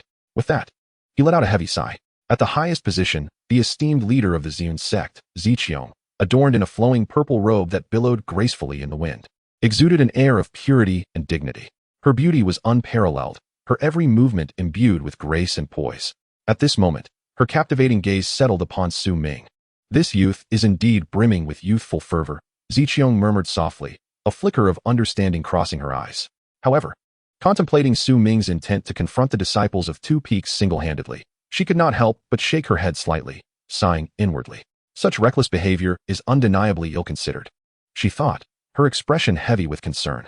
To challenge two peaks alone is far from a wise decision, she reiterated softly, her tone laced with resignation. In response to Su Ming's provocation, Hung Yun Peak was the first to react. The first to ascend the stage was Du Yuheng, a direct disciple of Elder Kong Jiao from Hung Yun Peak, boasting the formidable strength of the 8th layer of the enlightened realm. His mastery of the Hung Yun sword technique was nothing short of mesmerizing. He was, in fact, the elder brother of Du Juanhao, who had previously fallen to Su Ming. Seething with rage towards Su Ming, Du Yuheng was resolute in his quest for vengeance for his brother's demise, unhesitatingly signing the life and death agreement. He then stepped onto the arena, his voice booming like thunder as he declared, "Su Ming, today you shall meet your end." His eyes glowed crimson, and an aura of ferocity surrounded him, akin to a beast poised to strike. In his mind, the image of his brother Du Juanhao continually resurfaced. "Juanhao, as your brother, I will avenge you and shatter Su Ming into 1,000 pieces." Chapter 48. Wu Miaojia. Below, numerous disciples exchanged fervent whispers upon witnessing Du Yuheng take the stage. Du Yuheng is a formidable warrior of the 8th layer of the enlightened realm, while Su Ming is merely at the 7th layer. There is no way he can prevail in this match, they exclaimed. Indeed, Du Yuheng's combat prowess rivals that of the 9th layer of the enlightened realm. What can Su Ming possibly contend with? The crowd buzzed with derision, their words dripping with scorn for Su Ming. The disciples of Hung Yun Peak, in particular, erupted in fervent cheers, their emotions running high. "Senior brother, eliminate that arrogant brat, Su Ming. He should measure his own worth before acting so presumptuously. Today, he shall learn the consequences of his audacity." Their faces were etched with disdain, their eyes brimming with contempt for Su Ming, as if, in their sight, he were nothing more than a lamb awaiting slaughter. Today marks your demise." Du Yuheng's eyes blazed like lightning, fixated on Su Ming, his aura swirling with spiritual energy, resembling a tempestuous sea. As a prodigy at the 8th level of the Enlightenment realm, he wielded the Evercloud sword technique with unparalleled finesse, his reputation preceding him. He was also the elder brother of Du Juanhao, who had previously fallen at Su Ming's hands. This grudge would not go unavenged. Meanwhile, Su Ming remained unflinching. his demeanor resolute. He stood tall like a proud pine. In his grasp, the fire elemental spirit blade, the fiery dragon broadsword, radiated a scorching brilliance. Its blade inscribed with runes that flickered as if a flame dragon lay coiled within, poised to erupt and wreak havoc upon the world. Prepare to meet your end. Du Yuheng thundered, his voice akin to a clap of thunder that sliced through the air. With a swift motion, he propelled himself like a bolt of black lightning towards Su Ming. His sword danced with a flurry of blossoms, each imbued with a terrifying wave of spiritual energy, as if they could rend the very heavens asunder. Su Ming's gaze sharpened, and a torrent of fire elemental spiritual energy surged around him, akin to a volcanic eruption. He unleashed the divine blade technique, Fire Huang's sky-rending blade. In an instant, flames erupted from the fiery dragon broadsword, coalescing into a massive flame dragon, bearing its fangs and claws, emitting a deafening roar as it surged toward Du Yuheng. Wherever the flame dragon passed, the fabric of space distorted, the searing heat igniting the surrounding air, producing a cacophony of crackling sounds. Du Yuheng's expression shifted dramatically, a flicker of panic crossing his eyes. Yet, as a formidable warrior of the 8th level of the Enlightenment realm, he quickly regained his composure. His sword whirled rapidly, fully deploying the Evercloud sword technique, enveloped by swirling mist, attempting to counter the onslaught of the flame dragon. However, Su Ming's Fire Huang sky-rending blade was too overpowering. The flame dragon surged forward unimpeded, breaching Du Yuheng's defenses. The immense force sent him flying, akin to a kite severed from its string, crashing heavily to the ground and stirring up a cloud of dust. Gasping, Du Yuheng spat a mouthful of blood, staining the earth before him. Struggling to rise, he glared at the fiery dragon broadsword in Su Ming's hand, his eyes filled with venom and resentment. This is unjust, Du Yuheng screamed, his voice laden with boundless fury and despair.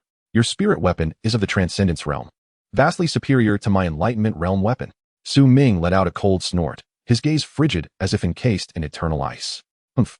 Having signed a life-and-death contract and stepped onto this arena, what fairness remains? Why do you not mention that your cultivation exceeds mine? Perish. Su Ming's voice was a low growl as he raised the fiery dragon broadsword once more. The flames along the blade writhed as if alive, voraciously eager to consume. Growing ever more terrifyingly intense. Du Yuheng, prepare to meet your end. In Su Ming's eyes, a chilling glimmer flickered, and within him surged an overwhelming tide of murderous intent. Tumultuous and relentless. In that fleeting moment, he felt all his strength converge upon the blade, aiming to annihilate the adversary before him completely. Du Yuheng's countenance changed drastically. His heart filled with trepidation. He could scarcely believe that the situation had deteriorated so rapidly. In the past, within the sect, his prowess at the 8th level of clarity had commanded great respect. Who would dare to show him any disrespect? Yet now, before Su Ming, he felt like a lamb led to slaughter. No, you cannot kill me. Du Yuheng screamed, his voice rife with fear and defiance. His hands flailed wildly in the air, desperately grasping at the last vestiges of hope, his facial muscles contorted by sheer terror. However, Su Ming appeared oblivious, wielding the blazing long dragon blade, enveloped in endless flames and murderous intent, striking down upon Du Yuheng like a crimson rainbow. Boom! A deafening roar echoed, as if the very heavens were collapsing. Under the ferocity of that strike, Du Yuheng's body disintegrated like fragile paper, dissipating into the void. A profound silence enveloped the arena. Soon after, waves of shock surged forth. The surrounding disciples, with eyes wide and mouths agape, were filled with disbelief. He died just like that? So effortlessly slain. He was at the 8th level of clarity. Their hearts felt as if struck by a heavy hammer, leaving them utterly stunned. The esteemed Du Yuheng, who usually loomed above others with such imposing authority, was now effortlessly crushed and ruthlessly killed by Su Ming. Some disciples instinctively rubbed their eyes, questioning whether they were merely dreaming. Others trembled uncontrollably, rendered speechless by the astonishing turn of events. A thick atmosphere of shock and fear pervaded the area. This was far too effortless. An elder from the sect widened his eyes, disbelief etched across his face. Internally, he marveled at Su Ming's terrifying combat prowess. He was a renowned young powerhouse among the inner disciples, yet he was so easily overwhelmed by Su Ming, without a chance to retaliate. Another elder mumbled to himself, humph. Su Ming's dominance is not solely due to his personal strength. A third elder scoffed, a complex glimmer in his eyes. Indeed, the key lies in that transcendent spiritual weapon he wields. With such a divine blade, it is no wonder he dares to be so arrogant and dismissive. Voices buzzed among the crowd, their gazes towards Su Ming filled with astonishment and apprehension. Unfazed, Su Ming maintained a stoic demeanor, brandishing the long dragon blade, exuding an aura of chilling intensity. The blade shimmered with radiant light, seemingly proclaiming its extraordinary nature. At the seat of the sect leader, Ziqiang, the leader of the Ziyun sect, exuded an air of holiness and authority, her stunning visage reflecting a hint of surprise. This Su Ming's combat ability far surpassed that of ordinary disciples at the 7th level of clarity. In her heart, Ziqiang pondered quietly, her gaze fixed intently on Su Ming. Although her sect had suspected he possessed certain abilities, they had not anticipated his strength to be of such magnitude. It seemed that a spectacle was about to unfold. She raised an eyebrow slightly, a glimmer of anticipation flashing in her eyes. The individuals from Hungyun Peak and Jinyun Peak, how could they possibly swallow this insult? A war of attrition was undoubtedly inevitable. Su Ming, dear Su Ming, let us see how long you can endure. Ziqiang gently pressed her lips together, her delicate hand unconsciously tapping lightly on the armrest of her seat. Should he manage to withstand this round, the sect leader might indeed take an interest in him. Yet, this battle of attrition was no trifling matter. Her brows furrowed slightly. Would he still be able to maintain his footing by then? Below the stage, Elder Su Jinxian of Jinyun Peak and Elder Kong Jiao of Hungyun Peak wore expressions as grim as the bottom of a pot. Who could have anticipated that Su Ming's combat prowess was so formidable? It was no wonder that all who had previously opposed him had met a tragic fate at his hands. Elder Su's gaze turned cold as he waved his hand and called out to his disciples. Wu Miaojia, step forward. Wu Miaojia, clad in a sleek black outfit, perfectly accentuated her graceful figure. Her beauty was striking, and her eyes glimmered with a fierce determination. As the proud direct disciple of Elder Su, she had already attained the 9th level of the Tongming cultivation stage. Her mastery of the water cloud whip technique was a harmonious blend of strength and finesse, wielding immense power. Yes, master, Wu Miaojia responded with a vibrant tone, resolute in her intent. Elder Su flicked his sleeve, and a long whip emanating a ghostly light instantly fell into Wu Miaojia's hands. This was a spiritual weapon from the Transcendence realm, the Spirit Serpent Whip, adorned with serpent patterns and imbued with the essence of a serpent spirit. This Spirit Serpent Whip is bestowed upon you. You must capture Su Ming to avenge your junior brother. Elder Su commanded solemnly. Wu Miaojia's beautiful eyes flashed with a fierce light as she accepted the Spirit Serpent Whip, turning to stride confidently towards the dual platform, each step radiating a formidable aura. Su Ming, today I shall avenge my junior brother. Prepare to meet your demise. Upon ascending the platform, she brandished the whip, pointing it directly at Su Ming, her voice ringing out with authority. Below, the disciples of Jinyun Peak and Hungyun Peak, whose spirits had been low, suddenly surged with renewed vigor, as if invigorated by a potent elixir. Haha, Su Ming is doomed this time. Without the advantage of a spiritual weapon and with inferior cultivation, let us see how he can fight. Indeed, with senior sister Wu taking the lead, she will surely bring that arrogant Su Ming to his knees. The crowd exchanged fervent remarks, all convinced that Su Ming was facing an unavoidable calamity. Among the inner disciples surrounding the arena, expressions of concern were evident as they shook their heads in dismay. It appears Su Ming is about to fall. Indeed, how could he possibly withstand such an opponent's might? Even the observing elders bore worried looks, sighing softly. What a pity, such a talent, to perish under his own arrogance. Yet, who among the gifted is not proud? Without a touch of hubris, one cannot truly be deemed a genius. Witnessing this scene was, in itself, a fortunate occurrence. From Baiyun Peak, senior sister Xiao Mimi's brow knitted tightly as she felt a sense of urgency, calling out loudly, "Little junior brother, quickly concede. The fierce woman is truly formidable. Several of our inner gate senior brothers have been rendered incapacitated by her single strike. Be cautious, for this battle-'s defeat does not bring shame upon us. Preserving our lives is the greatest fortune. Although we may have tarnished the reputation of Baiyun Peak today, when our senior brothers and sisters return, we shall certainly reclaim our honor. They, clearly emboldened by our perceived weakness, dare to act so audaciously." Chapter 49, Fury Senior Sister. I am determined to triumph in this battle. Su Ming's gaze was resolute as he turned to his side, speaking with conviction. He understood that few held faith in his victory against Wu Miaojia. But what of it? Having ascended the stage, retreat was not an option. This confrontation transcended mere pride. It was personal. Su Ming, with a clear sense of justice, could not allow others to suffer for his own misfortunes. Junior brother, Wu Miaojia's prowess is extraordinary, and her methods are ruthless. Are you truly confident? Xiao Mimi's delicate brows knitted together, her beautiful eyes filled with concern. She appeared ethereal in her flowing white attire, reminiscent of a celestial being.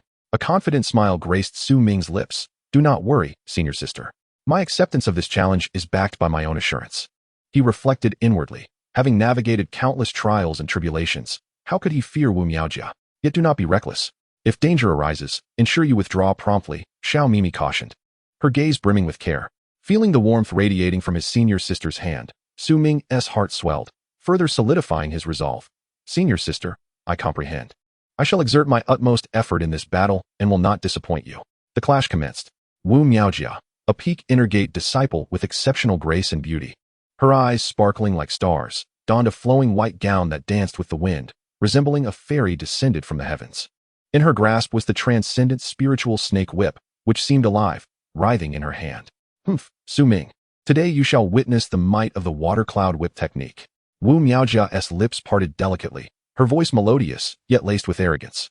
On the other side, Su Ming firmly held his transcendent fire elemental spiritual blade, the fierce dragon broadsword. As the blade emerged, the surrounding temperature surged, fiery patterns flickering along its length, emanating an intense heat. Wu Miaojia, today you will come to know my strength. Su Ming's gaze hardened, his demeanor resolute, his aura pulsating with energy. With that, Su Ming launched the first offensive, executing the divine-level sword technique, the fire-splitting skyblade. As he swung, the blade's radiance, engulfed in roaring flames, threatened to rend the very fabric of space, showcasing its astonishing power. Simultaneously, he melded into the divine-level movement technique, the Nine Shadow Step, rendering himself agile and elusive. Like a wraith, Wu Miaojia's eyes widened in astonishment. How is this possible? His movements are so uncanny. In a flurry, she wielded the spiritual snake whip, initiating the water cloud whip technique in an attempt to counter Su Ming's assault. The whip traced elegant arcs through the air, its shadows multiplying, embodying flexibility to counteract Su Ming's fierce blade strikes. Yet, the efficacy of Su Ming's Nine Shadow Step was remarkable beyond measure. Wu Miaojia was taken aback to discover that she could not touch Su Ming at all. His figure flickered before her eyes, leaving her bewildered. With a series of swift strikes, each blade found its mark. Wu Miaojia had no time to mount an effective defense and was directly injured. Her delicate form sent hurtling backward before crashing heavily to the ground. Coughing, blood trickled from the corner of her mouth, her face a mask of shock. Her beautiful eyes filled with incredulity. How could Su Ming be so powerful? Numerous disciples bore witness to this scene, their hearts filled with astonishment. The strength displayed by Su Ming exceeded their wildest imaginations. Su Ming, what a force! The disciples of Baiyun Peak shouted in excitement, their voices seemingly aiming to pierce the heavens. In stark contrast, the disciples of Jinyun Peak and Hengyun Peak wore expressions as dark as the bottom of a pot. How could this be? Sister Wu Miaojia, so formidable, has actually fallen to Su Ming? A disciple from Jinyun Peak murmured in disbelief, his fists clenched tightly, knuckles turning white. What is the origin of Su Ming? How can he be so outrageously strong? A disciple from Hengyun Peak gritted his teeth, resentment blazing in his eyes, the muscles in his face twitching slightly. Sister Wu Miaojia was their goddess, a vision of elegance, draped in flowing white garments. Resembling a celestial being descended to the mortal realm, her beauty unparalleled, skin as fair as snow, her enchanting eyes brimming with emotion, each smile and frown captivating the heart. She was renowned for her prowess within the sect, and they had expected her to secure an effortless victory this time. Who could have anticipated such a dismal defeat? Elder Su's face was a mask of fury. Su Ming, do not harm my disciple. His voice thundered like a clap of thunder, his spiritual energy surging violently. His gaze filled with overwhelming hatred towards Su Ming. He could hardly believe that this young man could truly suppress Wu Miaojia, and at this moment, he raised his blade, seemingly intent on taking her life. A cold smile crept across Su Ming's lips, his eyes betraying no fear as he spoke chillingly. The life and death contract has been signed. Having stepped onto this stage, our fates are intertwined. If I were to lose, would you spare me? His words conveyed a resolute determination, devoid of any trepidation towards Elder Su. Elder Su was left speechless, his face flushed crimson, yet he found himself unable to counter Su Ming's declaration. Without hesitation, Su Ming wielded his long blade, infused with surging spiritual energy, transforming it into a fierce streak aimed directly at Wu Miaojia. At that moment, despair washed over Wu Miaojia, her eyes filled with terror. She attempted to evade, but Su Ming's spiritual energy held her fast, rendering her immobile. No! Wu Miaojia let out a desperate cry. However, the blade fell mercilessly, blood splattering as her body slowly descended, her breath extinguished in an instant. In that moment, the surroundings seemed to plunge into silence. All present rendered speechless by the spectacle. The once lively martial arts arena now echoed with the sound of a pin dropping. Su Ming, indeed, exhibited a ruthless edge. Even in the face of Elder Su's threats, he remained completely unfazed. The observing elders whispered among themselves, their eyes wide with shock and complexity. At the head of the assembly, the sect leader, Ziqiong, sat with narrowed eyes, a flicker of surprise passing through her gaze. She had initially assumed that Su Ming was merely reckless, but she was taken aback by his remarkable audacity. While his murderous intent was somewhat excessive, this indomitable spirit in the face of formidable foes held far greater significance in a world where strength reigns supreme. Once this matter concludes, I shall personally summon Su Ming. The sect leader of Ziqiang pondered. This individual may prove worthy of special cultivation, and one day, he shall undoubtedly elevate our sect to new heights. Elder Su, enraged by the death of his beloved disciple Wu Miaojia, bellowed, Su Ming, I demand your demise.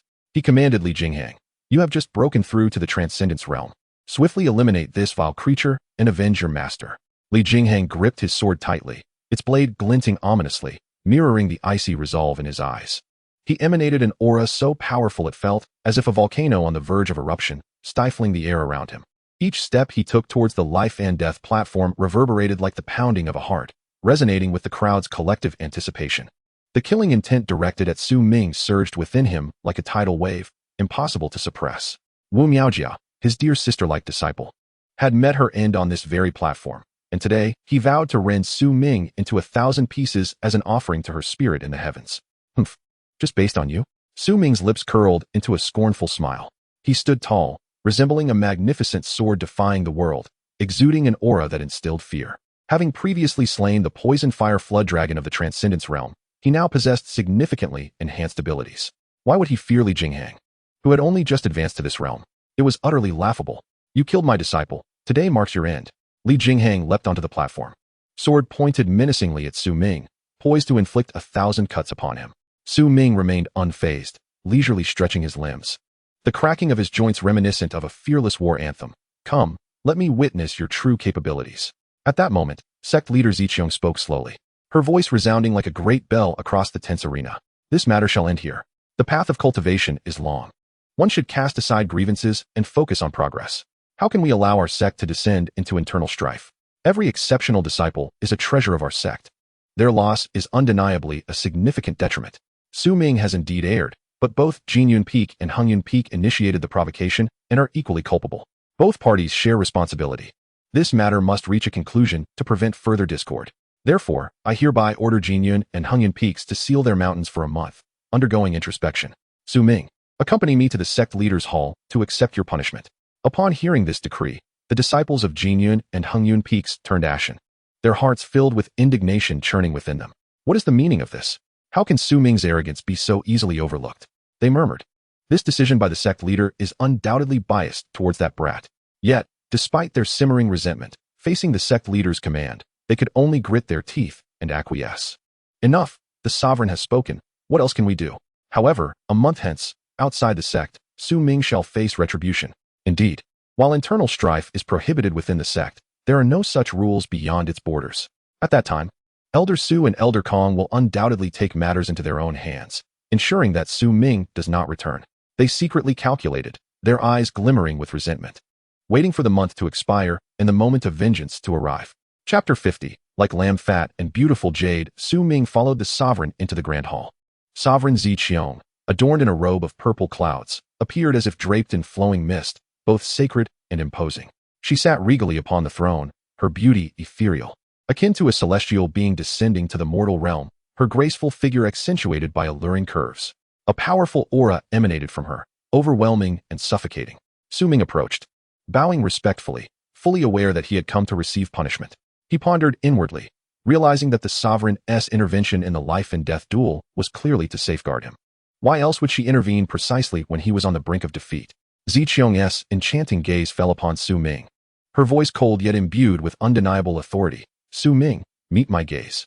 In an instant, a terrifying pressure akin to a colossal ancient mountain bore down upon Su Ming, as if seeking to crush him into oblivion. His face flushed, teeth gritted, he resisted with all his might. The force felt as though it aimed to shatter his very soul, yet the stubbornness within him refused to yield easily. 1 breath. 2 breaths. 30 breaths elapsed before Su Ming could no longer withstand the onslaught and took a step back. Ziqiang silently admired him. For most, enduring even 3 breaths would be an arduous task, yet Su Ming had persisted far longer, demonstrating remarkable tenacity and talent. Su Ming, your performance today has indeed been commendable, Sovereign Ziqiang remarked, her gaze steady upon him. However, such brilliance attracts peril when displayed openly. The sect has decreed that you shall face the mountain for half a month. Do you have any objections? Though Su Ming felt a pang of discontent within, he dared not express it. He slightly bowed, responding respectfully. Disciple has no objections. I shall heed the sovereign's teachings. Seeing Su Ming's understanding of propriety, a glimmer of approval flashed in Ziqiang's eyes. With a graceful wave of her sleeve, an ancient sword manual appeared in her hand.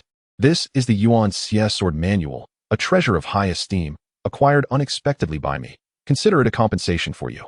You must understand that both Jin Yun Peak and Hing Yun Peak have also been penalized. Without your punishment, it would be difficult to maintain the sect's discipline. Upon hearing this, Su Ming's heart trembled, and he hastily reached out to accept the sword manual. Thank you for your gracious bestowal, Sovereign. He contemplated inwardly, realizing that this period of solitary reflection, accompanied by the sword manual, might yield significant breakthroughs. Even in facing this punishment, perhaps fortune could arise from misfortune.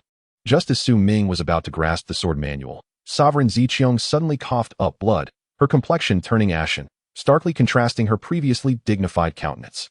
Su Ming was taken aback and hurriedly inquired, Master, what has happened? Ziqiang, though straining to maintain her composure, replied weakly, It is nothing. Merely some lingering injuries from my training. A period of recuperation will suffice. However, Su Ming's heart was filled with doubt, possessing the inheritance of the Yin Yang Dantian. He was exceptionally well versed in the art of alchemy and healing. With a mere glance, he discerned that Ziqiang's condition was far from mere injuries. It was clearly the result of poison. Without hesitation, Su Ming declared, Master, this is not a mere injury. You have been poisoned. At his words, Ziqiang's eyes widened in astonishment. She pondered internally. How could he see through it so easily? Indeed, she had been afflicted by the malicious 9 blood evil poison from the Blood Fiend sect, a toxin that could not be completely eradicated, only temporarily suppressed. Her previous remarks had merely been a pretext. Su Ming spoke with conviction, Master, I possess a method to assist you in dispelling this poison. Upon hearing this, Ziqiang's eyes sparkled with surprise, soon followed by an overwhelming excitement as she eagerly asked, Su Ming, is this true? Please, share it with me. Maintaining a steady demeanor, Su Ming replied, It requires the preparation of certain medicinal pills to aid in detoxification. However, the process of concocting these pills is quite time-consuming and laborious. He then sighed slightly, shifting the conversation, Yet at this moment, I must retreat to the back mountain for contemplation. What shall I do? Upon hearing this, Ziqiang's brows furrowed in frustration, and she exclaimed in exasperation, Even in such a critical moment, you jest with me? Do you not realize that the onset of this poison endangers my very life? Realizing she had momentarily lost her composure, Ziqiang reined in her emotions, her gaze intensifying as she fixed her eyes on Su Ming, affirming, Su Ming, you are not jesting, are you? With unwavering resolve, Su Ming nodded firmly, Master. I assure you, I can indeed treat the poison afflicting you. However, I currently lack many spiritual herbs and still need to gather them, as well as the alchemical furnace and spiritual fire required for concocting the detoxification pill. Raising an eyebrow, Ziqiang turned and issued commands. Before long, an ancient alchemical furnace was brought forth, an exquisite Zuf furnace of the transcendent realm, etched with enigmatic runes that flickered with a faint glow. This is the Zuf furnace, a transcendent-grade alchemical tool, which I hope will aid you, Ziqiang stated. Subsequently, an array of high-tier spiritual herbs was presented, each exuding a vibrant aura and shimmering radiance. Finally, a wisp of ethereal purple flame drifted forth, the invaluable Xiling fire. This is the Xiling fire, beneficial for both alchemy and artifact crafting. I trust you will utilize it wisely, Ziqiang declared solemnly. Su Ming's eyes lit up with excitement as he received the items, his expression one of sheer delight. These are truly treasures. With these, I shall undoubtedly succeed in concocting the detoxification pill. Without delay, he sat cross-legged and began to refine the spiritual fire. As the fire entered his body, Su Ming trembled with exhilaration, his entire being flooded with surging spiritual energy, as if ready to pierce the heavens. Once the refinement was complete, Su Ming rose, his gaze focused, and began to delve into the intricacies of creating the detoxification pill.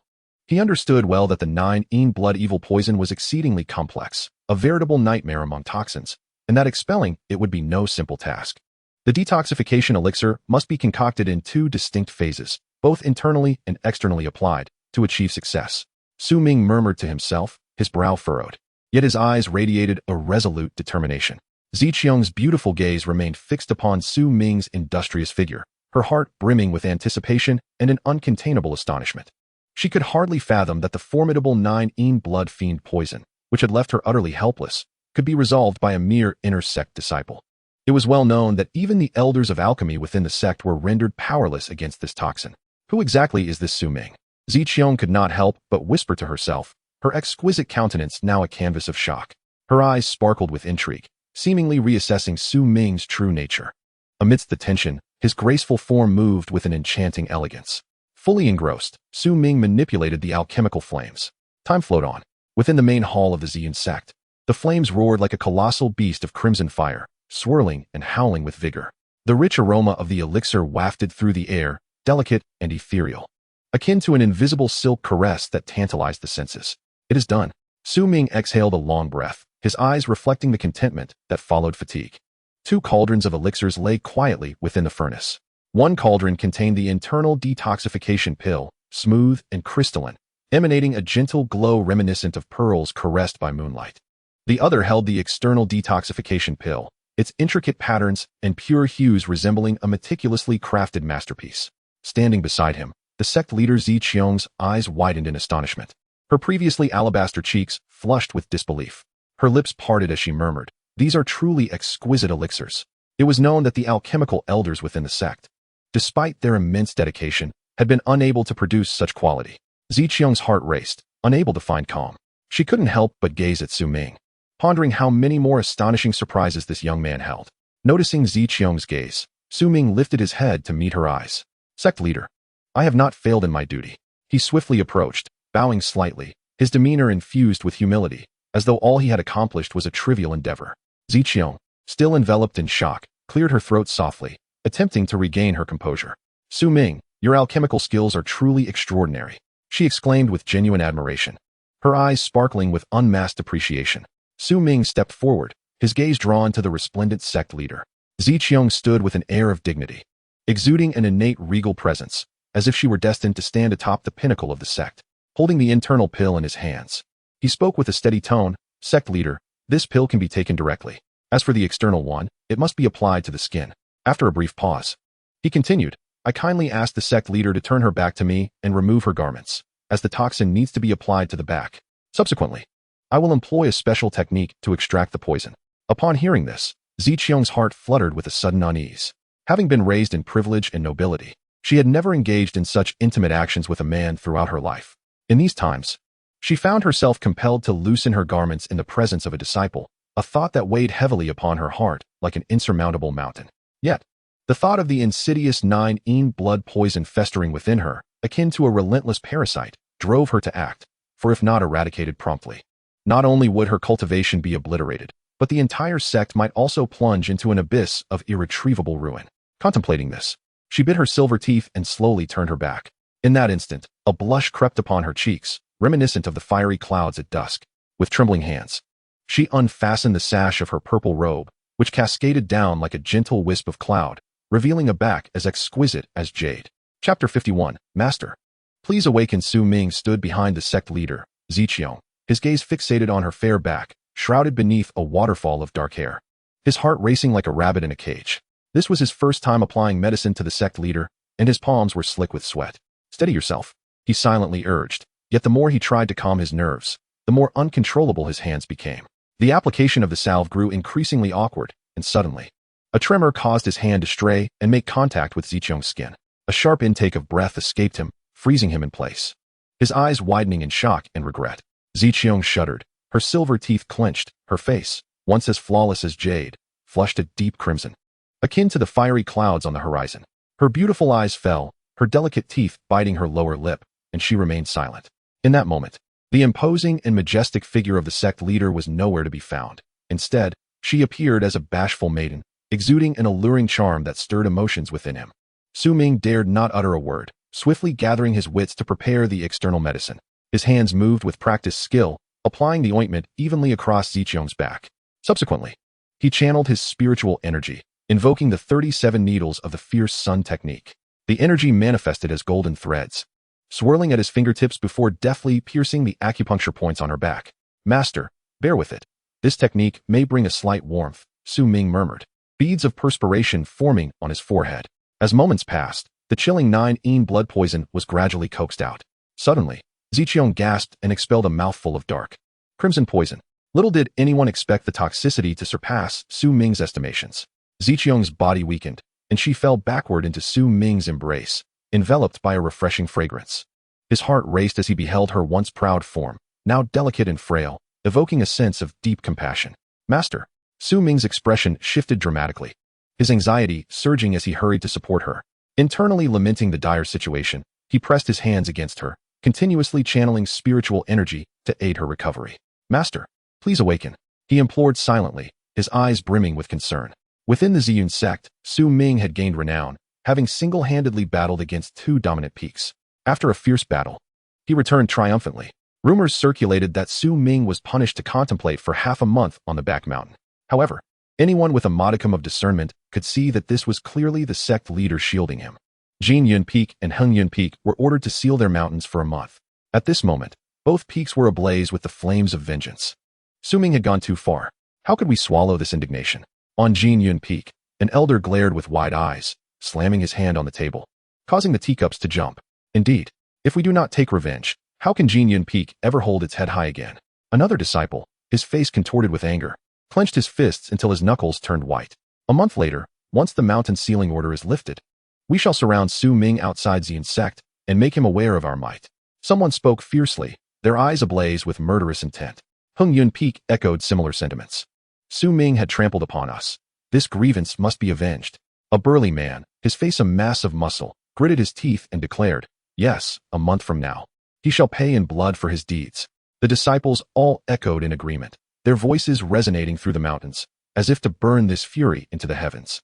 Within Bai Yun Peak, what? Jin Yun Peak and Heng Yun Peak dare to bully our junior brother Su Ming? Wei Xiong's eyes widened in rage, seemingly ready to spit fire. Beside him, his fifth junior sister, Xiao Mimi, furrowed her brows in concern, saying, second brother, it's absolutely true. Don't be misled by the exaggerated tales outside. Our junior brother has suffered greatly at their hands. Had it not been for his formidable strength, he might have perished on the life and death platform. Xiao Mimi, clad in a pink silk skirt, exuded grace, her skin as delicate as cream, and her eyes sparkled like autumn waters, now filled with worry. Wei Xiong clenched his fists, his knuckles turning white, gritting his teeth. These two peaks are simply intolerable. I've only been out training for 3 years, and Bai Yun Peak has been bullied to this extent. With that, he turned abruptly, seizing a long spear. The spear gleamed with a dark luster, its tassel as vivid as blood, dancing wildly in the wind. Fifth junior sister, do not fret. Tonight I shall block the entrance of Jin Yun Peak. When they reopen, they shall pay for their bullying of our junior brother. Wei Xiong's voice resonated like a bell, imbued with undeniable authority. With that, he vanished in a flash, akin to a bolt of black lightning. As he made his way, Wei Xiong's fury intensified. For 3 years, I have ventured out solely to enhance my strength and protect the sect, yet someone dares to bully my junior brother under my very nose. He contemplated, Jin Yun Peak. Wait for it. Today you shall taste the consequences of crossing Wei Xiong. Before long, he arrived beneath Jin Yun Peak. Wei Xiong plunged his spear into the ground, where it stood firm, trembling slightly and emitting a buzzing sound, a near-perfect spear intent swirling like a dragon. He stood with his feet apart, like a majestic mountain, his gaze fierce and unwavering, fixated on the entrance of Jin Yun Peak. Humph, if I do not seek an explanation regarding my junior disciple's plight, then I, Wei Xiong, might as well cease to exist.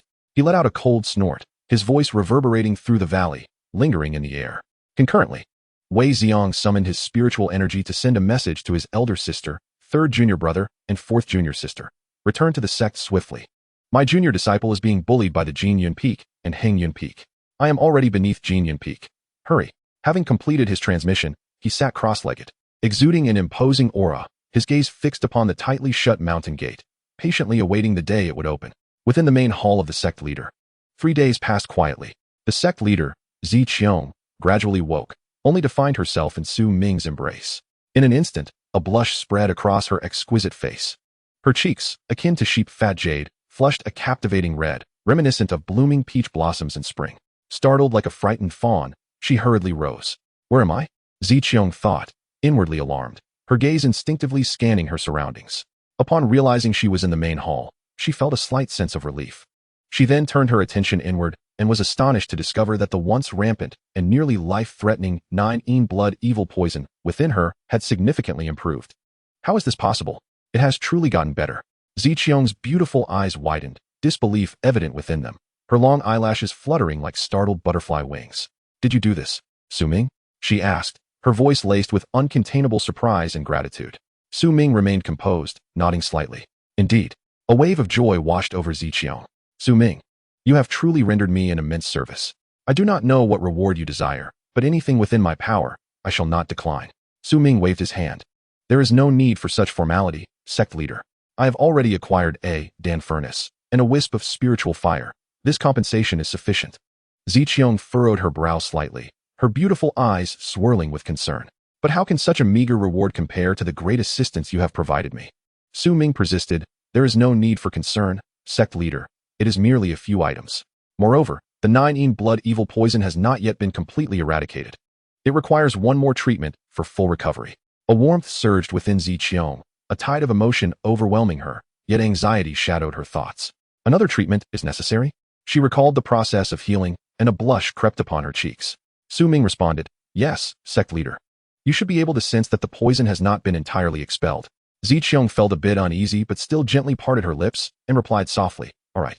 She then added, Su Ming, you have indeed helped me tremendously. I must reward you. Feel free to choose from the treasure vault. Despite Su Ming's repeated refusals, he ultimately succumbed to Ziqiang's earnestness and reluctantly accepted. Very well, I shall abide by your wishes, sect leader. Turning to Ziqiang, Su Ming could not help but inquire, sect leader, how did you come to be afflicted by such severe 9 Yin blood evil poison? Ziqiang's expression dimmed as she slowly spoke. Previously, the leader of the Blood Fiend sect attempted to annex my Yin sect. I engaged in a fierce battle with him, but unfortunately fell victim to his treachery. Recently, the Blood Fiend sect has grown increasingly arrogant, having already consumed several smaller sects in the vicinity, with only my Yin sect remaining formidable. It seems we are about to face their ferocious onslaught once more. Su Ming, I sincerely thank you for helping me with the antidote. This is a tremendous favor. Upon hearing the name of the Blood Fiend sect, Su Ming's mind instantly conjured the image of Lin Nianyao, who had ventured alone to their stronghold. A resolute determination formed in Su Ming's heart. He must seize an opportunity to rush to the Blood Fiend sect and rescue Lin Nianyao. Chapter 52. The Gathering Spirit Pearl in the Treasure Vault of the Ziyun sect. Radiant light overflowed, showcasing an array of rare and exquisite treasures that dazzled the eyes. The sect master, Ziqiang, with her noble demeanor and breathtaking beauty, gracefully led Su Ming into the vault. The elder guarding the vault, with keen eyes, instantly recognized Su Ming. This young man had recently gained significant notoriety within the sect. The elder pondered in confusion. Isn't this lad supposed to be punished, contemplating in solitude on the back mountain? Why is the sect master personally accompanying him to select treasures today? However, despite his curiosity, the elder refrained from asking further questions and simply bowed, saying, Greetings, sect master. Ziqiang nodded slightly, her expression serene, no need for excessive formalities. Su Ming felt a surge of joy within, yet maintained an outward composure, his gaze wandering among the multitude of treasures. Observing Su Ming, Ziqiang softly remarked, Su Ming, you may choose any treasures here at your leisure. Su Ming's heart jolted with excitement, and he respectfully replied, Thank you for your generous kindness, sect master. I shall not disappoint your expectations. This vault, indeed, was a hidden trove of extraordinary talents and treasures. Su Ming murmured to himself, his eyes gleaming as he navigated through the dazzling array of rare artifacts. Each heavenly material emanated a mysterious brilliance that beckoned him. Ah, this gathering spirit pearl. A flicker of surprise crossed Su Ming's eyes as he reached for the iridescent orb. This pearl, once refined, could remarkably assist those in the bright realm to ascend 3 minor levels. How exquisite! Su Ming rejoiced inwardly, realizing he had stumbled upon an incredible fortune. Haha, this is it, he exclaimed, securing the gathering spirit pearl in his possession. Subsequently, Su Ming approached Sect Master Ziqiang. Sect Master, my treatment is temporarily concluded. I shall return in half a month for the next session, he said respectfully. Ziqiang regarded Su Ming with an expression of profound complexity. As a sect leader with extraordinary strength, she found herself helpless against the 9 Yin blood fiend poison. The fact that this disciple could dispel it left her utterly astonished. Su Ming, our sect has long been puzzled. How is it that you can neutralize this 9 Yin blood fiend poison? Ziqiang began, hesitating to continue. Su Ming smiled gently. There is no need for further inquiry, sect master. Please focus on your recovery. With that, he turned to leave. Ziqiang watched Su Ming's retreating figure, her heart a tumult of emotions. I never expected this, she murmured softly, filled with disbelief. The venom of the 9 Yin blood curse had caused her countless days and nights of unbearable suffering, leaving her to search in vain for a remedy. Yet now, it had been effortlessly dispelled by Su Ming. What secrets does Su Ming conceal?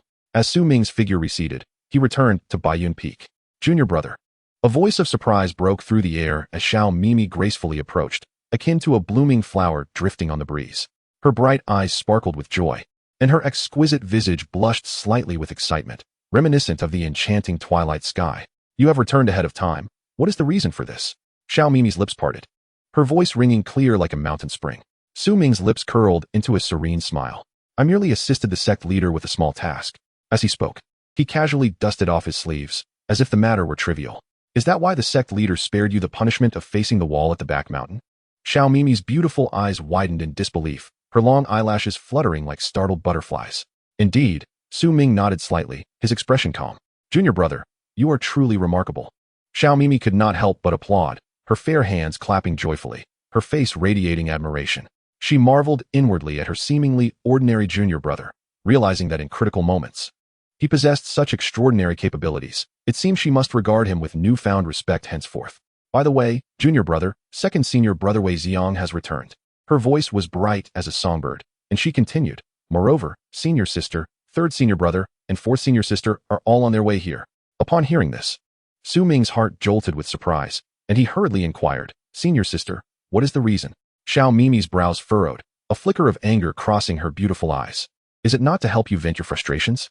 How can Baiyun Peak allow itself to be so brazenly bullied? Su Ming felt warmth in his heart and asked again, and where is second senior brother now? A smile curved Xiao Mimi's lips, her eyes glinting with delight. Second senior brother is currently outside Baiyun Peak, confronting intruders. For every one that emerges, he will strike down. Let those who dare to provoke us at Baiyun Peak understand our might. A glimmer of anticipation flashed in Su Ming's eyes as he envisioned the formidable figure of second senior brother. He clenched his fists, feeling both surprise and eagerness at the prospect of seeing him. I truly look forward to meeting second senior brother. Turning to his senior sister, Su Ming clasped his hands respectfully.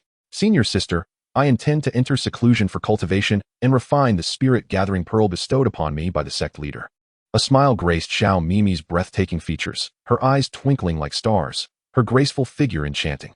She spoke softly, Junior brother, you have truly made progress. To assist the sect leader and receive a treasure from him, your future is bound to be limitless. Su Ming lowered his gaze slightly, reflecting inwardly that his acquisition of the sect leader's favor was indeed a stroke of fortune. This treasure would greatly aid his cultivation, and he must seize this opportunity to break through his own limits. He raised his eyes to his senior sister and earnestly replied, Senior sister, you flatter me. It was merely a fortuitous coincidence. During this seclusion, I am determined to exert my utmost efforts, living up to the expectations of my master. Xiao Mimamai gently nodded, her beautiful eyes shimmering with anticipation as she softly spoke, Junior brother, I have faith in you. During your retreat, be sure to exercise caution. Do not push yourself too hard. I await your emergence, and then we shall cultivate together.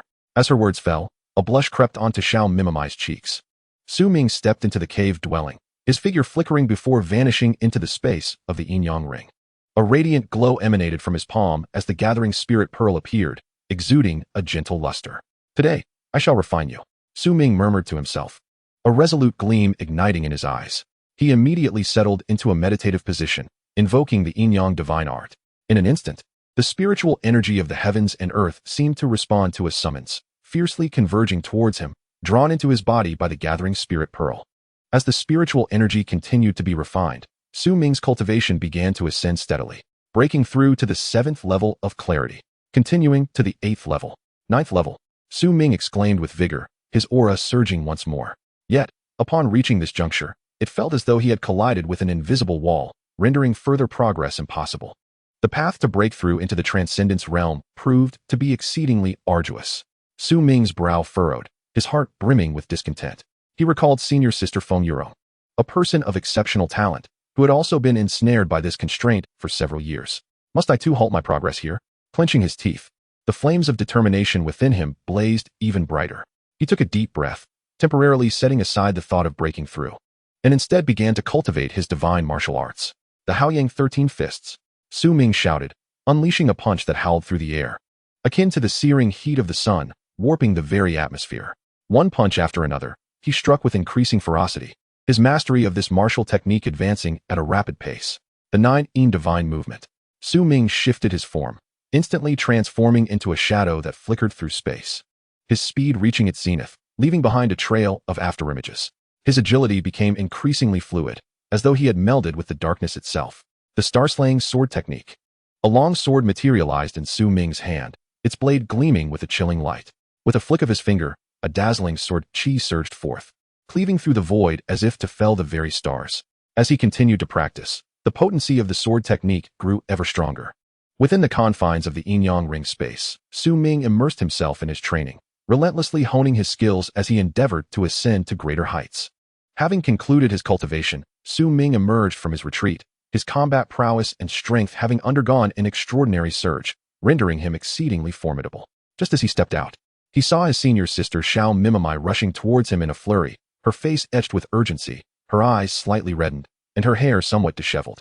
Breathing heavily, she exclaimed, "Su Ming, something terrible has happened. Our master is in trouble." Su Ming's heart tightened sharply, and he hurriedly inquired, "Senior sister, what has happened to our master?" Xiao Mimi, in a state of desperation, stamped her feet, tears welling in her eyes as she spoke with a quivering voice. Master has failed in his seclusion to break through to the spirit transformation realm and is now gravely injured, on the brink of death. Second senior brother and elder Yin Nianyao are doing their utmost to save him. Upon hearing this, Su Ming's gaze sharpened instantly, resolute as an eagle.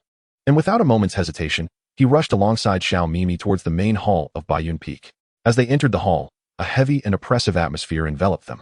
There lay Master Bai Wei, her complexion as pale as paper, devoid of any color, her eyes tightly shut, resting as if she might fade away at any moment.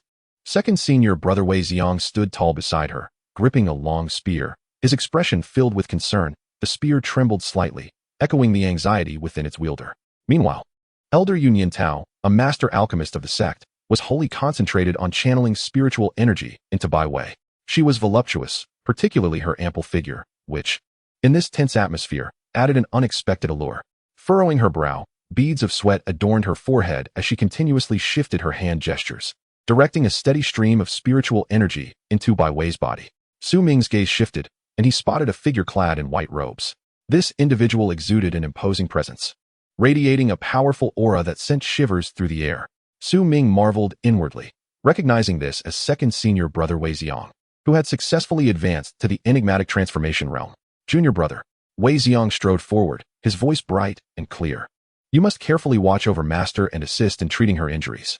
With a slight furrow of his brow, his expression turned grave. "The key medicinal herbs we require are in short supply within the sect. I shall venture out to gather them." With that, he grasped his spear, its tip gleaming coldly. And in a flash, his figure vanished into the ether. Before Su Ming could recover from the shock of second senior brother's departure, Elder Yu's urgent voice rang in his ears. "Su Ming, just in time. Quickly come and assist me." Her gaze was intense. "I need to concoct some spirit-merging pills and spirit recovery pills. They are of utmost importance." Su Ming dared not delay. He raised his hand and summoned the purple moon furnace he had recently acquired. In an instant, the surrounding spiritual energy seemed to be drawn in, swirling frantically towards the purple moon furnace. The furnace glimmered with ancient runes, pulsating with a mysterious power. Taking a deep breath, Su Ming's determination solidified as his hands swiftly formed the necessary seals, preparing to refine the elixirs. Chapter 53, Bloodslaughter Sect within the Baiyun Great Hall. Su Ming raised his hand, and a transcendent-level alchemical furnace, the purple moon furnace, manifested before him. Its surface shimmered with enigmatic runes, seemingly illuminating the ancient secrets of alchemy. He then flicked his fingers, and a wisp of rare spiritual fire, the purple spirit fire, gracefully ascended. This fire, a deep purple, seemed to harbor unfathomable depths, distorting the very air around it with its tremulous heat. Suddenly, a delicate cry pierced the air. Elder Yin Nianyao, engrossed in her efforts to save Su Ming's master Bai Wei, was indeed a captivating figure, her alluring form accentuated by her curvaceous silhouette, exuding an enchanting beauty amidst the tension. At this moment, her beautiful eyes widened in astonishment, revealing a hint of complexity as she gazed at Su Ming.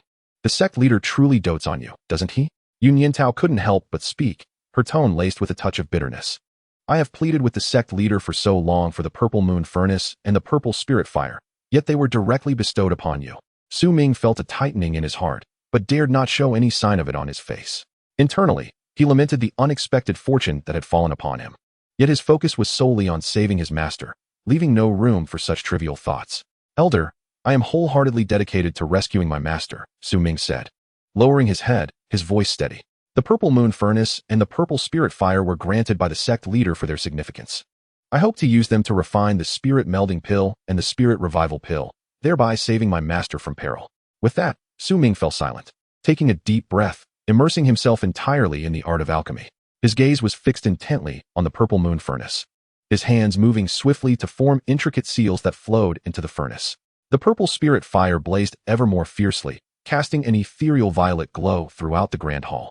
Observing Su Ming's focused demeanor, Yin Nianyao felt a flicker of a different emotion in her beautiful eyes. She bit her lip, pondering the allure this young man possessed that could earn him such favor from the sect leader. However, this was not the time for such reflections. She quickly redirected her thoughts to Bai Wei, continuing her healing methods. Within the hall, the only sounds were the crackling of the purple spirit fire and the occasional low exclamations from Su Ming. The mysterious runes intertwined with the ethereal violet flames, creating a mesmerizing and breathtaking tableau that captivated all who beheld it, as if they were transported into an enchanting realm of alchemy. As time passed, Elder Yu's gaze sharpened. Witnessing Su Ming's hands dance deftly, his alchemical techniques having advanced significantly since before. The elixir within the furnace churned, its spiritual essence spilling forth, radiating brilliance. How is this possible? Elder Yu exclaimed, astonished and unable to contain himself. His eyes brimmed with disbelief, his facial muscles twitching slightly. In his own days of alchemy, he never experienced such a terrifying rate of progress. How on earth did this young man achieve such mastery? Elder Yu's heart was a tempest of shock, confusion, and awe. How could someone so newly initiated into cultivation elevate their alchemical skills to such heights? Did he encounter some fortuitous event? Elder Yu murmured to himself, his brow furrowed, filled with perplexity. Meanwhile, Su Ming remained focused, oblivious to the turmoil within Elder Yu's mind. His hands deftly manipulated the flames within the furnace, each movement executed with precision. The elixir within grew rounder and more radiant, seemingly on the verge of completion.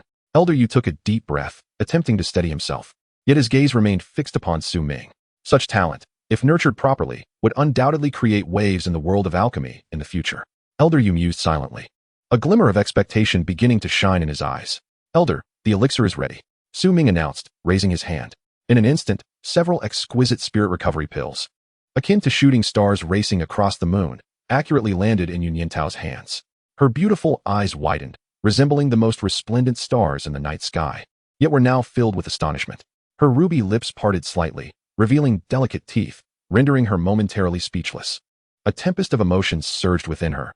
How could such exceptional pills have been concocted? Her jade-like hands trembled as she gingerly cradled the pills, as if holding the world's most precious treasure. The luminous glow of the pills reflected upon her stunning visage, adding an extra layer of allure. However, contrary to her expectations, these were merely fundamental pills. Elder Yu furrowed his brow, an expression of helplessness etched upon his face. In recent days, he had exhausted all his efforts in treating Bai Wei, yet the results were far from satisfactory. Bai Wei's injuries were far more severe than anticipated. Elder Yu sighed, his heart laden with worry. A new dilemma loomed before them like a mountain. In addition to the spiritual herbs Ong was searching for, they required some that could restore the foundational essence. Elder Yu slowly spoke, his demeanor grave. The 7-star sea spirit algae and the greenwood essence are both indispensable for aiding in the treatment. Currently, Bai Wei is gravely injured due to an accidental breakthrough, resulting in damage to her foundation. I shall seek those herbs. Xiao Mimi stepped forward, her gaze resolute. Senior sister, allow me to go instead, Su Ming interjected hastily, his tone imbued with undeniable determination. With both Jinyun Peak and Hongyun Peak currently closed, no one will target me, Su Ming explained. Xiao Mimi's expression reflected concern as she softly replied, Junior brother, I cannot help but worry about you. Su Ming smiled faintly, a powerful aura suddenly emanating from him. As waves of potent spiritual energy radiated outward, Senior sister, look, I have now attained the 9th level of enlightenment. My combat prowess surpasses even yours, Su Ming declared confidently. Xiao Mimi's eyes widened in surprise, her face a canvas of astonishment. Junior brother, you have advanced so rapidly, she exclaimed. Elder Yu beside them felt a jolt in his heart. This young man, not only skilled in alchemy, had evidently made significant progress in cultivation as well. Elder Yu marveled inwardly, his eyes filled with admiration. After a brief preparation, Su Ming departed from Baiyun Peak. The 7-star sea spirit algae could indeed be found in the 7-star sea, and thus, it was not too arduous a task. He mused to himself, yet his brow remained furrowed. However, the greenwood essence was notoriously elusive, typically found in secret realms abundant with wood attributes, and he currently had no leads. With a slight shake of his head, his expression serious, he resolved, very well. I will first head to the 7-star sea and acquire the 7-star sea spirit algae. His gaze was unwavering, and with a swift motion, he surged towards the direction of the seven-star sea. His master was gravely injured and on the brink of death. His master and senior sister had treated him with kindness, and this venture was imperative. His heart brimmed with determination, and his departing figure exuded a sense of tenacity and devotion. The seven-star sea spirit algae should be attainable once he reached the seven-star sea. As for the Aoki marrow, where there is a will, there is a way. With this thought in mind, Su Ming quickened his pace. Disappearing into the distance in the blink of an eye, he was heading towards the seven-star sea. Suddenly, he heard anguished cries emanating from a nearby town, the stench of blood permeating the air. Upon entering the town, he beheld a group of ruthless thugs from the blood-slaughter sect wreaking havoc, with citizens fleeing in every direction, their screams echoing. The elderly and children were not spared, as blood stained the ground, and severed limbs were scattered everywhere. The audacity of these miscreants from the blood-slaughter sect, treating the lives of innocent civilians as mere trifles, ignited a surge of fury within Su Ming. His fists clenched tightly. "Hey kid!" A brutish disciple of the blood-slaughter sect, his chest exposed and a menacing blood serpent tattooed upon it, brandished a bloodied blade and glared fiercely at Su Ming. "This doesn't concern you. Scram now, or you'll be butchered along with them." Su Ming's gaze turned icy, as cold as the frost of midwinter. He cast a disdainful glance at the thug and replied in a chilling tone, "Today, none of you from the blood-slaughter sect shall escape." Laughter erupted among the surrounding disciples of the blood-slaughter sect, as if they had heard the most ludicrous joke in existence. This kid must have lost his mind to speak so boldly here. Does he not know the power of the blood-slaughter sect? Brothers, let us join forces and turn this ignorant fool into minced meat. In an instant, several disciples brandished their weapons and charged towards Su Ming, blades flashing ominously. Su Ming snorted coldly, unsheathing his sword with a metallic clang, its blade gleaming with a chilling radiance, akin to a crescent moon. In a blur, he moved like lightning, his sword dancing in his hands, conjuring streaks of star-slicing energy. "Witness how I eradicate you vile scoundrels today," he declared, his voice low, each swing of his sword accompanied by the whistling of the wind. "Ah!" A disciple of the blood-slaughter sect shrieked as he was struck by the sword energy, his arms severed in an instant, blood splattering across the ground. What kind of sword technique is this? How can it be so formidable? The smiles on the faces of the blood-slaughter sect members froze, replaced by terror and despair. "Do you think you can kill me? You are not worthy." The murderous intent in Su Ming's eyes intensified. With a fierce swing of his sword, a brilliant arc of light surged forth, resembling a silver dragon, piercing through the bodies of several disciples from the blood-slaughter sect. The leading disciple, witnessing this, turned pale and attempted to flee. Trying to escape? Too late. Su Ming's figure flickered, appearing before the thug in an instant, his sword aimed directly at his throat. "Spare me." The thug's face drained of color as he fell to his knees, his voice trembling in fear. Su Ming's eyes held no mercy as he coldly stated, "Did you ever consider this day when you slaughtered the innocent?" With a swift twist of his wrist, he brought the sword across, severing the thug's head, which soared into the air. The remaining disciples of the blood-slaughter sect were paralyzed with fear, scrambling to their knees, pleading for mercy. "Humph! Your wickedness is beyond measure. You deserve death." Su Ming cast his gaze over the remaining disciples of the blood shaman sect, his longsword slicing through the air with a flurry of strikes, unleashing torrents of sword energy that swept forth like a tempest. In the blink of an eye, the members of the blood shaman sect lay sprawled on the ground, lifeless. The citizens of the city, witnessing Su Ming's valiant act, gathered around him, kneeling in gratitude. "Oh benefactor, thank you for saving us," they cried. "Indeed, had it not been for your intervention, we would have perished at the hands of these vile brigands." Their eyes brimmed with gratitude, their voices trembling with emotion. Su Ming sheathed his sword, his expression serene. "Rise, for we can no longer linger here. You must gather your belongings and seek refuge elsewhere." The multitude of citizens helped one another as they departed. Meanwhile, Su Ming unexpectedly discovered a confidential decree from the blood shaman sect among the fallen foes. "Humph. These scoundrels of the blood shaman sect are slaughtering cities to collect blood, all to activate the grand array to open the abyssal spirit secret realm," he murmured, his brow furrowed in contemplation. "It is rumored that within the abyssal spirit secret realm lies a celestial spiritual root." Su Ming's eyes suddenly sparkled with intrigue, his thoughts racing. "I have been troubled by my inability to find wood spirit essence, and most celestial spiritual roots are of the wood element.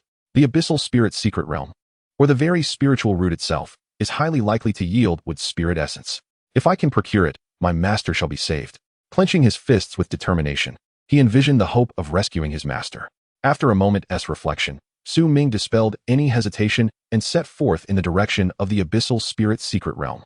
Chapter 54. Song Mingxiang. Outside the abyssal spirit secret realm, disciples of the blood shaman sect surged in from all directions, each bearing large barrels filled with the blood of mortals, the thick, metallic scent permeating the air. "Hurry, quicken your pace. Pour all this blood into the blood-refining grand array," shouted one of the disciples, his voice echoing with urgency. The blood-refining grand array shimmered with glyphs, resembling a monstrous beast ravenously devouring the blood being poured into it. Haha, this time. The opening of the abyssal spirit secret realm relies entirely on our blood-refining grand array, another disciple boasted, his face alight with pride. With this method, the treasures within the secret realm will surely belong to us, the blood shaman sect. Hidden in the shadows, Su Ming's brow furrowed with concern. He inwardly pondered, these wretches of the blood shaman sect are truly heinous, using the blood of mortals to unlock the secret realm. Such villainy is intolerable. Yet, the blood shaman sect is teeming with formidable warriors. I cannot act recklessly at this juncture. There was a resolute glint in Su Ming's eyes as he softly vowed. The celestial spiritual root within the abyssal spirit secret realm is mine for the taking, and I will undoubtedly seek out the greenwood essence that my master entrusted to me. At that moment, an elder from the blood shaman sect called out loudly, "Everyone, heed my command. The blood-refining grand array is nearing completion. Once the secret realm is opened, each faction must act according to plan. We must not allow any other forces to lay claim to the treasures within." Su Ming took a deep breath, concealing himself more carefully, fully aware that a fierce battle was now inevitable. The abyssal spirit secret realm was finally about to be unveiled. The strong members of the blood shaman sect were filled with ecstatic anticipation, their excitement palpable, as if they were on the verge of upheaving the very heavens. Just then, the winds of fate shifted dramatically. "Ah, the wretches of blood slaughter sect, today marks your demise." A commanding voice suddenly resonated, and a throng of formidable warriors surged forth like a relentless tide, their aura fierce and imposing. At the forefront stood a woman, her eyes radiating an indomitable spirit, akin to a celestial being descending from the heavens, yet imbued with an insatiable thirst for blood. This assemblage was none other than the formidable warriors of the Star Moon dynasty. Who dares to disrupt the affairs of blood slaughter sect? A man resembling an elder within the sect roared in fury, his face contorted with rage, his hair standing on end like a lion provoked to wrath. "What is your intent?" The woman's lips curled into a cold smile. "Your sect has slaughtered innocent lives. Your annihilation is long overdue. Today, we shall eradicate you without exception." As her words fell, the warriors of the Star Moon dynasty instantly unleashed their unique powers, illuminating the surroundings with a dazzling glow, the air thick with spiritual energy. Some wielded their swords, their blades slicing through the air as if to rend the very fabric of space. Others chanted incantations, summoning potent elemental forces, fire blazing and ice shards glimmering. The warriors of blood slaughter sect were undeterred, conjuring their magical artifacts as blood energy surged around them, enveloping them like swirling crimson clouds. In an instant, the two sides clashed, the cacophony of battle cries, the clash of artifacts, and the release of divine powers intertwining as if to shake the very heavens and earth. "Kill. Leave not a single one alive." The warriors of blood slaughter sect bellowed in rage, their fervor suggesting they would consume the warriors of the Star Moon dynasty alive. "You think you can prevail? Today, your sect is destined for annihilation." The warriors of the Star Moon dynasty remained unafraid, their eyes gleaming with resolve as they fought fiercely. The two sides engaged in a fierce struggle, neither yielding an inch, resulting in a stalemate, evenly matched in strength. Meanwhile, Su Ming pondered inwardly. This conflict presents an opportunity for me. In the abyssal spirit realm, there must be great fortune awaiting. I cannot afford to miss it. With this thought, Su Ming flickered like a shadow, stealthily making his way into the abyssal spirit realm amidst the chaos of battle. As the saying goes, the mantis stalks the cicada, while the oriole lurks behind. Su Ming moved like lightning, exploring the abyssal spirit realm with remarkable speed. Yet, he had yet to catch even a glimpse of the precious greenwood essence, gritting his teeth as he ventured deeper into the realm. Along the way, he fortuitously gathered numerous rare spiritual herbs seldom found in the outside world, but none could quell his fervent desire to discover the greenwood essence. At that moment, a weak cry for help pierced through the tranquility of the realm like a sudden clap of thunder in spring.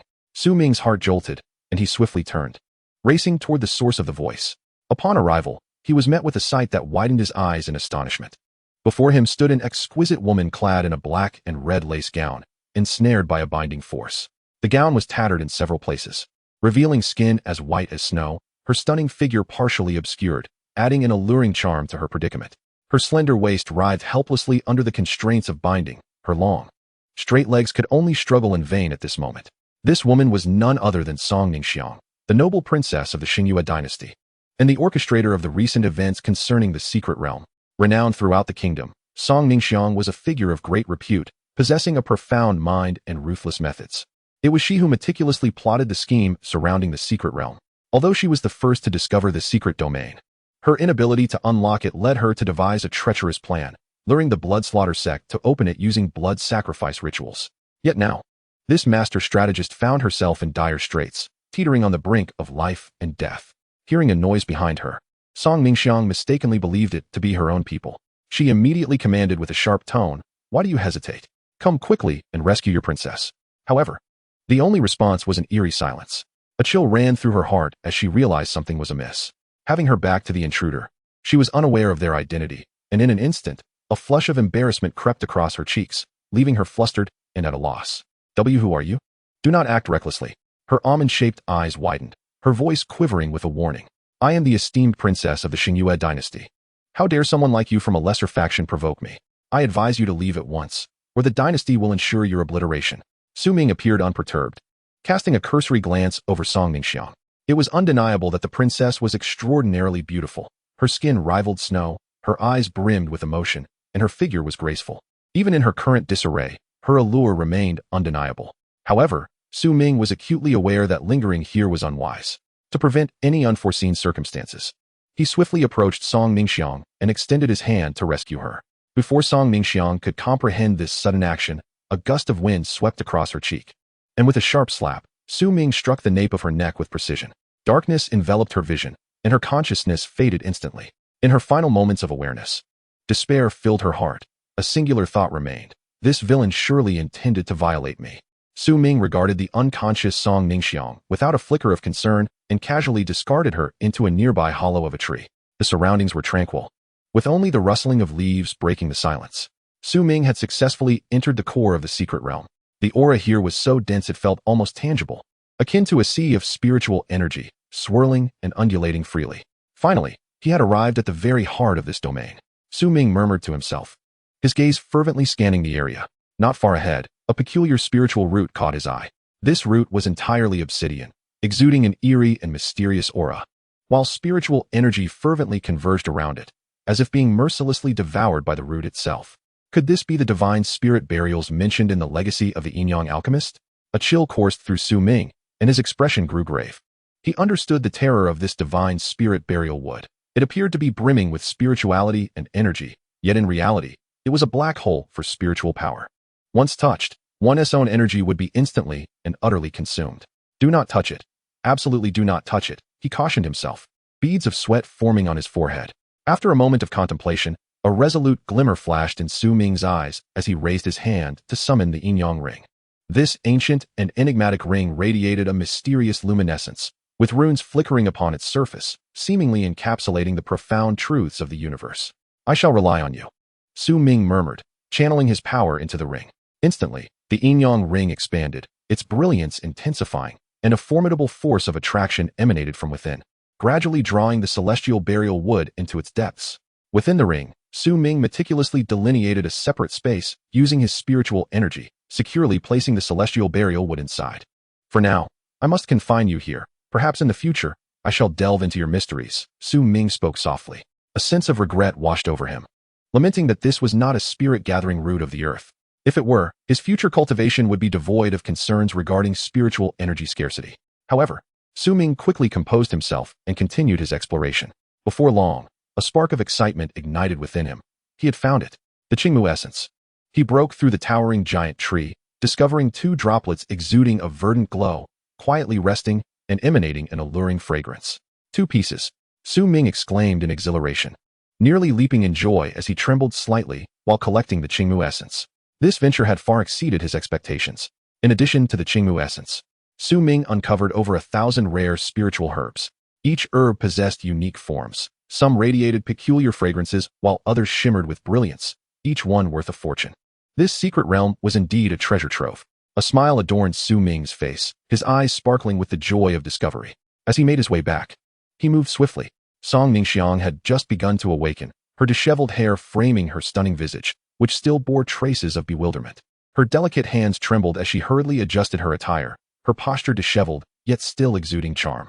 Su Ming's gaze swept over her, instantly locking onto her figure. A fleeting thought crossed his mind. He advanced swiftly, almost like a specter, and raised his hand to deliver a resounding slap. The sound echoed. This slap, infused with overwhelming force, rendered Song Ningxiang unconscious once more. On her dazed face, a mixture of confusion and indignation was evident, as if she had suffered a great injustice. Su Ming withdrew his hand, his expression cold and indifferent, offering no further regard to the unconscious woman. He considered that although Song Ningxiang was present, there had been no direct confrontation between them. Throughout the ordeal, she had not even glimpsed his appearance. Thus, there was no necessity to eliminate her. With this thought, Su Ming turned and strode away. Outside the secret realm, the air was thick with the clamor of battle. The Bloodslaughter sect and the Starry Moon dynasty clashed fiercely, their conflict reaching a fever pitch. The members of the Bloodslaughter sect, with blood energy surging around them, resembled malevolent spirits clawing forth from the depths of hell, employing ruthless techniques. Conversely, the experts of the Starry Moon dynasty shimmered with radiant light, as dazzling as the stars, their attacks and defenses executed with precision. The two sides exchanged blows in a chaotic melee, neither gaining the upper hand. However, Su Ming had no interest in engaging with these disputes. He understood the urgency of time. In an instant, he darted toward the direction of the Seven-Star Sea. Now that he had secured the Qingmu essence, the spiritual algae of the Seven-Star Sea remained his paramount objective. Su Ming's departure marked the passage of 2 fleeting days. Outside the realm of absolute spirits, a fierce battle had just concluded, with the Starry Moon dynasty emerging victorious, albeit barely.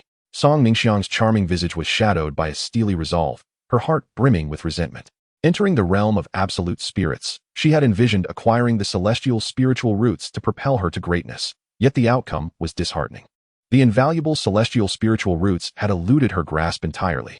Moreover, the spiritual herbs within the realm, which could have aided her cultivation, had been ruthlessly plundered, leaving her with naught but despair. Infuriating. Who was the scoundrel responsible? Song Ningxiang clenched her teeth, her eyes ablaze with fury. To add to her humiliation, she had been seen in a vulnerable state, not once, but twice. Each instance occurred while she was utterly defenseless, only to awaken later, engulfed in feelings of degradation and confusion. The most perplexing aspect was that the perpetrator made no further advances. Was it a reflection of her beauty or physique? A torrent of self-doubt surged within her, her eyes glistening with indignation and frustration. No, it could not be. I, Song Ningxiang, am renowned within the Starry Moon dynasty as a beauty, pursued by countless admirers. What could have possessed that wretched individual? The more she pondered, the more her anger intensified, causing her delicate frame to tremble slightly. Humph, that despicable fiend. I, Song Ningxiang, vow to unearth your identity and make you pay dearly. With fists clenched so tightly that her nails bit into her palms, she remained oblivious to the pain, her heart ablaze with the flames of vengeance. Chapter 55. A reunion at the Seven-Star Sea. Had he finally arrived at the Seven-Star Sea? Su Ming mused to himself, having journeyed tirelessly for 7 full days. At last, the fabled Seven-Star Sea unfolded before his eyes. The vast expanse of ocean stretched endlessly, seemingly merging with the heavens, its grandeur evoking a sense of reverence. This body of water was divided into 7 distinct regions, shrouded in mystery, teeming with unknown dangers and opportunities. The ethereal seaweed of the Seven-Star Sea was said to be commonly found in its depths, and as long as one delved deeper, discovery should not prove difficult. As Su Ming contemplated this, he allowed his taut nerves to relax slightly. The relentless journey had left him both physically and mentally exhausted. And now that he had reached his destination, it was imperative to regain his composure. During his time at the Seven-Star Sea, Su Ming hunted sea monsters to hone his star-slicing sword technique, while simultaneously seeking the elusive seaweed. Each encounter with these creatures served as a trial for his swordsmanship. The blade in his hand would sometimes soar like a long rainbow piercing the sun, radiating brilliance. At other times, it surged forth like a dragon emerging from the sea, exuding formidable might. Through continuous combat, his sword technique grew increasingly refined, showcasing both ferocity and dominance. Yet, despite his advancing skill, Su Ming found himself stagnant at the 9th layer of clarity, unable to breach the threshold to transcendence. This predicament stirred a sense of urgency within him. After all, in a world where strength dictated survival, the advancement of one's cultivation often determined life or death. Was it possible that his training lacked a crucial catalyst? Su Ming furrowed his brow, lost in contemplation. Yet, rather than succumbing to discouragement, his resolve to cultivate his skills only intensified. He believed that with diligent effort, a breakthrough was inevitable. As time passed, and after arduous exploration, Su Ming successfully gathered the 7-star sea spirit algae required for his Master S healing. This algae, resembling coral, emanated a soft blue glow, both mysterious and enchanting. He carefully stowed it away, his heart brimming with joy. Now that he had procured the algae, it was time to return. Gazing towards the direction from which he had come, Su Ming thought of his senior sister, who had always shown him unwavering care. He was determined to bring her back some delightful surprises. Thus, on his journey home, he paid special attention to the unique sea spirit beasts of the Seven-Star Sea. These creatures, each with distinct forms, boasted tender meat with an exquisite flavor. Utilizing his exceptional swordsmanship, Su Ming hunted several of these sea spirit beasts, preserving their meat meticulously to share with his sister. Surely, she would relish the taste of these delicacies, and he hoped they would bring her some joy. A slight smile danced on Su Ming's lips as he felt a surge of longing and anticipation for his sister, quickening his pace towards home. However, fate had other plans. As he hurried back, he unexpectedly collided with Song Ningxiang, the princess of the Xingyue dynasty, who was actively searching for him. Clad in a striking black and red lace dress, she possessed an unparalleled grace. With a pronounced bosom, a delicate waist, and long, elegant legs, her beauty was captivating. "Stop right there," Song Ningxiang commanded, her brows furrowed. A wave of displeasure surged within Su Ming. He had no intention of engaging with her. Yet, recognizing the formidable entourage surrounding her, he ultimately halted. "Have you ever entered the spirit secret realm?" Song Ningxiang fixed her penetrating gaze upon Su Ming, as if she could see right through him. Alarm bells rang in his mind, but he maintained a calm facade, coldly uttering two words, "No." "Humph, I don't believe you. I must inspect your spatial ring." With a commanding gesture, she extended her jade-like hand, her tone brooking no refusal. This provoked genuine anger in Su Ming. Such an affront was intolerable. The spatial ring was a personal possession, not to be scrutinized at will. "I do not know you, and you are overstepping your bounds. This ring is my private matter, and you have no right to invade my privacy. If you wish to take it by force, then I shall not back down." Su Ming gritted his teeth, his eyes blazing with defiance. Yet, Song Ningxiang was unperturbed. To her, Su Ming was merely a powerless pawn. "Subdue him," she commanded with an imperious wave of her hand. Instantaneously, a guard of the Transcendence realm lunged at him like a ravenous wolf, intent on restraining Su Ming. Recognizing the peril, he dared not resist and swiftly activated his 9 Yin Phantom Steps. This technique was his life-saving skill, allowing him to evade with ghostly agility. He was acutely aware that behind Song Ningxiang lurked more than a dozen Transcendence realm guards. Even with his considerable abilities, he would not withstand such overwhelming force. If he did not flee now, when would he? The 9 Yin Divine Movement technique was executed in an instant, and Su Ming's figure had already vanished from the original spot, leaving the first attacking Transcendent Realm expert utterly astonished. Humph. The first Transcendent Realm guard, filled with bewilderment, had initially thought it would be effortless to subdue a mere Transparency Realm character. Yet, who could have anticipated that this Su Ming would slip through his grasp like a slippery eel? "Let me show you how I will capture you." The second Transcendent Realm expert coldly snorted, unleashing his spiritual power that surged forth like a torrential wave towards Su Ming. However, Su Ming's figure was elusive, employing the enigmatic 9 Yin Divine Movement technique to evade once more with remarkable finesse. "This boy is remarkably crafty," the third Transcendent Realm expert bellowed, followed closely by the fourth, fifth, and several other Transcendent Realm experts who joined the fray. In an instant, spiritual energy surged and brilliance erupted. Various divine arts and spells blossoming like fireworks, illuminating the sky in a kaleidoscope of colors. Yet, even amidst this chaos, Su Ming seemed to meld into the void, deftly navigating through the gaps between their lethal assaults, rendering their attacks futile. At that moment, Song Ningxiang's beautiful eyes flashed with determination. Her intuition told her that the fleeing Su Ming was undoubtedly the one who had stolen the celestial roots from the absolute spirit secret realm. "Pursue. We cannot allow him to escape. He must pay a heavy price." Song Ningxiang bit her delicate teeth and led the group, surging forward like a tidal wave in pursuit of Su Ming. As Su Ming fled in a state of disarray, he could not help but mentally lament. "What is this madness? I thought I had successfully completed my mission and could return with satisfaction. Yet I have found myself in such a predicament. What terrible luck." Had he known earlier, he would have dealt with that woman decisively. She was truly unreasonable. With each evasion of their attacks, he felt he was teetering on the brink of life and death, knowing that a moment's misstep could lead to him being torn apart by their formidable spiritual power. Utilizing the divine level 9 Yin Divine Movement, he fled with the swiftness of the wind. "Humph, you still lack the capability to chase me," he scoffed inwardly, quickening his pace, his figure darting like a specter. After a hard-fought escape, he finally managed to shake off Song Ningxiang and the others. However, to his surprise, in his frantic flight, he inadvertently stumbled into the very heart of the blood-killing sect. Surveying his surroundings, he found himself surrounded by a throng of blood-killing sect disciples. Su Ming hastily concealed himself in the shadows, daring not to breathe too loudly for fear of being discovered. It was not that he feared these disciples, but rather the possibility of being detected by the elders of the blood-killing sect, which would spell trouble for him. At that moment, he overheard two disciples of the blood-killing sect engaged in conversation. Our blood-killing sect has undergone tremendous changes.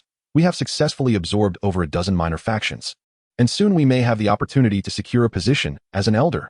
One boasted with an air of pride, spitting as he spoke. Indeed.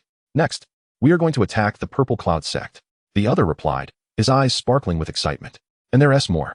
A peerless genius has arrived in our sect, and he has already been designated as the next sect master. His talent is simply extraordinary. No one within the sect can compare. How enviable. Su Ming concealed himself in the shadows, his heart pounding with sudden trepidation. The Blood Fiend sect was making such a significant move, and a peerless genius had emerged from their ranks. The situation was becoming increasingly precarious. Furrowing his brow, he was beset by anxiety, beads of perspiration silently forming on his forehead. In his mind's eye, the harrowing image of the sect leader, Zi Qiong, tormented by the 9 Yin blood fiend poison, resurfaced.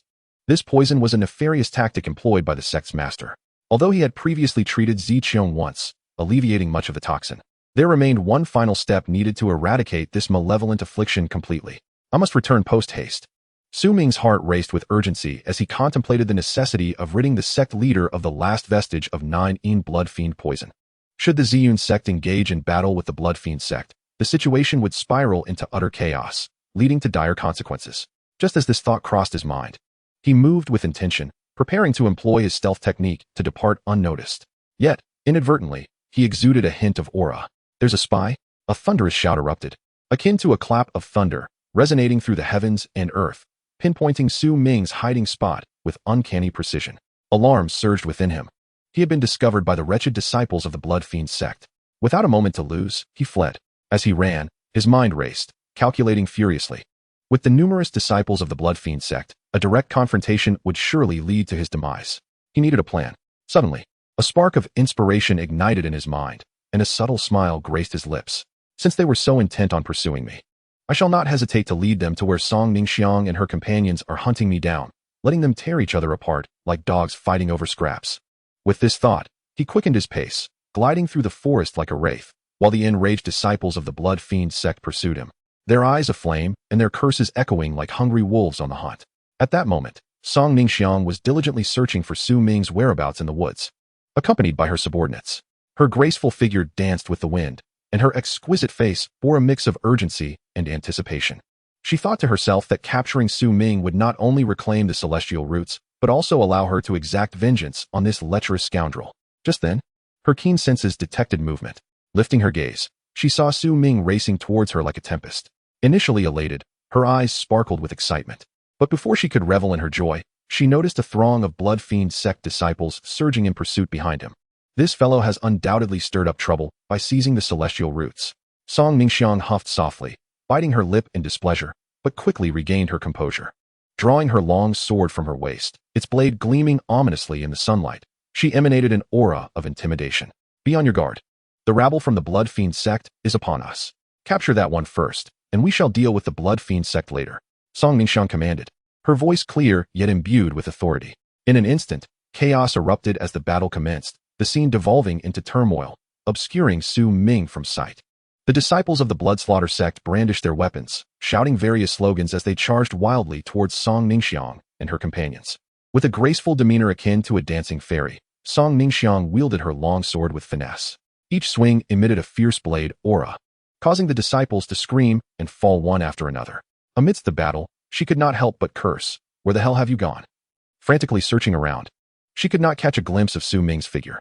At that moment, Su Ming had already hidden away, secretly calculating his next move. Watching the two factions clash fiercely, he felt a sense of satisfaction. Let them fight to their heart's content. May they both suffer. Chapter 56, The Forbidden Ground of the Ghost Spring. Humph, Bloodslaughter sect. Today you shall witness the might of your adversary. Song Ningxiang's beautiful eyes glinted with malice, her spiritual energy surging around her. Illuminated by the radiant power, her stunning visage appeared even more chilling.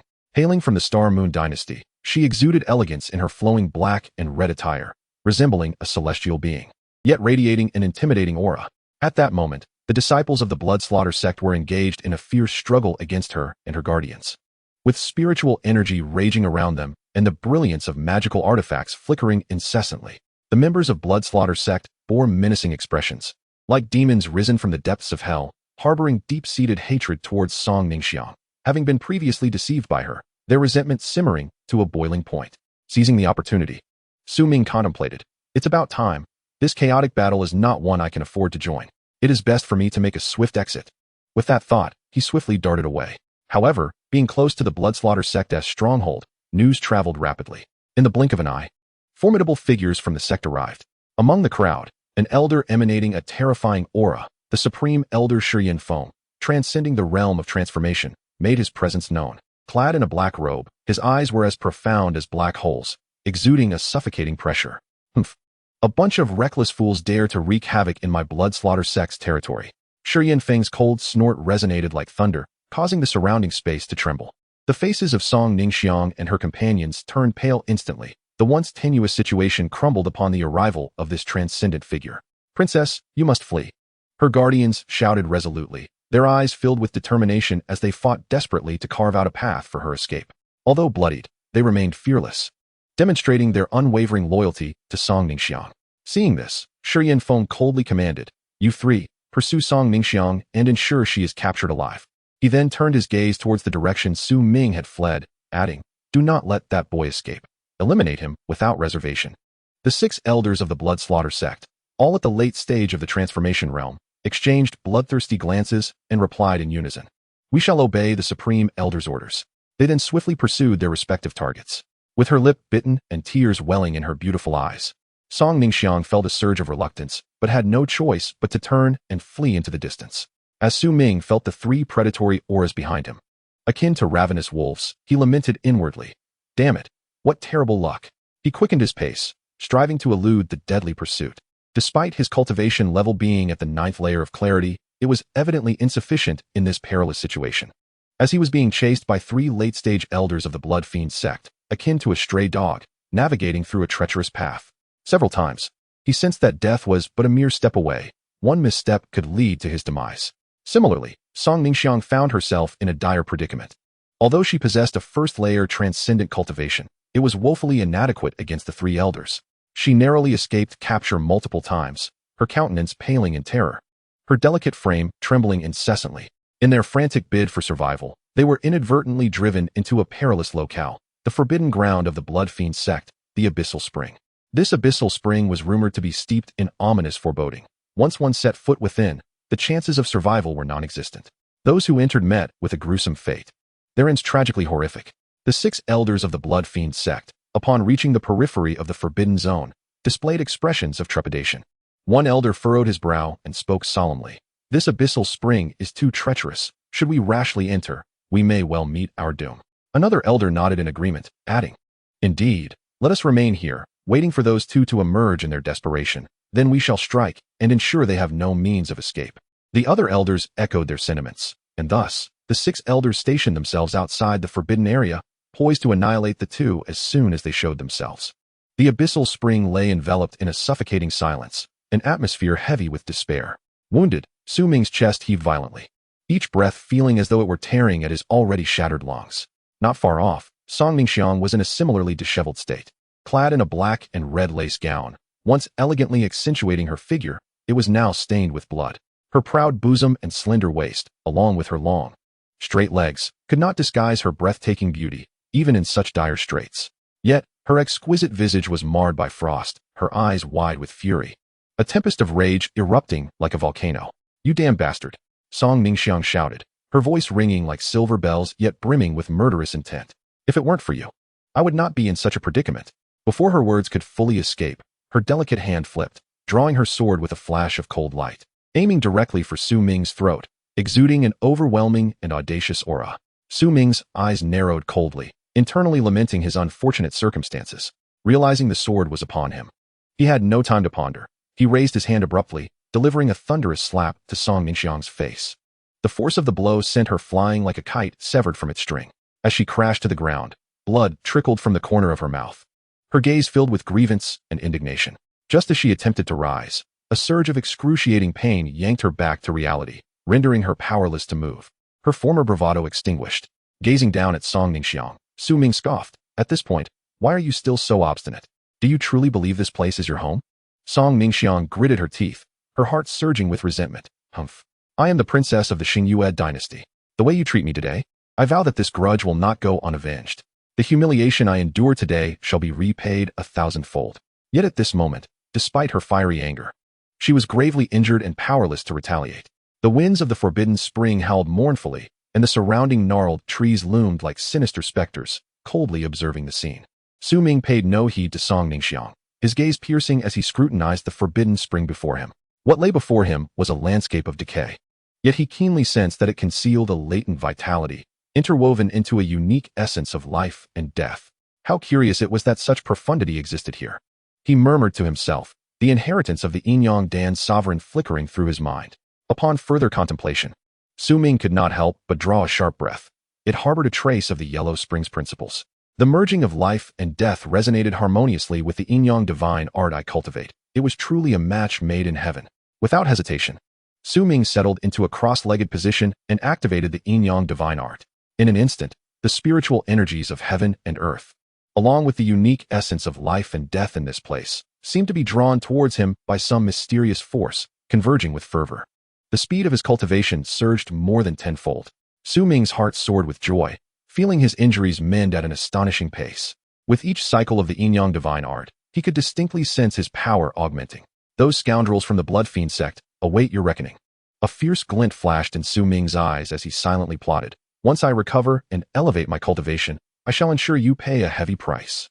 Within the forbidden spring, the spiritual energy thickened, enveloping Su Ming in a mist of vitality. He was immersed in his practice, the outside world fading from his consciousness, leaving only the unwavering belief in his ascent, a flame of ambition burning fiercely within his heart. Suddenly, the air of decay surged forth like a rampaging beast. Roaring past him, alarm bells rang in Song Ningxiang's mind, sensing that something was amiss. What is happening? She gasped internally. The vitality within her surged forth like a torrential flood, rushing uncontrollably outward. Her cultivation plummeted like a sun setting behind the mountains, rapidly deteriorating. No, this cannot be. Panic enveloped Song Ningxiang, a genuine fear gripping her soul. Her exquisite face reflected sheer terror and helplessness, akin to a fragile bird lost in a tempest. Raising her eyes, she saw Su Ming radiating power, his aura steady and unwavering, a bastion amidst the chaos, utterly unaffected. You help me, she implored, no longer hesitating, dropping to her knees before Su Ming. In that moment, all remnants of her pride and authority as the princess of the Xingyue dynasty vanished, replaced by a heart full of fear and desperation. I am the princess of the Xingyue dynasty, a being of immense power. She spoke rapidly, fearing that any delay would provoke a refusal from him. The emperor of the Xingyue is my brother. As long as you can survive and escape, I can provide you with anything you desire, truly, anything. Tears brimmed in her eyes, on the verge of spilling over, her exquisite features slightly contorted by anxiety and fear.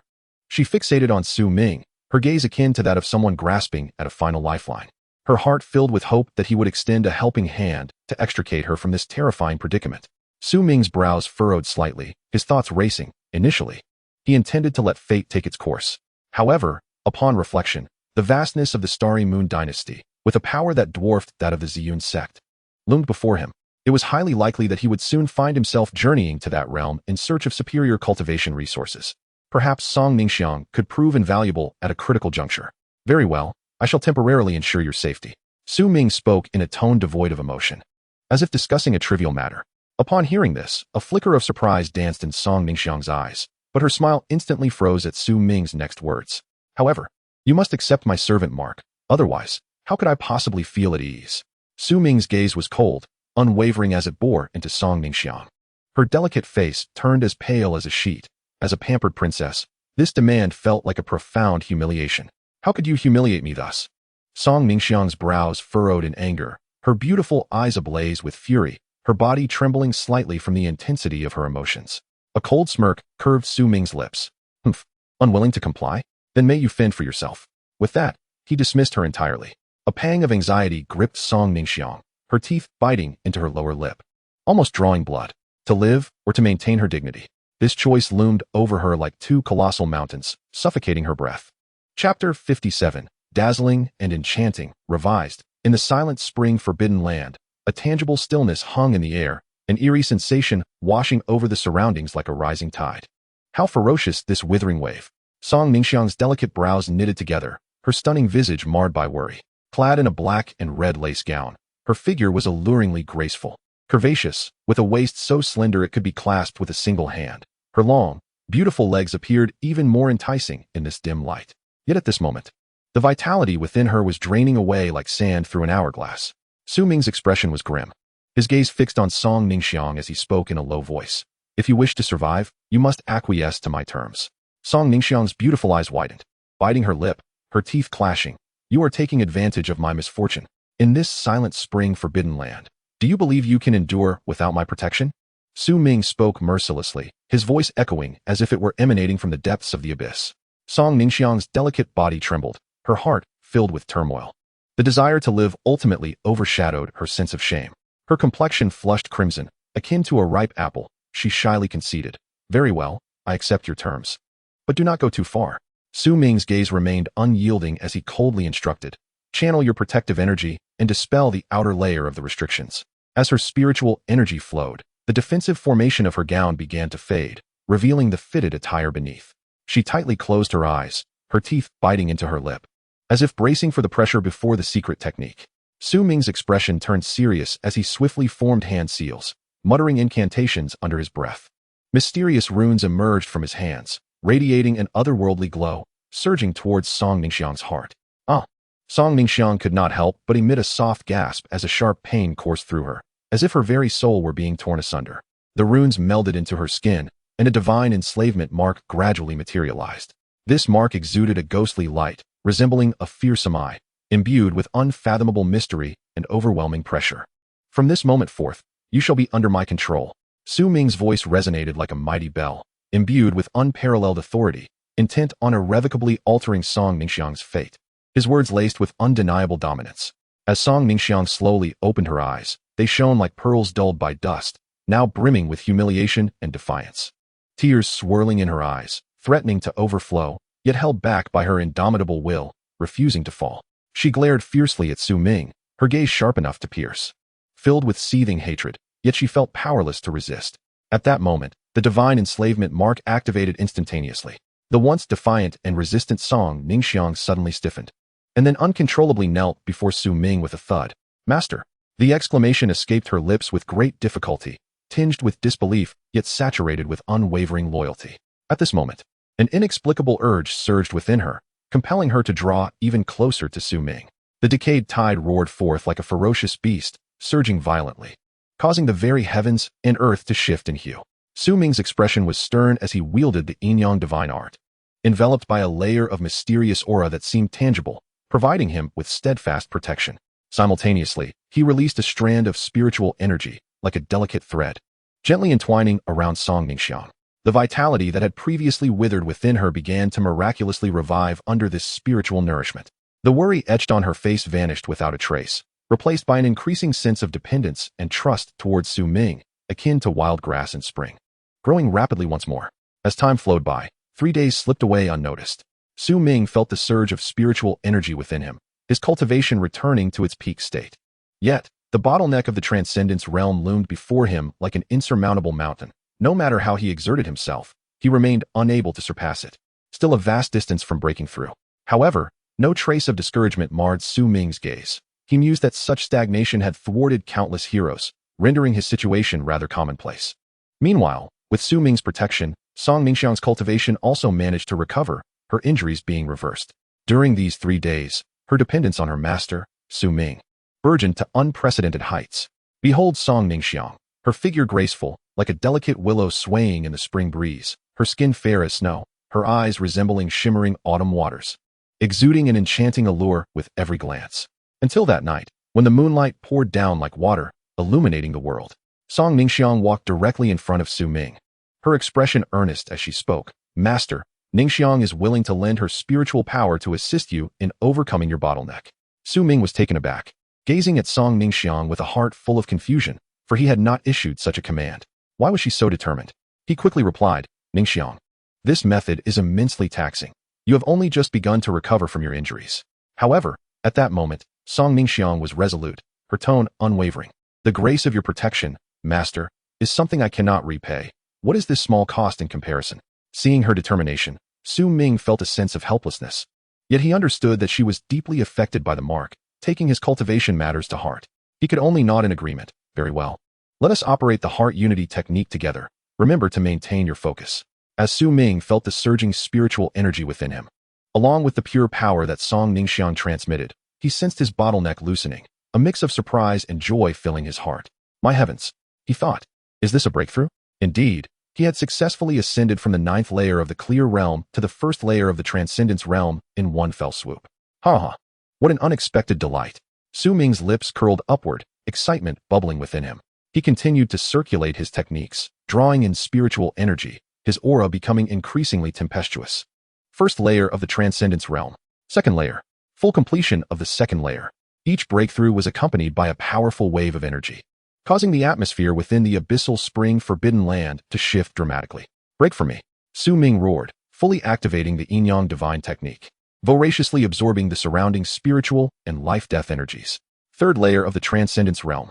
At this moment, the spiritual energy within the abyssal spring forbidden land had been nearly exhausted. Su Ming's power surged, a feeling of profound strength flooding his spirit. Who could have anticipated that I would possess such extraordinary fortune? He murmured to himself. Encountering this life-death forbidden land was a stroke of luck that comes once in a millennium. At this juncture, the flames of vengeance blazed fiercely in his heart. He had resolved to venture forth and seek out the elders of the Blood Fiend sect to settle his deep-seated grievances.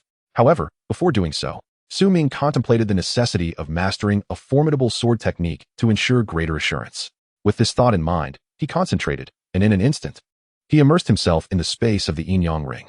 Within the Yin Yang Ring, the aura of inheritance permeated the air.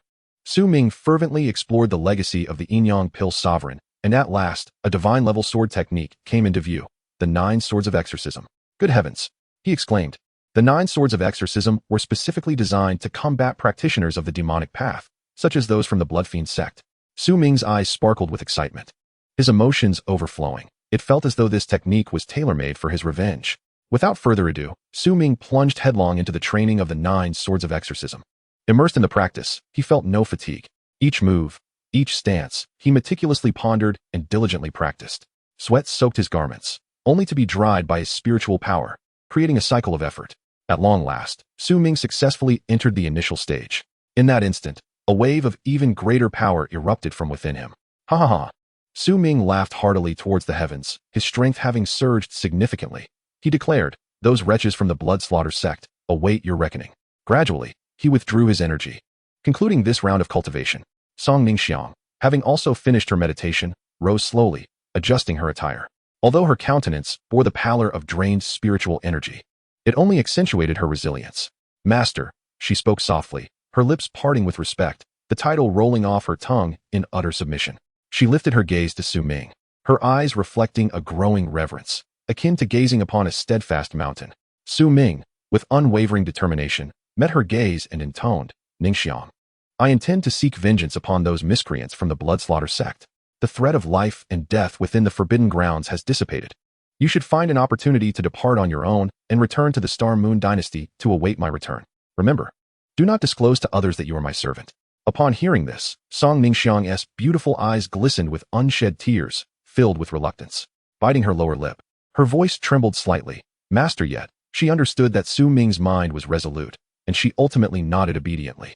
However, summoning her courage, she implored, Master, the effects of the heart unification technique are remarkable. Upon your return, Ningxiang wishes to further assist in your cultivation. Su Ming nodded gently, warmth and determination evident in his gaze. Very well. You have expended a great deal of spiritual energy and must take the time to recuperate. I must go avenge myself. Those fellows from the Blood Slaughter sect deserve nothing less than death. Song Ningxiang refrained from further words, silently acquiescing.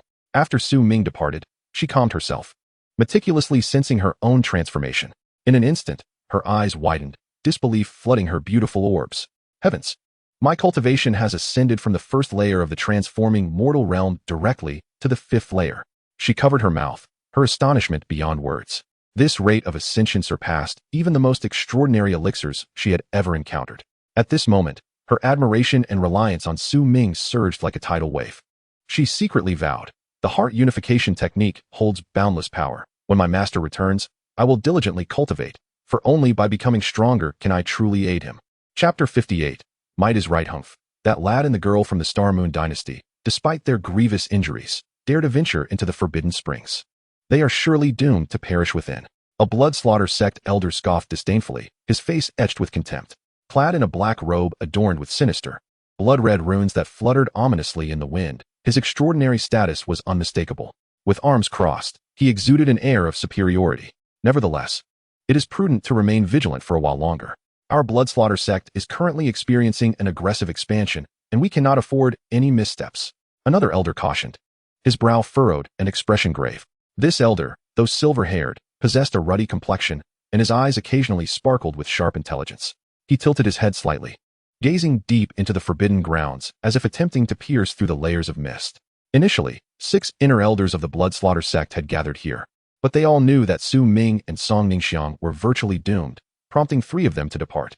However, the remaining 3 were all formidable practitioners at the 7th layer of the Transcendence realm, more than capable of handling Su Ming and his companion, thus granting them a semblance of respect. The 3rd elder grinned, revealing a set of menacing white teeth, and coldly interjected. He was tall and robust, standing like a small mountain, with a grotesque scar stretching from the corner of his eye to the corner of his mouth, adding to his fierce demeanor. That boy, whose allegiance remained unknown, was cunning indeed, and that girl from the Starry Moon Dynasty was no easy foe either. Even though they were gravely wounded, one must not let their guard down. The elder in black robe suddenly stomped his foot, causing the ground to tremble with his arrogance. What is there to fear? Our blood-slaughter sect reigns supreme in this region. Even if they somehow escape with their lives, there is no chance they could evade our grasp. He envisioned the burgeoning might of the blood-slaughter sect and felt invincible, deeming the likes of Su Ming and Song Ningxiang utterly insignificant. Yet, caution seemed prudent. The mystical spring forbidden land was shrouded in mystery, and no one could predict what might transpire within.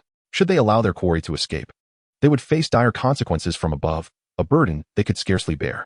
The elder with white hair slightly shook his head, his expression still grave. He was acutely aware of the horrors concealed within the mystical spring forbidden land. Each legend surrounding it was spine-chilling, and he wished to avoid calamity arising from his negligence. The 3 elders continued their discussion, their gazes fixed intently on the entrance of the mystical spring forbidden land, their eyes glinting with greed and murderous intent, as if they were ready to tear Su Ming and Song Ningxiang to shreds the moment they appeared. Suddenly, humph, the rabble of the blood-slaughter sect. Today shall mark your demise. A chilling gleam flickered in Su Ming's eyes as his aura surged violently, akin to a vengeful deity, as he erupted from the depths of the mystical spring forbidden land. With a fierce shake of his sword, he unleashed the divine sword technique, the 9 swords of exorcism. With ferocity, whoosh, the sword light resembled the thunder of the heavens, carrying the power to annihilate. As it hurtled towards the elder in black robe of the blood-slaughter sect, the elder's countenance changed dramatically as panic surged within. He quickly mobilized his energy, attempting to defend himself. How did this boy suddenly emerge with such overwhelming force? The elder in black cursed inwardly, reacting swiftly as the blood-slaughter energy around him surged, striving to construct a defensive barrier. Yet, he could never have anticipated that Su Ming had broken through from the 9th layer of the Clarity realm to the 3rd layer of the Transcendence realm. What? That brat actually made a breakthrough. The elder's eyes widened in disbelief as flaws appeared in his defense. Su Ming would not let such an opportunity slip by. The sword in his hand gleamed coldly, and the sword aura surged forth with dominance. Thud! The elder in black was struck by the sword in an instant, the might of the 9 swords of exorcism overpowering his blood-slaughter power. No. How could this be? The elder in black let out a wretched scream, his energy collapsing like a breached dam, plummeting rapidly. Fear and unwillingness etched across his face as his body swayed precariously. Ultimately, he fell helplessly to the ground, vitality extinguished, lifeless on the spot. The 2 elders from the blood-slaughter sect stood by, their eyes widening in disbelief. How could this be possible? This young man's injuries had miraculously healed, his cultivation had advanced, and his power had significantly increased. He had effortlessly slain one of our late-stage transcendence elders. One elder's voice trembled, his heart tumultuous as if caught in a raging storm. The other elder gritted his teeth, his expression dark as if it could drip with water. He must not leave alive. Exchanging a glance, a silent understanding passed between them, and they swiftly communicated through their thoughts to summon reinforcements from within the blood-slaughter sect. Immediately, a surge of blood energy erupted around them, a terrifying aura unleashed, and they charged at Su Ming with full force. You little brat, today is your day of reckoning. Prepare to meet your end, they shouted in unison. bloodlight enveloping them like two ferocious blood dragons, sweeping towards Su Ming, causing ripples in the surrounding space. Su Ming felt no fear, his spiritual energy surging around him. Humph. Let me show you my divine sword technique, the 9 swords of exorcism, and my divine movement technique, the 9 Yin Divine steps. With a low shout in his heart, his momentum soared. In an instant, Su Ming's figure darted like lightning, akin to a specter traversing the battlefield. The 9 Yin Divine steps. Upon his cultivation reaching the 3rd level of transcendence, had undergone a remarkable enhancement beyond imagination. Opposite him, the 2 late-stage transcendence elders of the blood slaughter sect were now akin to ants on a hot stove, frantically agitated. Their eyes widened in disbelief. What they had once deemed an invincible speed now appeared sluggish against Su Ming's ghostly movements. They exerted every ounce of strength to touch even a fraction of Su Ming, yet their efforts were in vain, resulting in an endless sense of defeat. How could this be possible?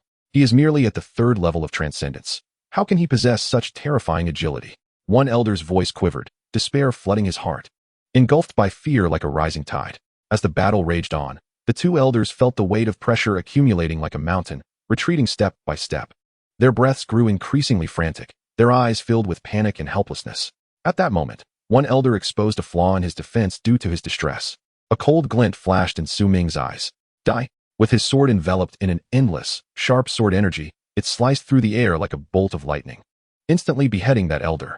The elder could hardly believe he had been so easily slain by Su Ming, his face still bearing the traces of fear and reluctance as he slowly collapsed. The other elder, witnessing this, felt his heart shatter. No, he let out a desperate scream, turning to flee, his steps unsteady, revealing his utter disarray. Thinking you can escape? Not so easily.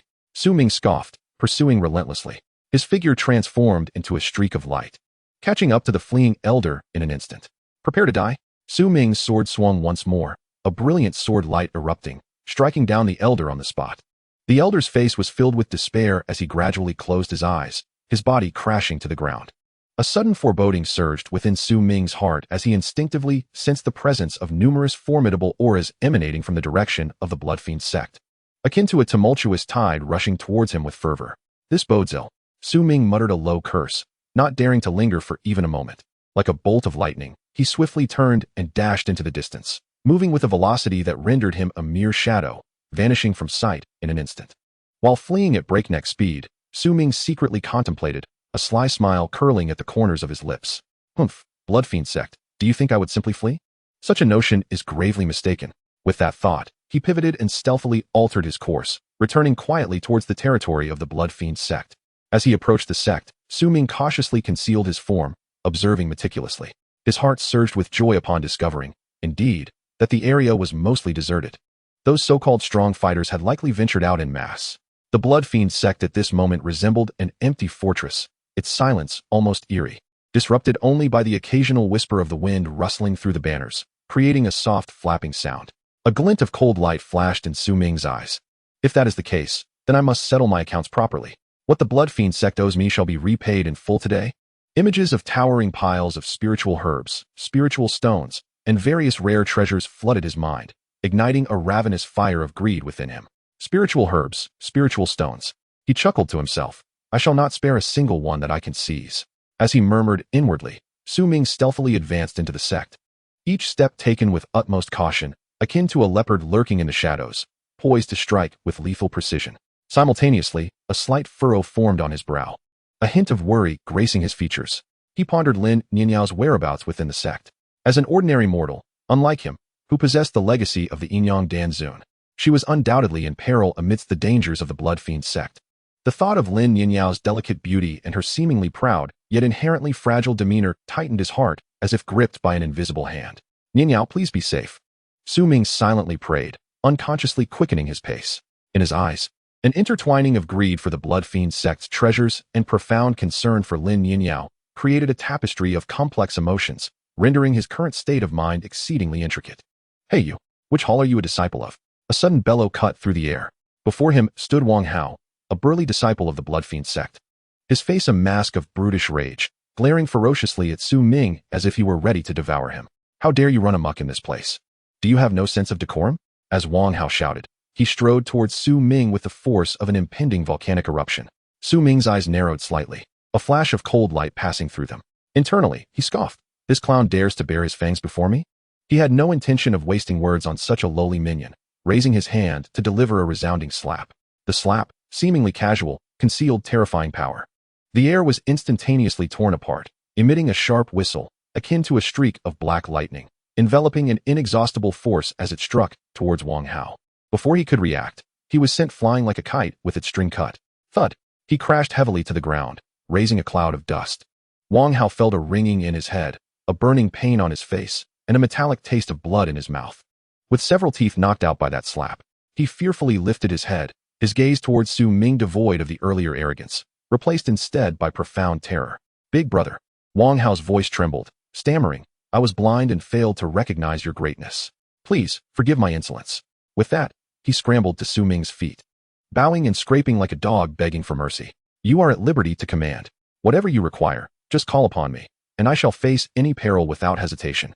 As he spoke, he wiped the blood from the corner of his mouth, his obsequious demeanor contrasting starkly with his earlier ferocity. Such is the nature of the demonic sect. Might makes right. Chapter 59. A windfall of 1,000,000 spirit stones. Su Ming's gaze sharpened as he looked at Wang Hao, speaking in a low tone. Lead me to the spirit herb hall. Wang Hao's mind raced with confusion, wondering who this newcomer was, yet daunted by Su Ming's imposing presence. He could only respond with a sycophantic smile. Big brother, what is it that you require? Su Ming's brow furrowed in annoyance. Stop with the trivialities. I am a direct disciple of the Grand Elder, having been in seclusion for rigorous training, and I am unacquainted with the matters of the sect. I have urgent business at the Spirit Herb Hall today. Upon hearing this, Wang Hao's eyes lit up, his face beaming with smiles. So you are a favored disciple of the Elder. My apologies. Please, this way, I shall ensure everything is arranged to your satisfaction. With that, he eagerly led the way, bowing and scraping. As they proceeded, Su Ming contemplated. Though the Blood Fiend sect is known for its ruthlessness, the Spirit Herb Hall surely harbors numerous valuable items. Blood-type spirit herbs, what of them? They would be useful to me as well. Before long, they arrived at the Spirit Herb Hall. The air was filled with the fragrance of herbs, and rows of cabinets lined the walls. The elder of the hall sat leisurely in a grand chair, savoring tea. Without a moment's hesitation, Su Ming stepped forward and declared loudly, "Bring forth all the spirit herbs from the hall." The elder nearly choked at this. Looking up at Su Ming with a displeased expression, "Who are you to speak so boldly? The spirit herbs here serve their purpose and cannot be treated so lightly." Su Ming scoffed. I am a direct disciple of the Grand Elder. My presence here to collect spirit herbs is already a concession to you. Do not waste my time, or else." The elder's expression shifted, yet he maintained his composure. "Even if you are a disciple of the Elder, you cannot disrupt the rules of the sect. The distribution of these herbs follows a set order." Su Ming paid no heed to this. A glint of coldness flashing in his eyes. Set order? In my presence, my words are the only decree that matters. Upon uttering these words, a powerful aura surged around him, instantly enveloping the entire apothecary hall in an oppressive force. The elder, taken aback, was astonished by the sheer terror of the youth's strength. However, as a seasoned elder of the apothecary hall, he was not easily intimidated. Rising swiftly, he formed intricate hand seals and chanted incantations. You insignificant child. Do not be so arrogant. Today, I shall teach you a lesson. In an instant, beams of medicinal light erupted from the shelves, transforming into sharp blades that lunged towards Su Ming. Observing this, Su Ming chuckled rather than fuming. Is this all you can muster? In a flash, he evaded the blades like a wraith, then unleashed a powerful punch that sent the elder hurtling several feet away, crashing into the shelves and shattering them to pieces. Herbs scattering across the floor. You dare to strike. The elder's lips bled, his face a mask of terror and fury. Su Ming strode forward, placing a foot upon the elder's chest, and coldly inquired, Now, I shall ask you once more, will you surrender the medicinal herbs? Humiliated and unwilling, the elder felt the unmasked murderous intent radiating from Su Ming and dared not resist. Gritting his teeth, he relented. Very well, take what you will. Satisfied, Su Ming withdrew his foot and with a grand gesture, gathered all the herbs from the apothecary hall into his storage ring. Wang Hao, witnessing the scene, was left astounded, his fear of Su Ming deepening. The elder, slumped on the ground, gazed at the devastation around him, his heart heavy with unspoken anguish. In terms of strength, he was no match for Su Ming. In terms of background, he was merely a disciple of the Grand Elder. Today's debacle had resulted in a significant downfall. He could only silently pray that this incident would not escalate, lest he lose his position as an elder of the apothecary hall. Su Ming's eyes sparkled as he surveyed the over 3,000 medicinal herbs in his possession, his heart brimming with satisfaction. He casually selected a few low-grade herbs and tossed them to Wang Hao, instructing, Take these. Wang Hao's eyes lit up, nearly bouncing with excitement as he hurriedly accepted them, treating them as if they were rare treasures. Thank you, brother. You are magnificent. These herbs are truly precious. With a smile gracing his lips, Su Ming replied. Enough with the flattery. Take me to the Spirit Stone Hall. Wang Hao, invigorated, pounded his chest and exclaimed, Certainly. Brother, follow me, and I shall ensure you are well accommodated. The two made their way briskly to the Spirit Stone Hall. Upon entering, the elder there immediately darkened at the sight of Su Ming and huffed. Who are you? What brings you here with such an imposing demeanor? Su Ming's gaze turned icy, his aura surging dramatically as he coldly stated, I am a direct disciple of the Grand Elder. What is it to you if I seek some spirit stones? Do you not recognize me? Have your eyes gone blind? Before the elder could grasp the situation or utter a word, Su Ming closed the distance and delivered a punch that sent the elder sprawling backward, crashing to the ground in utter disarray. The elder, now bruised and battered, struggled to rise, tears streaming down his face as he lamented, How dare you strike me? Do you know who I am? Su Ming stepped forward, placing his foot upon the elder, sneering, I care not for your identity. Before me, you are not. Should you deny me the spirit stones today, you shall face dire consequences. The elder's face was filled with terror, inwardly lamenting his plight. The strength of Su Ming was utterly formidable, and his identity was fearsome. He was not someone the elder could afford to provoke. Spare me, I beseech you. If you desire the spirit stones, take them all. The elder cried out in desperation. Only then did Su Ming relent, striding into the spirit stone hall. Upon counting, he was astounded to find a staggering 800,000 low-grade spirit stones and 100,000 mid-grade spirit stones. Elated, Su Ming collected the stones and patted Wang Hao on the shoulder, exclaiming, Well done, my boy. Keep up the good work. Then, with a slight furrow in his brow, Su Ming inquired, By the way, Wang Hao, have there been any new disciples joining our sect recently?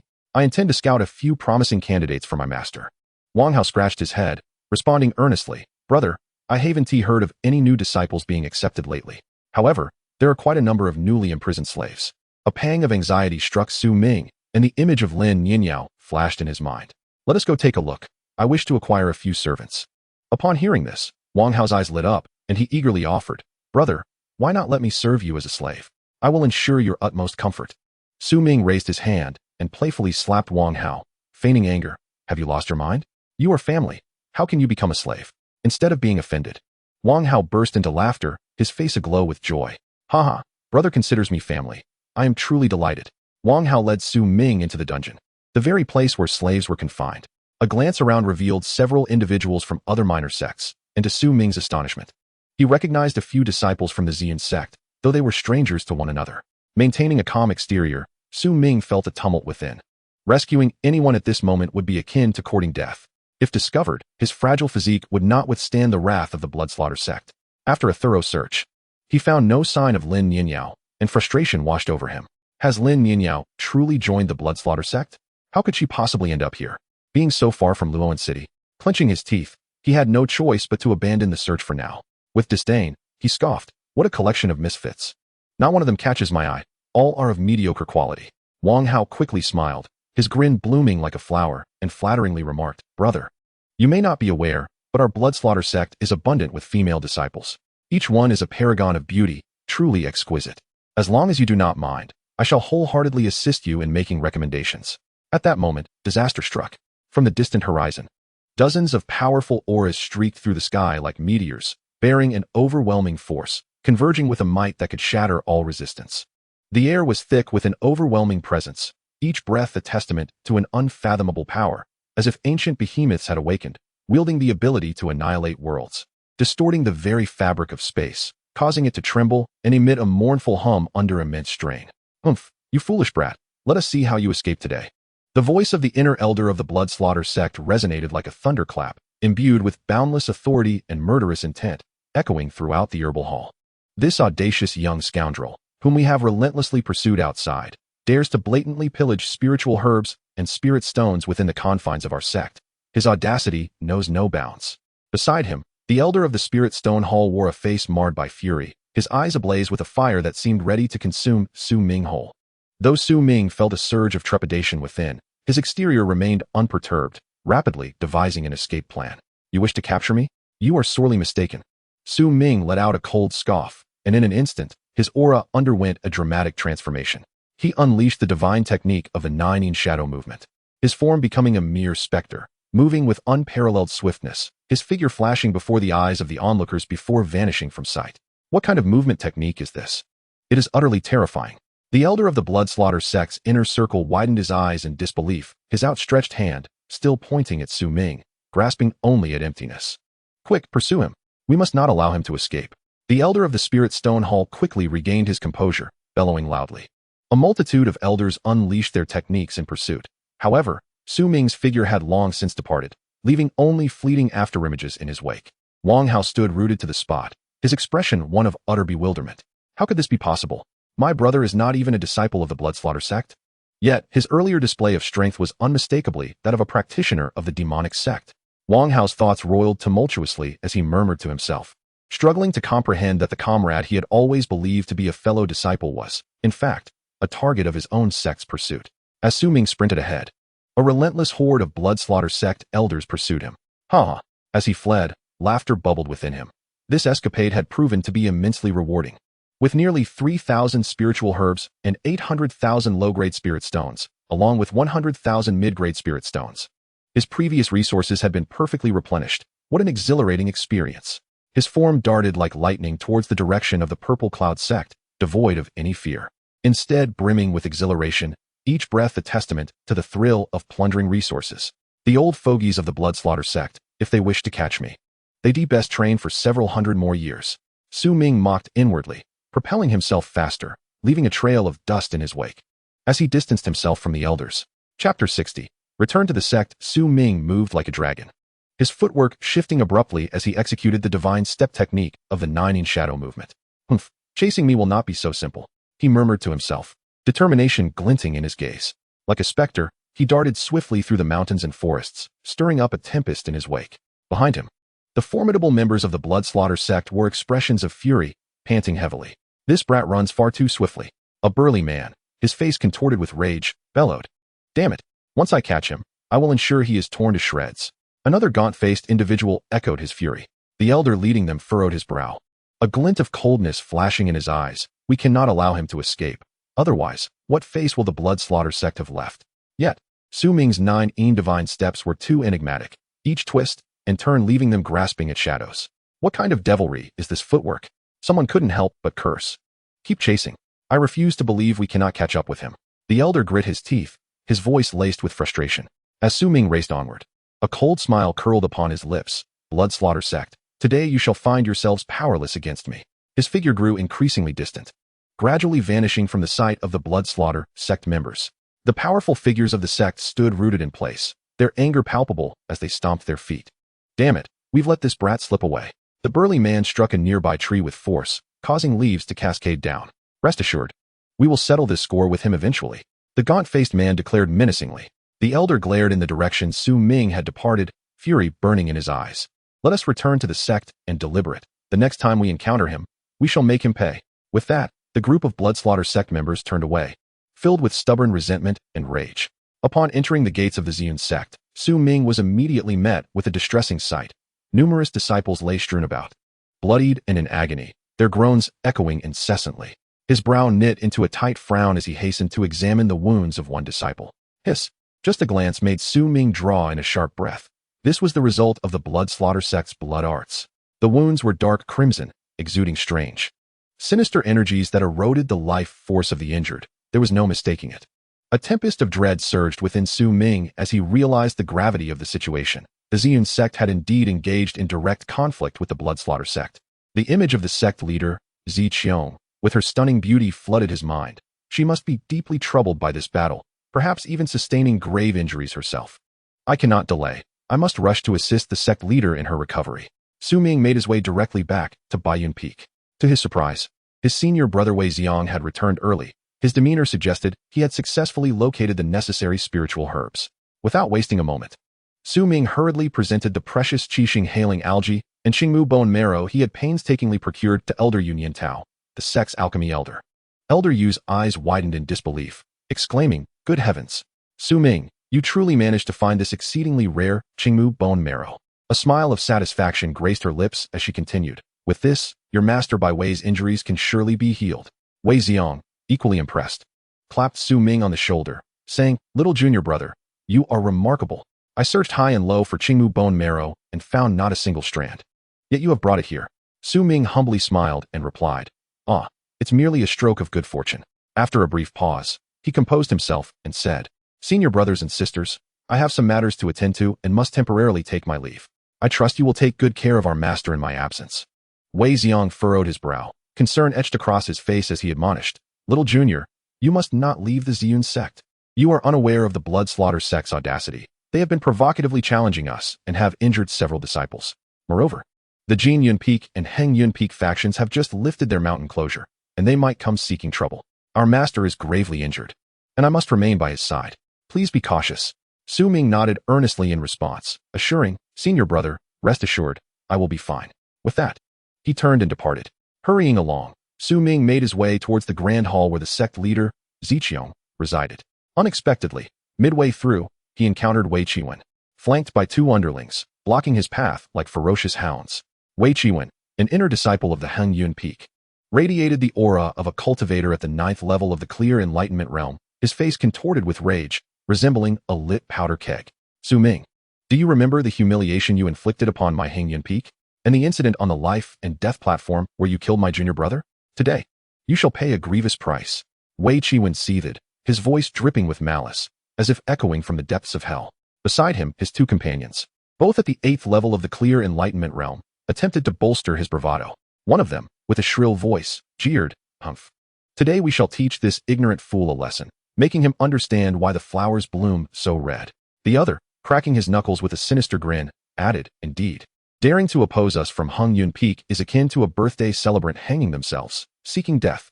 Su Ming mused inwardly. The Heng Yun Peak's lingering presence was truly insufferable. However, he maintained an unperturbed demeanor, his gaze coldly sweeping over the trio. Around them, the disciples of the Ziyun sect gathered like sharks sensing blood, whispering amongst themselves. Wei Qiwen is formidable. How could Su Ming possibly be his match? And there are 3 of them, all strong. It seems Su Ming is in grave peril this time. As Wei Qiwen reveled in the onlookers' chatter, he stepped forward, his aura surging like a tide, seemingly intent on crushing Su Ming outright. Today, you shall learn just how dire the consequences are for offending my Heng Yun Peak. Su Ming, anxious and preoccupied with the well-being of the entire Ziyun sect, had no time for idle banter with these individuals. Thus, he issued a sharp command, leave. Wei Qiwen and his companions treated Su Ming's command as mere wind passing by their ears. We won't leave. What can you do about it?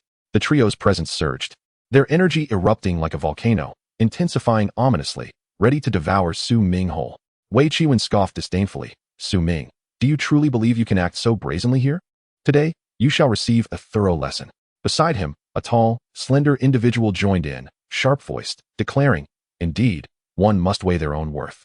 How dare they act arrogantly in our presence? Truly, they are courting death.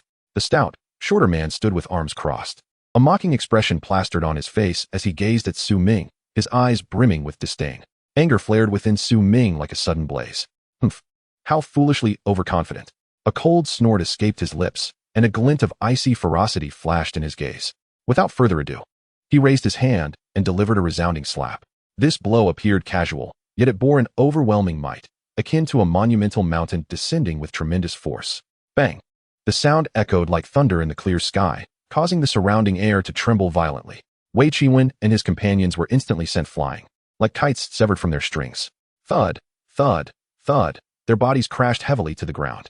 Subsequently, a mouthful of fresh blood erupted from them, leaving the trio in a woeful state, utterly pitiful to behold. Su Ming cast not a glance in their direction, his figure flickering away like a streak of black lightning.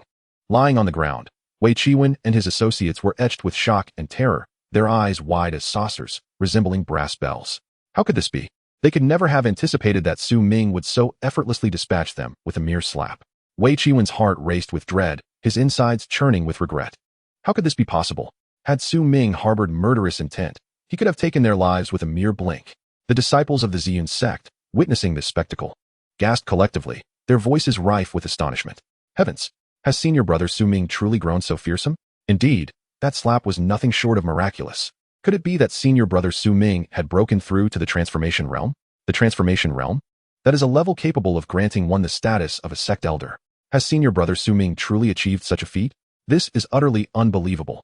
The crowd exchanged words, their eyes reflecting shock and confusion, struggling to recover from the astonishing scene they had just witnessed. Chapter 61. A resplendent presence. Su Ming stepped into the main hall of the sect, where he found the sect leader, Zi Qiong, standing alone. Clad in a purple robe, she radiated an aura of sanctity and authority, her beauty striking and her figure poised with grace, reminiscent of a celestial being gracing the mortal realm. Yet, in this moment, her countenance appeared somewhat grim, and her breath was unsteady. Upon seeing Su Ming's arrival, a flicker of surprise crossed her face. "Su Ming, you have finally returned," she exclaimed eagerly, her voice imbued with anticipation. A sense of confusion stirred within Su Ming, though he maintained a composed facade. Cupping his hands in salute, he inquired, "Sect leader, what troubles you?" Zi Qiong beckoned him urgently. "Come here quickly, I need your healing." Su Ming frowned slightly. "Sect leader, why are you in such a dire state?" With a heavy sigh, Zi Qiong's expression reflected weariness and reluctance. "Alas, I have just battled the leader of the Blood Fiend sect. The detestable 9 blood poison has erupted once more. In this battle, I nearly exposed a flaw and was almost slain by that scoundrel." Seeing this, Su Ming was consumed with anxiety and hurriedly supported the sect leader, Zi Qiong, exclaiming, "Sect leader, please lie down." Drawing on her previous experience, Zi Qiong gracefully loosened her garments while gently reclining, revealing her exquisite back, akin to the finest jade. "Sect leader, there is no need for such formality," Su Ming exclaimed urgently, noticing her delicate display. Upon hearing this, Zi Qiong's enchanting visage flushed a deep crimson.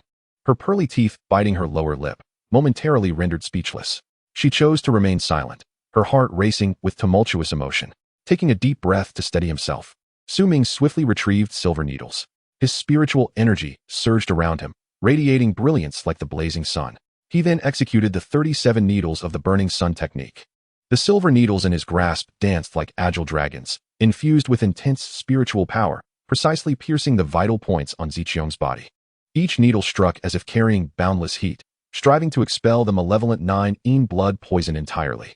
In an instant, the great hall was awash with swirling spiritual energy, the light flickering vibrantly. Su Ming, wholly focused, beads of sweat forming on his forehead, remained undistracted, devoted exclusively to stabilizing Zi Qiong's injuries and suppressing the vile poison. Zi Qiong felt a sudden jolt within her. The aura emanating from Su Ming was entirely transformed. "Is this the aura of the transformation realm?" she murmured, her beautiful eyes widening in disbelief. It had only been a month since their last meeting. Su Ming had previously been at the 9th layer of the Clarity realm. How had he ascended to the transformation realm? Quickly, Zi Qiong mobilized her spiritual energy to sense his presence more acutely. Gasp! She inhaled sharply. Su Ming had actually reached the 3rd layer of the transformation realm. How had he achieved this? Such remarkable progress in just a month. Waves of astonishment surged within her. Having seen much in her sect, she had never encountered anyone with such extraordinary talent as Su Ming. "Oh, Su Ming, how many more surprises do you hold that I am yet unaware of?" Zi Qiong whispered to herself, her gaze a complex tapestry of shock and an indescribable yearning. Su Ming efficiently aided sect leader Zi Qiong in suppressing her injuries. "Sect leader, I have stabilized your condition for the moment." Zi Qiong's face was pale, yet she managed to nod appreciatively. "Thank you, Su Ming. If it were not for you." Su Ming waved his hand, not allowing her to finish, as he produced the purple moon furnace. Upon its emergence, ethereal light shimmered, and the runes on its surface danced as if imbued with spiritual resonance. Soon, a wisp of purple spiritual fire spiraled forth, resembling a lively purple serpent, coiling around Su Ming's fingertips, emanating an astonishingly high temperature that warped the surrounding air. "I shall now begin refining the antidote," Su Ming said, his expression focused, his gaze fixed intently on the purple spiritual fire. Observing this, Zi Qiong retrieved a ring from her storage bracelet and offered it to Su Ming. This storage ring contained high-grade spiritual herbs sufficient for refining pills, and the remainder could serve as a token of gratitude. Su Ming accepted the task, his mind sweeping over the contents, and lo and behold, within lay a dazzling array of spiritual herbs, rare plants exuding an intense aura, and merely gazing upon them invoked a profound sense of their potent medicinal power. Aside from what was required for alchemy, there were indeed hundreds of surplus specimens. Thus, he graciously accepted the bounty. Without hesitation, Su Ming stowed the ring away, then devoted himself entirely to the art of alchemy. His hands moved with remarkable speed, forming intricate seals as he infused the purple moon furnace with a series of incantations. The violet spirit fire responded to his commands, enveloping the furnace in a fierce blaze. Nearby, Zi Qiong, who had been rescued by Su Ming on 2 prior occasions, found herself surprisingly at ease after such tribulations. At that moment, her beautiful eyes sparkled as they rested upon Su Ming, who was engrossed in his alchemical endeavors. Meanwhile, her graceful figure swayed like a willow in the wind, her movements fluid as she donned her attire. The sight was captivating, radiating an air of elegance that was truly enchanting. As she gazed at the striking yet handsome profile of Su Ming, her mind wandered uncontrollably. What was once a serene and exquisite visage now seemed to blush, as if kissed by the hues of a sunset. Ziqiang collected her thoughts and slowly rose. Her beautiful eyes fixed unwaveringly on Su Ming's alchemical work. Although she had previously observed his techniques, witnessing them with such scrutiny today revealed the unparalleled finesse of his craft, a mastery that could only be described as divine. Compared to the elders of the Ziyun sect, who were typically revered as masters of alchemy, Su Ming's skill was light years ahead, astonishingly powerful. Such alchemical prowess would be exceedingly rare to find in the world. In awe, Ziqiang stood gracefully to the side, the gentle breeze tousling her hair, enhancing her delicate beauty. At that moment, her exquisite face was adorned with a look of wonder, her eyes sparkling like stars, intently following Su Ming's every movement. As time passed quietly, Su Ming controlled the purple moon furnace, fully immersed in the alchemical process, guided by the violet spirit fire. The furnace flickered with ethereal light, runes swirling as if it were inhaling and exhaling the essence of the heavens. The violet flames blazed fiercely, exhibiting an unusual hue, radiating intense heat, yet also a hint of chill. Su Ming's hands moved swiftly, casting profound incantations into the furnace, and with each infusion, the fragrance of the elixirs within grew increasingly potent. At last, with a resounding boom, the lid of the furnace flew open, and two pills ascended. One an internal antidote, and the other for external application.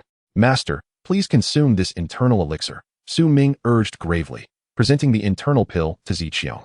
Her exquisite eyes sparkled like a clear spring, shimmering with myriad emotions as she gracefully lifted her delicate hand to accept the precious internal pill, swallowing it without hesitation.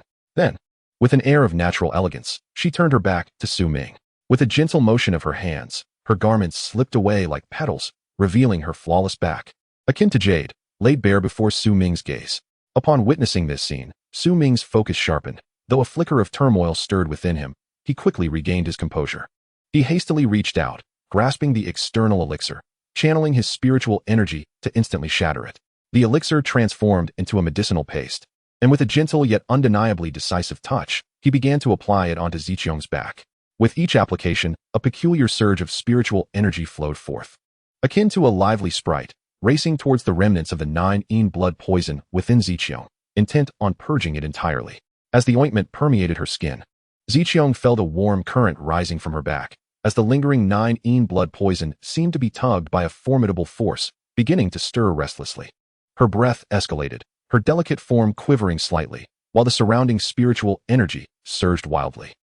Unable to contain herself, Ziqiang softly gasped, her beautiful eyes tightly closed, biting her lip in evident agony. Su Ming furrowed his brow, his hands never pausing, softly reassuring her, "Sect Master, hold on just a little longer. It will be over soon." As time trickled by, after a grueling day and night of effort, the remnant of the 9 Yin blood poison was finally eradicated. Ziqiang's breath suddenly became extraordinarily powerful, radiating a brilliant glow, her demeanor resplendent. She abruptly turned, tears glistening in her eyes, joyfully embracing Su Ming, her voice trembling. "Su Ming, thank you. You have finally freed me from the torment of the 9 Yin blood poison that has plagued me for so long." Su Ming felt his head enveloped in a soft, warm embrace, breath becoming suddenly labored. What to do? He internally screamed, yet dared not utter a sound. Desperately holding his breath, his face reddening further, Ziqiang, initially illuminated with joy, was suddenly struck as if by a bolt of thunder, awakening from her reverie. A blush instantly adorned her cheeks, and she could no longer bear to meet Su Ming's gaze. Flustered like a startled fawn, she hurriedly grasped her dress, moving with astonishing speed. In a swift turn, she was already clad in it, exuding grace and elegance. "I must not lose composure. I am the sect master." Ziqiang admonished herself inwardly, striving to straighten her posture, attempting to reclaim the lofty dignity of her status. Yet her cheeks remained fiery red, as if painted by the sunset, utterly unyielding to the passage of time. On Su Ming's side, having finally escaped the suffocating sensation, he inhaled greedily, relishing the air. Oddly, this air was sweet as if infused with honey. His heart brimmed with confusion, yet a vague sense of joy spread within. Ziqiang's heart, too, fluttered wildly, pounding like a startled deer. Just then, an urgent voice echoed from outside the hall. "Sect Master, trouble arises. The blood poison sect is here to challenge us again." Chapter 62. Arrogance. The blood-poison sect's challenge was nothing more than a blatant provocation. Disciples against disciples, elders against elders. They were clearly attempting to use seemingly righteous means to severely diminish our Ziyun sect's prestige, paving the way to effortlessly swallow the entire Ziyun sect whole. Ziqiang's delicate brows knitted in concern, her charming face etched with worry as she spoke thus. Ziqiang possessed an extraordinary beauty. Her skin was as flawless as snow, and her eyes resembled the tranquil waters of autumn. In this moment, amidst her captivating grace, there lay an unmistakable concern for the impending peril facing her sect. The members of the Bloodslaughter sect practiced demonic arts, typically exhibiting a combat prowess that significantly surpassed that of the disciples of Ziyun's sect. Consequently, it became increasingly challenging for Ziyun's sect to contend with them. She shook her head slightly, filled with helplessness and urgency, for the sect was on the brink of disaster. Yet the situation appeared insurmountable. However, the challenge presented by the Bloodslaughter sect could not be ignored. To abstain from battle would result in a total loss of dignity for Ziyun's sect within the Xian realm, reducing them to a laughingstock. Ziqiang bit her lip, a resolute glimmer flashing in her beautiful eyes. Despite the arduous path ahead, the sect had no option for retreat and could only brace themselves to confront this crisis. Su Ming, exuding confidence, abruptly flicked his sleeve and declared, "Sect Master, there is no need for concern. With my current strength, defeating the disciples of the Bloodslaughter sect would be a mere trifle. However, I wonder if our elders and the sect leader can withstand the challenge?" Ziqiang, who had been seated with poise, felt a spark of inspiration upon hearing his words. She rose abruptly, her voluptuous figure adorned in a flowing purple gown that danced with the breeze, exuding breathtaking beauty. At that moment, her delicate brows arched slightly, and a confident smile graced her lips as she replied, "Su Ming, you may be unaware. Our elders of Ziyun's sect have always maintained a significant advantage over those of the Bloodslaughter sect. While the Bloodslaughter sect may display overwhelming combat ability in the early stages due to their demonic practices, they harbor grave hidden dangers. The side effects of their techniques are considerable. Once they reach the later stages, their combat effectiveness diminishes rather than enhances. In contrast, our Ziyun sect cultivates orthodox techniques that emphasize steady progress. As one's cultivation advances, our power will far exceed that of the Bloodslaughter sect." As she spoke, a flicker of indignation crossed her striking eyes, her tone inadvertently intensifying. If not for the treacherous ambush laid by the despicable members of the Bloodslaughter sect, their leader would never have been my match. Su Ming's gaze was unwavering as he proclaimed, "In that case, Sect Master, I have resolved to fight for Ziyun's sect." A glimmer of surprise illuminated Ziqiang's eyes as she promptly responded, "Excellent. Su Ming, I knew I had not misjudged you. After this battle, you may choose any treasure from the sect." She paused momentarily, then added, "Or if you have any other requests, feel free to voice them. The sect will surely accommodate." As Ziqiang spoke, an unexpected, alluring thought flickered through her mind. What if Su Ming were to ask for something more? The mere notion caused a blush to sweep across her exquisite features, reminiscent of the first bloom of a peach blossom in spring, vibrant and alluring. She slightly lowered her gaze, hastily concealing her momentary lapse, her heart racing like a startled deer. Beyond the mountain gates, a throng surged like a tempestuous sea, tumultuous and woven together. The disciples of Ziyun's sect and Bloodslaughter sect, clad in distinctive attire, stood in stark opposition to one another. The elders, each exuding a heavy aura, resembled dormant beasts of prey, poised to strike at any moment. The atmosphere of the entire scene was akin to a bowstring stretched to its utmost tension, poised for conflict, where a single misstep could ignite an unprecedented battle. Behold Ming Xiaotian of the Bloodslaughter sect, his cultivation transcending the ninth realm, exuding an unparalleled arrogance. "You, from the Ziyun sect, dare to challenge my Bloodslaughter sect?" With a disdainful expression, Ming Xiaotian curled his lips and bellowed, "Bring it on. I will bring down each one of you." No sooner had the words left his lips than another disciple from the Ziyun sect was sent flying by his punch, crashing heavily to the ground, lifeless. In a mere moment, 7 disciples of the Ziyun sect had already fallen victim to his ruthless assault, writhing on the ground in agony.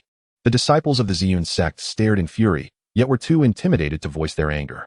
Meanwhile, the members of the Bloodslaughter sect reveled in their overwhelming dominance, as if the very heavens bowed beneath their feet.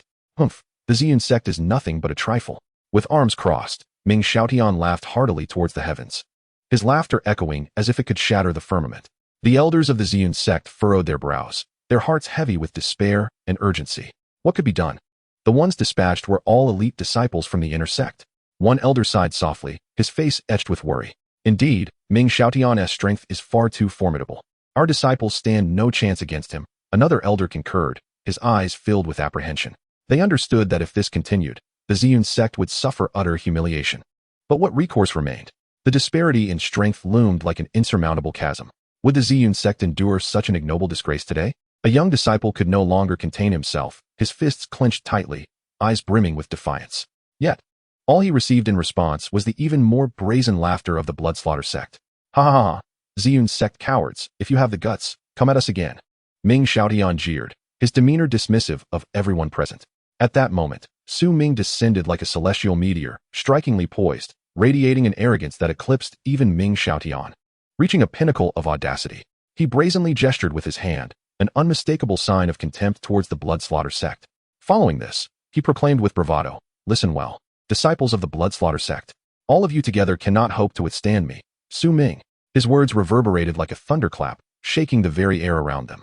The disciples of the Ziyun sect were left momentarily stunned, their eyes wide with disbelief. My goodness, is there truly such a formidable figure hidden within our Ziyun sect? How come we had not heard a whisper of this before? It was entirely unnoticeable. On the side of the Bloodslaughter sect, there was an initial pause, as if they had been struck by a spell of paralysis. The next moment, a cacophony of laughter erupted, a resounding wave of mockery. Ha ha, this kid must have had his brain kicked by a donkey, gone mad. Indeed, it is utterly absurd to think that one could venture to my grandmother's home. So oblivious to the very essence of mortality. They do not even weigh their own worth, daring to spout such nonsense before the Bloodslaughter sect. Do they truly believe we are mere innocents? The disciples of the Bloodslaughter sect exchanged barbs, their derisive words crashing upon one another like relentless tidal waves. The scorn etched upon their faces was so pronounced it seemed ready to spill over, their gazes directed at Su Ming as if he were a reckless fool, oblivious to the peril he courted. Ming Xiaotian's eyes gleamed with a fierce light, his sword trembling ominously in his grasp. In an instant, a torrent of crimson malevolence surged forth, enveloping Su Ming with an overwhelming tide of bloodlust. Su Ming, today marks your demise. Witness as I shatter your dantian with a single stroke. Ming Xiaotian's roar echoed like a lament from the depths of the abyss, filled with venom and malice. Yet, Su Ming remained composed, as if the ferocious onslaught before him were naught but childish play. With an effortless flick of his wrist, he unleashed a strike that appeared trivial, yet was imbued with inexorable might. Umph, do you truly believe you can harm me? A quiet derision brewed within Su Ming. With this blow, he had already seized control of the confrontation. In the next moment, an unforeseen calamity unfolded. Ming Xiaotian felt an unfathomable force collide with him, as if a colossal mountain had descended upon his dantian. The resounding crash echoed like thunder splitting the heavens. In an instant, his dantian shattered, akin to fragile glass obliterated by an unyielding force. He transformed into a mere marionette with severed strings, propelled away with no means of resistance. In midair, he traced a sorrowful arc, his posture replete with despair and unwillingness. Then, he crashed heavily to the ground, stirring up a cloud of dust. Ming Xiaotian's visage contorted with despair, his eyes wide with disbelief, reflecting a profound shock as if he had witnessed the most inconceivable of phenomena. How could this be? How could I be defeated? My dantian has been destroyed. Ming Xiaotian's mind roared in chaos, the echoes reverberating within his skull, rendering him nearly senseless. He could not fathom how his meticulously prepared lethal strike, forged through countless trials and tribulations, could collapse so effortlessly before Su Ming, as though it were mere paper torn asunder. How could he accept this? How could he reconcile with such a fate?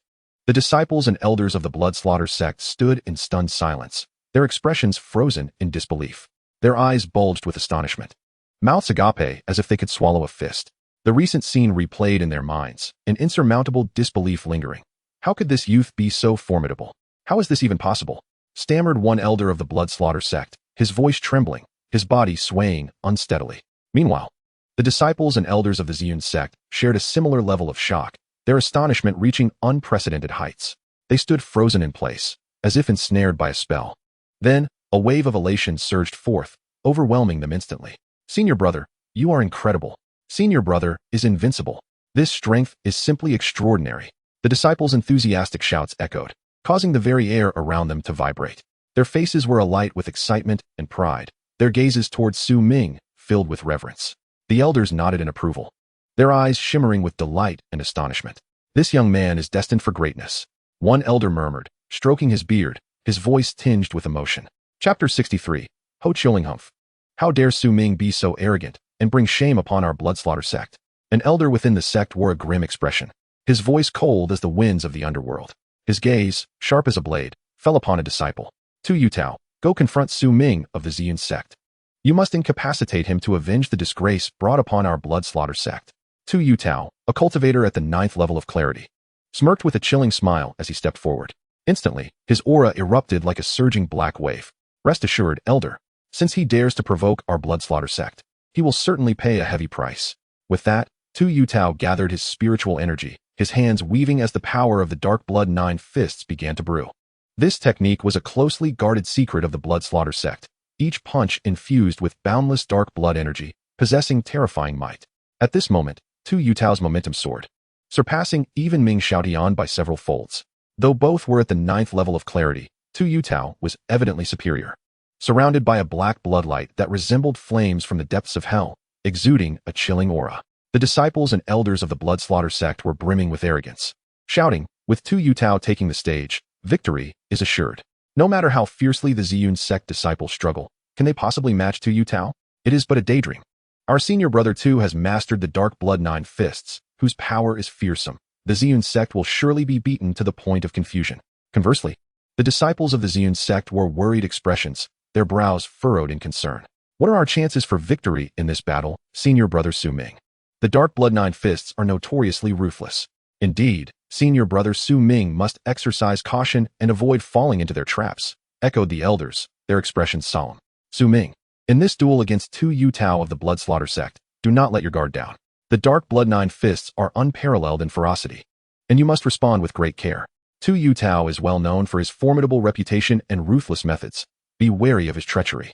Su Ming contemplated inwardly, knowing that the blood slaughter sect had always been arrogant and overbearing.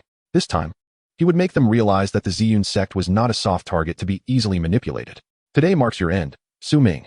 With a thunderous roar, Tu Yutao surged forward like a bolt of lightning, his right fist enveloped in a dark crimson aura, striking with an unstoppable force that tore through the air, producing a piercing shriek.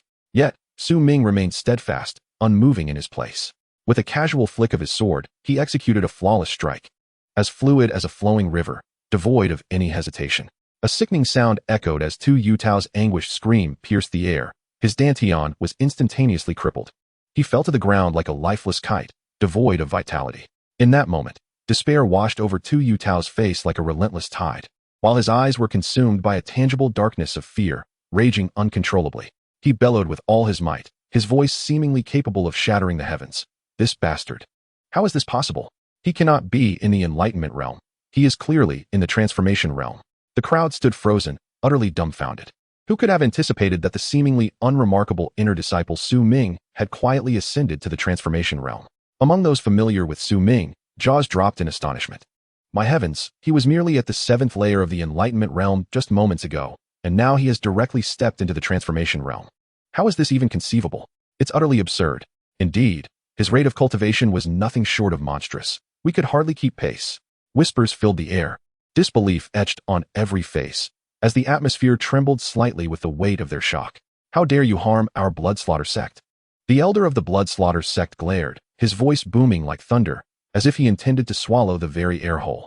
Unfazed, Su Ming retorted coolly, what? Is it permissible for your blood slaughter sect to bully my Ziyun sect, but not for us to retaliate? You may either leave or face the consequences. The elder's face darkened, a cold snort escaping him. Umph. It seems that without showing you some true colors, you truly believe my blood slaughter sect is easy to bully. With a wave of his hand, he commanded, Ho Chioling, step forth and show these ignorant fools the might of our blood slaughter sect. A shadowy figure appeared like a specter, revealing Ho Chioling. Dressed in a form-fitting black outfit that accentuated her exquisite form, her long black hair flowed wildly, resembling dark satin. Her skin was as pale as snow, and her elongated, piercing eyes radiated a chilling aura. A palpable killing intent surrounded her, as if she were a reaper risen from the depths of the abyss. Ho Chioling was a renowned figure within the blood slaughter sect, possessing a cultivation level of the 2nd layer of the transformation realm, making her somewhat well known in the sect. Countless souls had perished beneath her blade. With a graceful flick of her delicate hand, a glimmering long sword appeared, its blade inscribed with flickering runes that emanated a heart-stopping energy. Her lips parted slightly, her voice as cold as ice. The sword in my hand knows no mercy. Once drawn, it shall taste blood. Today, you shall either fight for your lives or willingly descend. Her tone was that of a regal queen, unyielding to any defiance. Upon witnessing this, Su Ming's lips curled into a subtle smile, revealing a hint of defiance. His aura shifted dramatically, and the formidable pressure of the third tier of the Transcendence realm enveloped the surroundings in an instant. His gaze burned intensely as he met Ho Qiuling's eyes, declaring in a resonant voice, "I, Su Ming, have never resorted to preying upon women. If you concede now, you may retreat with dignity. Otherwise, should we engage in battle? Do not blame me for showing no mercy." His confidence was palpable, as he regarded Ho Qiuling as a mere trifle. Ho Qiuling lifted her gaze, and upon making contact with Su Ming, her expression froze, disbelief etched across her features. A tempest of emotions surged within her. How could Su Ming, so young, already possess the cultivation of the third tier of the Transcendence realm? It was unfathomable. She herself was among the elite disciples of the Bloodslaughter sect, having endured immense trials and paid a steep price, employing the sect's secret arts to painstakingly ascend to this level. Yet here was Su Ming, mastering orthodox techniques, surpassing her growth at an astonishing pace. It was utterly absurd. The more she contemplated, the more incensed she became, her jealousy igniting a fierce blaze that nearly consumed her reason. Her almond-shaped eyes widened as she glared fiercely at Su Ming, her expression radiating a desire to devour him whole. "Humph, what does high cultivation matter? True power lies in combat prowess," she scoffed internally, convinced that her harsh training and ruthless methods within the Bloodslaughter sect far surpassed the capabilities of this pretty boy practicing orthodox techniques. Today, she would ensure he understood that before her, he was but an insignificant insect, destined to meet his end. Nearby, the disciples of the Bloodslaughter sect gaped in astonishment, their eyes nearly bulging from their sockets. What? Su Ming of the Ziyun sect is actually at the third tier of the Transcendence realm? This is utterly ridiculous, exclaimed one disciple, his jaw nearly dropping in disbelief. The elders, too, were taken aback, their brows furrowing in concern as they pondered. When did the Ziyun sect produce such a terrifyingly gifted disciple? This will make things troublesome in the future. In contrast, the members of the Ziyun sect initially stood in shock, mouths agape, but soon fell into a state of numbness. Alas, Su Ming's rate of advancement is akin to riding a rocket. We are left in his dust, lamented one disciple, envy and admiration etched across his face. Indeed, he is undoubtedly the foremost among our inner disciples, unmatched by any. Another echoed, all filling their eyes. As the battle commenced, Ho Qiuling's beautiful eyes glimmered with lethal intent. Brandishing her sharp sword, she declared, "Today, I shall demonstrate the might of the Bloodslaughter sect's sword techniques." Instantly, a surge of blood energy swirled around her, akin to a torrential sea of crimson, coalescing upon her blade, the Bloodslaughter sect's blood sacrifice sword technique. Her figure moved with grace, her garments billowing as she resembled a vengeful spirit of the night, charging ferociously towards Su Ming. Su Ming, however, remained unfazed, as if the deluge of her assault were mere child's play. With a dismissive snort, he casually unleashed a sword strike, embodying the exorcising Evil 9 swords technique. A piercing sword aura surged forth, akin to a celestial blade cleaving through the heavens, causing the very fabric of space to tremble and resonate with a low hum. This formidable sword energy, bearing the might to annihilate worlds, collided instantaneously with the blood-infused sword light conjured by Ho Qiuling. The impact was deafening, a brilliant flash erupting as if two stars had collided. Under the relentless onslaught of this sword energy, Ho Qiuling's blood sword light melted away like snow under the blazing sun. How could this be possible? Ho Qiuling's eyes widened in disbelief, her heart a tempest of confusion. The secret technique she had unleashed with all her strength was effortlessly dismantled by her opponent. Before she could regain her composure, the residual force of Su Ming's sword energy enveloped her like an invisible hand. "No!" Ho Qiuling cried out in despair, yet it was too late. The sword energy invaded her body, wreaking havoc upon her meridians, her cultivation dissipating like a flood breaching a dam. Her body was uncontrollably propelled backward, crashing to the ground in a daze. Why is he so powerful? I could not withstand even a single strike from him. Her heart was heavy with resentment and hopelessness, tears welling in her eyes as she grappled with the incomprehensible nature of Su Ming's strength. Chapter 64. A shock to the audience. How can this be possible? The elder of the Blood Fiend sect's face turned a deep crimson, his eyes bulging like brass bells. Filled with disbelief, he watched helplessly as his disciples were thoroughly subdued by Su Ming alone. Even the most formidable among them, Ho Qiuling, was swiftly vanquished, unable to mount any defense. At this moment, the remaining disciples of the Blood Fiend sect fell into a hushed silence, too frightened to make a sound. The elder's fury blazed within him, threatening to consume him whole. Clenching his teeth, his jaw quivered with rage as he glared at Su Ming, his gaze filled with a desire to rend him asunder. "You brat, wait for me," the elder bellowed hoarsely, his voice laced with venom, as if it had emerged from the depths of the underworld. "Today, You shall learn the consequences of provoking the Blood Fiend sect. With that, he swept his sleeve dramatically, unleashing a surge of spiritual energy that sent the air vibrating. He swiftly retrieved a communication jade talisman, his fingers dancing over its surface to relay the unfolding events to the other elders of the Blood Fiend sect. Humph. You all hurry and bring the elite disciples of the sect here. This brat is too arrogant. He must be dealt with today. The elder spoke to the talisman in a low tone, yet his words carried an undeniable ferocity. Su Ming maintained a tranquil demeanor, seemingly unfazed by the elder's threats. A slight smile played upon his lips, a subtle hint of amusement as he observed the elder's every move. Seeing this, the elder's anger intensified. He stepped forward, pointing an accusatory finger at Su Ming, and shouted, "Do not revel in your triumph, for when the reinforcements from the Blood Fiend sect arrive, it will be your end." Su Ming chuckled lightly, responding with nonchalance. "Is that so? In this moment, I await the arrival of esteemed guests. When the time comes, I shall incapacitate as many as you bring forth.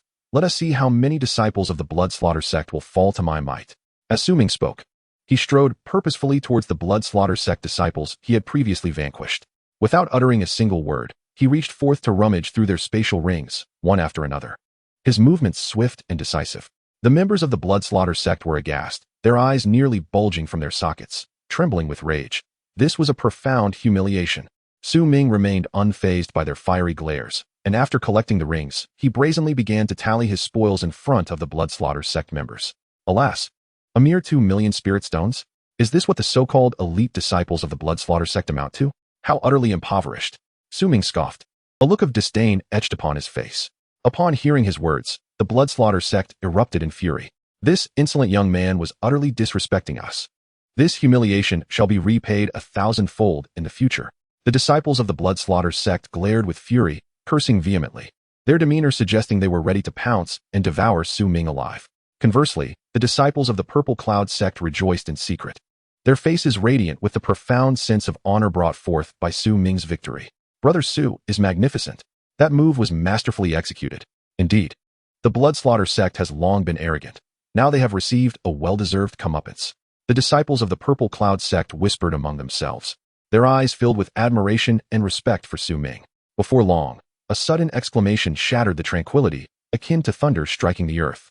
The disciples of the Blood Slaughter sect had arrived. In the distance, a surge of blood-red light, infused with a torrent of malevolent energy, rushed forth. Leading the charge was Li Zhe, an elder of the Blood Slaughter sect, clad in a crimson robe that billowed fiercely in the wind. He appeared as though drenched in blood, emanating an aura that instilled fear. Behind him followed a dozen of the Blood Slaughter sect's most elite disciples, each exuding a formidable presence, their blood energy manifesting as a tangible mist, swirling around them with a chilling intent, resembling demons clawing their way from the depths of hell. As Li Zhe made his entrance, an overwhelming sense of oppression descended upon the disciples of the Purple Cloud sect like a mountain crashing down. They struggled to breathe, their faces paling, many stumbling as if they could scarcely maintain their footing. In stark contrast, the other disciples of the Blood Slaughter sect displayed sinister smiles. Ha ha ha. Look at these cowards from the Purple Cloud sect, quaking in their boots at the mere presence of our elder. Indeed, our elder is accompanied by the finest among us. Each one of them is a harbinger of death.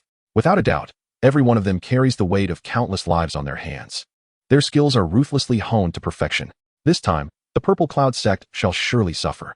The disciples of the Blood Slaughter sect exchanged taunts, their words brimming with arrogance and disdain, as though they had already trampled the Purple Cloud sect beneath their feet. Su Ming's gaze sharpened. The figure before him was none other than Elder Li Zhe of the Blood Slaughter sect. Previously pursuing him was this old scoundrel.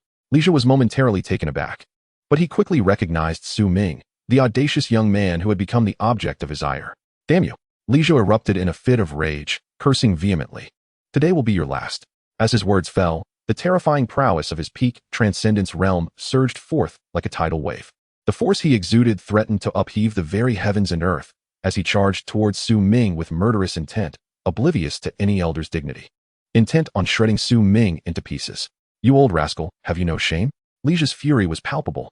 As an elder, how could he resort to violence against a disciple of our sect?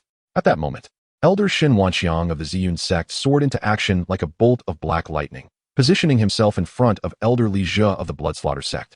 His voice boomed like thunder, resonating throughout the realm, imbued with boundless anger.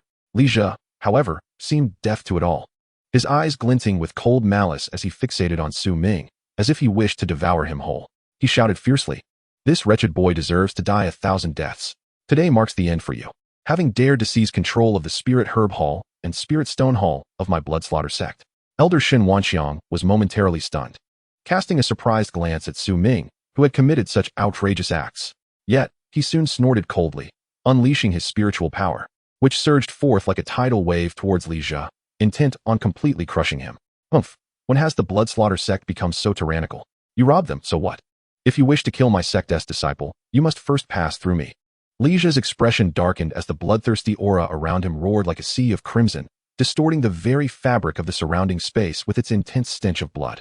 He exerted all his strength to break free from Elder Shen Wanxiang's grip, bellowing, Shen Wanxiang, do not meddle in affairs that do not concern you. No one can save this boy today. Elder Shen Wanxiang's countenance was stern, his form unwavering like a mountain. With a flick of his spear, the tip radiated a brilliant light, resembling a blazing sun, dispersing some of the surrounding bloodthirsty aura. You think you can take Su Ming from me? Today, you shall remain here obediently. Furthermore, the sect leader, Ziqiang, had previously sent him a message, instructing him to ensure that no harm befell Su Ming. With unwavering resolve, Shen Wanxiang intensified his output of spiritual energy, conjuring a series of spiritual runes that enveloped him, effectively sealing off Li Jia. Witnessing this, Li Jia's fury escalated. He frantically channeled his techniques, the bloodthirsty aura intensifying as his entire form became drenched in crimson, resembling a demon emerging from the depths of hell. He roared in anger, stomping his feet violently, causing the ground to shatter, with enormous cracks spreading like a spider's web in all directions. Su Ming, just wait. I will avenge this grievance today. Li Jia glared at Su Ming, his eyes filled with resentment and unwillingness, yet powerless to act. Left to roar in fury at the spot. Surrounding him, the disciples of the blood slaughter sect stared wide-eyed, their faces etched with disbelief, exclaiming, good heavens! That is indeed the Spirit Herb Hall and the Spirit Stone Hall of the blood slaughter sect. Though merely a branch, it is still under the watch of an elder of the Transcendence realm. How could Su Ming have single-handedly robbed it? Truly remarkable. Another disciple chimed in, envy glimmering in his eyes. Indeed, after this venture, he must be laden with spirit herbs and spirit stones. Our blood slaughter sect recently annexed numerous minor sects, seizing vast resources that were distributed among the halls. Now, it appears all the spoils have fallen into Su Ming's hands. On the side of the Purple Cloud sect, the disciples were equally astonished, unable to close their mouths in shock. Su Ming has dared to infiltrate the blood slaughter sect on his own, returning unscathed while carrying away a trove of treasures. This is simply unfathomable. I wouldn't dare to concoct such an outrageous tale even in my dreams. Indeed, the audacity and strength he possesses are beyond our reach, leaving us in awe. The crowd exchanged words, their gazes towards Su Ming filled with reverence and astonishment. At this moment, the atmosphere was so tense it felt as though it could drip with water.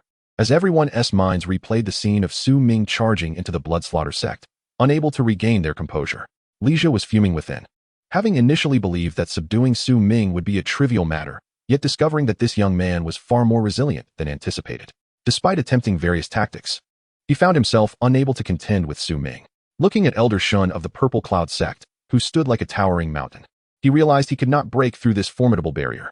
Damn it! Li Jia cursed inwardly, a flicker of malice flashing in his eyes. He turned to his capable disciple, Lu Shaolin, who he had brought with him. Lu Shaolin was at the 4th level of the Transcendence realm, displaying considerable strength among his peers. Shaolin. Li Jia gritted his teeth, his voice low and filled with venomous intent. Go and kill that Su Ming. Today, I shall ensure his blood spills on the ground to quench my rage. Lu Shaolin slightly bowed, a glint of bloodlust flickering in his eyes, a cold smile curling at the corners of his mouth. Rest assured, master, Su Ming will find no escape today. He shall learn that crossing my master leads only to death. Chapter 65. Why retreat? Lu Shaolin, a 4th-level Transcendence Realm cultivator, received his orders and stepped onto the stage, his aura surging forth like a tumultuous tide. Gripping a bone staff tightly in his hand, it shimmered with a ghostly light, seemingly recounting tales of past slaughter and bloodshed. At this moment, Lu Shaolin cast a cold, sidelong glance, his gaze sharp as a blade, directed at Su Ming. Today, you shall witness the prowess of Lu Shaolin. Kneel and accept your demise. His voice was icy, as if it emanated from the depths of the underworld. Carrying an undeniable sense of oppression, Lu Shaolin mused inwardly. Humph, this Su Ming is merely an arrogant youth, and today I shall humiliate him before all, demonstrating the might of the blood slaughter sect to those who underestimate us. As he pondered, he casually twirled the skeletal staff in his hand, exuding an air of arrogance and disdain. The onlookers felt their hearts leap into their throats, all of them sweating profusely for Su Ming. Lu Xiaolin, as a peak disciple of the blood slaughter sect, possessed cultivation far superior to Su Ming. His mastery of the malevolent arts of the blood slaughter sect rendered him terrifyingly formidable in combat, a level beyond ordinary comparison. Su Ming, on the other hand, was somewhat lacking in prowess. Facing Lu Xiaolin would be no easy feat. Such thoughts permeated the minds of the spectators. The individuals from the blood slaughter sect gleamed with anticipation, eager to witness Lu Xiaolin decisively vanquish Su Ming of the Purple Cloud sect. This battle holds no suspense. That boy Su Ming is bound to meet his end today. With Lu Xiaolin stepping into the fray, how could Su Ming possibly escape unscathed, especially after his prior audacity? A few among the crowd could hardly contain their excitement, prematurely cheering as if the outcome of the battle was already a foregone conclusion. Su Ming's defeat was inevitable. Yet, Su Ming stood unperturbed, a wild smile curling at the corners of his lips. You wish to move against me? Perhaps you should weigh your own worth. With that, he horizontally brandished his sword, and his aura surged dramatically. Today, allow me to demonstrate what invincibility truly means. The words barely left his lips when Su Ming's form flickered, executing the 9 Yin Divine movement, transforming him into a spectral figure, his speed reaching unprecedented heights, leaving a trail of afterimages in his wake.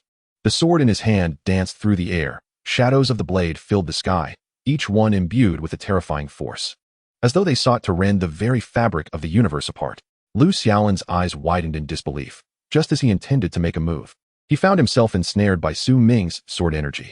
How is this possible? Lu Xiaolin murmured, dread and despair flooding his heart. He attempted to defend himself.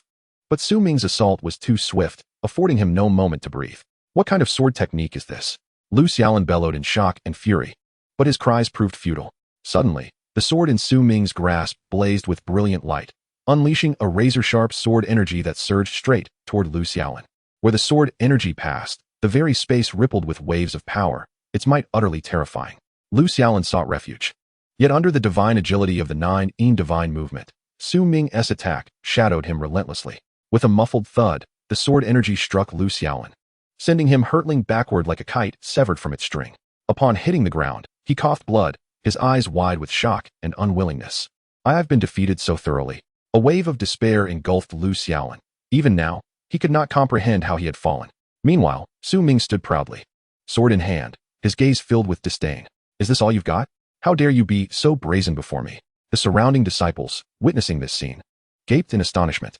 Su Ming was indeed ferocious, as invincible as ever. Indeed, regardless of who dares to challenge, they can only expect to be crushed. The disciples' gasps echoed throughout the arena. Su Ming's cold, piercing gaze swept slowly over the remaining peak disciples of the blood slaughter sect. At this moment, he pondered silently. Although these opponents possessed remarkable strength, they posed little genuine threat to him. After several bouts, a sense of fatigue began to wash over him. Contemplating this, a slight smirk of arrogant amusement appeared at the corner of his mouth as he declared, I am weary. You few should come at me together, lest I have to deal with each of you individually. How troublesome. Upon hearing this, the expressions of the peak disciples from the blood slaughter sect darkened significantly. One among them, eyes wide with fury, felt the muscles of his face twitch in anger as he bellowed, Su Ming, do not be so arrogant. Do you think our blood slaughter sect is without merit? How dare you belittle us so? Another clenched his fists tightly, gritting his teeth as he retorted, Umph. Today you shall pay dearly for your hubris. Seeing their reactions, Su Ming merely laughed, an air of disdain enveloping him. Then come forth. Let me witness what prowess remains within your blood slaughter sect. Simultaneously, Li Zhu exclaimed in astonishment. Su Ming is once again employing that bizarre footwork with which he toyed with our elders. Elder Li of the blood slaughter sect's expression shifted dramatically as he roared, Disciples, heed my command. Do not ascend the stage, retreat immediately. Yet, some disciples, defiant, shouted back, Why should we retreat? He is but one man. What do we have to fear from his provocation? In an instant, the fervor of many disciples ignited, and they leaped onto the arena. Yu Luo'an, at the 5th layer of the Transcendence realm, brandished a long sword that shimmered with a chilling light, emanating a palpable aura of lethal intent, his posture erect, resembling a drawn blade ready to strike. Gong Ru Yun, also at the 5th layer of the Transcendence realm, wielded a hefty broadsword that exuded an ancient and weighty presence. His gaze was sharp, fixed intently on Su Ming, his muscles tensed, poised for action. In the blink of an eye, alongside them, a total of 7 figures stood majestically on the stage, encircling Su Ming with an imposing momentum, as if ready to subdue him in a single strike. All of you, get down from the stage. Elderly shouted in exasperation, his face flushed as he reprimanded them once more. However, Su Ming would not grant them such an opportunity. His eyes glinted with a cold glimmer, akin to a shooting star streaking through the dark night, as he coldly stated, "Since you have taken the stage, do not think of leaving." As soon as the words left his lips, he suddenly moved, unleashing the fearsome 9 swords of exorcism. In an instant, his sword danced through the air, shadows of blades cascading down like a torrential rain, each arc enveloped in a terrifying sword aura, seemingly intent on rending space itself. Simultaneously, he executed the 9 Yin Divine steps, his movements inscrutable and ethereal, at times resembling a soaring eagle, and at others, a sinuous serpent gliding through the air. The 7 adversaries found themselves momentarily blinded, utterly unable to capture Su Ming's elusive form. A series of dull thuds resounded as, in the blink of an eye, the 7 were sent flying like kites severed from their strings. Their weapons had long slipped from their grasp, their bodies crashing heavily to the ground, blood gushing from their mouths, their eyes filled with terror and disbelief. The atmosphere fell into an instant silence, all eyes widened in shock and horror. How could this be possible? Su Ming was so formidable that these 7 had not even a shred of resistance. The audience murmured among themselves, their gazes reflecting awe and astonishment towards Su Ming. Clearly, opponents of disciple level were rendered as insignificant as ants before Su Ming, utterly incapable of withstanding a blow. Damn it! Elderly S.I. seemed ready to burst, his roar akin to a thunderous clap that could shatter the heavens. These were the future pillars of my bloodfiend sect. Yet they had all been incapacitated by that little brat, Su Ming. The fury within him was like an endless stream of molten lava, swiftly consuming all rationality. He resembled a frenzied demon, turning to unleash a tempestuous assault upon Elder Shun of the Purple Cloud sect who dared to obstruct him. Shenwanjian. If you do not surrender Su Ming today, my bloodfiend sect will raise your Purple Cloud sect to the ground. As Elderly raged, he unleashed a series of bizarre and fierce techniques, and in an instant, the sky was filled with bloodlight. Malevolent energy surging as if to drag this realm into an endless abyss. Elder Shun, with a cold demeanor and flowing robes, faced Elderly S' frenzied onslaught with calm composure. Swiftly, he formed hand seals, conjuring spiritual barriers that appeared from thin air to block all of Elderly S' attacks. Each strike collided with the barriers, erupting in thunderous roars reminiscent of celestial bodies colliding. Lija, do not wreak havoc here.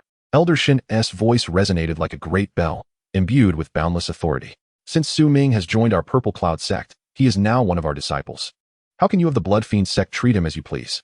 Upon hearing this, Elder Li's fury intensified, a mouthful of blood spewed forth, staining the void before him. Well, what a Purple Cloud sect. This grudge shall be remembered by my Bloodfiend sect. He cast a fierce glare at those around him, retreating in a disheveled manner like a defeated hound. Ha! The Bloodfiend sect, a bunch of cowards, has met its match today. Su Ming, our senior brother, is magnificent. The disciples of the Purple Cloud sect erupted in jubilant cheers, their voices rising like thunder, echoing to the heavens. Su Ming raised his gaze towards Elder Shun, filled with confusion, and blurted out, "Thank you, Elder Shun, for your protection just now. But why do we not pursue them to ensure they remain here forever?" Elder Shun, upon hearing this, slowly raised his head, his gaze drifting towards the distant horizon. Worry etched upon his face, and spoke solemnly, "Alas, our sect leader is currently locked in a fierce battle with the leader of the Bloodfiend sect. The outcome of this battle hinges not on our actions here. No matter how much chaos we create, it is unlikely to have a decisive impact. One must understand that the duel between the strongest of sects is of paramount importance." Upon hearing this, Su Ming's heart understood, yet his brow remained furrowed, betraying an underlying concern. Yet he was acutely aware that mere worry would yield no results. With a shift in thought, he quietly contemplated, "Very well. I shall return and devote myself to cultivation. Enhancing my own strength is the true path." Amidst the gazes of his fellow disciples, filled with admiration, Su Ming stood tall and departed with resolute strides. Meanwhile, atop Jinyun Peak, a disciple bore a troubled expression, his voice trembling slightly. The combat prowess of Su Ming was indeed terrifying. He could single-handedly dominate all the disciples of the Bloodfiend sect. Yes, once he fully matures. Our Jinyun Peak may face dire consequences, another disciple interjected, his words laced with trepidation. Elder Su Jinxian stood with his hands clasped behind his back, his countenance dark as water, his heart churning. This Su Ming, in such a short span, has become so formidable. If he rises, our lineage at Jinyun Peak shall know no peace. "Master, what course of action should we take?" a disciple anxiously inquired. Su Jinxuan's gaze turned icy as he replied coldly, "He must not be allowed to live. We must eradicate him while he is still unprepared." Simultaneously, A grave atmosphere enveloped Hunyan Peak. That Su Ming is nothing short of a monster. Elder Kong Jiao's eyes widened in fury, as if he might breathe fire. Master. His overwhelming strength poses a future threat, a nearby disciple concurred. Kong Jiao pondered darkly. This boy's rate of growth is simply too extraordinary, if not dealt with promptly. Our Hunyan Peak may find itself beneath his heel, with no chance of resurgence. He must never be given the opportunity to rise above us. Kong Jiao scoffed, a glint of ruthlessness flashing in his eyes. Just then, Su Jinshuan's voice echoed in Kong Jiao's mind. Elder Kong, do not underestimate the matter of Su Ming. Perhaps we should join forces to eliminate him. What say you? A cold glimmer shone in Kong Jiao's eyes as he responded swiftly. That aligns perfectly with my intentions. If this boy remains, we shall find no peace. Very well, let us set a date. Gathering the elite disciples from our peaks to seize the opportunity to strike him down. Su Jinxian declared with resolute finality. It is agreed. Kong Jiao acknowledged. The two elders reached a consensus, and Su Jinxian envisioned the aftermath of Su Ming's removal, a faint, chilling smile gracing his lips. Su Ming, your demise is nigh. Kong Jiao similarly clenched his fists, silently vowing. This time, I shall ensure your utter ruin. Chapter 66. By way as Su Ming stepped into the cave dwelling, he beheld the graceful figure of senior sister Feng Yurong, adorned in the robes of an elder, standing elegantly. Her alluring figure, with a prominent bosom and a slender waist, exuded an irresistible charm. Junior brother, I have eagerly awaited your return. Feng Yurong glided forward, her voice soft and melodic. I have successfully passed the elder examination of the sect, and I am now an outer sect elder. Once I break through to the 5th layer of the transcendent realm and pass the subsequent assessment, I shall become an inner sect elder, establishing my own peak. From now on, should you require anything, do not hesitate to ask your senior sister. Now that I am an elder, my authority is quite substantial. As she spoke, her beautiful eyes brimmed with playful reproach as she cast a glance at Su Ming. Oh, junior brother. You are so absorbed in your cultivation that you neglect to seek out your senior sister upon returning to the sect. This truly wounds her heart. Su Ming felt a tightening in his chest, a forced smile appearing on his face as he attempted to mask his embarrassment. Senior sister, I assure you, I have been preoccupied with numerous matters lately, but I have always kept you in my thoughts. How could I not wish to see you? Really? Feng Yuru crossed her arms, her ample bosom accentuating her presence. I find it hard to believe, junior brother. Have you perhaps found other attachments outside? Leaving your senior sister behind? Su Ming hastily waved his hands. I swear on my honor, I toil daily to enhance my strength, only hoping not to tarnish your reputation. Feng Yuru's lips curled into a subtle smile, almost teasing. Well, at least you know how to speak. You must visit your senior sister more often from now on, lest I wither away waiting for you. As she spoke, Feng Yuru glided gracefully, retrieving delicacies she had meticulously prepared from her storage bag. Her movements reminiscent of a celestial being gracing the earth, captivating and enchanting. Junior brother, come, there is ample time to savor these treats I have crafted, which are highly beneficial for cultivation. Her lips parted delicately, her voice melodious like a yellow aureole emerging from the valley. Su Ming gazed at the food, suddenly feeling a pang of hunger. He had been so engrossed in his training that he had scarcely eaten properly. Accepting the offerings, he devoured them eagerly, exclaiming, Senior sister, your culinary skills are simply extraordinary, absolutely delectable. Seeing Su Ming consume the food voraciously, Feng Yuru's cheeks flushed slightly, akin to the rosy hues of twilight. She raised a hand to gently cover her face, revealing a charmingly shy demeanor. Just as Su Ming was reveling in his feast, he suddenly froze. His mouth halting as a wave of alarm washed over him, his expression stiffening. Something was amiss. His body felt uncontrollable. Panic surged within him. Yet his limbs obeyed, not his commands. Feng Yuru stepped gracefully to the entrance of the cave, gently closing the door behind her, her figure swaying with elegance. Then, she approached Su Ming, leaning close to whisper in his ear, her breath fragrant. Junior brother, have you ever truly thought of me? Su Ming struggled desperately. Yet it was as if his body were ensnared in an invisible grip, immobile. He gazed at Feng Yuru, her stunning visage, alluring gaze, and graceful form filling him with a sense of helplessness. I possess a higher cultivation than her. How can I still be so easily bullied? Su Ming lamented internally, feeling utterly powerless. 3 days later, Feng Yuru moved with a gentle grace, her figure swaying like the most vibrant blossom of spring. The delicate blush on her cheeks mirrored the enchanting hues of the twilight sky, captivating all who beheld her. A satisfied smile graced her lips as she departed. Meanwhile, Su Ming appeared pale as a ghost, his body swaying unsteadily, revealing his frailty. It was the first time he had felt such weakness in a long while. Bitterly, he vowed within himself, from now on, I shall never consume anything given by a woman. Amidst his reflections, a sudden jolt coursed through him, disbelief washing over his face. His cultivation seems to have ascended, he murmured to himself, his voice brimming with surprise and bewilderment. Just moments ago, he had barely broken through to the third layer of the transcendence realm, yet now, the surging power within him distinctly indicated that he stood on the precipice of advancing to the fourth layer. Such an opportunity had arrived so unexpectedly. The light in Su Ming's eyes intensified, and his hands trembled with excitement. Without a moment's hesitation, he swiftly reached into his robe and extracted several spirit stones. The coolness of the stones was refreshing, and Su Ming took a deep breath, settling into a meditative posture as he activated the enigmatic Yin Yang Divine Art.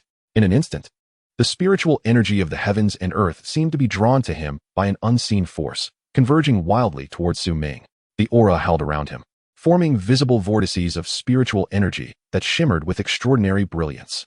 With closed eyes, Su Ming focused intently, immersing himself fully in his cultivation. As the Yin Yang Divine Art circulated within him, his spiritual power surged like a tumultuous tide, relentlessly battering against the shackles of limitation. Time passed slowly. Beads of sweat adorned Su Ming's forehead, his jaw clenched, and his complexion flushed from exertion. Break free. At last, Su Ming let out a thunderous roar, his voice resonating like a bell throughout the surroundings. Accompanied by this fierce cry, an even more formidable power erupted from within him. Amidst the dazzling light, Su Ming successfully ascended to the fourth layer of the transcendence realm. He slowly opened his eyes, a flicker of brilliance passing through them, followed by a confident smile gracing his lips. Knock, knock, knock. A sudden series of knocks echoed from outside his cave. Junior brother, open the door quickly. A sweet, melodious voice followed. Upon hearing it, Su Ming recognized it was his fifth senior sister, Xiao Mimi. He hastily concluded his practice and rose to open the door. There stood Xiao Mimi, clad in a delicate pink robe, her figure radiant, skin fairer than snow, her eyes sparkling like autumn waters. With a delicate nose and naturally rosy lips, all while she beamed at him with joy. Senior sister, what brings you here at such a late hour? Su Ming inquired. Junior brother, it's incredible. Master has awakened, and her injuries are under control. Xiao Mimi exclaimed, her face alight with excitement, speaking rapidly. Master specifically instructed me to come see you, saying she wishes to express her gratitude for the greenwood essence you procured. A wave of joy washed over Su Ming, his face reflecting contentment. That's wonderful news. I'm relieved Master as well. It seems my efforts in acquiring the greenwood essence were not in vain. Indeed, you have accomplished a great feat this time. Quickly, let us head to the Baiyun Hall. Master is waiting. Xiao Mimi urged. Su Ming nodded, adjusted his attire, and hurried towards the Baiyun Hall. The hall was serene, with only Bai Wei present. Dressed in a white robe, Bai Wei possessed a gentle grace. Even in her injured state, her complexion slightly pale, she could not conceal her breathtaking beauty, reminiscent of a plum blossom standing proud in the snow, captivating all who beheld her. As Su Ming entered the hall, he respectfully bowed. Master. Bai Wei spoke softly, her voice as cool as a spring. There is no need for excessive formality. Come closer. Su Ming complied and stepped forward. A flicker of gratitude passed through Bai Wei's eyes. Su Ming, I am indebted to you for procuring the life-saving elixir for me. Such generosity requires no thanks. Now, tell me, what reward do you desire? I shall surely grant it. Su Ming's thoughts raced, contemplating his options. I have already acquired martial techniques. I possess ample spirit stones and herbs. After a brief pause, he replied, Master, I wish for a higher-grade spirit artifact. Upon hearing this, Bai Wei furrowed her brow slightly, delving into contemplation. Moments later, with a graceful wave of her hand, a spirit sword materialized before them, exuding a chilling aura, as if forged from frost and snow. It was the Frost-Snow Spirit Sword, a weapon of the half-step transformation realm. This sword was an unexpected gain for me. Today, I bestow it upon you. Bai Wei stated calmly, her voice imbued with unwavering authority.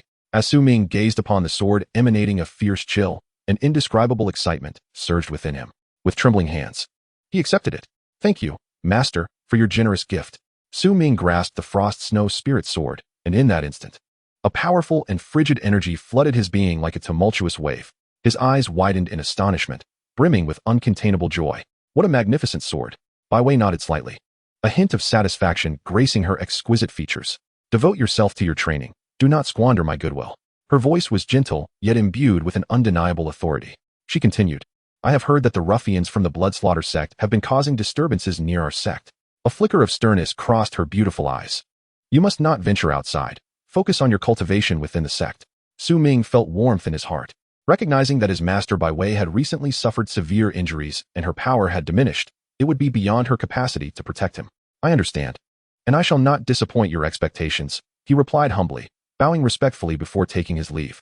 After Su Ming departed, Bai Wei turned her attention to messages from other elders of the sect. Suddenly, her expression froze in disbelief. What? The humble Su Ming, who just stood before me, has quietly advanced to the third layer of the Transcendence realm? Bai Wei's mind screamed in incredulity. And he has defeated all the disciples from the Bloodslaughter sect who came to provoke us? How is this possible? Her eyes widened in shock, brimming with astonishment. Bai Wei stood frozen, her expression vacant as if carved from wood. I merely closed myself off for a short time due to injury. And yet Su Ming has undergone such a profound transformation? Her heart was a tempest of emotions, a blend of shock and an ineffable complexity. When I first accepted him as my disciple, he was merely at the second layer of enlightenment. How could he have advanced so swiftly? It is truly enviable. Bai Wei murmured to herself, her mind involuntarily drifting back to the moment she first encountered Su Ming. At that time, he appeared somewhat frail among the throng of aspiring disciples, not particularly remarkable. Yet now, in the span of a brief time, he had grown to such heights. How could this not evoke a profound sense of reflection within Bai Wei? Her gaze gradually shifted towards the direction in which Su Ming had departed, filled with a complex array of emotions, contentment, astonishment, and myriad expectations for the future. Chapter 67. Absurdity. As Su Ming returned, he fortuitously encountered his senior sister, Xiao Mimi. From next door, there stood Xiao Mimi, a light sheen of perspiration adorning her forehead, her skin as smooth as jade, and her beautiful eyes sparkling with brilliance. Her face radiating joy. Junior brother, your timing is impeccable. I have just crafted a spiritual weapon of the transparent realm level. Would you care for it? Xiao Mimi's voice was bright and imbued with enthusiasm. Upon hearing this, Su Ming responded without hesitation, a thought causing a spiritual sword to materialize in his hand. The blade shimmered with cold light, exuding a chilling aura. It was none other than the Frost Snow Spirit sword recently bestowed upon him by his master, Bai Wei. Now reaching the half-step spirit transformation level. Sister, I appreciate your kindness, but I already possess this Frost Snow Spirit sword, and thus will not require your spiritual weapon. Su Ming replied with a smile. Xiao Mimi's gaze was instantly captivated by the Frost Snow Spirit sword, her once lively eyes widening in disbelief. Is this truly the Frost Snow Spirit sword? She exclaimed, her tone filled with shock and envy. Master treasures this sword immensely, showing it to very few. Yet you have been gifted it. As she spoke, she circled around Su Ming, her eyes fixated on the Frost Snow Spirit sword, brimming with admiration, as if she wished to see through it entirely. Junior brother, do you realize that this Frost Snow Spirit sword is nearly of the spirit transformation level? Within the entire sect, there are scarcely a handful of swords of such caliber. Xiao Mimi could not help but exclaim again, her words laden with awe and envy for Su Ming. Su Ming inclined his head slightly, a humble smile gracing his lips, while inwardly he mused, my master's profound affection has bestowed upon me this treasure. I must not fail to live up to such expectations. Meanwhile, Xiao Mimi remained enraptured by her admiration for the Frost Snow Spirit sword, her gaze flitting between the sword and Su Ming, seemingly unable to gaze upon it enough. Observing the affection radiating from Xiao Mimi, Su Ming inquired, Sister, you seem so fond of it, would you like to have it? If so, I would gladly present it to you. Xiao Mimi quickly shook her head in refusal, thinking to herself that she could not possibly take her junior brother's possession. Sister, what are you saying? It is only right for me to gift this to you. Su Ming replied, feeling a touch of exasperation at his sister's perpetual politeness. No, junior brother. You have worked hard to obtain it. How could I accept? Xiao Mimi insisted firmly, waving her hand.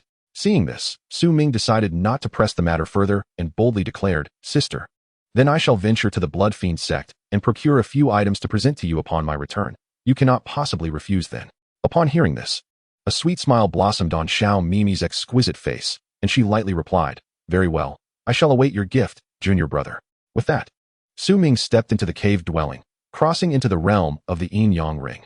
He tightly grasped the Frost Snow Spirit sword, a weapon of semi-transcendence level, its cold light flickering as if it could freeze all things in the world.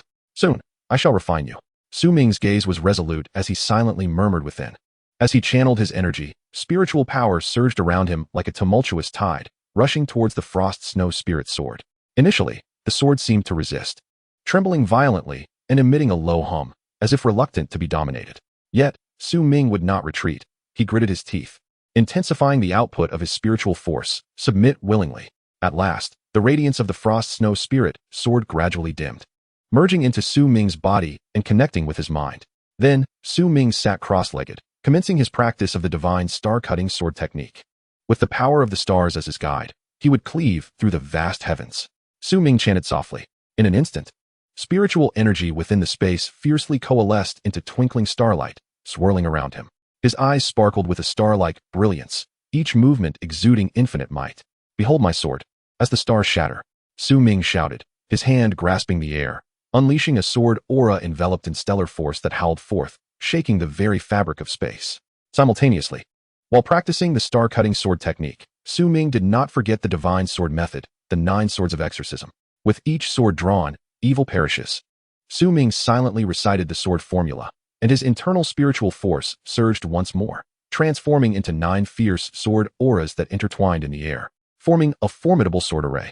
The first sword, break evil. Su Ming uttered softly, a sword aura darting forth like lightning, instantly pulverizing a massive boulder ahead. The second sword, exterminate demons. Another sword aura emerged, even more powerful than before, tearing through the space it traversed. As Su Ming continued his practice, his swordsmanship ascended like a rocket. The sword aura was surging, the sword intent robust, filling the entire Yin Yang Ring space. The frost snow spirit sword trembled slightly within him, as if celebrating his burgeoning strength. Sensing the enhancement of his power, Su Ming's lips curled into a confident smile. Now, my strength has reached new heights. Who can stop me? In a buoyant mood, Su Ming contemplated that only through practical combat could he rapidly improve, thus deciding to venture out and seek a sparring partner. Just then, he chanced upon his second senior brother, Wei Xiong. Wei Xiong, holding a long spear, exuded an imposing aura. Second brother, you arrive at the perfect moment. Let us spar. Su Ming called out cheerfully. Wei Xiong glanced at Su Ming and replied, all right. Understanding that Wei Xiong's cultivation was merely at the first level of transcendence, Su Ming decided to suppress his own cultivation to match that level for fairness. Wei Xiong's eyes widened in astonishment, shock evident on his face as he thought, this junior brother Su Ming has actually reached the 4th level of transcendence. His rate of improvement is simply astonishing. How has he achieved this? Junior brother, what is your cultivation level? Wei Xiong could not help but inquire. Su Ming chuckled softly and replied, it was merely a slight adventure during my outing. Wei Xiong inhaled deeply, gripping his spear tightly, his expression transforming to one of utmost seriousness. In an instant, the essence of the spear enveloped him, as if a true dragon lay dormant within, poised for action. Su Ming, undeterred, brandished his sword, and a myriad of sword intent emanated from him, as if he sought to sweep across the very heavens and earth. The two figures flickered like shadows, and in a heartbeat, they were embroiled in fierce combat. The spear danced like a dragon, weaving through the air. The sword flashed like lightning, its cold gleam scintillating. Yet, in but a moment, Wei Xiong felt the weight of an insurmountable pressure, unable to withstand the onslaught. Su Ming's sword intent was too fiercely overwhelming, like a surging tide, crashing wave after wave. Alas, Wei Xiong ultimately found himself at a disadvantage, staggering back several steps, nearly losing his grip on the spear. A look of helplessness washed over his face, his heart filled with bitterness, realizing he was utterly outmatched by his junior brother, Su Ming. Junior brother, at present on Baiyun Peak, it seems only our senior sister can contend with you. Wei Xiong sighed. She is on her way back, and is likely 3 days away. Upon hearing this, a glimmer of anticipation flickered in Su Ming's eyes as he mused inwardly. Just what kind of person is this senior sister? To earn such esteem from my second brother? I yearn to meet her soon. Su Ming felt somewhat disheartened, for on Baiyun Peak, he could find no worthy opponent to challenge himself against and hone his skills. If that is the case, then I shall confront those ruffians from the Bloodslaughter sect. He resolved inwardly, determination gleaming in his gaze. He recalled how the Bloodslaughter sect had provoked them unprovoked, leading to a fierce battle where the sect leader, Ziqiong, clashed with the Bloodslaughter sect's master, resulting in a stalemate. Yet the Bloodslaughter sect showed no signs of restraint, wantonly causing trouble at the borders with Ziyun's sect, leading to constant skirmishes. Now, the tasks issued by the sect had all transformed into missions to defeat or even eliminate the disciples of the Bloodslaughter sect. Su Ming strode purposefully towards the inner gate task hall. Inside, numerous inner disciples caught sight of Su Ming's figure and cast him reverent glances, their eyes brimming with admiration and respect. Look, that's senior brother Su Ming. In the last battle, he was truly formidable, single-handedly incapacitating nearly all the peak disciples of the Bloodslaughter sect. What an achievement! Who else could accomplish such a feat? Indeed. Senior brother Su Ming's victory has solidified our position as the foremost among the inner disciples of Ziyun's sect. The disciples whispered among themselves, their words laden with praise for Su Ming. Su Ming slightly raised his head, his gaze sweeping over the crowd, a barely perceptible smile gracing his lips. The steward, Li Yunzhu, beamed broadly, bending at the waist like a shrimp, closely following Su Ming. What task would you like to undertake? The tone he used was worlds apart from that reserved for ordinary inner disciples. Su Ming's gaze darted to the task board, and after a moment, he pointed decisively. This one, the most challenging, to slay an elder of the Blood Slaughter sect, which grants a reward of 10,000 contribution points. At those words, the surrounding inner disciples erupted in astonishment. What? Has he lost his mind? Choosing this task? An elder of the Blood Slaughter sect? That is a task of elder-level difficulty. No matter how formidable Su Ming is, he cannot take that on. Li Yunju's face was awash with astonishment. His mouth agape as if he could fit an egg within it. However, he quickly regained his composure and exclaimed, "This task is not mandatory to complete. The elders of the Blood Slaughter sect possess extraordinary strength. If you can injure them, you will equally earn points." Su Ming furrowed his brow, his gaze sharp as he turned to Li Yunju. "If I were to slay an inner elder of the Blood Slaughter sect, would that also grant me 10,000 points?" In that instant, Li Yunju's expression froze, as though ensnared by a binding spell, while tumultuous waves surged within his heart. What on earth is Su Ming thinking? To dare contemplate the assassination of an inner elder from the Blood Slaughter sect is a thought far beyond what inner disciples would entertain. The surrounding inner disciples stood in stunned silence, their eyes wide with disbelief. He actually intends to kill an inner elder of the Blood Slaughter sect? This is utterly preposterous. For a moment, the task hall was enveloped in a profound silence, broken only by the sporadic, slightly labored breaths of the crowd. Chapter 68. Tang Lingfei. Su Ming felt a surge of frustration within. Upon accepting this task, he found no clear standards for rewards within the task hall. Have you truly never considered the implications of targeting an inner elder of the Blood Slaughter sect? Unable to restrain himself, Su Ming confronted the task hall steward. The steward, appearing helpless, spread his hands and replied, "This task's difficulty far exceeds the ordinary. The inner elders of the Blood Slaughter sect are figures whose very stomp can shake the earth for miles around.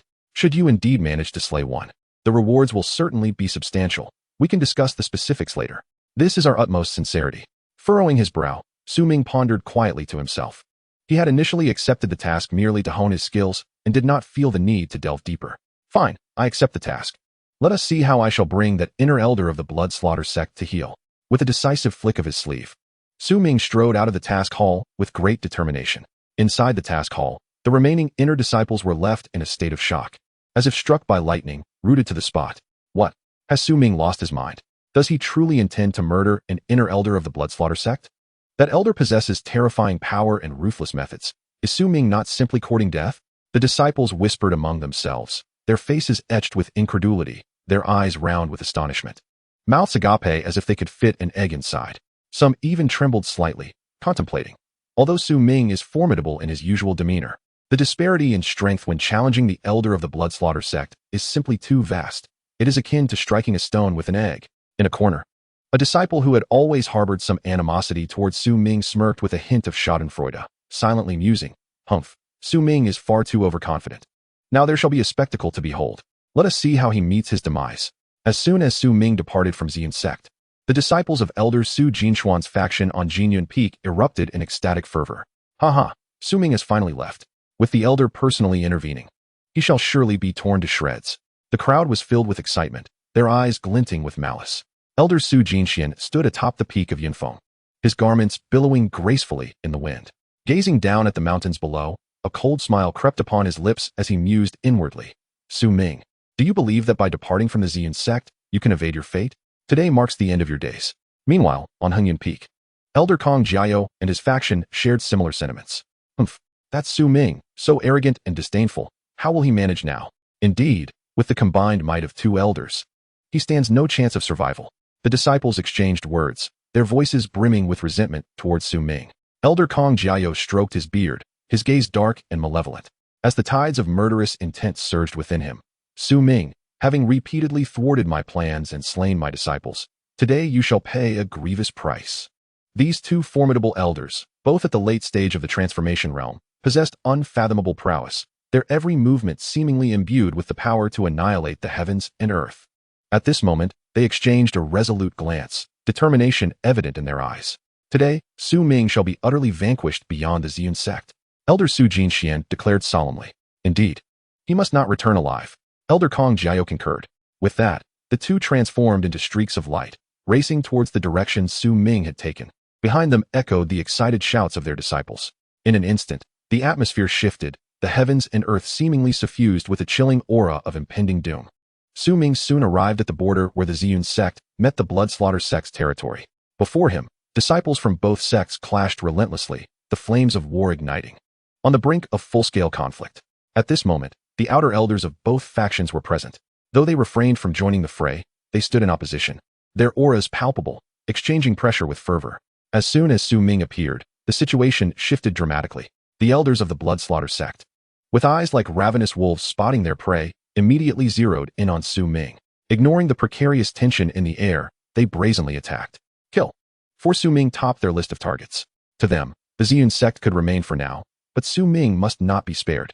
In an instant, chaos erupted among the elders, the spiritual energy in the atmosphere becoming tumultuous, as if on the verge of chaos. Yet, Su Ming remained unperturbed. The pressure upon him seemingly insubstantial.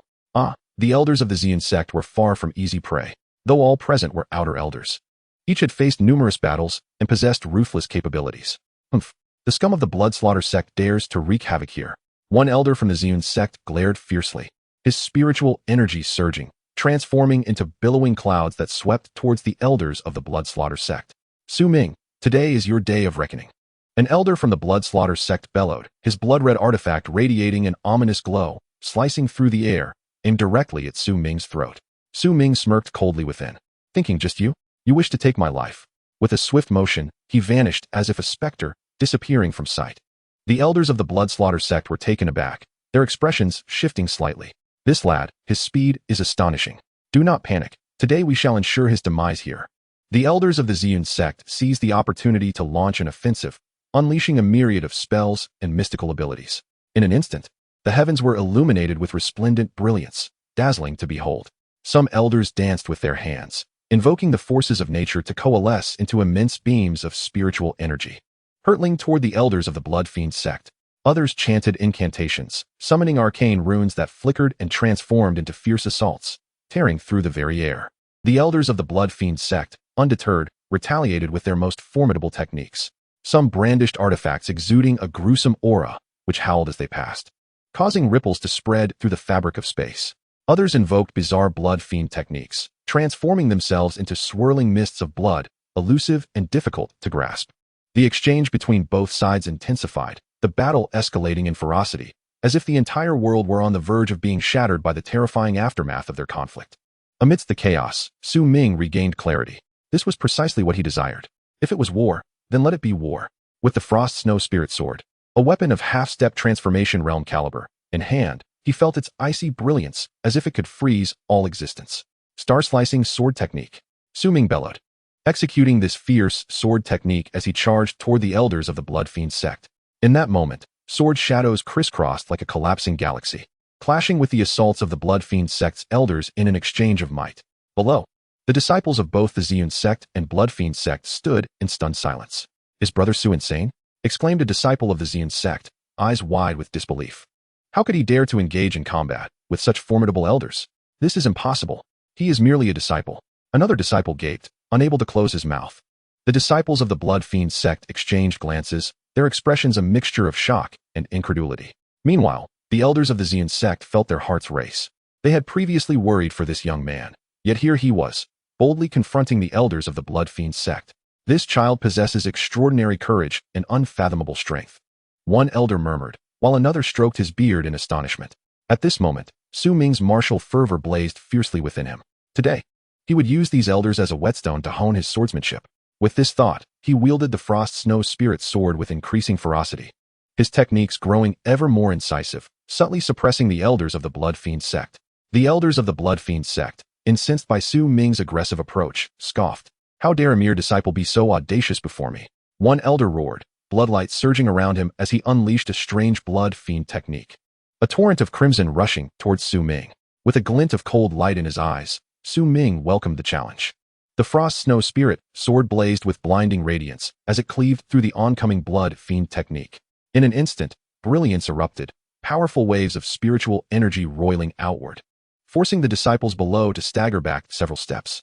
The battle raged on, a tumult of chaos and destruction. With a flourish, Su Ming wielded his long sword, the moves becoming increasingly fierce, indicating that his swordsmanship had reached a remarkable level.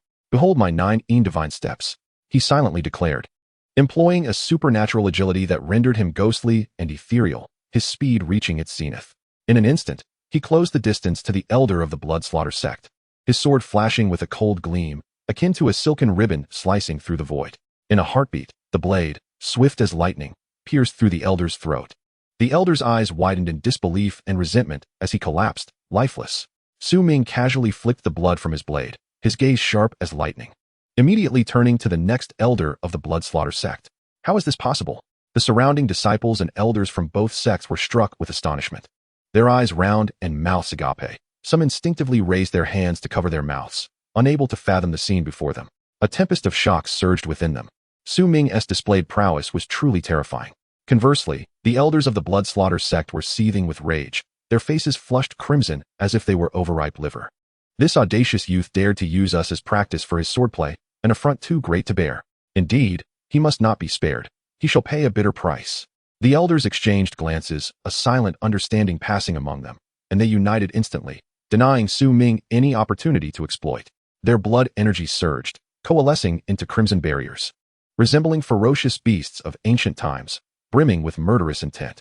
Su Ming, feeling an overwhelming sense of resignation, mused that although these outer sect elders possessed some degree of strength, they ultimately paled in comparison to him. For now, he resolved to retreat and seek the inner sect elders of the Bloodslaughter sect scattered afar. They were his true targets. These outer sect elders are nothing extraordinary, merely at the early stage of the transcending mortality realm, yet they dare to flaunt their might. Su Ming scoffed inwardly. With his own strength at the fourth layer of the transcending mortality realm, a full-powered strike from him would leave them helpless. With that thought, he swept his long sleeves and strode away. It was only after Su Ming's figure vanished completely from sight that the outer sect elders of the Bloodslaughter sect exhaled in relief, their tension dissipating. Such terror emanates from this Su Ming.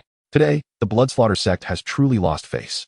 One elder remarked, his complexion ashen, teeth clenched in frustration.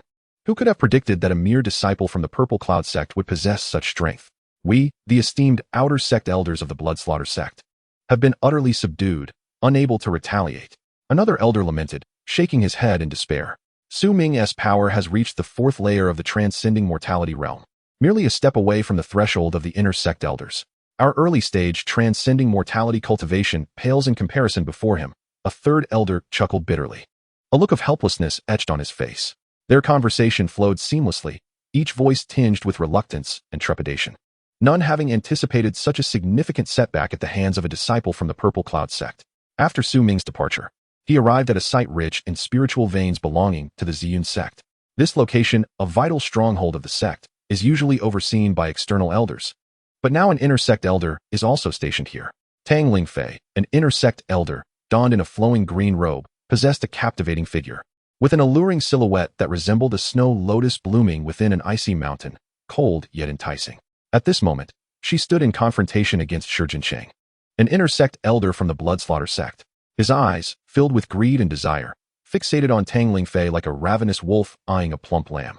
Today, this spiritual vein belongs to my Bloodslaughter sect, Shi Jinsheng rasped, his voice imbued with an undeniable arrogance.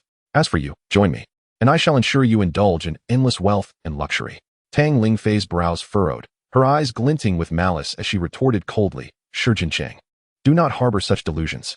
This spiritual vein is the very foundation of my Ziyun sect, and I shall not allow the likes of you to lay a finger on it. You are unworthy to covet it.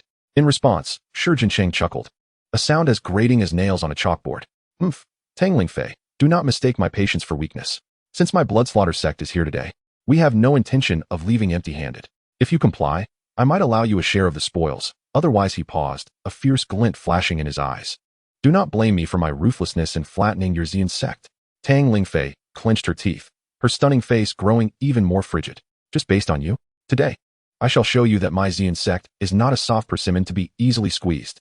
With those words, her spiritual energy surged, her garments billowing as her aura ascended, embodying an unwavering resolve. Chapter 69. Su Ming. Save me. Su Ming made his entrance. Before him stood Tang Lingfei, akin to a celestial being, adorned in her inner sect elder-s attire. Her proud figure, voluptuous and statuesque, along with her exquisitely carved features, seemed divinely fashioned. Her eyes cold as frost, resembling a verdant ice mountain that kept intruders at bay. Su Ming, this is Shi Jinsheng, an inner sect elder of the Bloodslaughter sect. known for his ruthless tactics. You should retreat to safety. Tang Lingfei spoke softly, her voice cool, yet laced with concern. Shi Jincheng's gaze turned electric, locking onto Su Ming. And he let out a sinister laugh. Humph. After I claim this beauty, I shall dispose of you, you fool. Inwardly, Su Ming contemplated the gravity of the situation. Shi Jincheng's arrogance suggested a fierce battle was imminent. He raised his gaze, determination etched in his eyes, resolute and unyielding in the face of Shi Jincheng's threats. Tang Lingfei's brows knitted slightly, a flicker of displeasure crossing her enchanting eyes. Shi Jincheng, this day shall see you return empty-handed. Humph, Tang Lingfei. Should you refuse to submit, today shall mark your demise. Shi Jincheng bellowed, wielding a long blade, his aura surging with bloodlust. Resembling a demon risen from the depths of hell as he roared at the woman before him. At this moment, Tang Lingfei, gripping her spiritual sword, her hair dancing wildly in the wind, emanated a breathtaking beauty that was nothing short of mesmerizing. Her elegant brows arched in defiance, and her enchanting eyes glimmered with fierce determination as she exclaimed, Shi Jincheng, do you truly believe that my Zun sect is without defenders, as you brazenly invade today? Upon uttering these words, the two figures sprang into action. The clash of swords and blades danced in a mesmerizing display, their spiritual energy radiating outward, shattering the surrounding rocks into fragments. Each collision resonated like thunder, striking fear into the hearts of onlookers. Inwardly, Shi Jincheng scoffed. He had meticulously devised a plan. While engaged in fierce combat with Tang Lingfei, he subtly retreated towards the distance. Tang Lingfei, consumed by her desire to vanquish her foe, remained oblivious to this subtle shift, relentlessly pursuing him.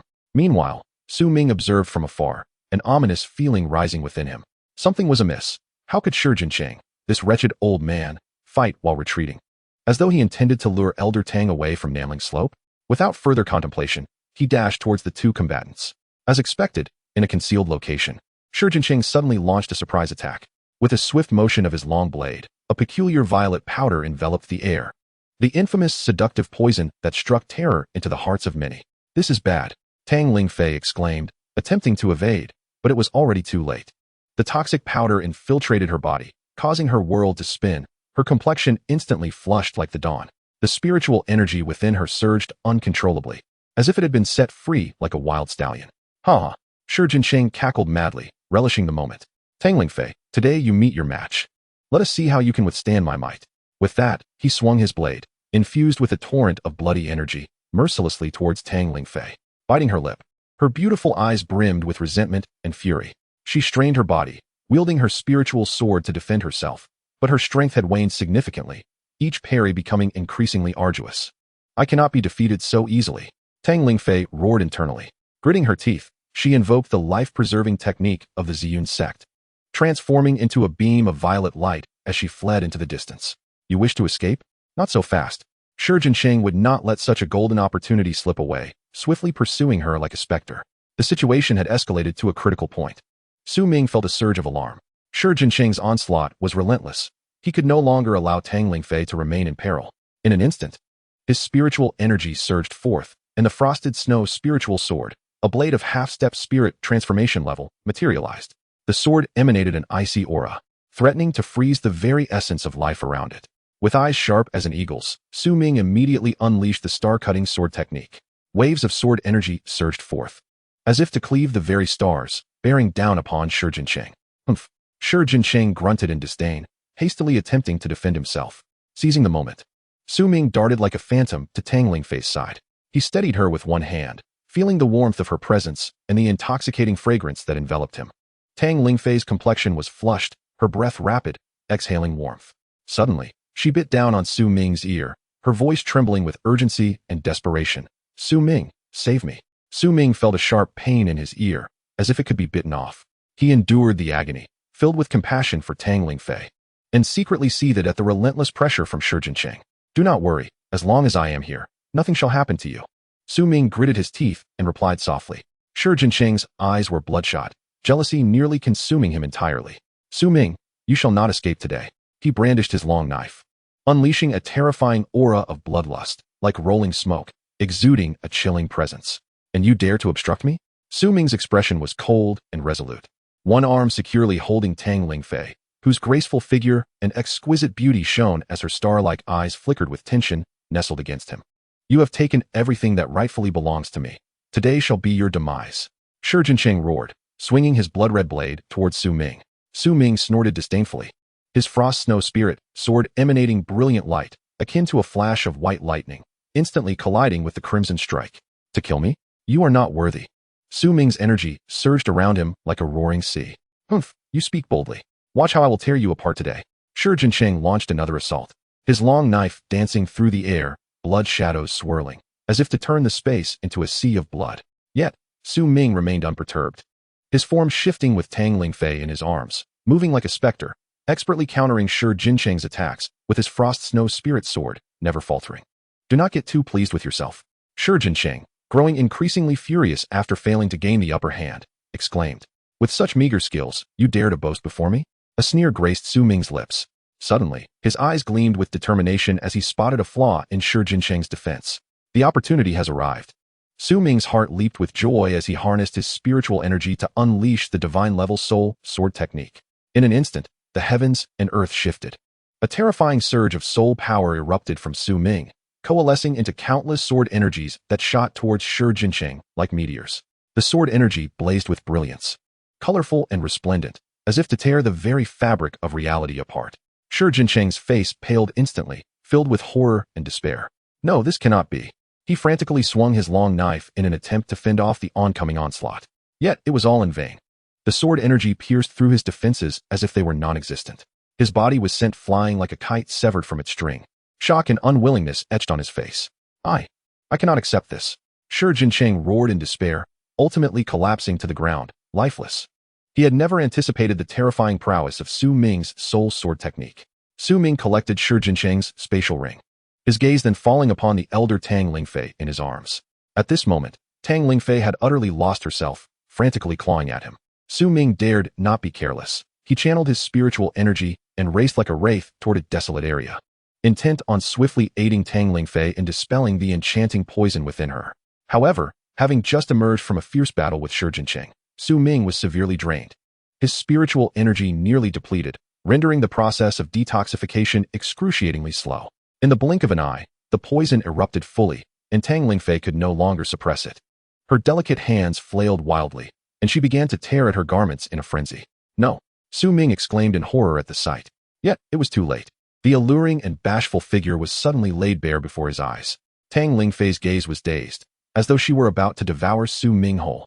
Gritting his teeth, Su Ming mustered the last vestiges of his spiritual energy and transmitted it into Tang Lingfei's body, striving to eliminate the poison as quickly as possible. Time seemed to stretch indefinitely, and after a grueling effort, the once overwhelming Tang Lingfei regained her senses in an instant. She abruptly came to her senses.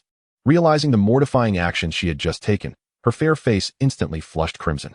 With a gasp, she hastily covered her ample bosom and, graceful as a swallow, rose to her feet. In a flurry, she donned her dress, and in doing so, her exquisite beauty and graceful form became even more striking. The lingering fragrance she exuded wafted gently to Su Ming's nostrils. Su Ming exhaled a heavy sigh of relief, his taut nerves finally beginning to ease. The night was thick as ink, with starlight cascading freely. Su Ming felt as fragile as a candle in the wind, utterly drained. Desperately, he grasped a spirit stone, attempting to absorb its energy to replenish his own. He gasped for breath, his eyes filled with fatigue and reluctance. This battle had taken a tremendous toll. In the distance, Elder Tang Lingfei, with her breathtaking figure, sat serenely under the starlight. Her cheeks resembled blooming peach blossoms in spring, the blush still vivid. Su Ming, I owe you my life for your timely intervention. Such kindness cannot go unacknowledged. Tang Lingfei moved gracefully closer to Su Ming, her voice as soft as a breeze. This matter is not your fault. I will ensure you are taken care of. Su Ming was momentarily taken aback, ripples of emotion stirring within him, but at that moment, he had no time to ponder such sentiments. Elder, at Namling Slope, we must not falter. Su Ming forced himself to stand, his gaze resolute. You should return and oversee the situation. Once the conflict with the Blood Fiend sect is resolved, we can discuss other matters. Tang Lingfei's beautiful eyes sparkled as she gazed deeply at Su Ming, her delicate teeth nibbling her lip, as if she had made a firm decision. Very well, but take care of yourself. Once everything settles, I will return and repay your kindness. There was an undeniable weight to her words. With that, she waved her hand, and her spiritual energy surged, transforming into a stream of light as she sped toward her sect. Su Ming gazed at the departing figure of Tang Lingfei, his inner turmoil gradually subsiding. Finally, she has left, This troublesome lady truly gives one a headache. He muttered to himself, exhaling a sigh of relief. Immediately, he flipped his hand, revealing several translucent spirit stones resting in his palm. Restoring my energy is of utmost importance. He settled down cross-legged and began to channel his spiritual power, immersing himself completely in the process of recuperation. As time flowed slowly by, the fluctuations of spiritual energy around Su Ming intensified. Once he completed his restoration, he abruptly opened his eyes, a glimmer of brilliance flashing within. My spiritual power is once again abundant. I feel invigorated. Clenching his fists, he savored the surging energy within, a confident smile curving at the corners of his lips. Previously, employing the divine-level soul secret technique of the divine sword art, he had unexpectedly slain an elder of the Blood Fiend sect. That maneuver proved crucial. Su Ming stroked his chin, lost in contemplation. I must devise a way to cultivate this divine sword art to a higher realm, ensuring a greater chance of victory against formidable foes in the future. Without hesitation, he focused his mind, and in an instant, he vanished from his location, entering the mysterious space of the Yin Yang Ring. Now that I possess abundant resources, it is time to elevate my cultivation. Su Ming surveyed his surroundings, determination gleaming in his eyes. With a sweeping gesture, countless spirit stones and precious spiritual herbs materialized, forming a small mountain. I shall utilize these resources to master the divine sword art. As the training commenced, Su Ming immersed himself deeply, continuously executing the divine sword art. Each swing of his sword summoned a fierce gust of sword energy, wreaking havoc upon the spatial realm. Su Ming shouted, the sword energy surging from his brow, at times resembling a dragon emerging from the sea, and at others, a fierce tiger descending a mountain, its might astounding. After an indeterminate period, Su Ming paused, a satisfied smile gracing his face. I've done it. The divine sword art has finally reached a proficient level.